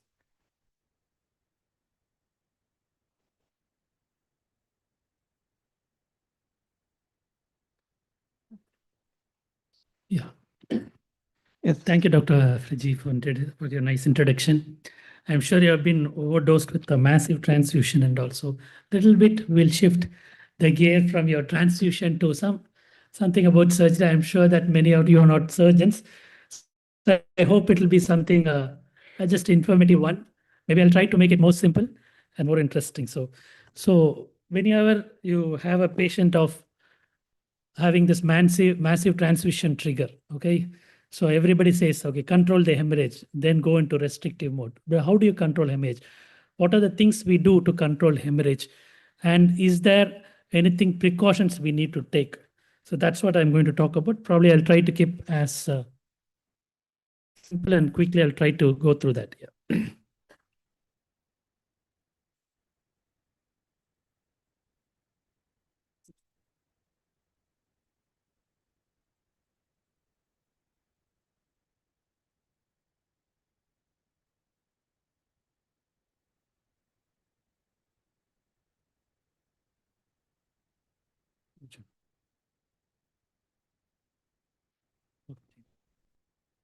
Okay, thank you. So this damage control surgery, when did that concept start? Now, the damage control is a term which was brought from the Navy, actually United States Navy.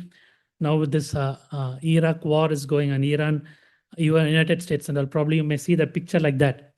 Okay, so this concept came because when a ship was damaged in a war, especially a warship, they don't try to repair it fully. They try to keep it afloat, take it to the port, so that they'll do a definitive repair in the port. If they try to do repair, I think they're exposed to more dangers.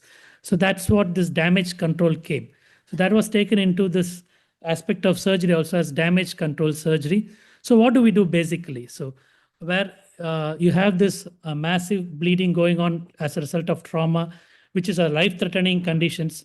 Okay, so what we do, we just keep the patient afloat, make sure that they don't die, just keep them afloat so that, and correct all those physiological derangement which have gone, so that these non-threatening injuries can be delayed, those repairs can be delayed, so that after appropriate resuscitation, take the patient back.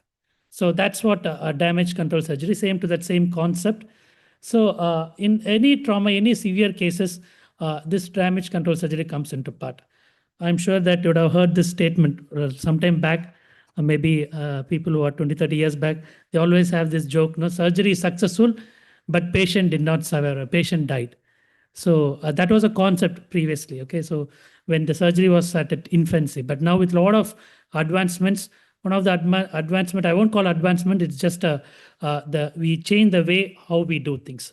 So that is damage control surgery, because you can do a successful surgery in this trauma, but the patient will not survive.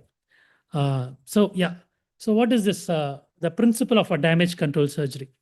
Actually, it has become now the standard of care for all severe trauma cases, especially when you see cases like that photograph there where severe injury, massive bleed, not only bleed, there is a physiological derangement, okay? There is apart from your all those lethal triad, okay, there are other things going on. Patient has to go one more in assault of surgery. It's not only trauma, surgery as such is an assault on the patient. So in that case, how to make the patient survive? Okay, that's the thing. So initially they started with abdominal surgeries. It's based on some retrospective data, which also came from world wars and wars. Okay, so the concept came from there. They were using primarily for blast injuries, abdominal injuries, where they do minimal in a war field and then shift him to a definitive place of surgery. So that was initially, but they saw that many patients are surviving rather than doing a definitive surgery. So that's what this concept came. And initially it was for abdominal injuries, initially it started, but seeing this good mortality and morbidity benefit, then it became, it started extending into intrathoracic part, from vascular part, vascular surgery, orthopedic surgery, and intracranial surgeries. So, so for all these specialties of subspecialties of trauma surgeries, that was applied. So what is the basis for this damage control surgery? So if a patient needs an immediate intervention for immediately life-threatening conditions, but you take them into surgery, but they don't have the physiological reserve to do a surgery, a major surgery. When there is a major injury, it also needs a major surgery. But because already there is a compromised physiological reserve, if you undergo, if take them through this prolonged surgery, I already told you, surgery will be successful, but patient will not survive. So that's the thing. So what we do, what the principle we do, we start treating surgically only the life-threatening injuries. Okay, the other injuries, we don't do any definitive repair. We postpone that. We take them back again into ICU. After that life-threatening conditions are addressed, resuscitate them, okay, and make sure that all those deranged parameters are optimized to that level. Again, take them back to the operative table for a definitive procedure. Okay, we'll come to the different phases. So what they found is it is always associated with the reduced morbidity and mortality. Okay, because there are no prospective studies, because in the retrospective data only they found out that there is a lot of benefits. It almost 40 to 60% somewhere they could see a reduction in the mortality in a damage control surgery, especially when there is a severe injuries, where there is a more than one organ systems are involved, more than one organs are not only bowel, not only solid organs, maybe some vascular injuries, especially when there's multi-organ injury. And this is of a very great benefit. And there is a big benefit they could see in the morbidity and the mortality aspect. Yes. So what are the indications? When do we start thinking of damage control? Do we do for every cases of trauma surgery? No. Again, the first and the foremost protocol, as we saw for the CME, is this massive transfusion protocol. Whenever a massive transfusion protocol is initiated, as well as that becomes an indication of a damage control surgery also. You go into that mode of damage control surgery, not a definitive surgery. Okay, so you know that the bleeding is, there is a rapid bleeding is going there. There is a rapid physiological derangement. So as you start the pre-hospital phase of your balanced transfusion or a whole blood, you also start thinking in terms of damage control surgery. Take the OT as soon as to the OT and start in the process of a damage control surgery. I will come to the components later. So people have told you about this lethal triad. So apart from that, in a clinical setting, in an EMS setting, how do you decide? Okay, of course, one is a massive transfusion protocol. The other thing, physiological derangement, you see hypothermia there, you see evidences of coagulopathy. We saw how a lot of lab parameters the previous speakers alluding to.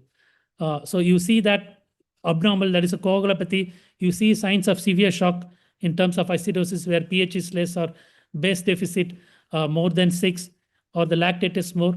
That is the time you also think of damage control surgery. Of course, there are other indications. Not only that, apart from your massive transfusion protocol and your severe shock, but also you see when there is an internal hemorrhage, because you don't have time sometimes to evaluate all those things. So, but you see there is an internal hemorrhage which needs packing, which needs packing to control. A massive bleeding is happening. Okay, again, you think in terms of damage control surgery. And also when you see multiple, I already told you, multiple combined organ injuries, there is a definite retrospective studies which say the mortality is almost reduced by 60% when there is a combined organ injuries. Okay, you do only intervention to save the life. Okay, definitive repairs you do later. So that's a stage surgery. So, and the patient also sometimes need a staged repair. So in those cases, again, damage control surgery is a very good option. Of course, not only, I told you initially we started with abdominal surgery, but now even we are doing into other specialities.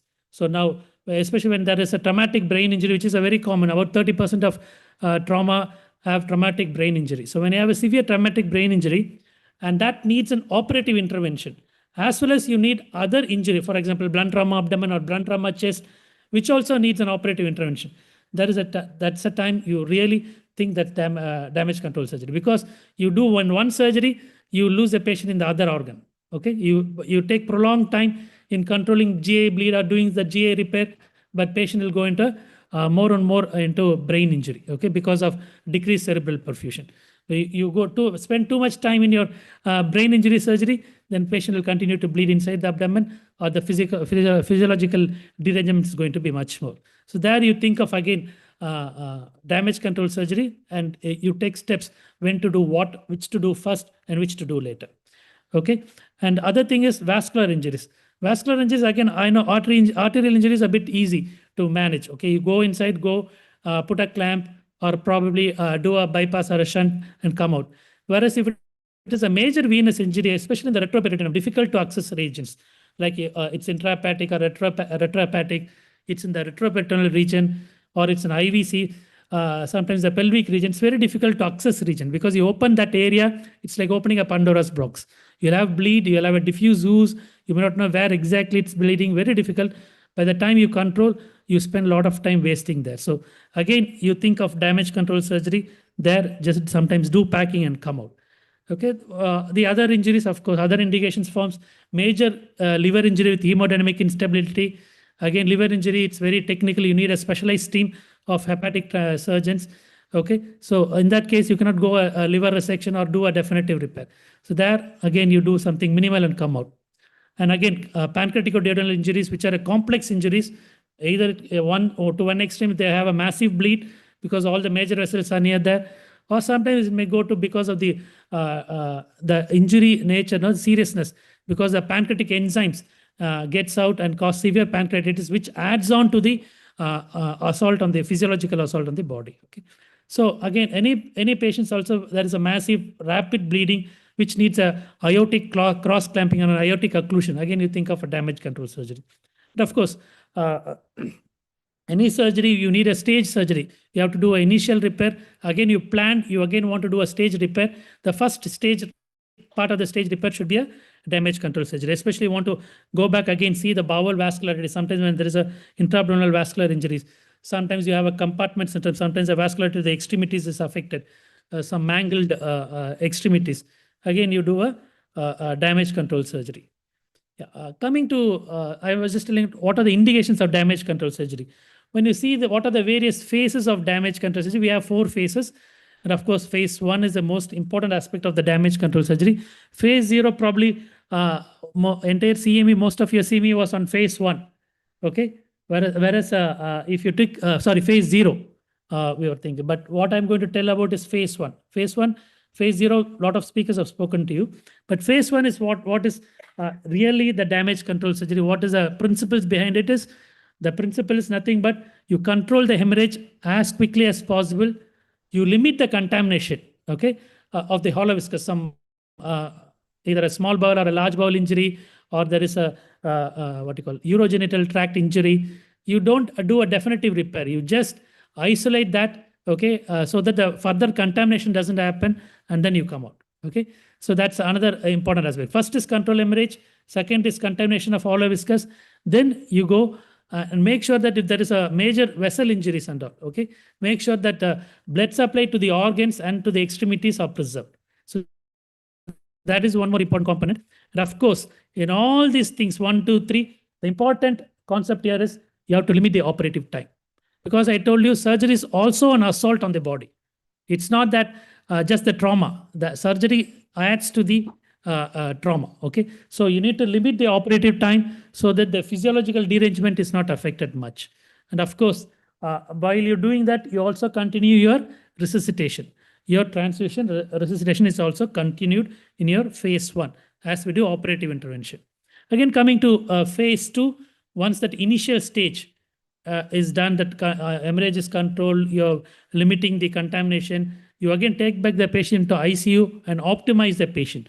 It may be by transfusion. I think the previous speakers have talked about the warming the patient, airway and ventilatory management, so that all this lethal triad is blunted. Okay, all this acidosis, hypothermia, as well as your what do you call the other component is this one coagulopathy is also corrected. So that's what you do. And here only the point of care testing also comes, viscoelastic testing. So based on that, you slowly go into the restrictive transfusion strategy in phase 2. Then the third phase, phase 2 may take 24 to 48 hours. Then the phase 3 comes anywhere between after 48 hours, you again take them to the operation theater, and then you do a definitive repair injuries, which may come somewhere after 40 to 70 hours. And sometimes even it may take some few days. But that's a phase 3 where you do a definitive repair, where the bowel, which we thought we were limited, then we restore the continuity of the bowel. We also assess the other injuries, and we draw up a plan how to go about. So that is phase 3, which is there few days to a week almost. Okay. Then the fourth phase comes where you finally do the definitive repair of maybe a closure of abdominal wound. Initially, the abdomen you may not be able to close. Because somebody was telling that because of this massive transfusion and crystalloids, there will be edema, there will be abdominal compartment syndrome, there will be a lot of, you will not be able to normally close the abdomen or the thorax. Sometimes we leave it open, and then finally on phase 4, we close it. Okay, and close it also, we start planning of a complex reconstructive surgery, which may take even after a month or maybe after some few months. So, and also you address the other associated injuries. That's the 4 phases of your damage control surgery. So again, as I already told you, first 3 is this is the sequence you go. First is arrest hemorrhage. Then second is limit the contamination. Then make sure that blood flow to the vital organs are preserved, and while you reduce the operative time. But the fourth important thing also is, as a part of damage control, you don't do a definitive closure of the abdomen or the chest. Okay, because we have to go in again, right, after 24 to 48 hours. Once the initial phase 1 is over, phase 2, again we have to reoperate on such patients. So what do? We do a temporary closure of the abdomen, a temporary closure of the chest, which also promotes the drainage of all the intra-abdominal contents, as well as once you go back, there is a rapid again surgical access, is always, suppose the patient again starts to rebleed, you need a rapid surgical access. That's why we close it temporarily. Okay, and also sometimes in extremity injuries, we also do a fasciotomies. Okay, because invariably they'll develop a compartment syndrome, or even if it develops a compartment syndrome, the sequelae will be very minimal. Yeah. So what do we do on a damage control laparotomy? Okay, that's I told you damage control surgery started with laparotomy. We always generally do with, because quick access into the abdomen is needed. We always prefer a midline incision. And you see, before opening the peritoneum only, we tell the anesthetist, I'm going to open the peritoneum, be ready, because inside the peritoneum is the blood. The abdominal cavity is filled with blood. Once open the peritoneal cavity, the blood gushes out, and immediately the patient's BP comes crashing down. So we tell the anesthetist to be ready with the blood and all, so that the tamponade effect, once it is taken off, the hemodynamics will crash. So with stage D, you slowly open, we decompress, and then once you see a lot of bleeding coming, we just put warm packs into all the quadrants of the abdomen. Once we pack it, then slowly one by one pack. First in the places where it is more bleeding is there, one by one pack we remove. As we remove, we also see where the bleeding is coming from. So as we remove and also we see the bleeding, we also take control of the bleeding, either to ligatures, sometimes through shunting, if it is a major artery, if it is other arteries which can be ligated, we ligate. Then after achieving the hemostasis, once the bleeding is arrested, then we look into the bowel injuries, okay? Whether there is a perforation, whether there is a tearing of bowels, or whether what you call renal injuries, or maybe ureter injuries, or retroperitoneal injuries, everything we start looking into that. And if there is injuries, we do temporary procedures to avoid contamination. I'll just tell you the subsequent slides. And of course, we go on to do a temporary abdominal closure, okay? So the goal is reduced operative time, okay? The less time patient is at the operating table, more chance of survival. Okay, this is not just to tell you that there is a flow chart how we go about, how do we go in a blunt trauma abdomen, and these are retroperitoneal zones. Zone 1, where the major vessels are there, and zone 3 is pelvis. So this area we always explore if there is a continuous bleeding. Other areas in a damage control surgery, though the injury is there, we don't explore. We don't go inside and explore, because it's going to take a lot of operative time. Coming to how do we go about in a damage control surgery when the specific organs are injured. Most common intra-abdominal organ which is injured, you will see is spleen. Okay, among the solid organs, spleen injured, we do a splenectomy. Okay, especially as a part of damage control surgery. So rarely we do packing. Sometimes when there are no other injuries, though there is spleen should be conserved for some other reasons. But many a times in a damage control surgery where there's a multiple organ injuries that we do splenectomy. We don't try to conserve. Okay, otherwise, if only one organ is involved, other things are okay, we are able to control the blood. There is a role in packing and trying to conserve by going again and doing a splenography or an embolization. But splenectomy is preferred. And second important organ which is always gets injured is liver. And liver, what do we do is we just do a manual compression. Again, I told you liver needs some expert feel. Unlike spleen, liver needs it's a difficult thing. There's a picture which shows some manuals we use called Pringle maneuver, where we cross clamp the porta where it contains the artery, hepatic artery, portal vein. So we cross clamp so that the bleeding decreases. And then we do a packing and we catch the bleeder. And either sometimes we do ligate if it is seen, sometimes we do a perihepatic packing. Many times we do that so that the operative time will be reduced. Okay, and sometimes post-operatively we do this angioembolizations, because if the bleeding is deep, very difficult sometimes to reach.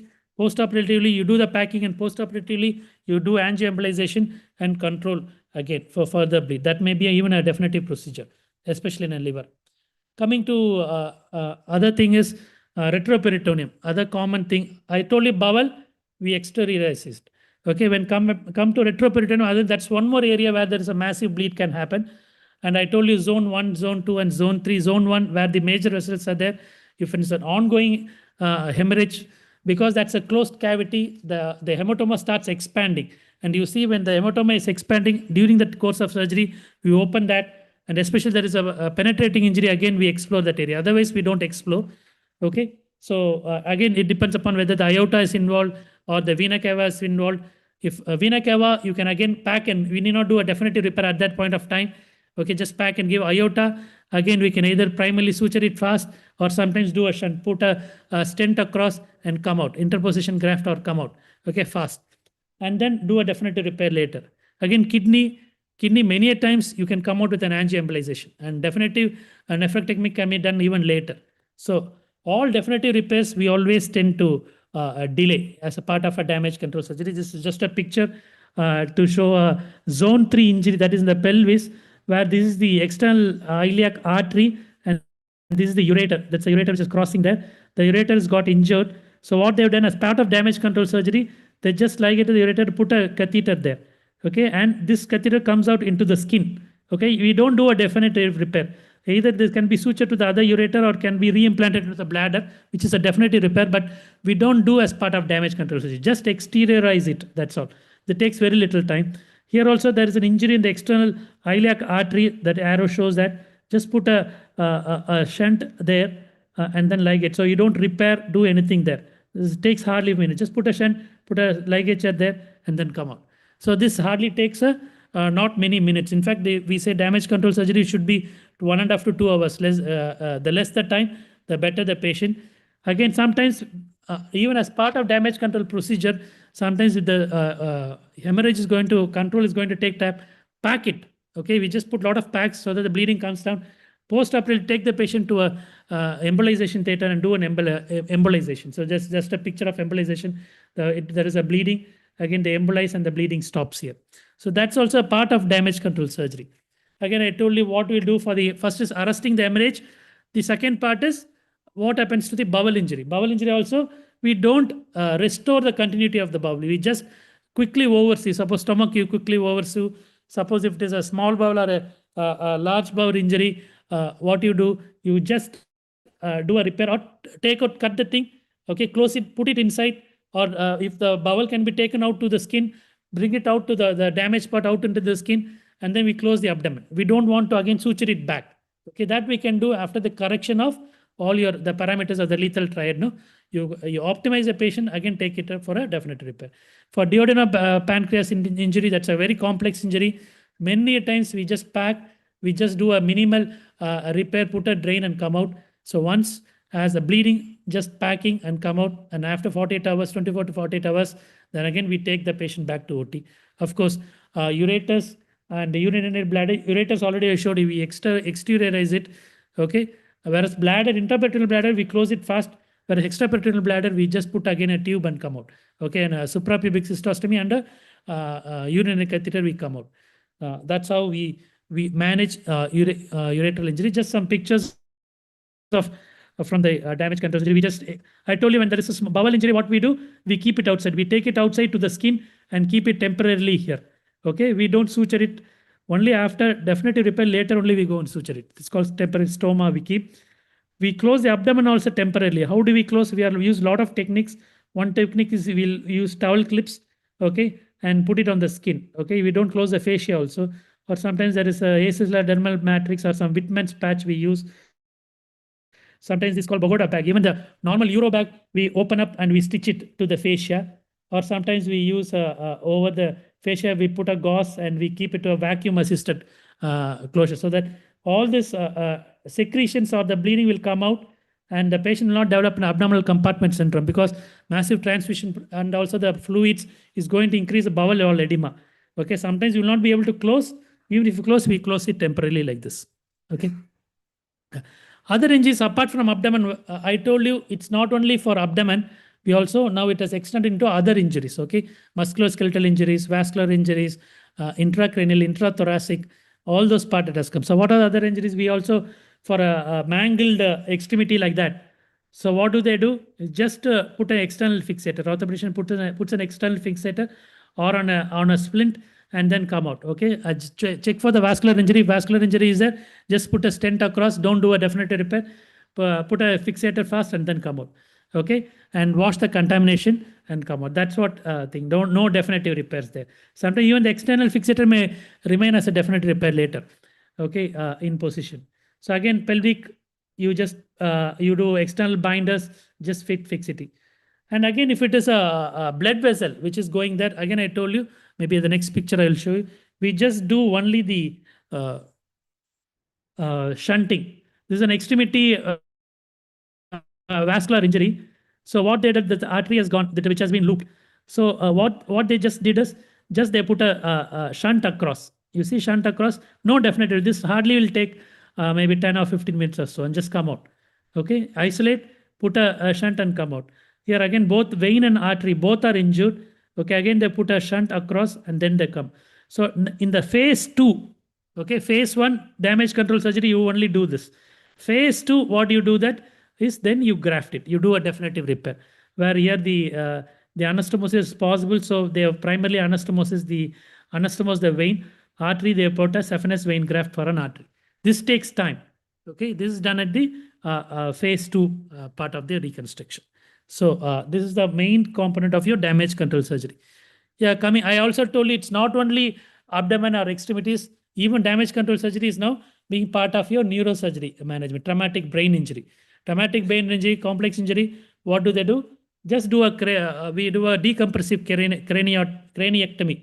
If you see this, the brain is exposed. This is the bone flap. We call the parietal wall, the skull bone flap, along with the thing. So what they do is they open this, okay, evacuate the clot, catch the hemostasis, and then they remove even this skull flap, this vein, the bone they remove it and close only the skin over it. So because if you replace back, that takes time. That is going to take time. Again, that's going to form again a closed cavity, again a bleeding and a brain edema is going to have an adverse outcome.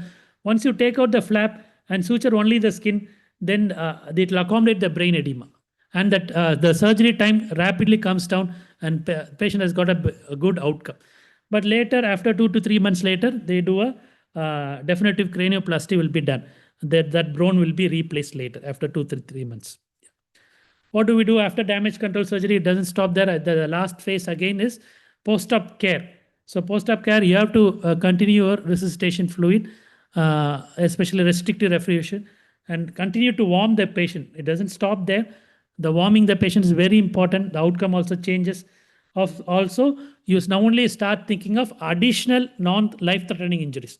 We start looking into additional injuries, how we are going to repair that, how we are going to tackle that. It may need an additional CT or an MRI.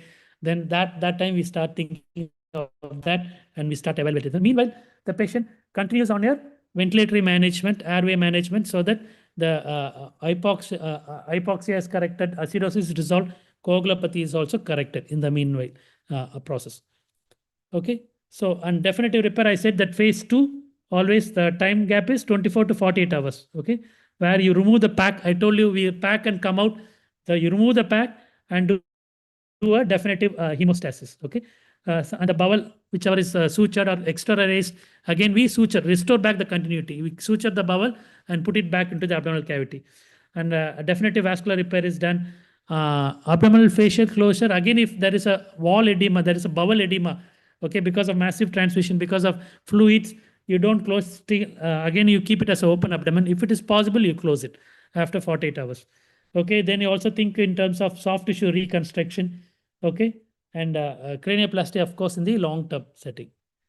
Okay, so that's the basis of your damage control surgery. Yeah. So basically, the goal is you limit the operating time so that you just immediately take care of only life-threatening situation, and you so that you get time to correct the altered physiological parameters. Okay, all this coagulopathy, all this lethal triad, you correct it, again take back to OT and do a definitive repair. By this, they are able to see a nearly 40 to 60% reduction in the mortality. So there is no prospective trials, all are from retrospective data, because it's unethical to do a prospective, because there is a big advantage is seen in a damage control surgery. Yeah, thank you. Any question from audience? Okay.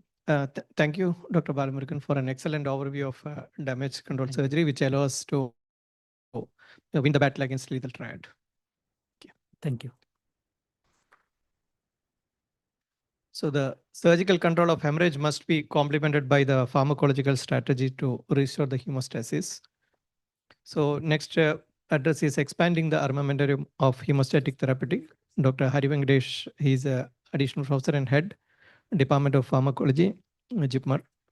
He will be guiding us through the critical question of when and how to deploy these agents against massive transfusion setting. Dr. Hari Venkatesh, please proceed.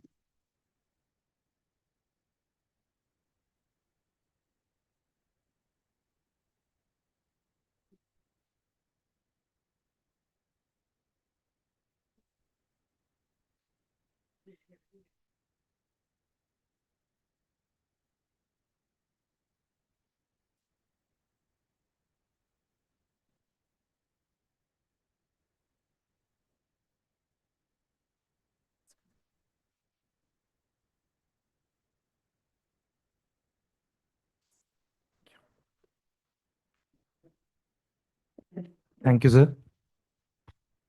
At the outset, I would like to thank Dr. Abhishek for giving me this opportunity. So from morning, I think you are bombarded with a lot of information to break the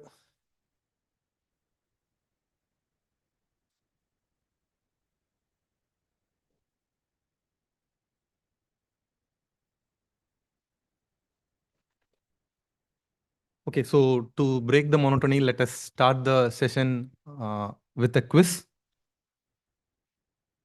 I am a life-saving agent used to reverse bleeding caused by a drug. I am strongly alkaline polycationic low molecular weight protein. If you inject me, I can produce hypotension and anaphylaxis. I am used as an excipient in some insulin preparations to slow its absorption. Any idea which drug we are talking about here? Sorry? Protamine sulfate. Yeah. Good. So I was isolated from salmon sperm and currently I am synthesized using recombinant technology. I am commonly used to reverse anticoagulation after separation from cardiopulmonary bypass. So this is, we are talking about protamine. So in next few minutes, I'll be discussing under the following headings, just a brief introduction to hemostasis, followed by the currently available hemostatic agents. What are the systemic agents which are available and the topical agents which are available, followed by summary. So hemostasis, as we all know, it is a mechanism that leads to cessation of bleeding from a blood vessel.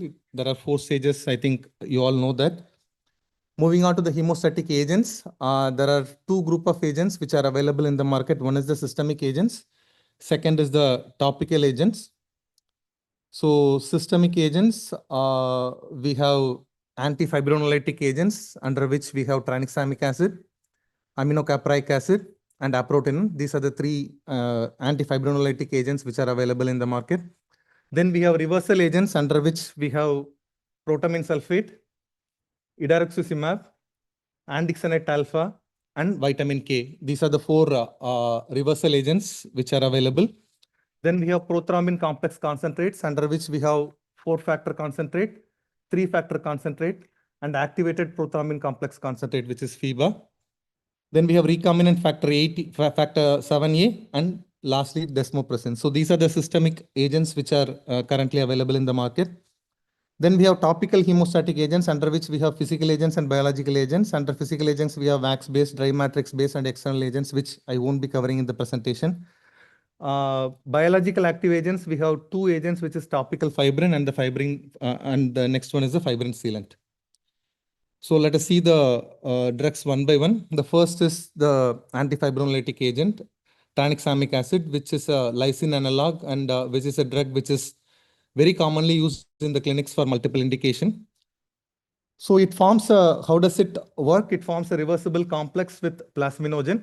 So once this binds to the plasminogen, it displaces plasminogen from the fibrin binding site. So once it is displaced, obviously it inhibits the fibrinolysis and it inhibits the proteolytic activity of plasmin.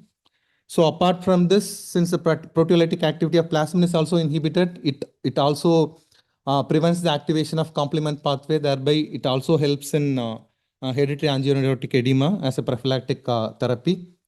So one thing about tranexamic acid is a drug which is 100% eliminated by kidney, unchanged by kidney. So the main therapeutic implication is it requires dosage reduction if you are planning to use it for a long time in a patient with renal impairment. And next thing is, it is a drug which has a very low volume of distribution and it is easily removable by the dialysis. So if you are using it in a patient who is undergoing hemodialysis, make sure that you are scheduling the dose after hemodialysis, if at all it is possible. So the main adverse effect of tranexamic acid is the hypersensitivity reactions, which vary from mild pruritus to life-threatening anaphylactic reactions. It can also produce visual defects on high doses and on long-term administration. Seizures is an important side effect of tranexamic acid, which is mainly due to its inhibition of negative neurotransmitters in brain like GABA and glycine, which is inhibited by this tranexamic acid. And the most dangerous one is the venous thromboembolism, which is a common side effect, class effect for all these drugs. So if we give it in a very high doses, then there is a very high risk of seizures and venous thromboembolism. So if you are planning to give it on a long-term therapy basis, make sure that you do routine ophthalmic examination for these patients, monitor for seizures and thromboembolic events. And all this antifibrinolytic agents are contraindicated in patients with disseminated intravascular coagulation. So the first two are the approved indications for tranexamic acid: abnormal bleeding and heavy menstrual bleeding, tooth extraction in patients with hemostatic defects. Apart from this, there are multiple off-label uses of this drug: prophylaxis of hereditary angioedema, epistaxis and other hereditary hemorrhagic telangiectasia, intracranial hemorrhage, perioperative prevention of blood loss and transfusion, postpartum hemorrhage, subarachnoid hemorrhage, trauma-associated hemorrhage. So it is a antifibrinolytic agent which is very commonly used for multiple indications in the clinics.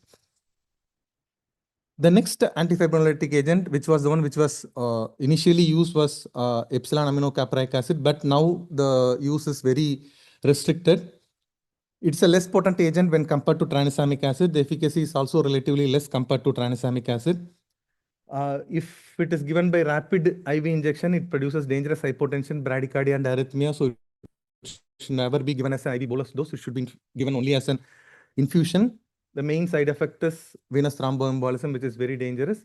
But the reason why it is not commonly used in the current day practice is mainly due to the incidence of myalgia. Sometimes it may progress up to rhabdomyolysis and resulting in acute renal failure. So that is the reason why it is not commonly used in the clinics. Tranexamic acid is the preferred antifibrinolytic agent. Then the last agent is saprotenin, which is a serine protease inhibitor. It was very commonly used to reduce bleeding during CABG procedure, but again now the use is very limited because it has a high incidence of acute kidney injury, myocardial infarction, stroke, and death. So it is rarely used in the current day practice. Moving on to the next group of agents, which is the reversal agents, under which we have vitamin K. So as we all know, there are three forms, but this when we talk about bleeding disorder, we are talking about vitamin K1, which is phytonadione or phytomenadione, which promotes the synthesis of clotting factors 2, 7, 9, and 10.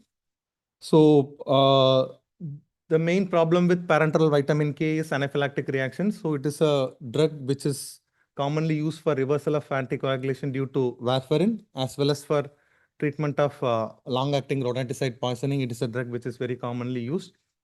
To prevent anaphylactic and hypersensitive reactions, it is given as a slow IV infusion over 10 to 20 minutes. The next agent is the protamine sulfate, which I already discussed in the initial slide. So it is a strongly alkaline, polycationic, low molecular weight protein. But this drug is a weak anticoagulant by itself. But in the presence of heparin, what it does, it just neutralizes the activity of heparin, because heparin is a strongly acidic and negatively charged molecule, whereas this is a alkaline and positively charged molecule. So it goes and neutralizes the activity of heparin. What about low molecular weight heparin? It doesn't completely reverse the activity. It partially reverses the activity of low molecular weight heparin.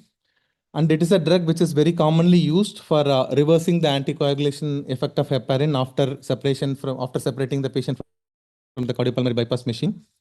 So roughly 1 milligram of protamine, it neutralizes approximately around 100 units of heparin. The main side effect of protamine is it can cause severe hypotension and cardiovascular collapse if it is given as a rapid IV infusion. The next reversal agent is idaruximab, which is a specific reversal agent for overdose of dabigatran.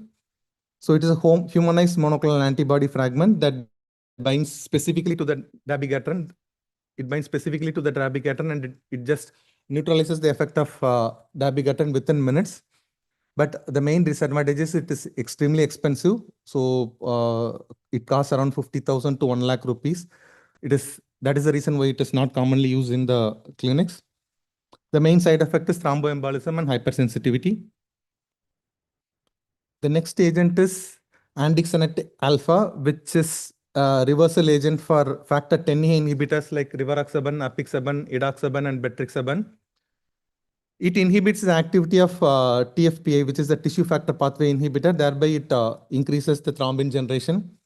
The problem with this drug is it had a very serious and fatal thromboembolic events, resulting in myocardial infarction, stroke, cardiac arrest, and death, due to which the drug was voluntarily withdrawn from the US market in December 2025. But still, this drug is available in Europe and other countries. Again, it is an expensive drug. The next one is the prothrombin complex concentrate, under which we have four factor concentrate, 3-factor concentrate, and FIBA. So 4-factor concentrate, it is an unactivated, it contains unactivated factors 2, 7, 9, 10, along with protein C and protein S. It is mainly used for reversal of vitamin K antagonists in patients with acute major bleeding, or when there is a need for urgent surgery or invasive procedure. It is also used in life-threatening hemorrhage associated with direct factor 10A inhibitors and direct thrombin inhibitor if the specific antidote is not available. Treatment of perioperative coagulopathy and reversal of oral direct factor 10A inhibitor in patients who require some urgent procedures. Again, the main side effect is arterial and venous thromboembolism and hypersensitivity reactions.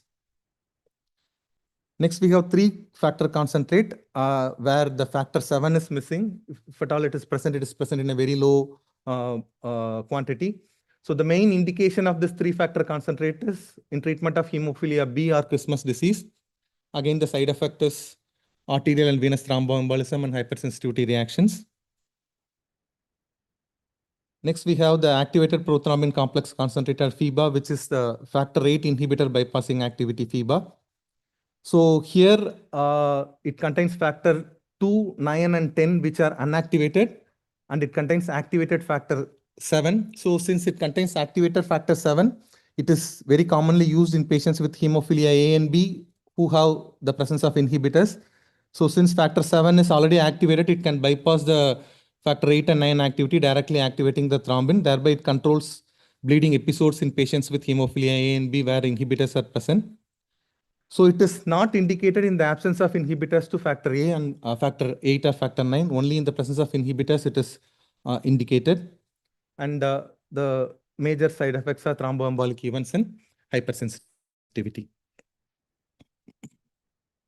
Then we have recombinant factor 7A, which is eptacog alpha. It promotes hemostasis by activating the extrinsic pathway of coagulation cascade. It is used in bleeding episodes and perioperative management in hemophilia A and B, in patients with hemophilia A and B where there is a presence of inhibitors. And it is used in congenital factor 7 deficiency and Glanzmann thrombocythemia. The main side effect is, again, thromboembolic events and hypersensitivity. The last agent under systemic category is the desmopressin, which is an analog of vasopressin, which is highly selective for V2 receptor. So this V2 receptor is present in the endothelial cells, where it is responsible for release of Van Willebrand factor and factor 8. So it increases the plasma levels of Van Willebrand factor and factor 8. Therefore, it is used in treatment of mild hemophilia A, uremic bleeding, and in mild to moderate Van Willebrand disease. It is not useful in severe cases of hemophilia A or in severe cases of Van Willebrand disease, because it doesn't increase the synthesis of these factors. It just promotes the release of already synthesized factors. Then the last two, we have fibrin sealant and the topical thrombin. So fibrin sealant, it's a mixture of human fibrinogen and human thrombin. So basically, it is used to manage bleeding from surfaces or cavities that are not amenable to suturing or electrosurgery or other specialized instruments. It simulates the final stage of clotting cascade. It is a two-component based system. The first component, it contains a solution of concentrated fibrinogen and factor 13. The second component contains a solution of concentrated thrombin and calcium. So the moment these two solutions are mixed, immediately the fibrin clot forms within few seconds. So this is how this fibrin sealant arrests bleeding. So the last one is the topical thrombin, where we have three forms of this topical thrombin, which is available in the market: the bovine form, recombinant form, and the human form. So it is directly, if you apply to the bleeding site, it activates the platelets and it catalyzes the conversion of fibrinogen to fibrin. Thereby, it promotes the hemostasis. It can be used as an aid to hemostasis when control of bleeding by standard surgical techniques is not either possible or it is not effective. One problem with this topical thrombin is bleeding and thrombosis, which is especially seen with bovine preparation, which is not that common with the human preparation. Because of the presence of antibodies, development of antibodies to the bovine preparations, the patient may develop bleeding and thrombosis.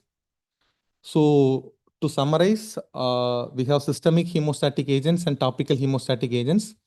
Among the antifibrinolytic agents, tranexamic acid is the one which is most potent and which is the one which is very commonly used in the clinics. Under reversal agents, we have protamine sulfate, which is used for reversing the activity of heparin and partial reversal of low molecular weight heparin. Idaruximab, which is used for reversing the activity of dabigatran. Andixanate alpha, which is used for reversing the activity of factor 10A inhibitors. Vitamin K for reversing the activity of warfarin. Then we have prothrombin complex concentrates, under which we have 4-factor concentrate, 3-factor concentrate, and FIBA. Then recombinant factor 7E and desmopressin. So these are the systemic agents which are available in the market. Thank you. How do you integrate these hemostatic therapeutics in massive transfusion protocol? Sir, I think Dr.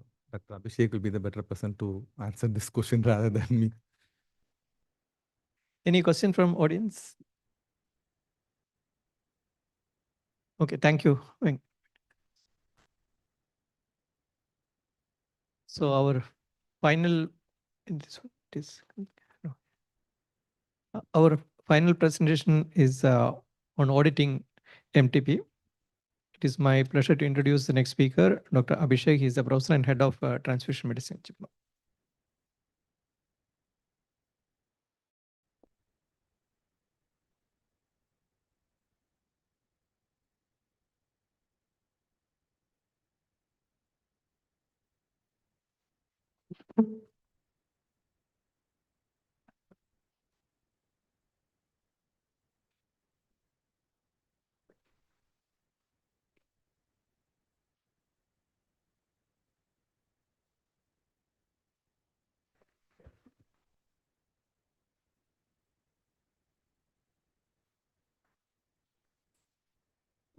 Okay, so I'll not take much time. I have only 3 slides.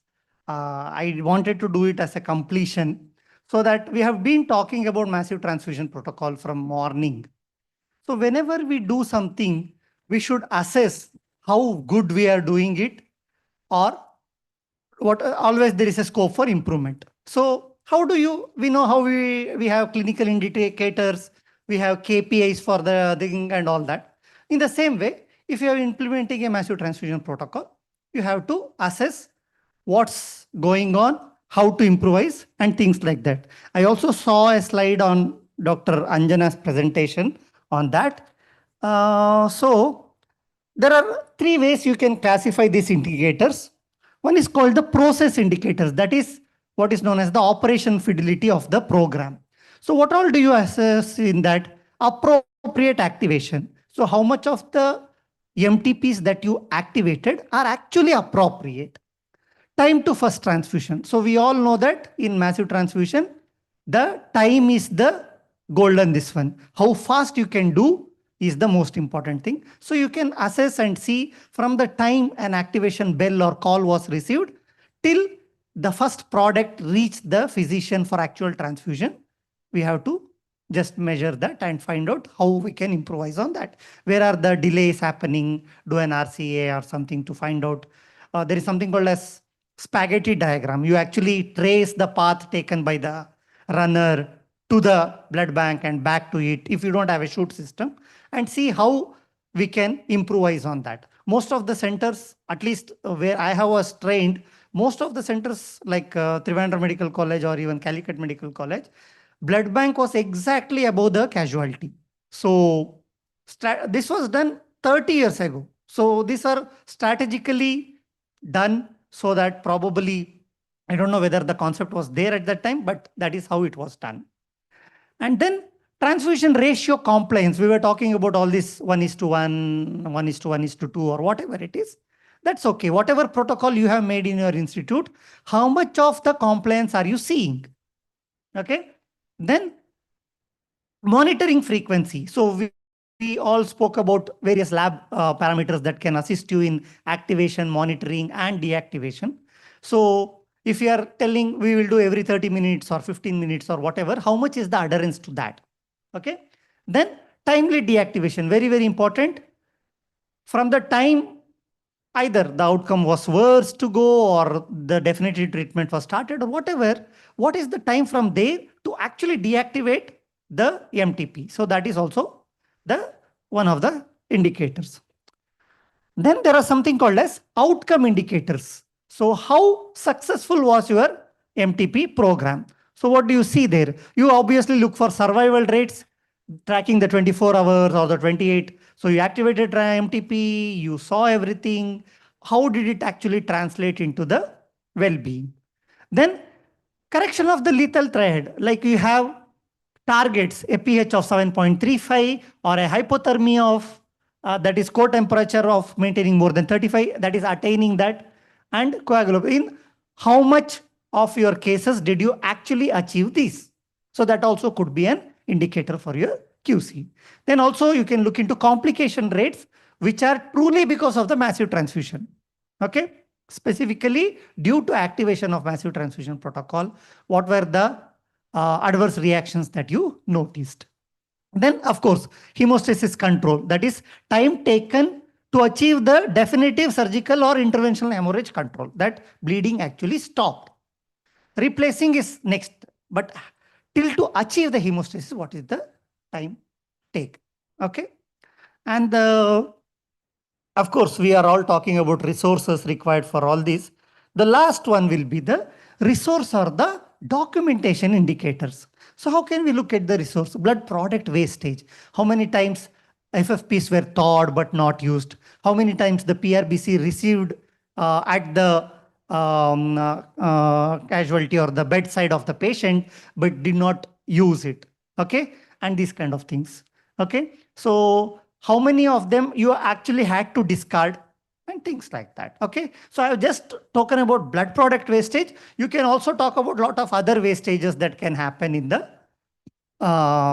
activation of a massive transfusion protocol. Then is, of course, documentation completeness. See, we all talk about raising the activation by a phone call or something like that. But still, for document purpose, at least when the patient stabilize, a physical form or whatever documentation form, it should follow. You would have told the blood bank just by a phone call that we are activating and please start it. That's fine. But when the patient settles down, there is no excuse for not sending a physically signed hard copy or digital document, whatever you have in place, along with the consent, everything. All this cannot be bypassed in the cover of the emergency. Okay, documentation always needs to be there, and I don't have to overemphasize on how documentation is helpful for us, including the regulatory and all that. Okay, then we are talking about switchover rates. That is, see, we all know that O negatives or O positives that we talk, it cannot be unscientifically continued upon, because this will exhaust your resources, and it will also put this one at stock. Because I myself, if you see in our hospital, whenever a MTP gets activated in the night or midnight, all the surgeons operating on the next day morning will be panicky mode because they know that this will be halting their elective cases which are ready and prepared. Okay. So that's why it's very, very important as to in how much actually you could do the switch over and how fast. Okay. So these are a few thoughts. Quality indicators can be developed institution specific to your program specific. There is no limit. So I just gave the outline. So how to think about it. Thank you. Any question? Then we'll conclude this session. Thank you, organizers, for giving me opportunity to chair the session.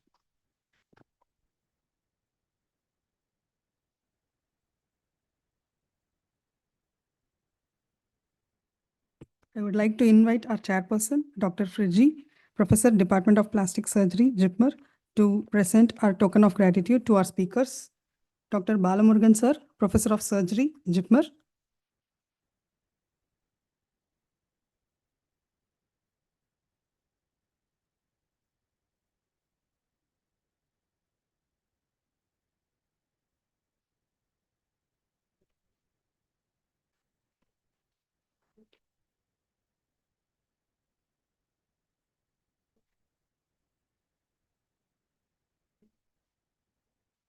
Our next speaker, Dr. Hari Venkatesh Nadarajan sir, Additional Professor and Head, Department of Pharmacology, JIPMER.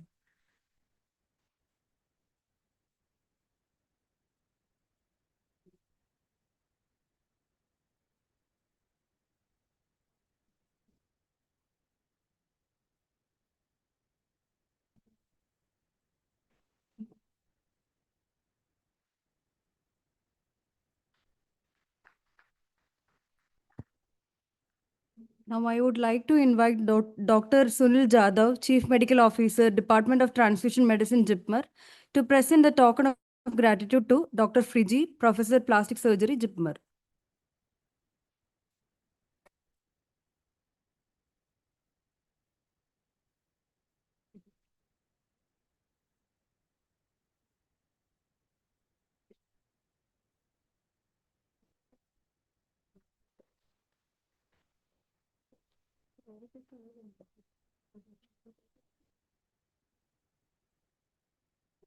Okay, Sudha.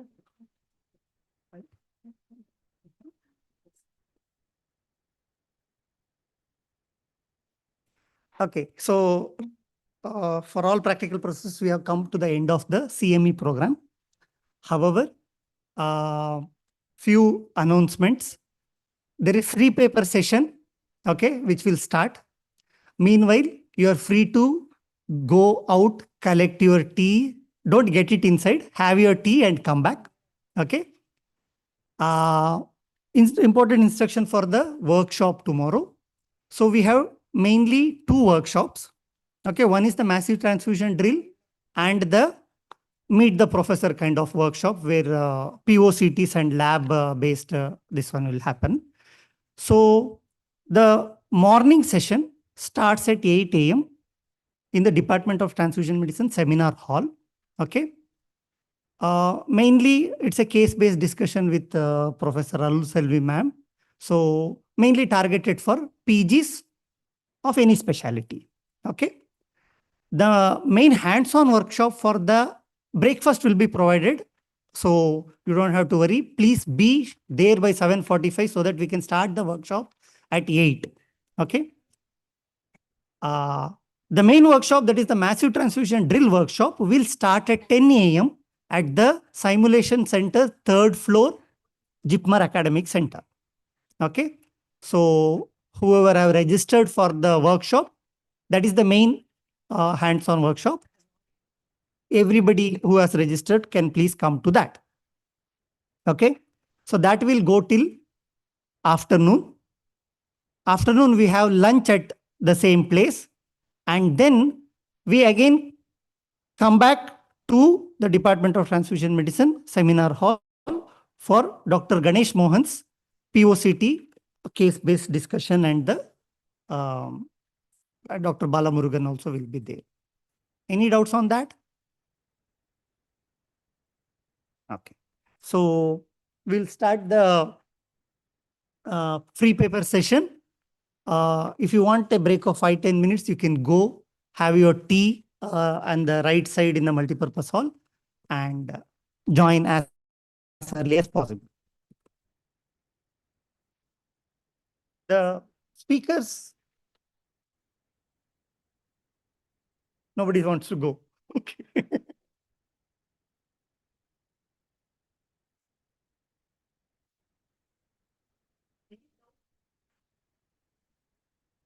People who are availed the guest house, if your bus is in the evening or so, you don't have to vacate your rooms in the morning. Okay, it's not a hotel, it's JIPMER guest house. You vacate whenever you feel like vacating. Okay, you don't have to carry away with your luggage or anything like that. Neither you have to pay anything. We will manage that. You can vacate whenever you like to. Okay, thank you.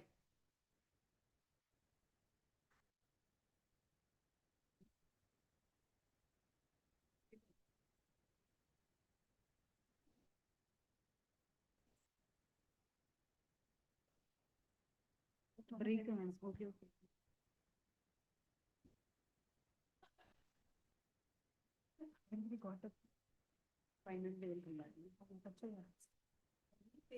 for that students is required.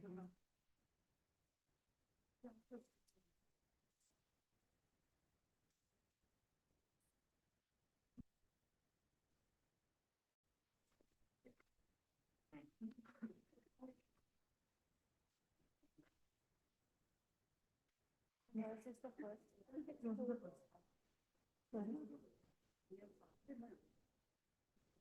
You saw the order? Yeah, okay. Let's see.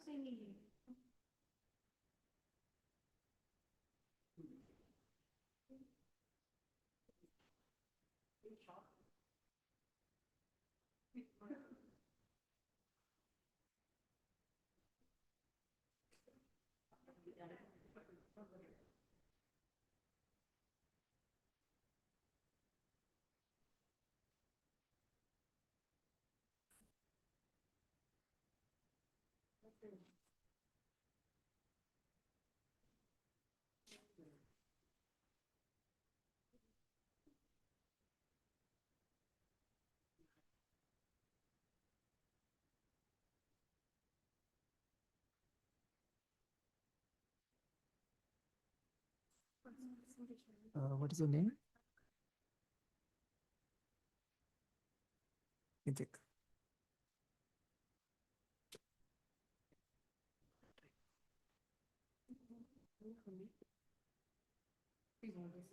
You just want to see here.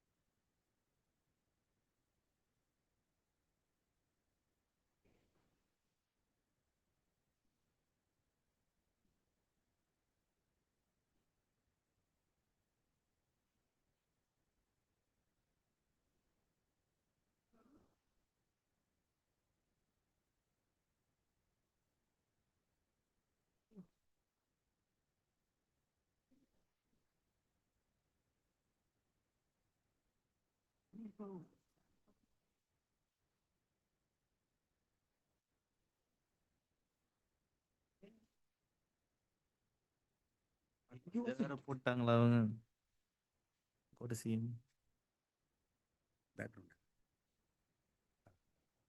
Yeah, Right click here. you have to duplicate it. Oh, extend. extended, okay. ஏன் இது desktop வந்து இதுலேயே போட்டுடலாமா wallpaper மாரி வேணாம். ஆனால் அவங்க externa this screen will be there, not all. Yeah. This system will be there. Okay.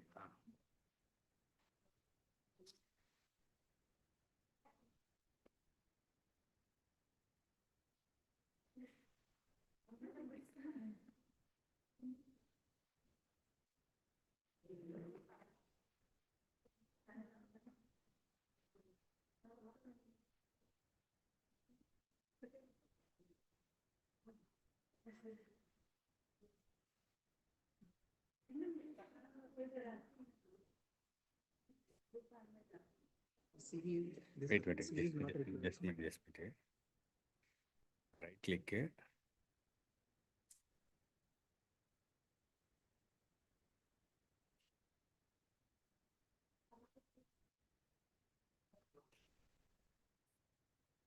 Okay, not like that.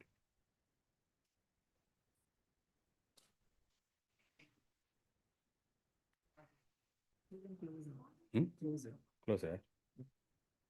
Okay, next PPT. Here.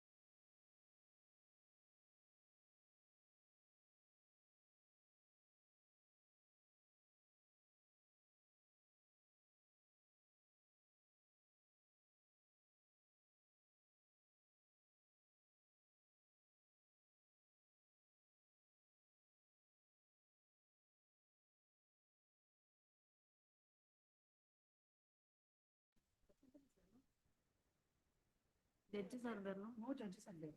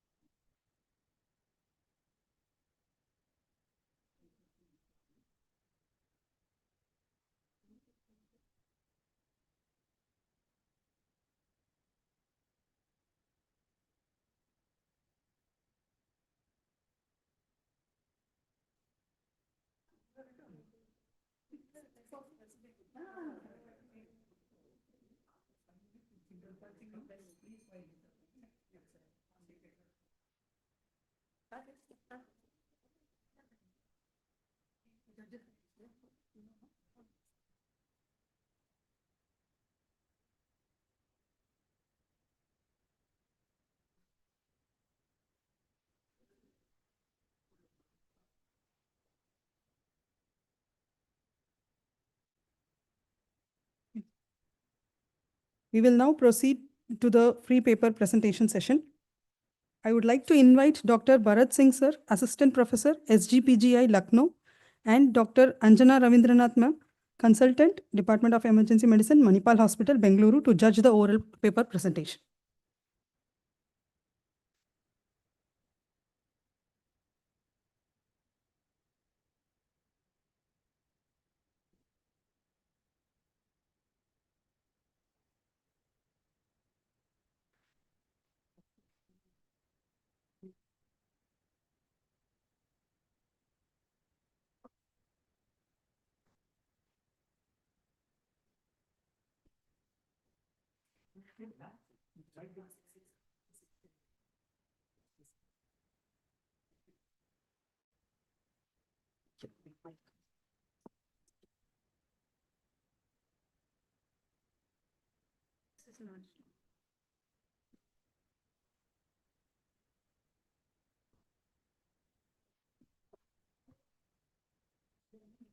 This is for the information to the presenters.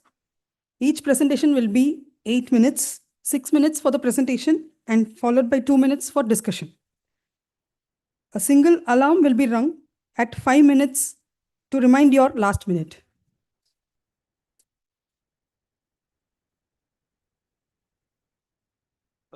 Thank you. Good evening, everyone. So, first of all, I would like to thank Department of Transfusion Medicine, JIPMER, Abhishek sir, Sahu sir, and Dr. Alpana to organize this event with some novelty and some new topic to learn in transfusion medicine. So, as announced, each participant will get 8-minute time total, 6 minutes for the presentation and 2 minutes for the discussion. So, I would like to call first candidate, Dr. Anush Karthika S.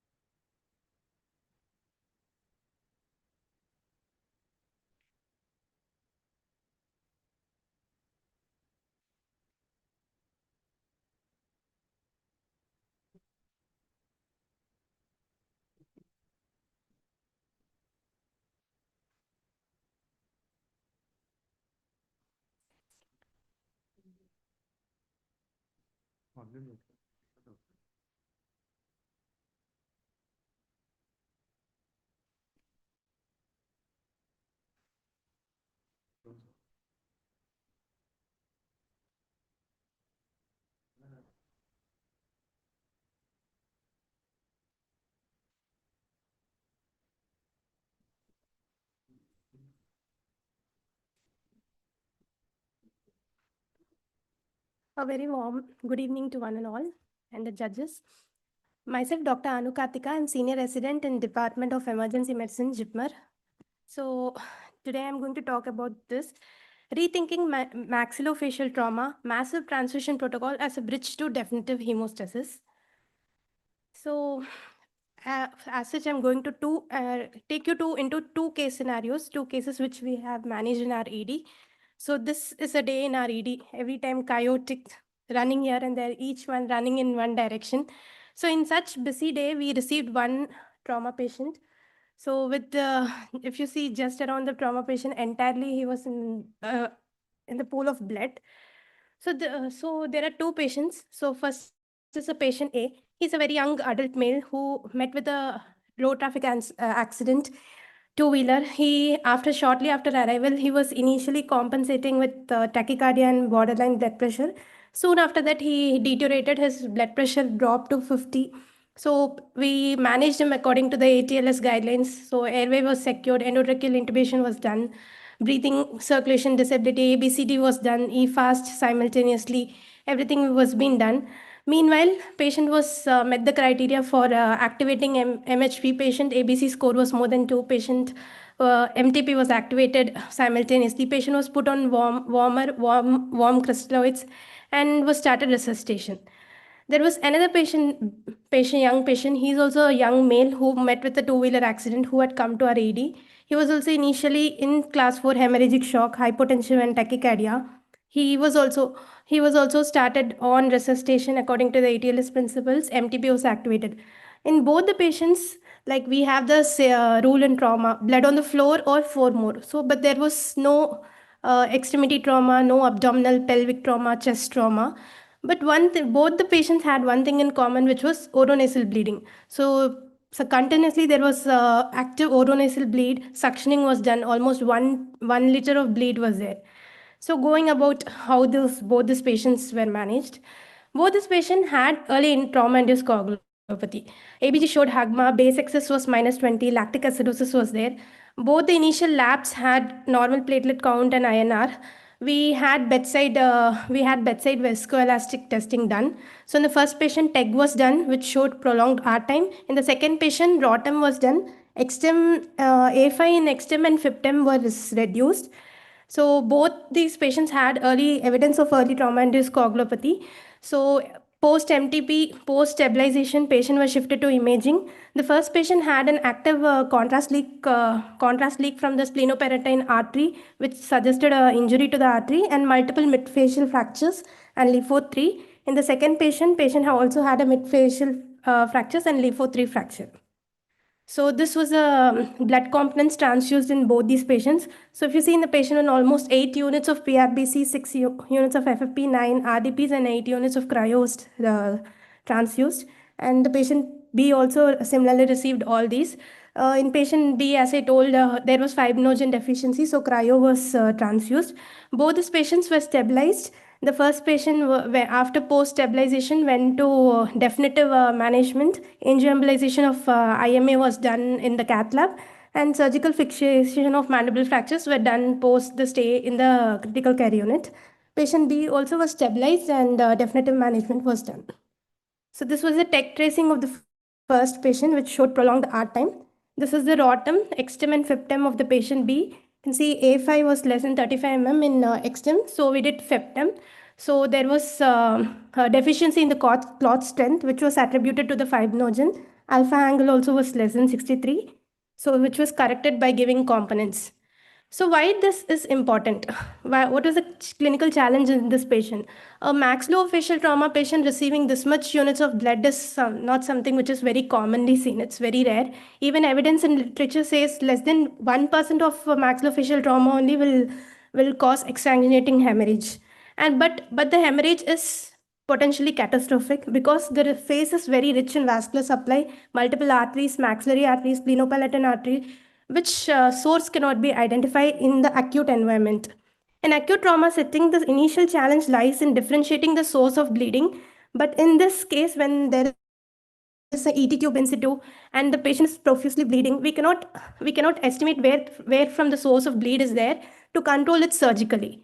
The rich vascular supply of the midface can result in significant arterial hemorrhage, and conventional measures like nasal plaquing, balloon tamponade, and Merocil application all will be difficult. Also, when we do such procedures like balloon tamponade and Merocil application, it may alter the anatomy, it may impinge on the bony fragments, and also cause further bleeding. So it's a double-edged sword. So key learning points are implementing a MHP in the golden hours of trauma resuscitation prevents the progression to the lethal triad of hypothermia, acidosis, and coagulopathy. MHP is not just a volume replacement, it's an essential component of damage control resuscitation that mitigates trauma-induced coagulopathy. So as the golden rule in trauma, every bleeding patient should be in the OR, but here your MHP will bridge this gap, especially in this case where we don't know where the source of bleed is. This physiological stabilization allows for safer transfer to the imaging and subsequent definitive intervention by angioembolization and stabilization of the fracture.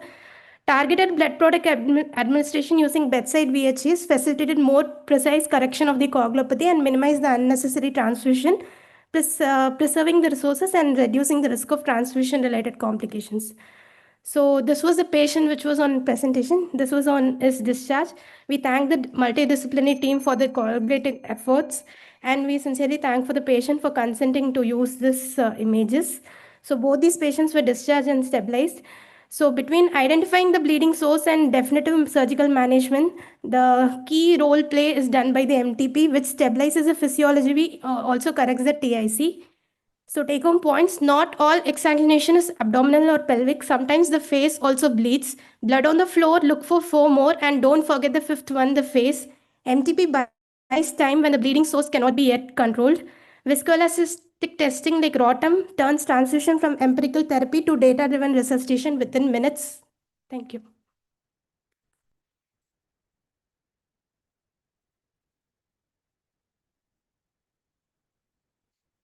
It was very nicely presented, Dr. Anu Kartika, right? Yeah, Thank you. it's a very could you tell what was the mechanism of the accident for the first patient? Actually, both the patients were they were not wearing a helmet. The mechanism was not known. Both were not High bought speed? by probably high speed. Both were bought by bystanders, not by the attenders. Could you give us any scenario where you might not find the evident source of bleeding, but yet have hidden contained sources of shock in not just the face when mechanism becomes so important? So I think you left out the mechanism in this story. And I think from an emergency perspective, since you were presenting, that mechanism would have been extremely crucial is thinking, is it just the face or am I missing anything else? Yes, ma'am, definitely.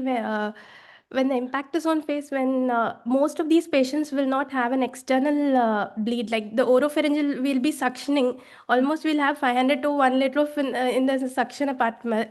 The patient will have a postnasal bleeding also, which will be collected in the oropharynx when we don't notice it externally. Did we do any trauma CT for this patient subsequently? Yeah, only after stabilizing, after MTP and all, after stabilizing, we could get a CT angio, and then we had ruled out it was a. So there was no other sources of blood loss except the face. CCT, abdomen, tap, everything was done. It was normal. C-spine was normal. There was no head injury. Okay. And base excess and presentation you mentioned minus 20. Yes, ma'am. On repeat, after resuscitation, the repeat ABGs, the lactate, the clearance improved. The base excess also has improved, ma'am. So he had a seizure? No, he did not have a seizure. No. Okay. So you used 8 units and then you used about 8 units of cryo, all of it in the same sequence, or you needed it as pack 1, pack 2? No, cryo was given at the same sequence. The first pack itself. First Yeah, pack. so this was a Thank small issue with your presentation, Dr. Anukartika. Thanks for the presentation. You should first present the massive transfusion activation protocol at your center being followed, so that the audience will be more clear about the protocol being followed before the presenting the what blood component you have used. Okay, thank you so much. Okay. Any question from the audience? Okay, thank you. Thank you, sir.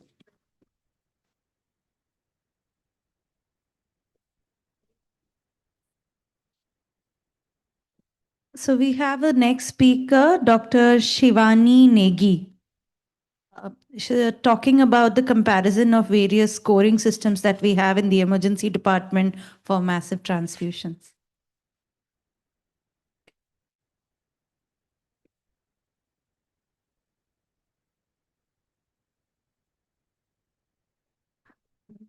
Good evening, everybody. I'm Dr. Shivani Negi.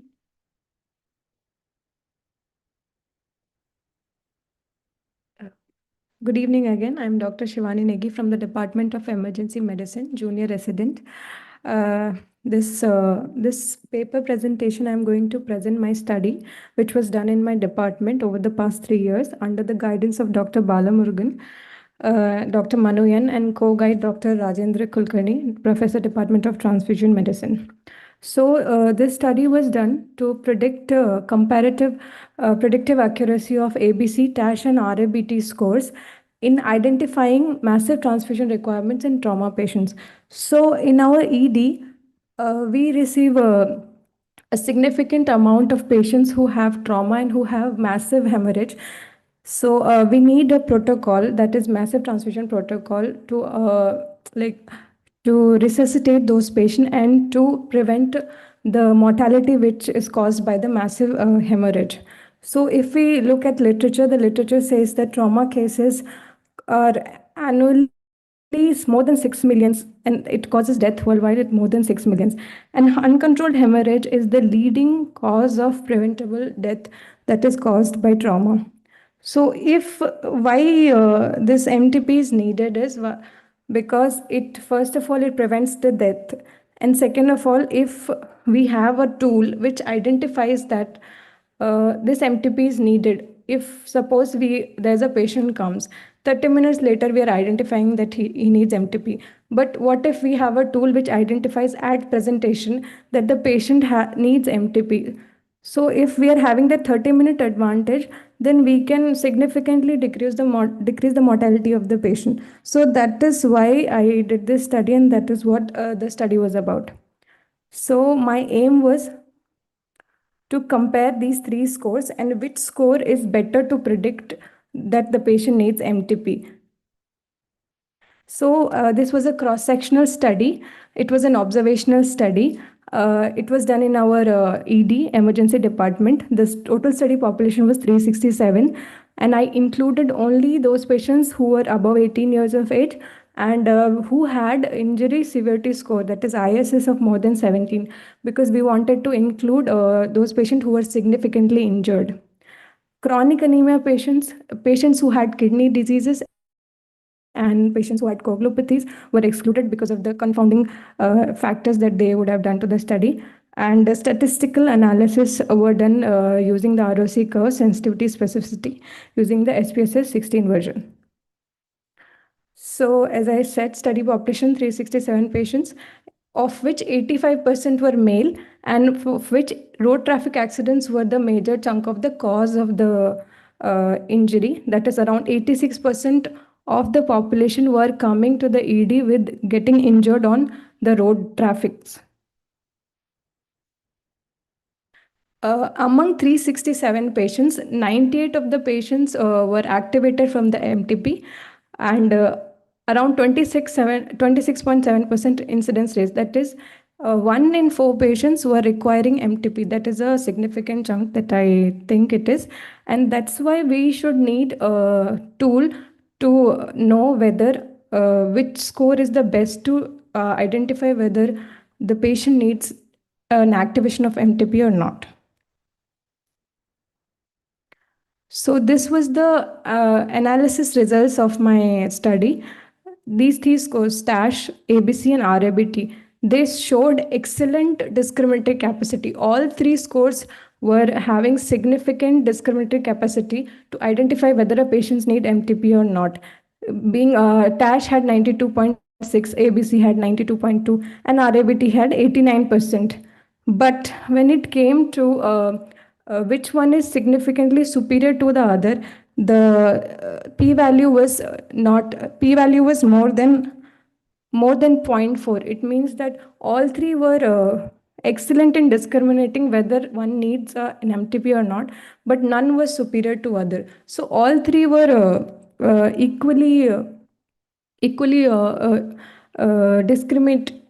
important in discriminating whether a patient needs MTP or not. But if we come to an ED perspective, if we see TASH score has so many lab values, base, XS, HB, all these points we might not get at the bedside. When you're in an emergency setup, you're surrounded by patients, you're surrounded by chaos. You need a score which is quick, which is easy, and which doesn't need all these lab parameters. So when it came to my study results, TASH had more specificity, TASH has more specificity, 78%, but ABC had more sensitivity, 98.9%, and it is a quick and easy tool to do bedside. So according to my study, we concluded that although all three scores have similar predictability, but ABC score is better as an ED clinician point of view because it's easy to use and it doesn't need all those lab parameters. So what are the implications? Key findings were, as I said earlier, ABC score is most practical for our busy ED, and it is validated in Indian trauma population earlier as well, and it can be a objective tool which reduces clinical variability.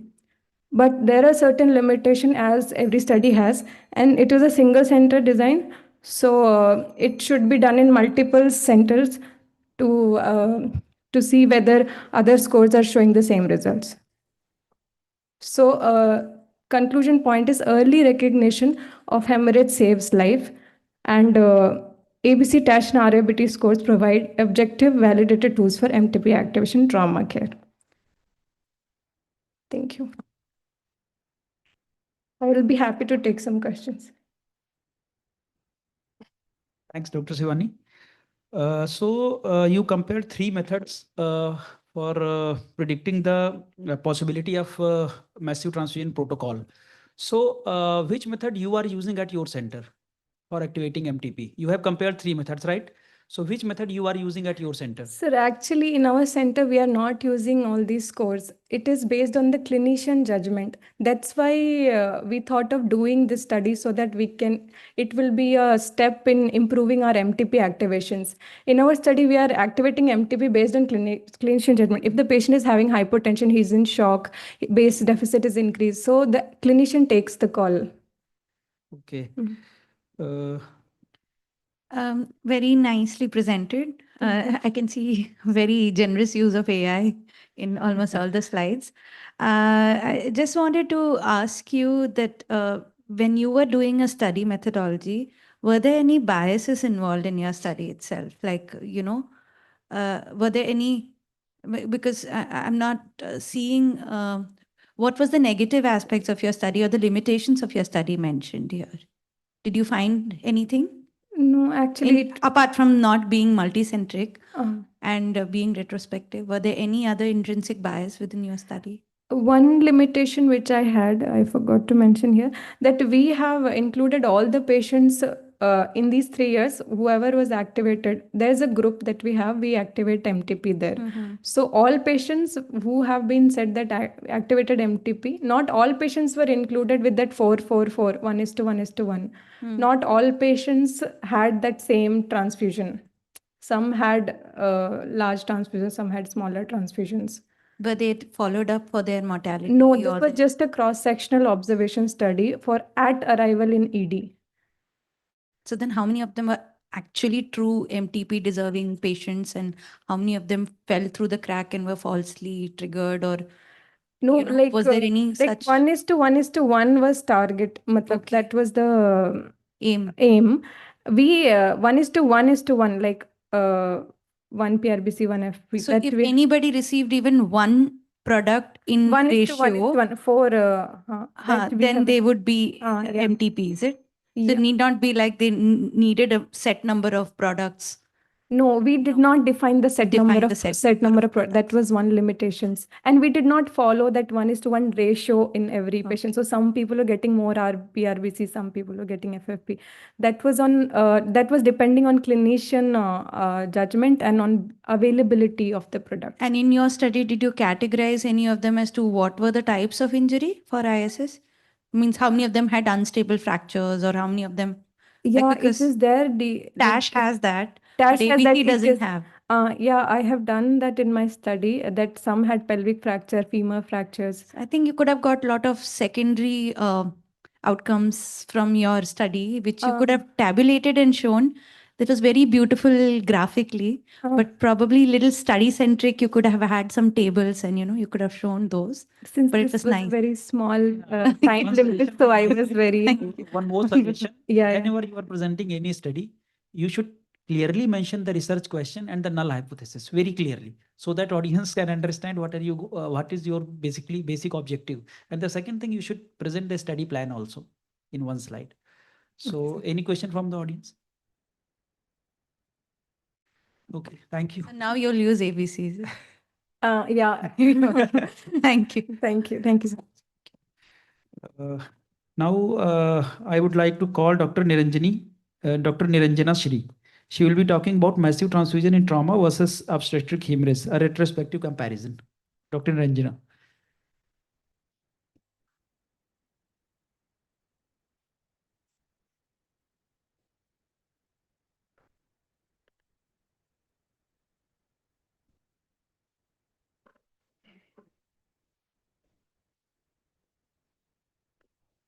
Good evening, present one and all. Today I am going to present a topic on massive transfusion in trauma versus obstetric hemorrhage, a retrospective comparison, which we took the study. As we go to the introduction, the massive hemorrhage is a leading cause of preventive mortality worldwide, and it's most common causes a traumatic patient. In that, it is due to hemorrhagic shock, and in obstetric, it is due to PPH by guidance. And rapid blood loss can lead to hypovolemic shock and coagulability and multi-organ failure. But timely massive transfusion protocol plays a critical role in improvising. The definition of massive transfusion, which we all know, more than 10 units per PRBC within 24 hours, more than 4 units PRBC within 1 hour, with ongoing bleeding, and replacement of 1 unit blood volume within 24 hours. This is what we have used in the study. And why we have taken the study, because massive transfusion requirements vary between trauma and the obstetric patients, and understanding these difference helps in transfusion strategies and patient outcome. The aims and the objective which we took us to compare these characteristic of massive transfusion in patients with trauma and obstetric hemorrhage in tertiary care. Objective is to compare the blood component utilization between the trauma and obstetric hemorrhage patient, and to determine the transfusion ratio pattern among the patient, and to assess the mortality ratio among the patient receiving the massive transfusion. It's a retrospective observational analytic study. Data which we covered within 2022 Jan to 2025 in our blood center JIPMER.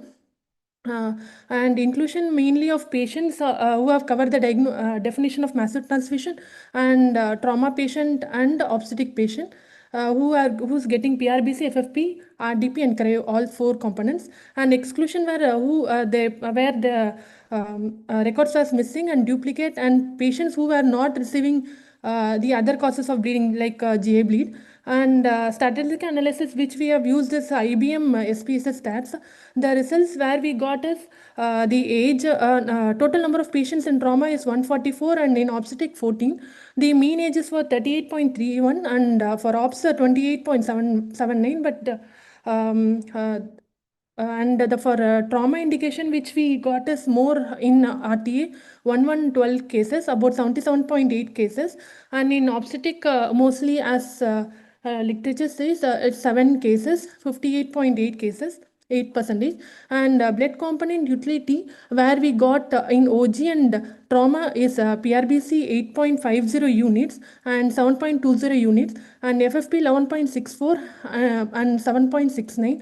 Platelet 8.86 and 6.84, and cryo 10.64 and 1.73, which shows that obstetric hemorrhage patients require higher plasma and cryo transfusion, and trauma patient requiring relatively lower cryoplasma but similar PRBC transfusion. And this graph shows the blood component utility, where first graph we can see the patients have got more PRBC in 4 units, 6 units, and 10 units, and FFP as same as 6, 8, 10, and in PRBC as 6, and in cryo as 10. The same in the trauma, where PRBC is more in 4, where like in trauma, the PRBC, FFP, and RDP were in the ratio of 4, 4, 4. Outcome distribution which we got to the survive and expired. There 29.9% expired and surveyed is 70.1. When we compare the trauma and obstetric, we got that mortality was slightly higher in obstetric hemorrhage patients compared to trauma patients, and higher blood component transfusion was associated with increased mortality in obstetric hemorrhage. Obstetric component utility versus outcome, where once the higher the increased volume of transfusion blood components, the mortality rate has been increased. This is the same as for the trauma, and both for trauma and ops, it is of same range. And comparison between in the age, the p-value didn't correlate, as trauma is of 38.30 and obstetric is of 28.79, because trauma had a wider range and obstetric is most of reproductive age. And transfusion ratio, which the patient which followed 1:1:1 transfusion ratio is of 26 in trauma, in ops, and who have not followed is 118 and in 13. And p-value didn't correlate. And ratio versus outcome, where there was no significance in both survival and expired. And overall outcome mortality was 29.9 and 35.7, which were equal, but p-value didn't correlate. Components versus outcome where we got is there was no correlation. Only the PRBC transfusion ops got correlated because indicating severe hemorrhage, and transfusion versus ratio only there was no correlation between transfusion versus ratio, and outcome versus department, cryo and plasma got more because of patient ops have higher higher fibrinogen depletion. Because of it, FFP and cryoprecipitation were there. And discussion, coming to the discussion, same. Where survival zones versus high mortality threshold, as I said, survival were more in 4 to 10 units, FFP 4 to 8 units, and mortality increased when it is more than 16, 15 in FFP, platelet more than 24, and cryo more than 20. And outcome what we got is it was not comparable. An association between the components, platelet transfusion didn't show significant association with outcome with blood departments.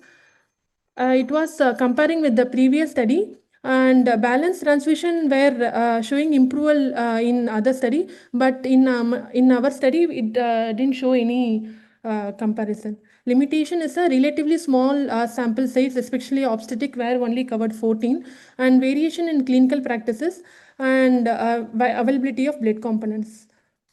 Thank you.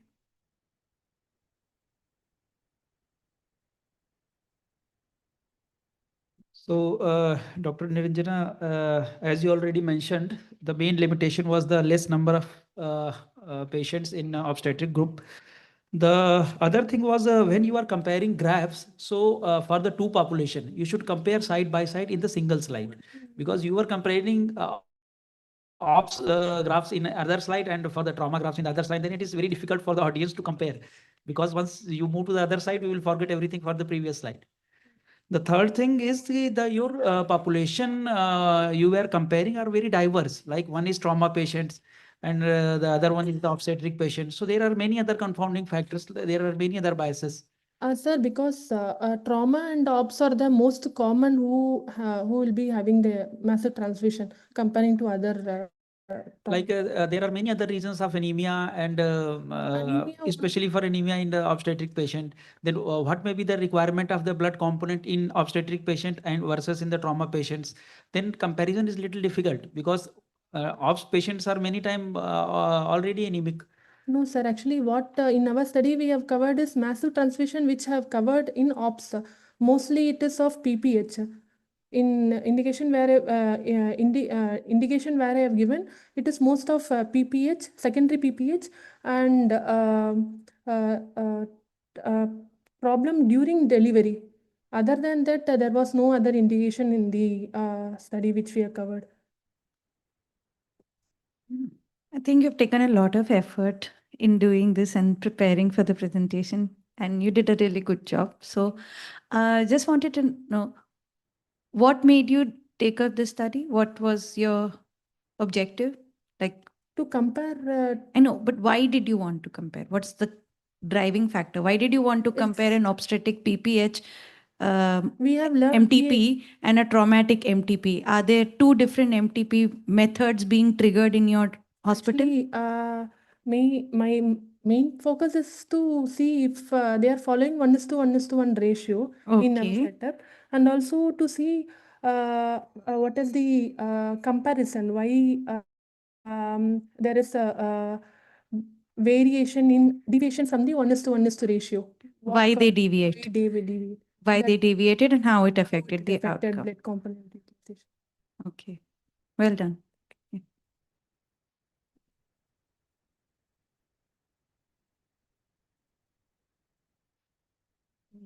Yes, yeah. Is this person?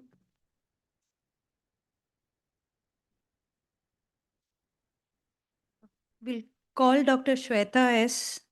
to present her talk on blood component utilization in obstetric hemorrhage, cross-sectional study. So good evening. I'm Dr. Shweta from the Department of HPT, Tirunelveli Government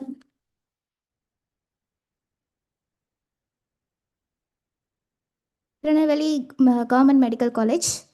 So the topic is blood component utilization patterns in obstetric hemorrhage, a cross-sectional study. So the background is obstetric hemorrhage is a leading cause for maternal mortality and morbidity. Requiring a blood components is a life-saving strategy. First, obstetric hemorrhage. It is a blood loss more than or equal to 1000 ml with or without hypovolemic shock or a clinical signs of a shock. So the current evidence emphasizes yearly plasma and fibrinogen replacement along with a red cell transfusion as a balanced resuscitation strategies in case of massive hemorrhage. So this study was aimed to know the utilization patterns of blood components in obstetric hemorrhage. So the objectives of my study is primary objective is to analyze a blood component utilization pattern in obstetric hemorrhage, and the secondary objective to assess a massive transfusion requirement across obstetric indications and to evaluate the time-based transfusion metrics. So materials and methods, it is a retrospective cross-sectional study carried out at a blood center in a tertiary care hospital for a period of 3 months, that is from October 2025 to December 2025. The data of blood transfusion was collected from blood request forms, cross-match and issue register at the blood center, and they were entered into the Microsoft Excel sheet and analyzed. So coming to the result, during the study period, 70 cases of obstetric hemorrhage was observed, and age-based analysis, most of them belong to 23 to 26 years of age group, and 13 cases belong to 18 to 22 years of age group and 31 to 35 years of age group, and 12 cases belong to 27 to 30 years of age group. Diagnosis-wise distribution, atonic PPH was the most common indication. 35 cases were due to PPH and followed by abruptio placenta, which is 13, and placenta previa being 12. Ruptured ectopic pregnancy is 8, and least is genital tract injuries, which is 2 cases. Component utilization.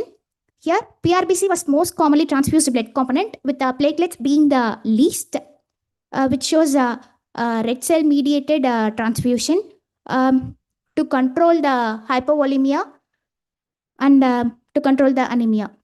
So component utilization index, it is an average number of units of a specific blood component transfused per patient. So the higher the component utilization index, greater is a dependency of that component for a patient. So here PRBC is higher, indicating the red cell mediated transfusions. So component utilization by diagnosis, PPH has a most common utilization with 55 PRBCs followed by equal distribution of FFP and cryo, that is 24 units, and 6 units of platelet. In case of abruptio placenta, 20 units of PRBC is transfused, followed by 10 units of FFP and 8 units of cryo. In case of placenta previa, 17 units of PRBC with 6 units of FFP and cryo. In case of ruptured ectopic pregnancy, 14 units of PRBC with 8 units of FFP and cryo and 5 units of platelets. In case of genital tract injuries, 5 units of PRBC and 4 units of cryo. Then massive transfusion requirement. PPH was the most common indication, and the utilization ratio of blood components was about 2:1:1. That is PRBC, FFP as well as cryo. Platelet is not that much used.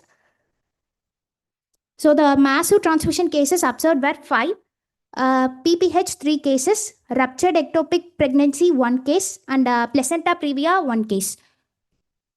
The time interval analysis, I have calculated the time interval between first PRBC issued and next the plasma ordered and cryoprecipitate ordered. So the maximum delay is seen between a placenta previa.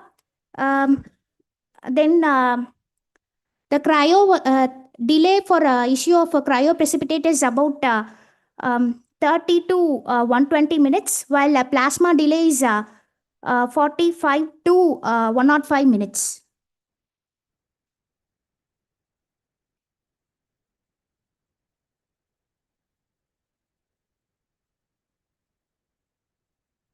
So the conclusion is in my study, So PPH is a common indication with the PRBC being the major component of balance resuscitation. And regarding the time interval analysis, there is a delay in issuing the components for a correction of coagulation defects. So we can establish a protocol by implementing FFP TOD and can be used for emergency cases. So thank you.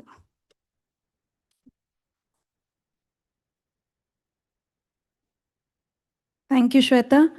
I think your last outcome slide was missing. So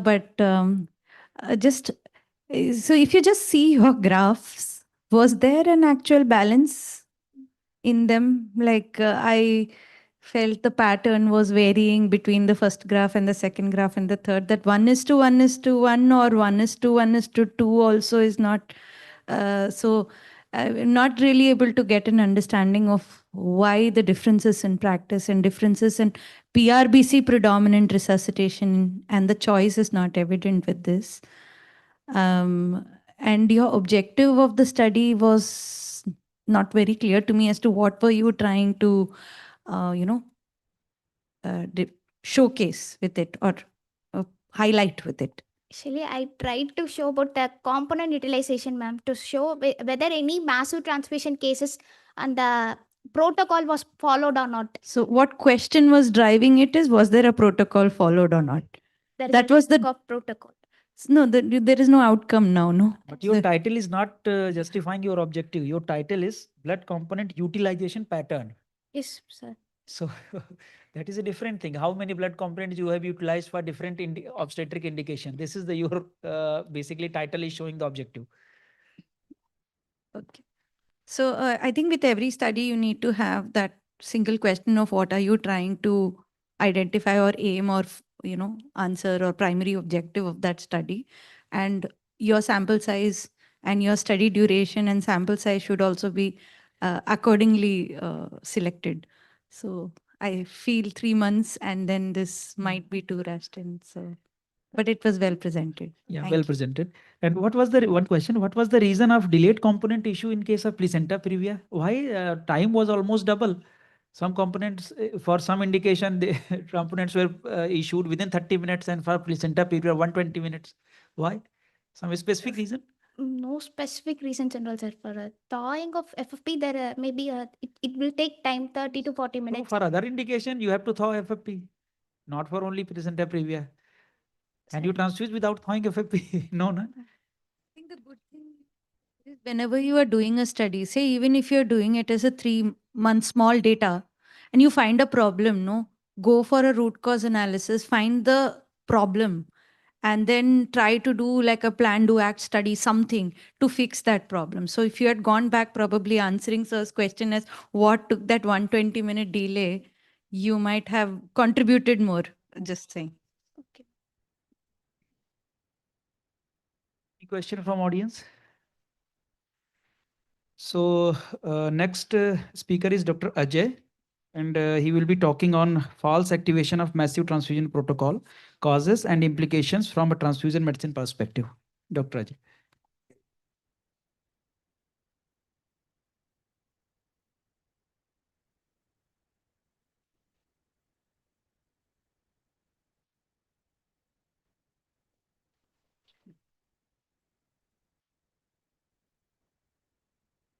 So very good evening to everyone. Actually, I have done one retrospective analysis of false activation. Actually, I have included 26 months data, and I have evaluated what are the causes and what are the which departments are causing this false activation actually in JIPMER. So background blame. So MTP we all know it is like equitable distribution, not equally distribution. Whichever patient requires, will be prioritizing, and will be activating from the clinician sides, and from the blood bank side, they'll be we'll be giving the prioritize the patients and give the blood product. But in case of inappropriate and false activation, MTP can lead to unnecessary blood component preparations like thawing of plasma and keeping for long duration, and increase workload in the blood center, so that other will be halted to get blood product earlier. Then wastage of the blood products, then financial burden on the healthcare system, and unwanted patient health risk like transfusion related risk also is there. Then aim is to evaluate the frequency and causes of false activation of massive transfusion protocol in tertiary care hospital over a month of 26, over a period of 26 months, and evaluate the frequency and causes of false MTP activation. Helps in optimizing the protocol utilization, modification, and improving the resource management in the transfusion services also. And my objective was to determine the total transfusion, total MTP activated and transfused between the month of January 2024 to February 2026, to identify the false activations of MTP during this period, and to analyze the clinical departments which are responsible for this activation and what are the causes they activated, whether they want it in an emergency basis or actually it is a true MTP. Then my methodology was a retrospective observational study. Study setting was Department of Transfusion Medicine, JIPMER, and the study duration was 26 months from that is from January 2024 to February 2026. And the study population, all the patients, irrespective of the age and department and the sex, whom massive transfusion protocol was activated during this period. So methodology was sample collection was done from the data from the hospital records, blood bank activation logs, and transfusion documentation. And the following variables were extracted, like the total number of MTP activated, number of true activation, and number of false activations. My inclusion criteria were all the documented MTP activation during this study period and patients of all the age group and departments. My exclusion criteria are those with incomplete medical records and any death during this ongoing MTP or patient went against medical advice, which cannot be traceable during this period. So out of that, I got actually 29.7% excluded because of this death during ongoing MTP, and some went against the medical advices. So before going into how I took, some definitions are there. Transfusion, like what a MTP actually, it's like a multiple studies which is showing that this much amount of transfusion, if it's going beyond this limit, that is called an MTP. So transfusion of more than 10 units of PRVs within 24 hours, or more than 4 units of PRVs transfusion within 1 hour with ongoing bleeding, or more than 1 TBB of blood exchange within 24 hours, or more than 0.5 TBB in 3 hours, or ongoing bleed of more than 150 ml per minute with hemodynamic instability. So whatever transfusion you're giving without this proper criteria is called false activation. That might be because of the ongoing clinicians' decisions and all. But as per the criteria, these are the if these criteria are not met, that means it's false activation. So I have taken actually the percentage and proportion because these are actually not non-numerical data. So all the data will be in the activation rate or percentage. Then total MTP activated 264, that is 100%. Excluded 79 as 77 expired and 2 hour went against the medical advice, that is 29.92%. True MTP activations are 107 and false MTP activation is 78. So average activation of MTP per month is 10.15. So department-wise, emergency medicine has activated 250 total, 77 excluded and 78 false activation as per the record. And obstetrics 6, no NEEL was false activated. Then surgical gastroenterology 3, surgery 2, pediatric 2 and ENT 1. All were actually having no false activation. They have taken the adequate amount of blood products. So coming to the descriptive statistics I have done, the true activation on 107, that is 57.8%, and false were 78, 42.2%. So true to false activation ratio is 1.37:1.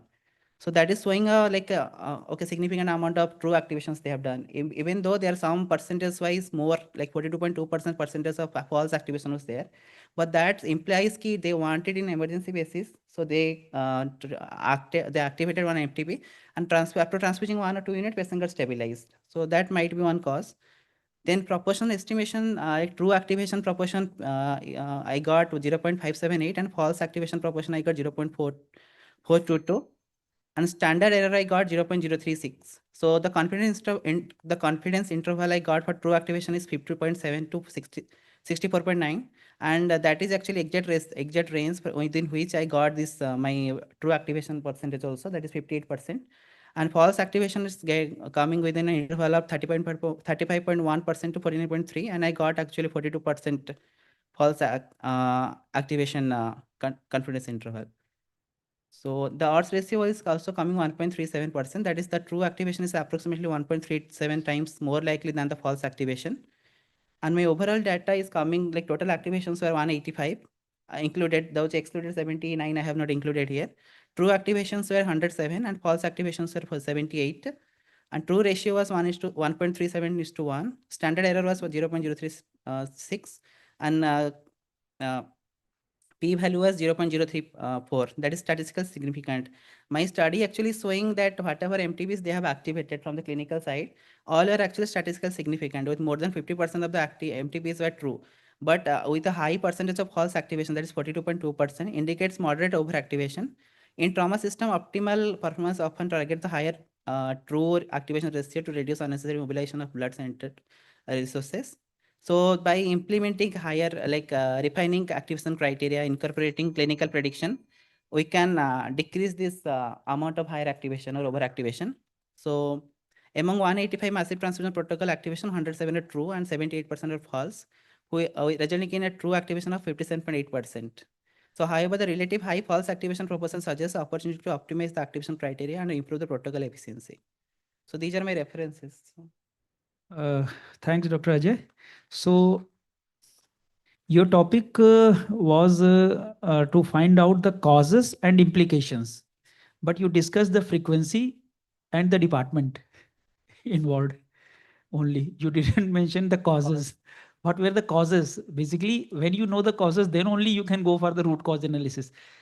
Right now, you just know what is the frequency as per your definition of determining the false positive MTP activation.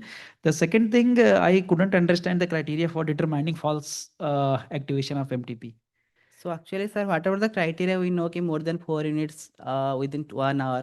So I have analyzed all the NPVs they have activated. No, like there are many other criteria, like we have discussed full day ABC. Yes. So ABC, there are 4 criteria. If focus is positive, if heart rate is high, if VP is low, then you have to activate MTP. There is no need of doing 4 transfusion in 1 hour or 10 transfusion in 24 hours. You have to activate. So it means all those MTP were activated wrong. Sir, actually that is coming under massive hemorrhage protocol, sir. But I have done like whatever they have activated as per the MTP protocol. So I have excluded that one. This is the confusion. So in a trauma patient, the whole world paradigm has shifted towards the massive hemorrhage control and protocol. So the entire trauma emergency physicians will be acting in that manner, which will be clinically driven. So retrospectively, when you're looking at the transfusion numbers, it may not match. But like sir said very rightly, your study objective was to find the causes of false activation that you failed to do. But apart from that, it's good that you showed at least emergency medicine under some good light that even if we are doing, no. But we made a difference in at least more numbers than we did harm. So I think you can bring a change in minimizing the number of false transfusions, perhaps. Like probably you can set up a system where you have emergency release, one option, and then subsequently, so just for an emergency release, they should not be using the MTP call. Yes. Probably that could be if you found what is the cause. Yeah.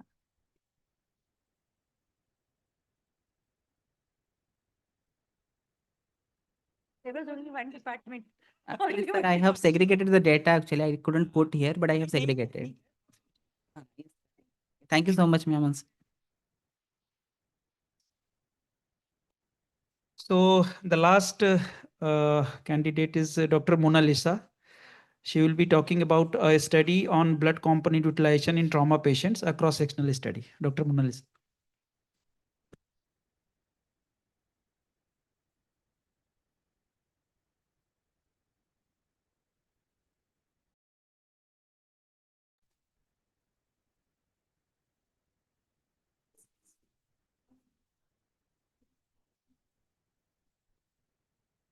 Good evening, everyone. I am Mona Lisa, Department of IHPT from Tirunelveli Medical College. My topic for today's oral presentation is a study on blood component utilization in trauma patients, a cross-sectional study. Background: blood is a life-saving drug in terms of potential benefits to the recipients. Trauma is a major cause of morbidity and mortality worldwide and often necessitates urgent blood transfusion. Resuscitation of severely injured patient often involves administration of crystalloids or colloids along with the blood products, early control of bleeding, and early transfusion of blood components decreases trauma-induced coagulopathy. My objective of the study is to describe the blood component utilization pattern in trauma patients at a tertiary care hospital. Coming to materials and methods, it is a retrospective cross-sectional study which is carried out at a tertiary care hospital-based blood center for the duration of 3 months from October to December 2025. The data of trauma patients who received blood transfusion was collected from blood request forms, cross-match and issue registers at the blood center. Data were entered into Microsoft Excel sheets and analyzed. The result of my study is, during the study period, 155 trauma patients were transfused.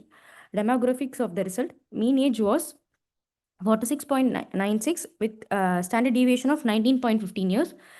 Gender distribution, out of 155 trauma patients, 74.83% were males, 25.16% were females. Age-wise distribution, in this age-wise category, I categorize them into 4 categories. In the age of 1 to 20 years, 12 were male, 1 were females. In the age of 21 to 40 years, there were 44 males and 5 females. In the age category of 41 to 60 years, there were 38 males and 15 females. In the age category of more than 60 years, there are 22 males and 20 females. Gender-wise distribution, out of 155 trauma patients, 116 were male and 39 were female. Hemoglobin level, I categorize them into 3 categories with hemoglobin less than 7 gram per deciliter, hemoglobin less than 7 to 10 gram per deciliter, hemoglobin more than 10 gram per deciliter. Mean hemoglobin level is 9.03 gram per deciliter, indicating moderate anemia among the study population. Diagnosis-wise distribution, road traffic accidents was the major cause of trauma in this patient in my study population, of which road traffic accidents accounts for 80 cases, followed by 61 cases of fracture, followed by accidental fall with 11 cases, followed by self-fall with 3 cases. Road traffic accidents constitute 51.61%, followed by fracture of 39.35%, accidental fall of 7.09%, and self-fall of 1.94% are the causes of trauma in this patient. Blood component utilization, a total of 258 blood units were utilized, out of which 73.25% PRBCs, 22.09% FFPs, and 4.65% of platelets were issued. Blood component utilized, out of 258 blood units, 189 units were PRBC, 57 were FFPs, and 12 units were platelets. Blood group wise distribution, I categorize the 155 study sample into blood group wise. 22 of the individuals were from A. 22 of the individuals were A positive blood group. 5 were from B A negative. 55 cases were B positive blood group. 3 were B negative, followed by 50 cases of O positive and 3 cases of O negative, followed by 15 cases of AB positive and 3 cases of AB negative blood group.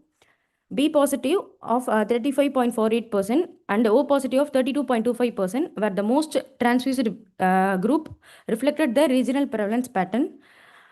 In the study population, 96.12% of them had no previous history of transfusion. Only 3.87% were previously transfused. In conclusion, as massive blood loss was not observed in any patient, emergency PRB transfusion was the mainstay of management. Massive blood loss necessitates adequate fresh frozen plasma and platelet transfusion to prevent coagulopathy. This study highlights the importance of adequate blood inventory management and ensure timely availability of components in emergency trauma care.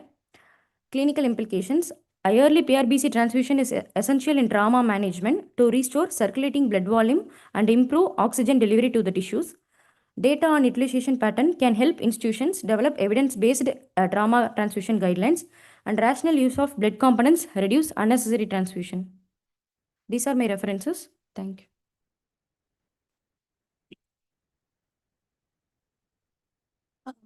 Thank you. So you showed a lot of utilization of blood products with very limited utilization of plasma and other products, right? Yes, ma'am. But then your conclusion was something totally different. So I didn't understand how you reached the conclusion that you did reach through the way you presented your study. Out of 258 units issued, PRBC were If you show the pie chart, yeah, can you see where is the balance in this? And what kind of patients of trauma, like you have covered one category as RTA, another one as a fracture, one as an accidental fall, and one other as a self fall. But neither it is mechanism based categorization, neither is it injury based categorization. So fracture is an injury. Others are mechanism. A fall is a fall, whether it is self or an accidental. So, it's not clear as to how you have categorized your samples into various brackets and what were your findings and how did you conclude with what you concluded, because the conclusion is not matching what you presented. Sorry. But you presented well. Yeah, you presented well. Actually, the duration of study is less. It is just 3 months. So that is the reason.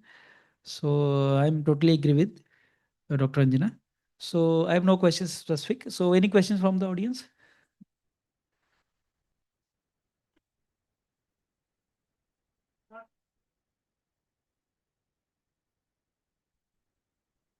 Yeah, came for Tirunelveli Medical College, and I think that has started just 3-4 years back. So you are the first or second batch. So just compliment for both of them. They came here and presented. Yes, yes. Congratulations. Yeah. Thank you. Thank you. So I think our talk throughout this morning till evening, which Dr. Abhishek has been saying, would be very right, because both your studies have kind of highlighted the disproportionate or PRBC heavy resuscitation that's happening in your center. If you agree, even in your chart and in your chart, it's a very PRBC heavy resuscitation. And I think this particular workshop certainly will probably improve and, change certain practices. So thank you. Thank you.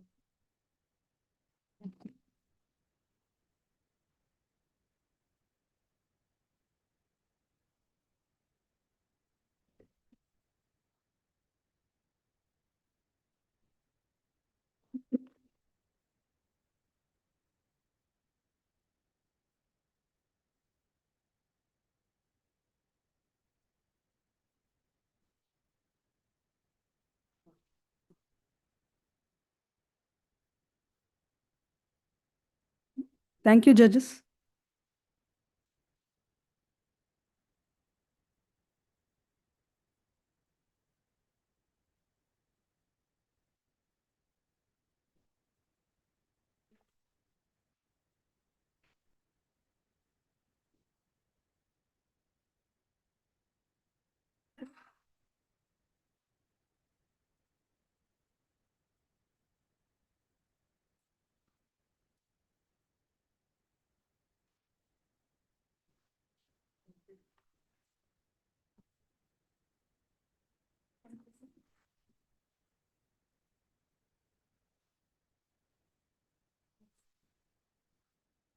We'll move on to the prize distribution. May I invite Dr. Madhusudanan, sir, Professor and Head, Department of Nuclear Medicine, and Associate Dean, Academics, onto the dais.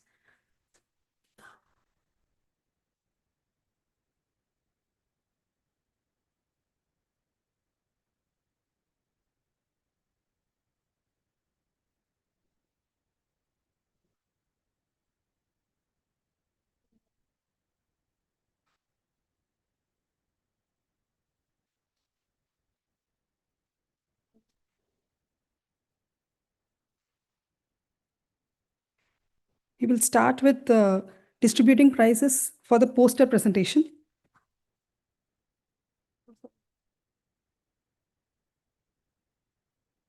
The second prize goes to Dr. Naveen Gamini.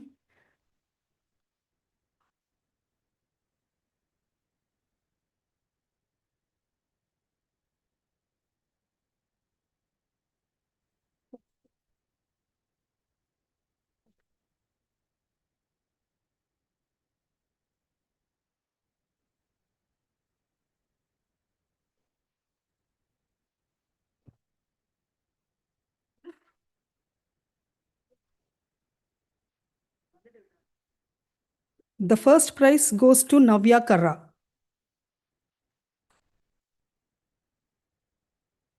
Okay, she is not here at present. So we move on to the participation prizes. So the first prize, the participation prize goes to Dr. Sindhuja. Okay. Dr. Santosh Kumar.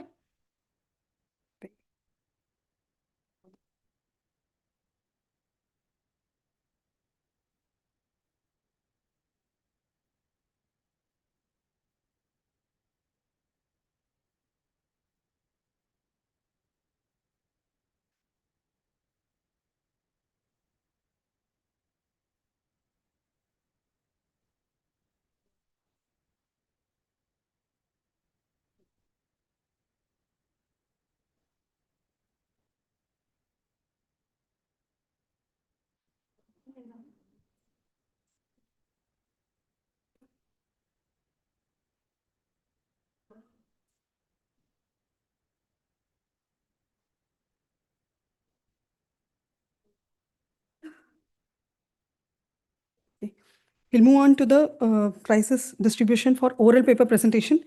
Third prize goes to Dr. Niranjana Shri.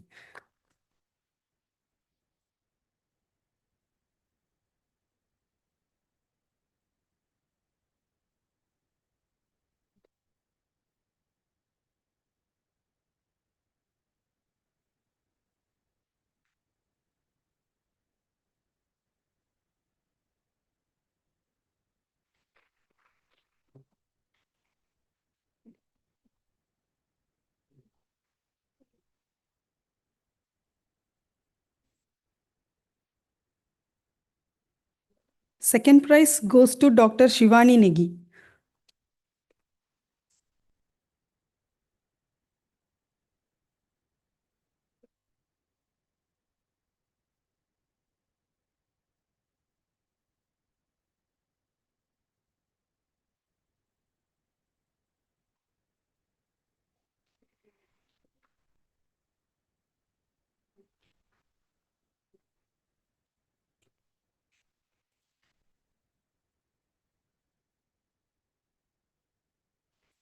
And the first prize goes to Dr. Ajay Barala.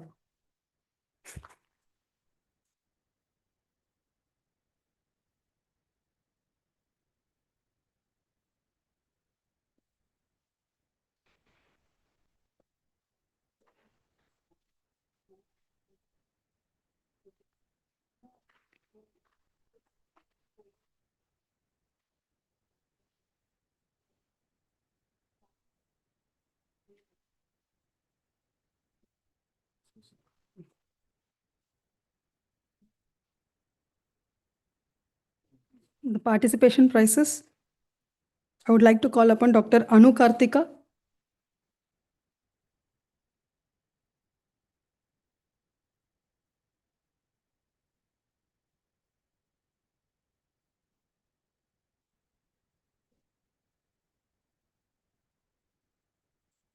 Dr. Shweta.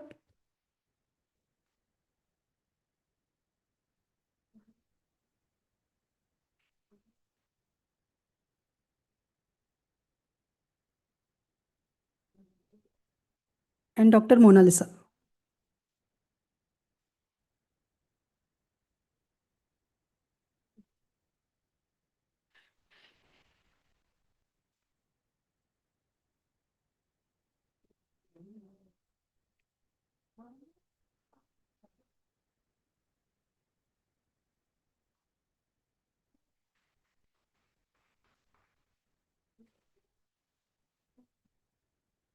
Thank you, sir.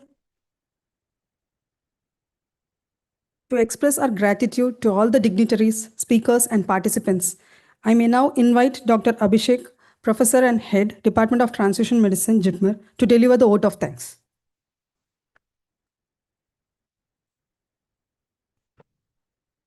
So as we come to the end of the day one, there are a lot of names I would like to take actually. It's a Herculean task. I don't want to take any names. Everybody who has been involved in the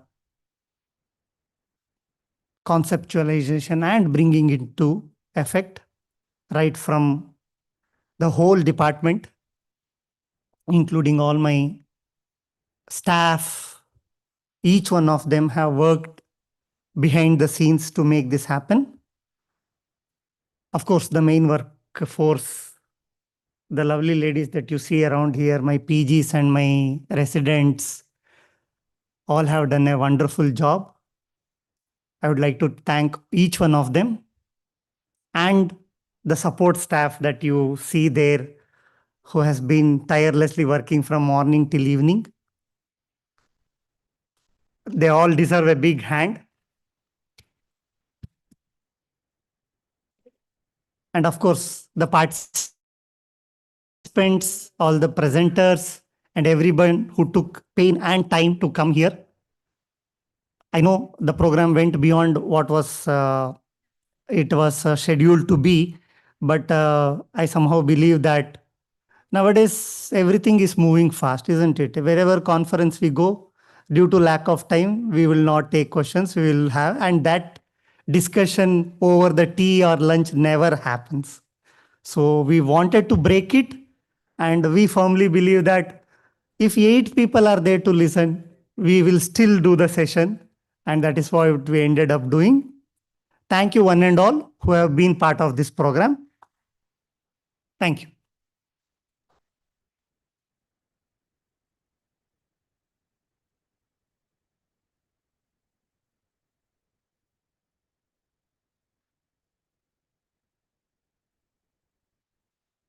Please rise for national anthem.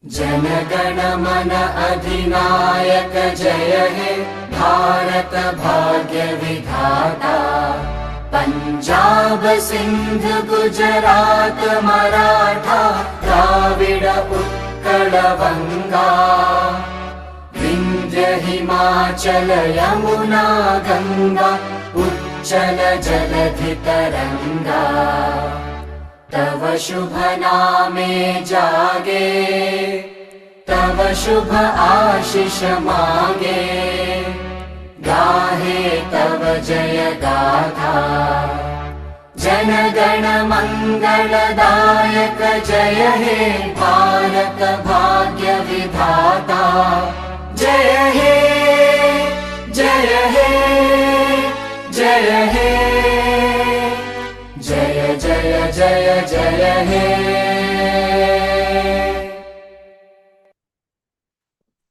Thank you all. Enjoy the evening.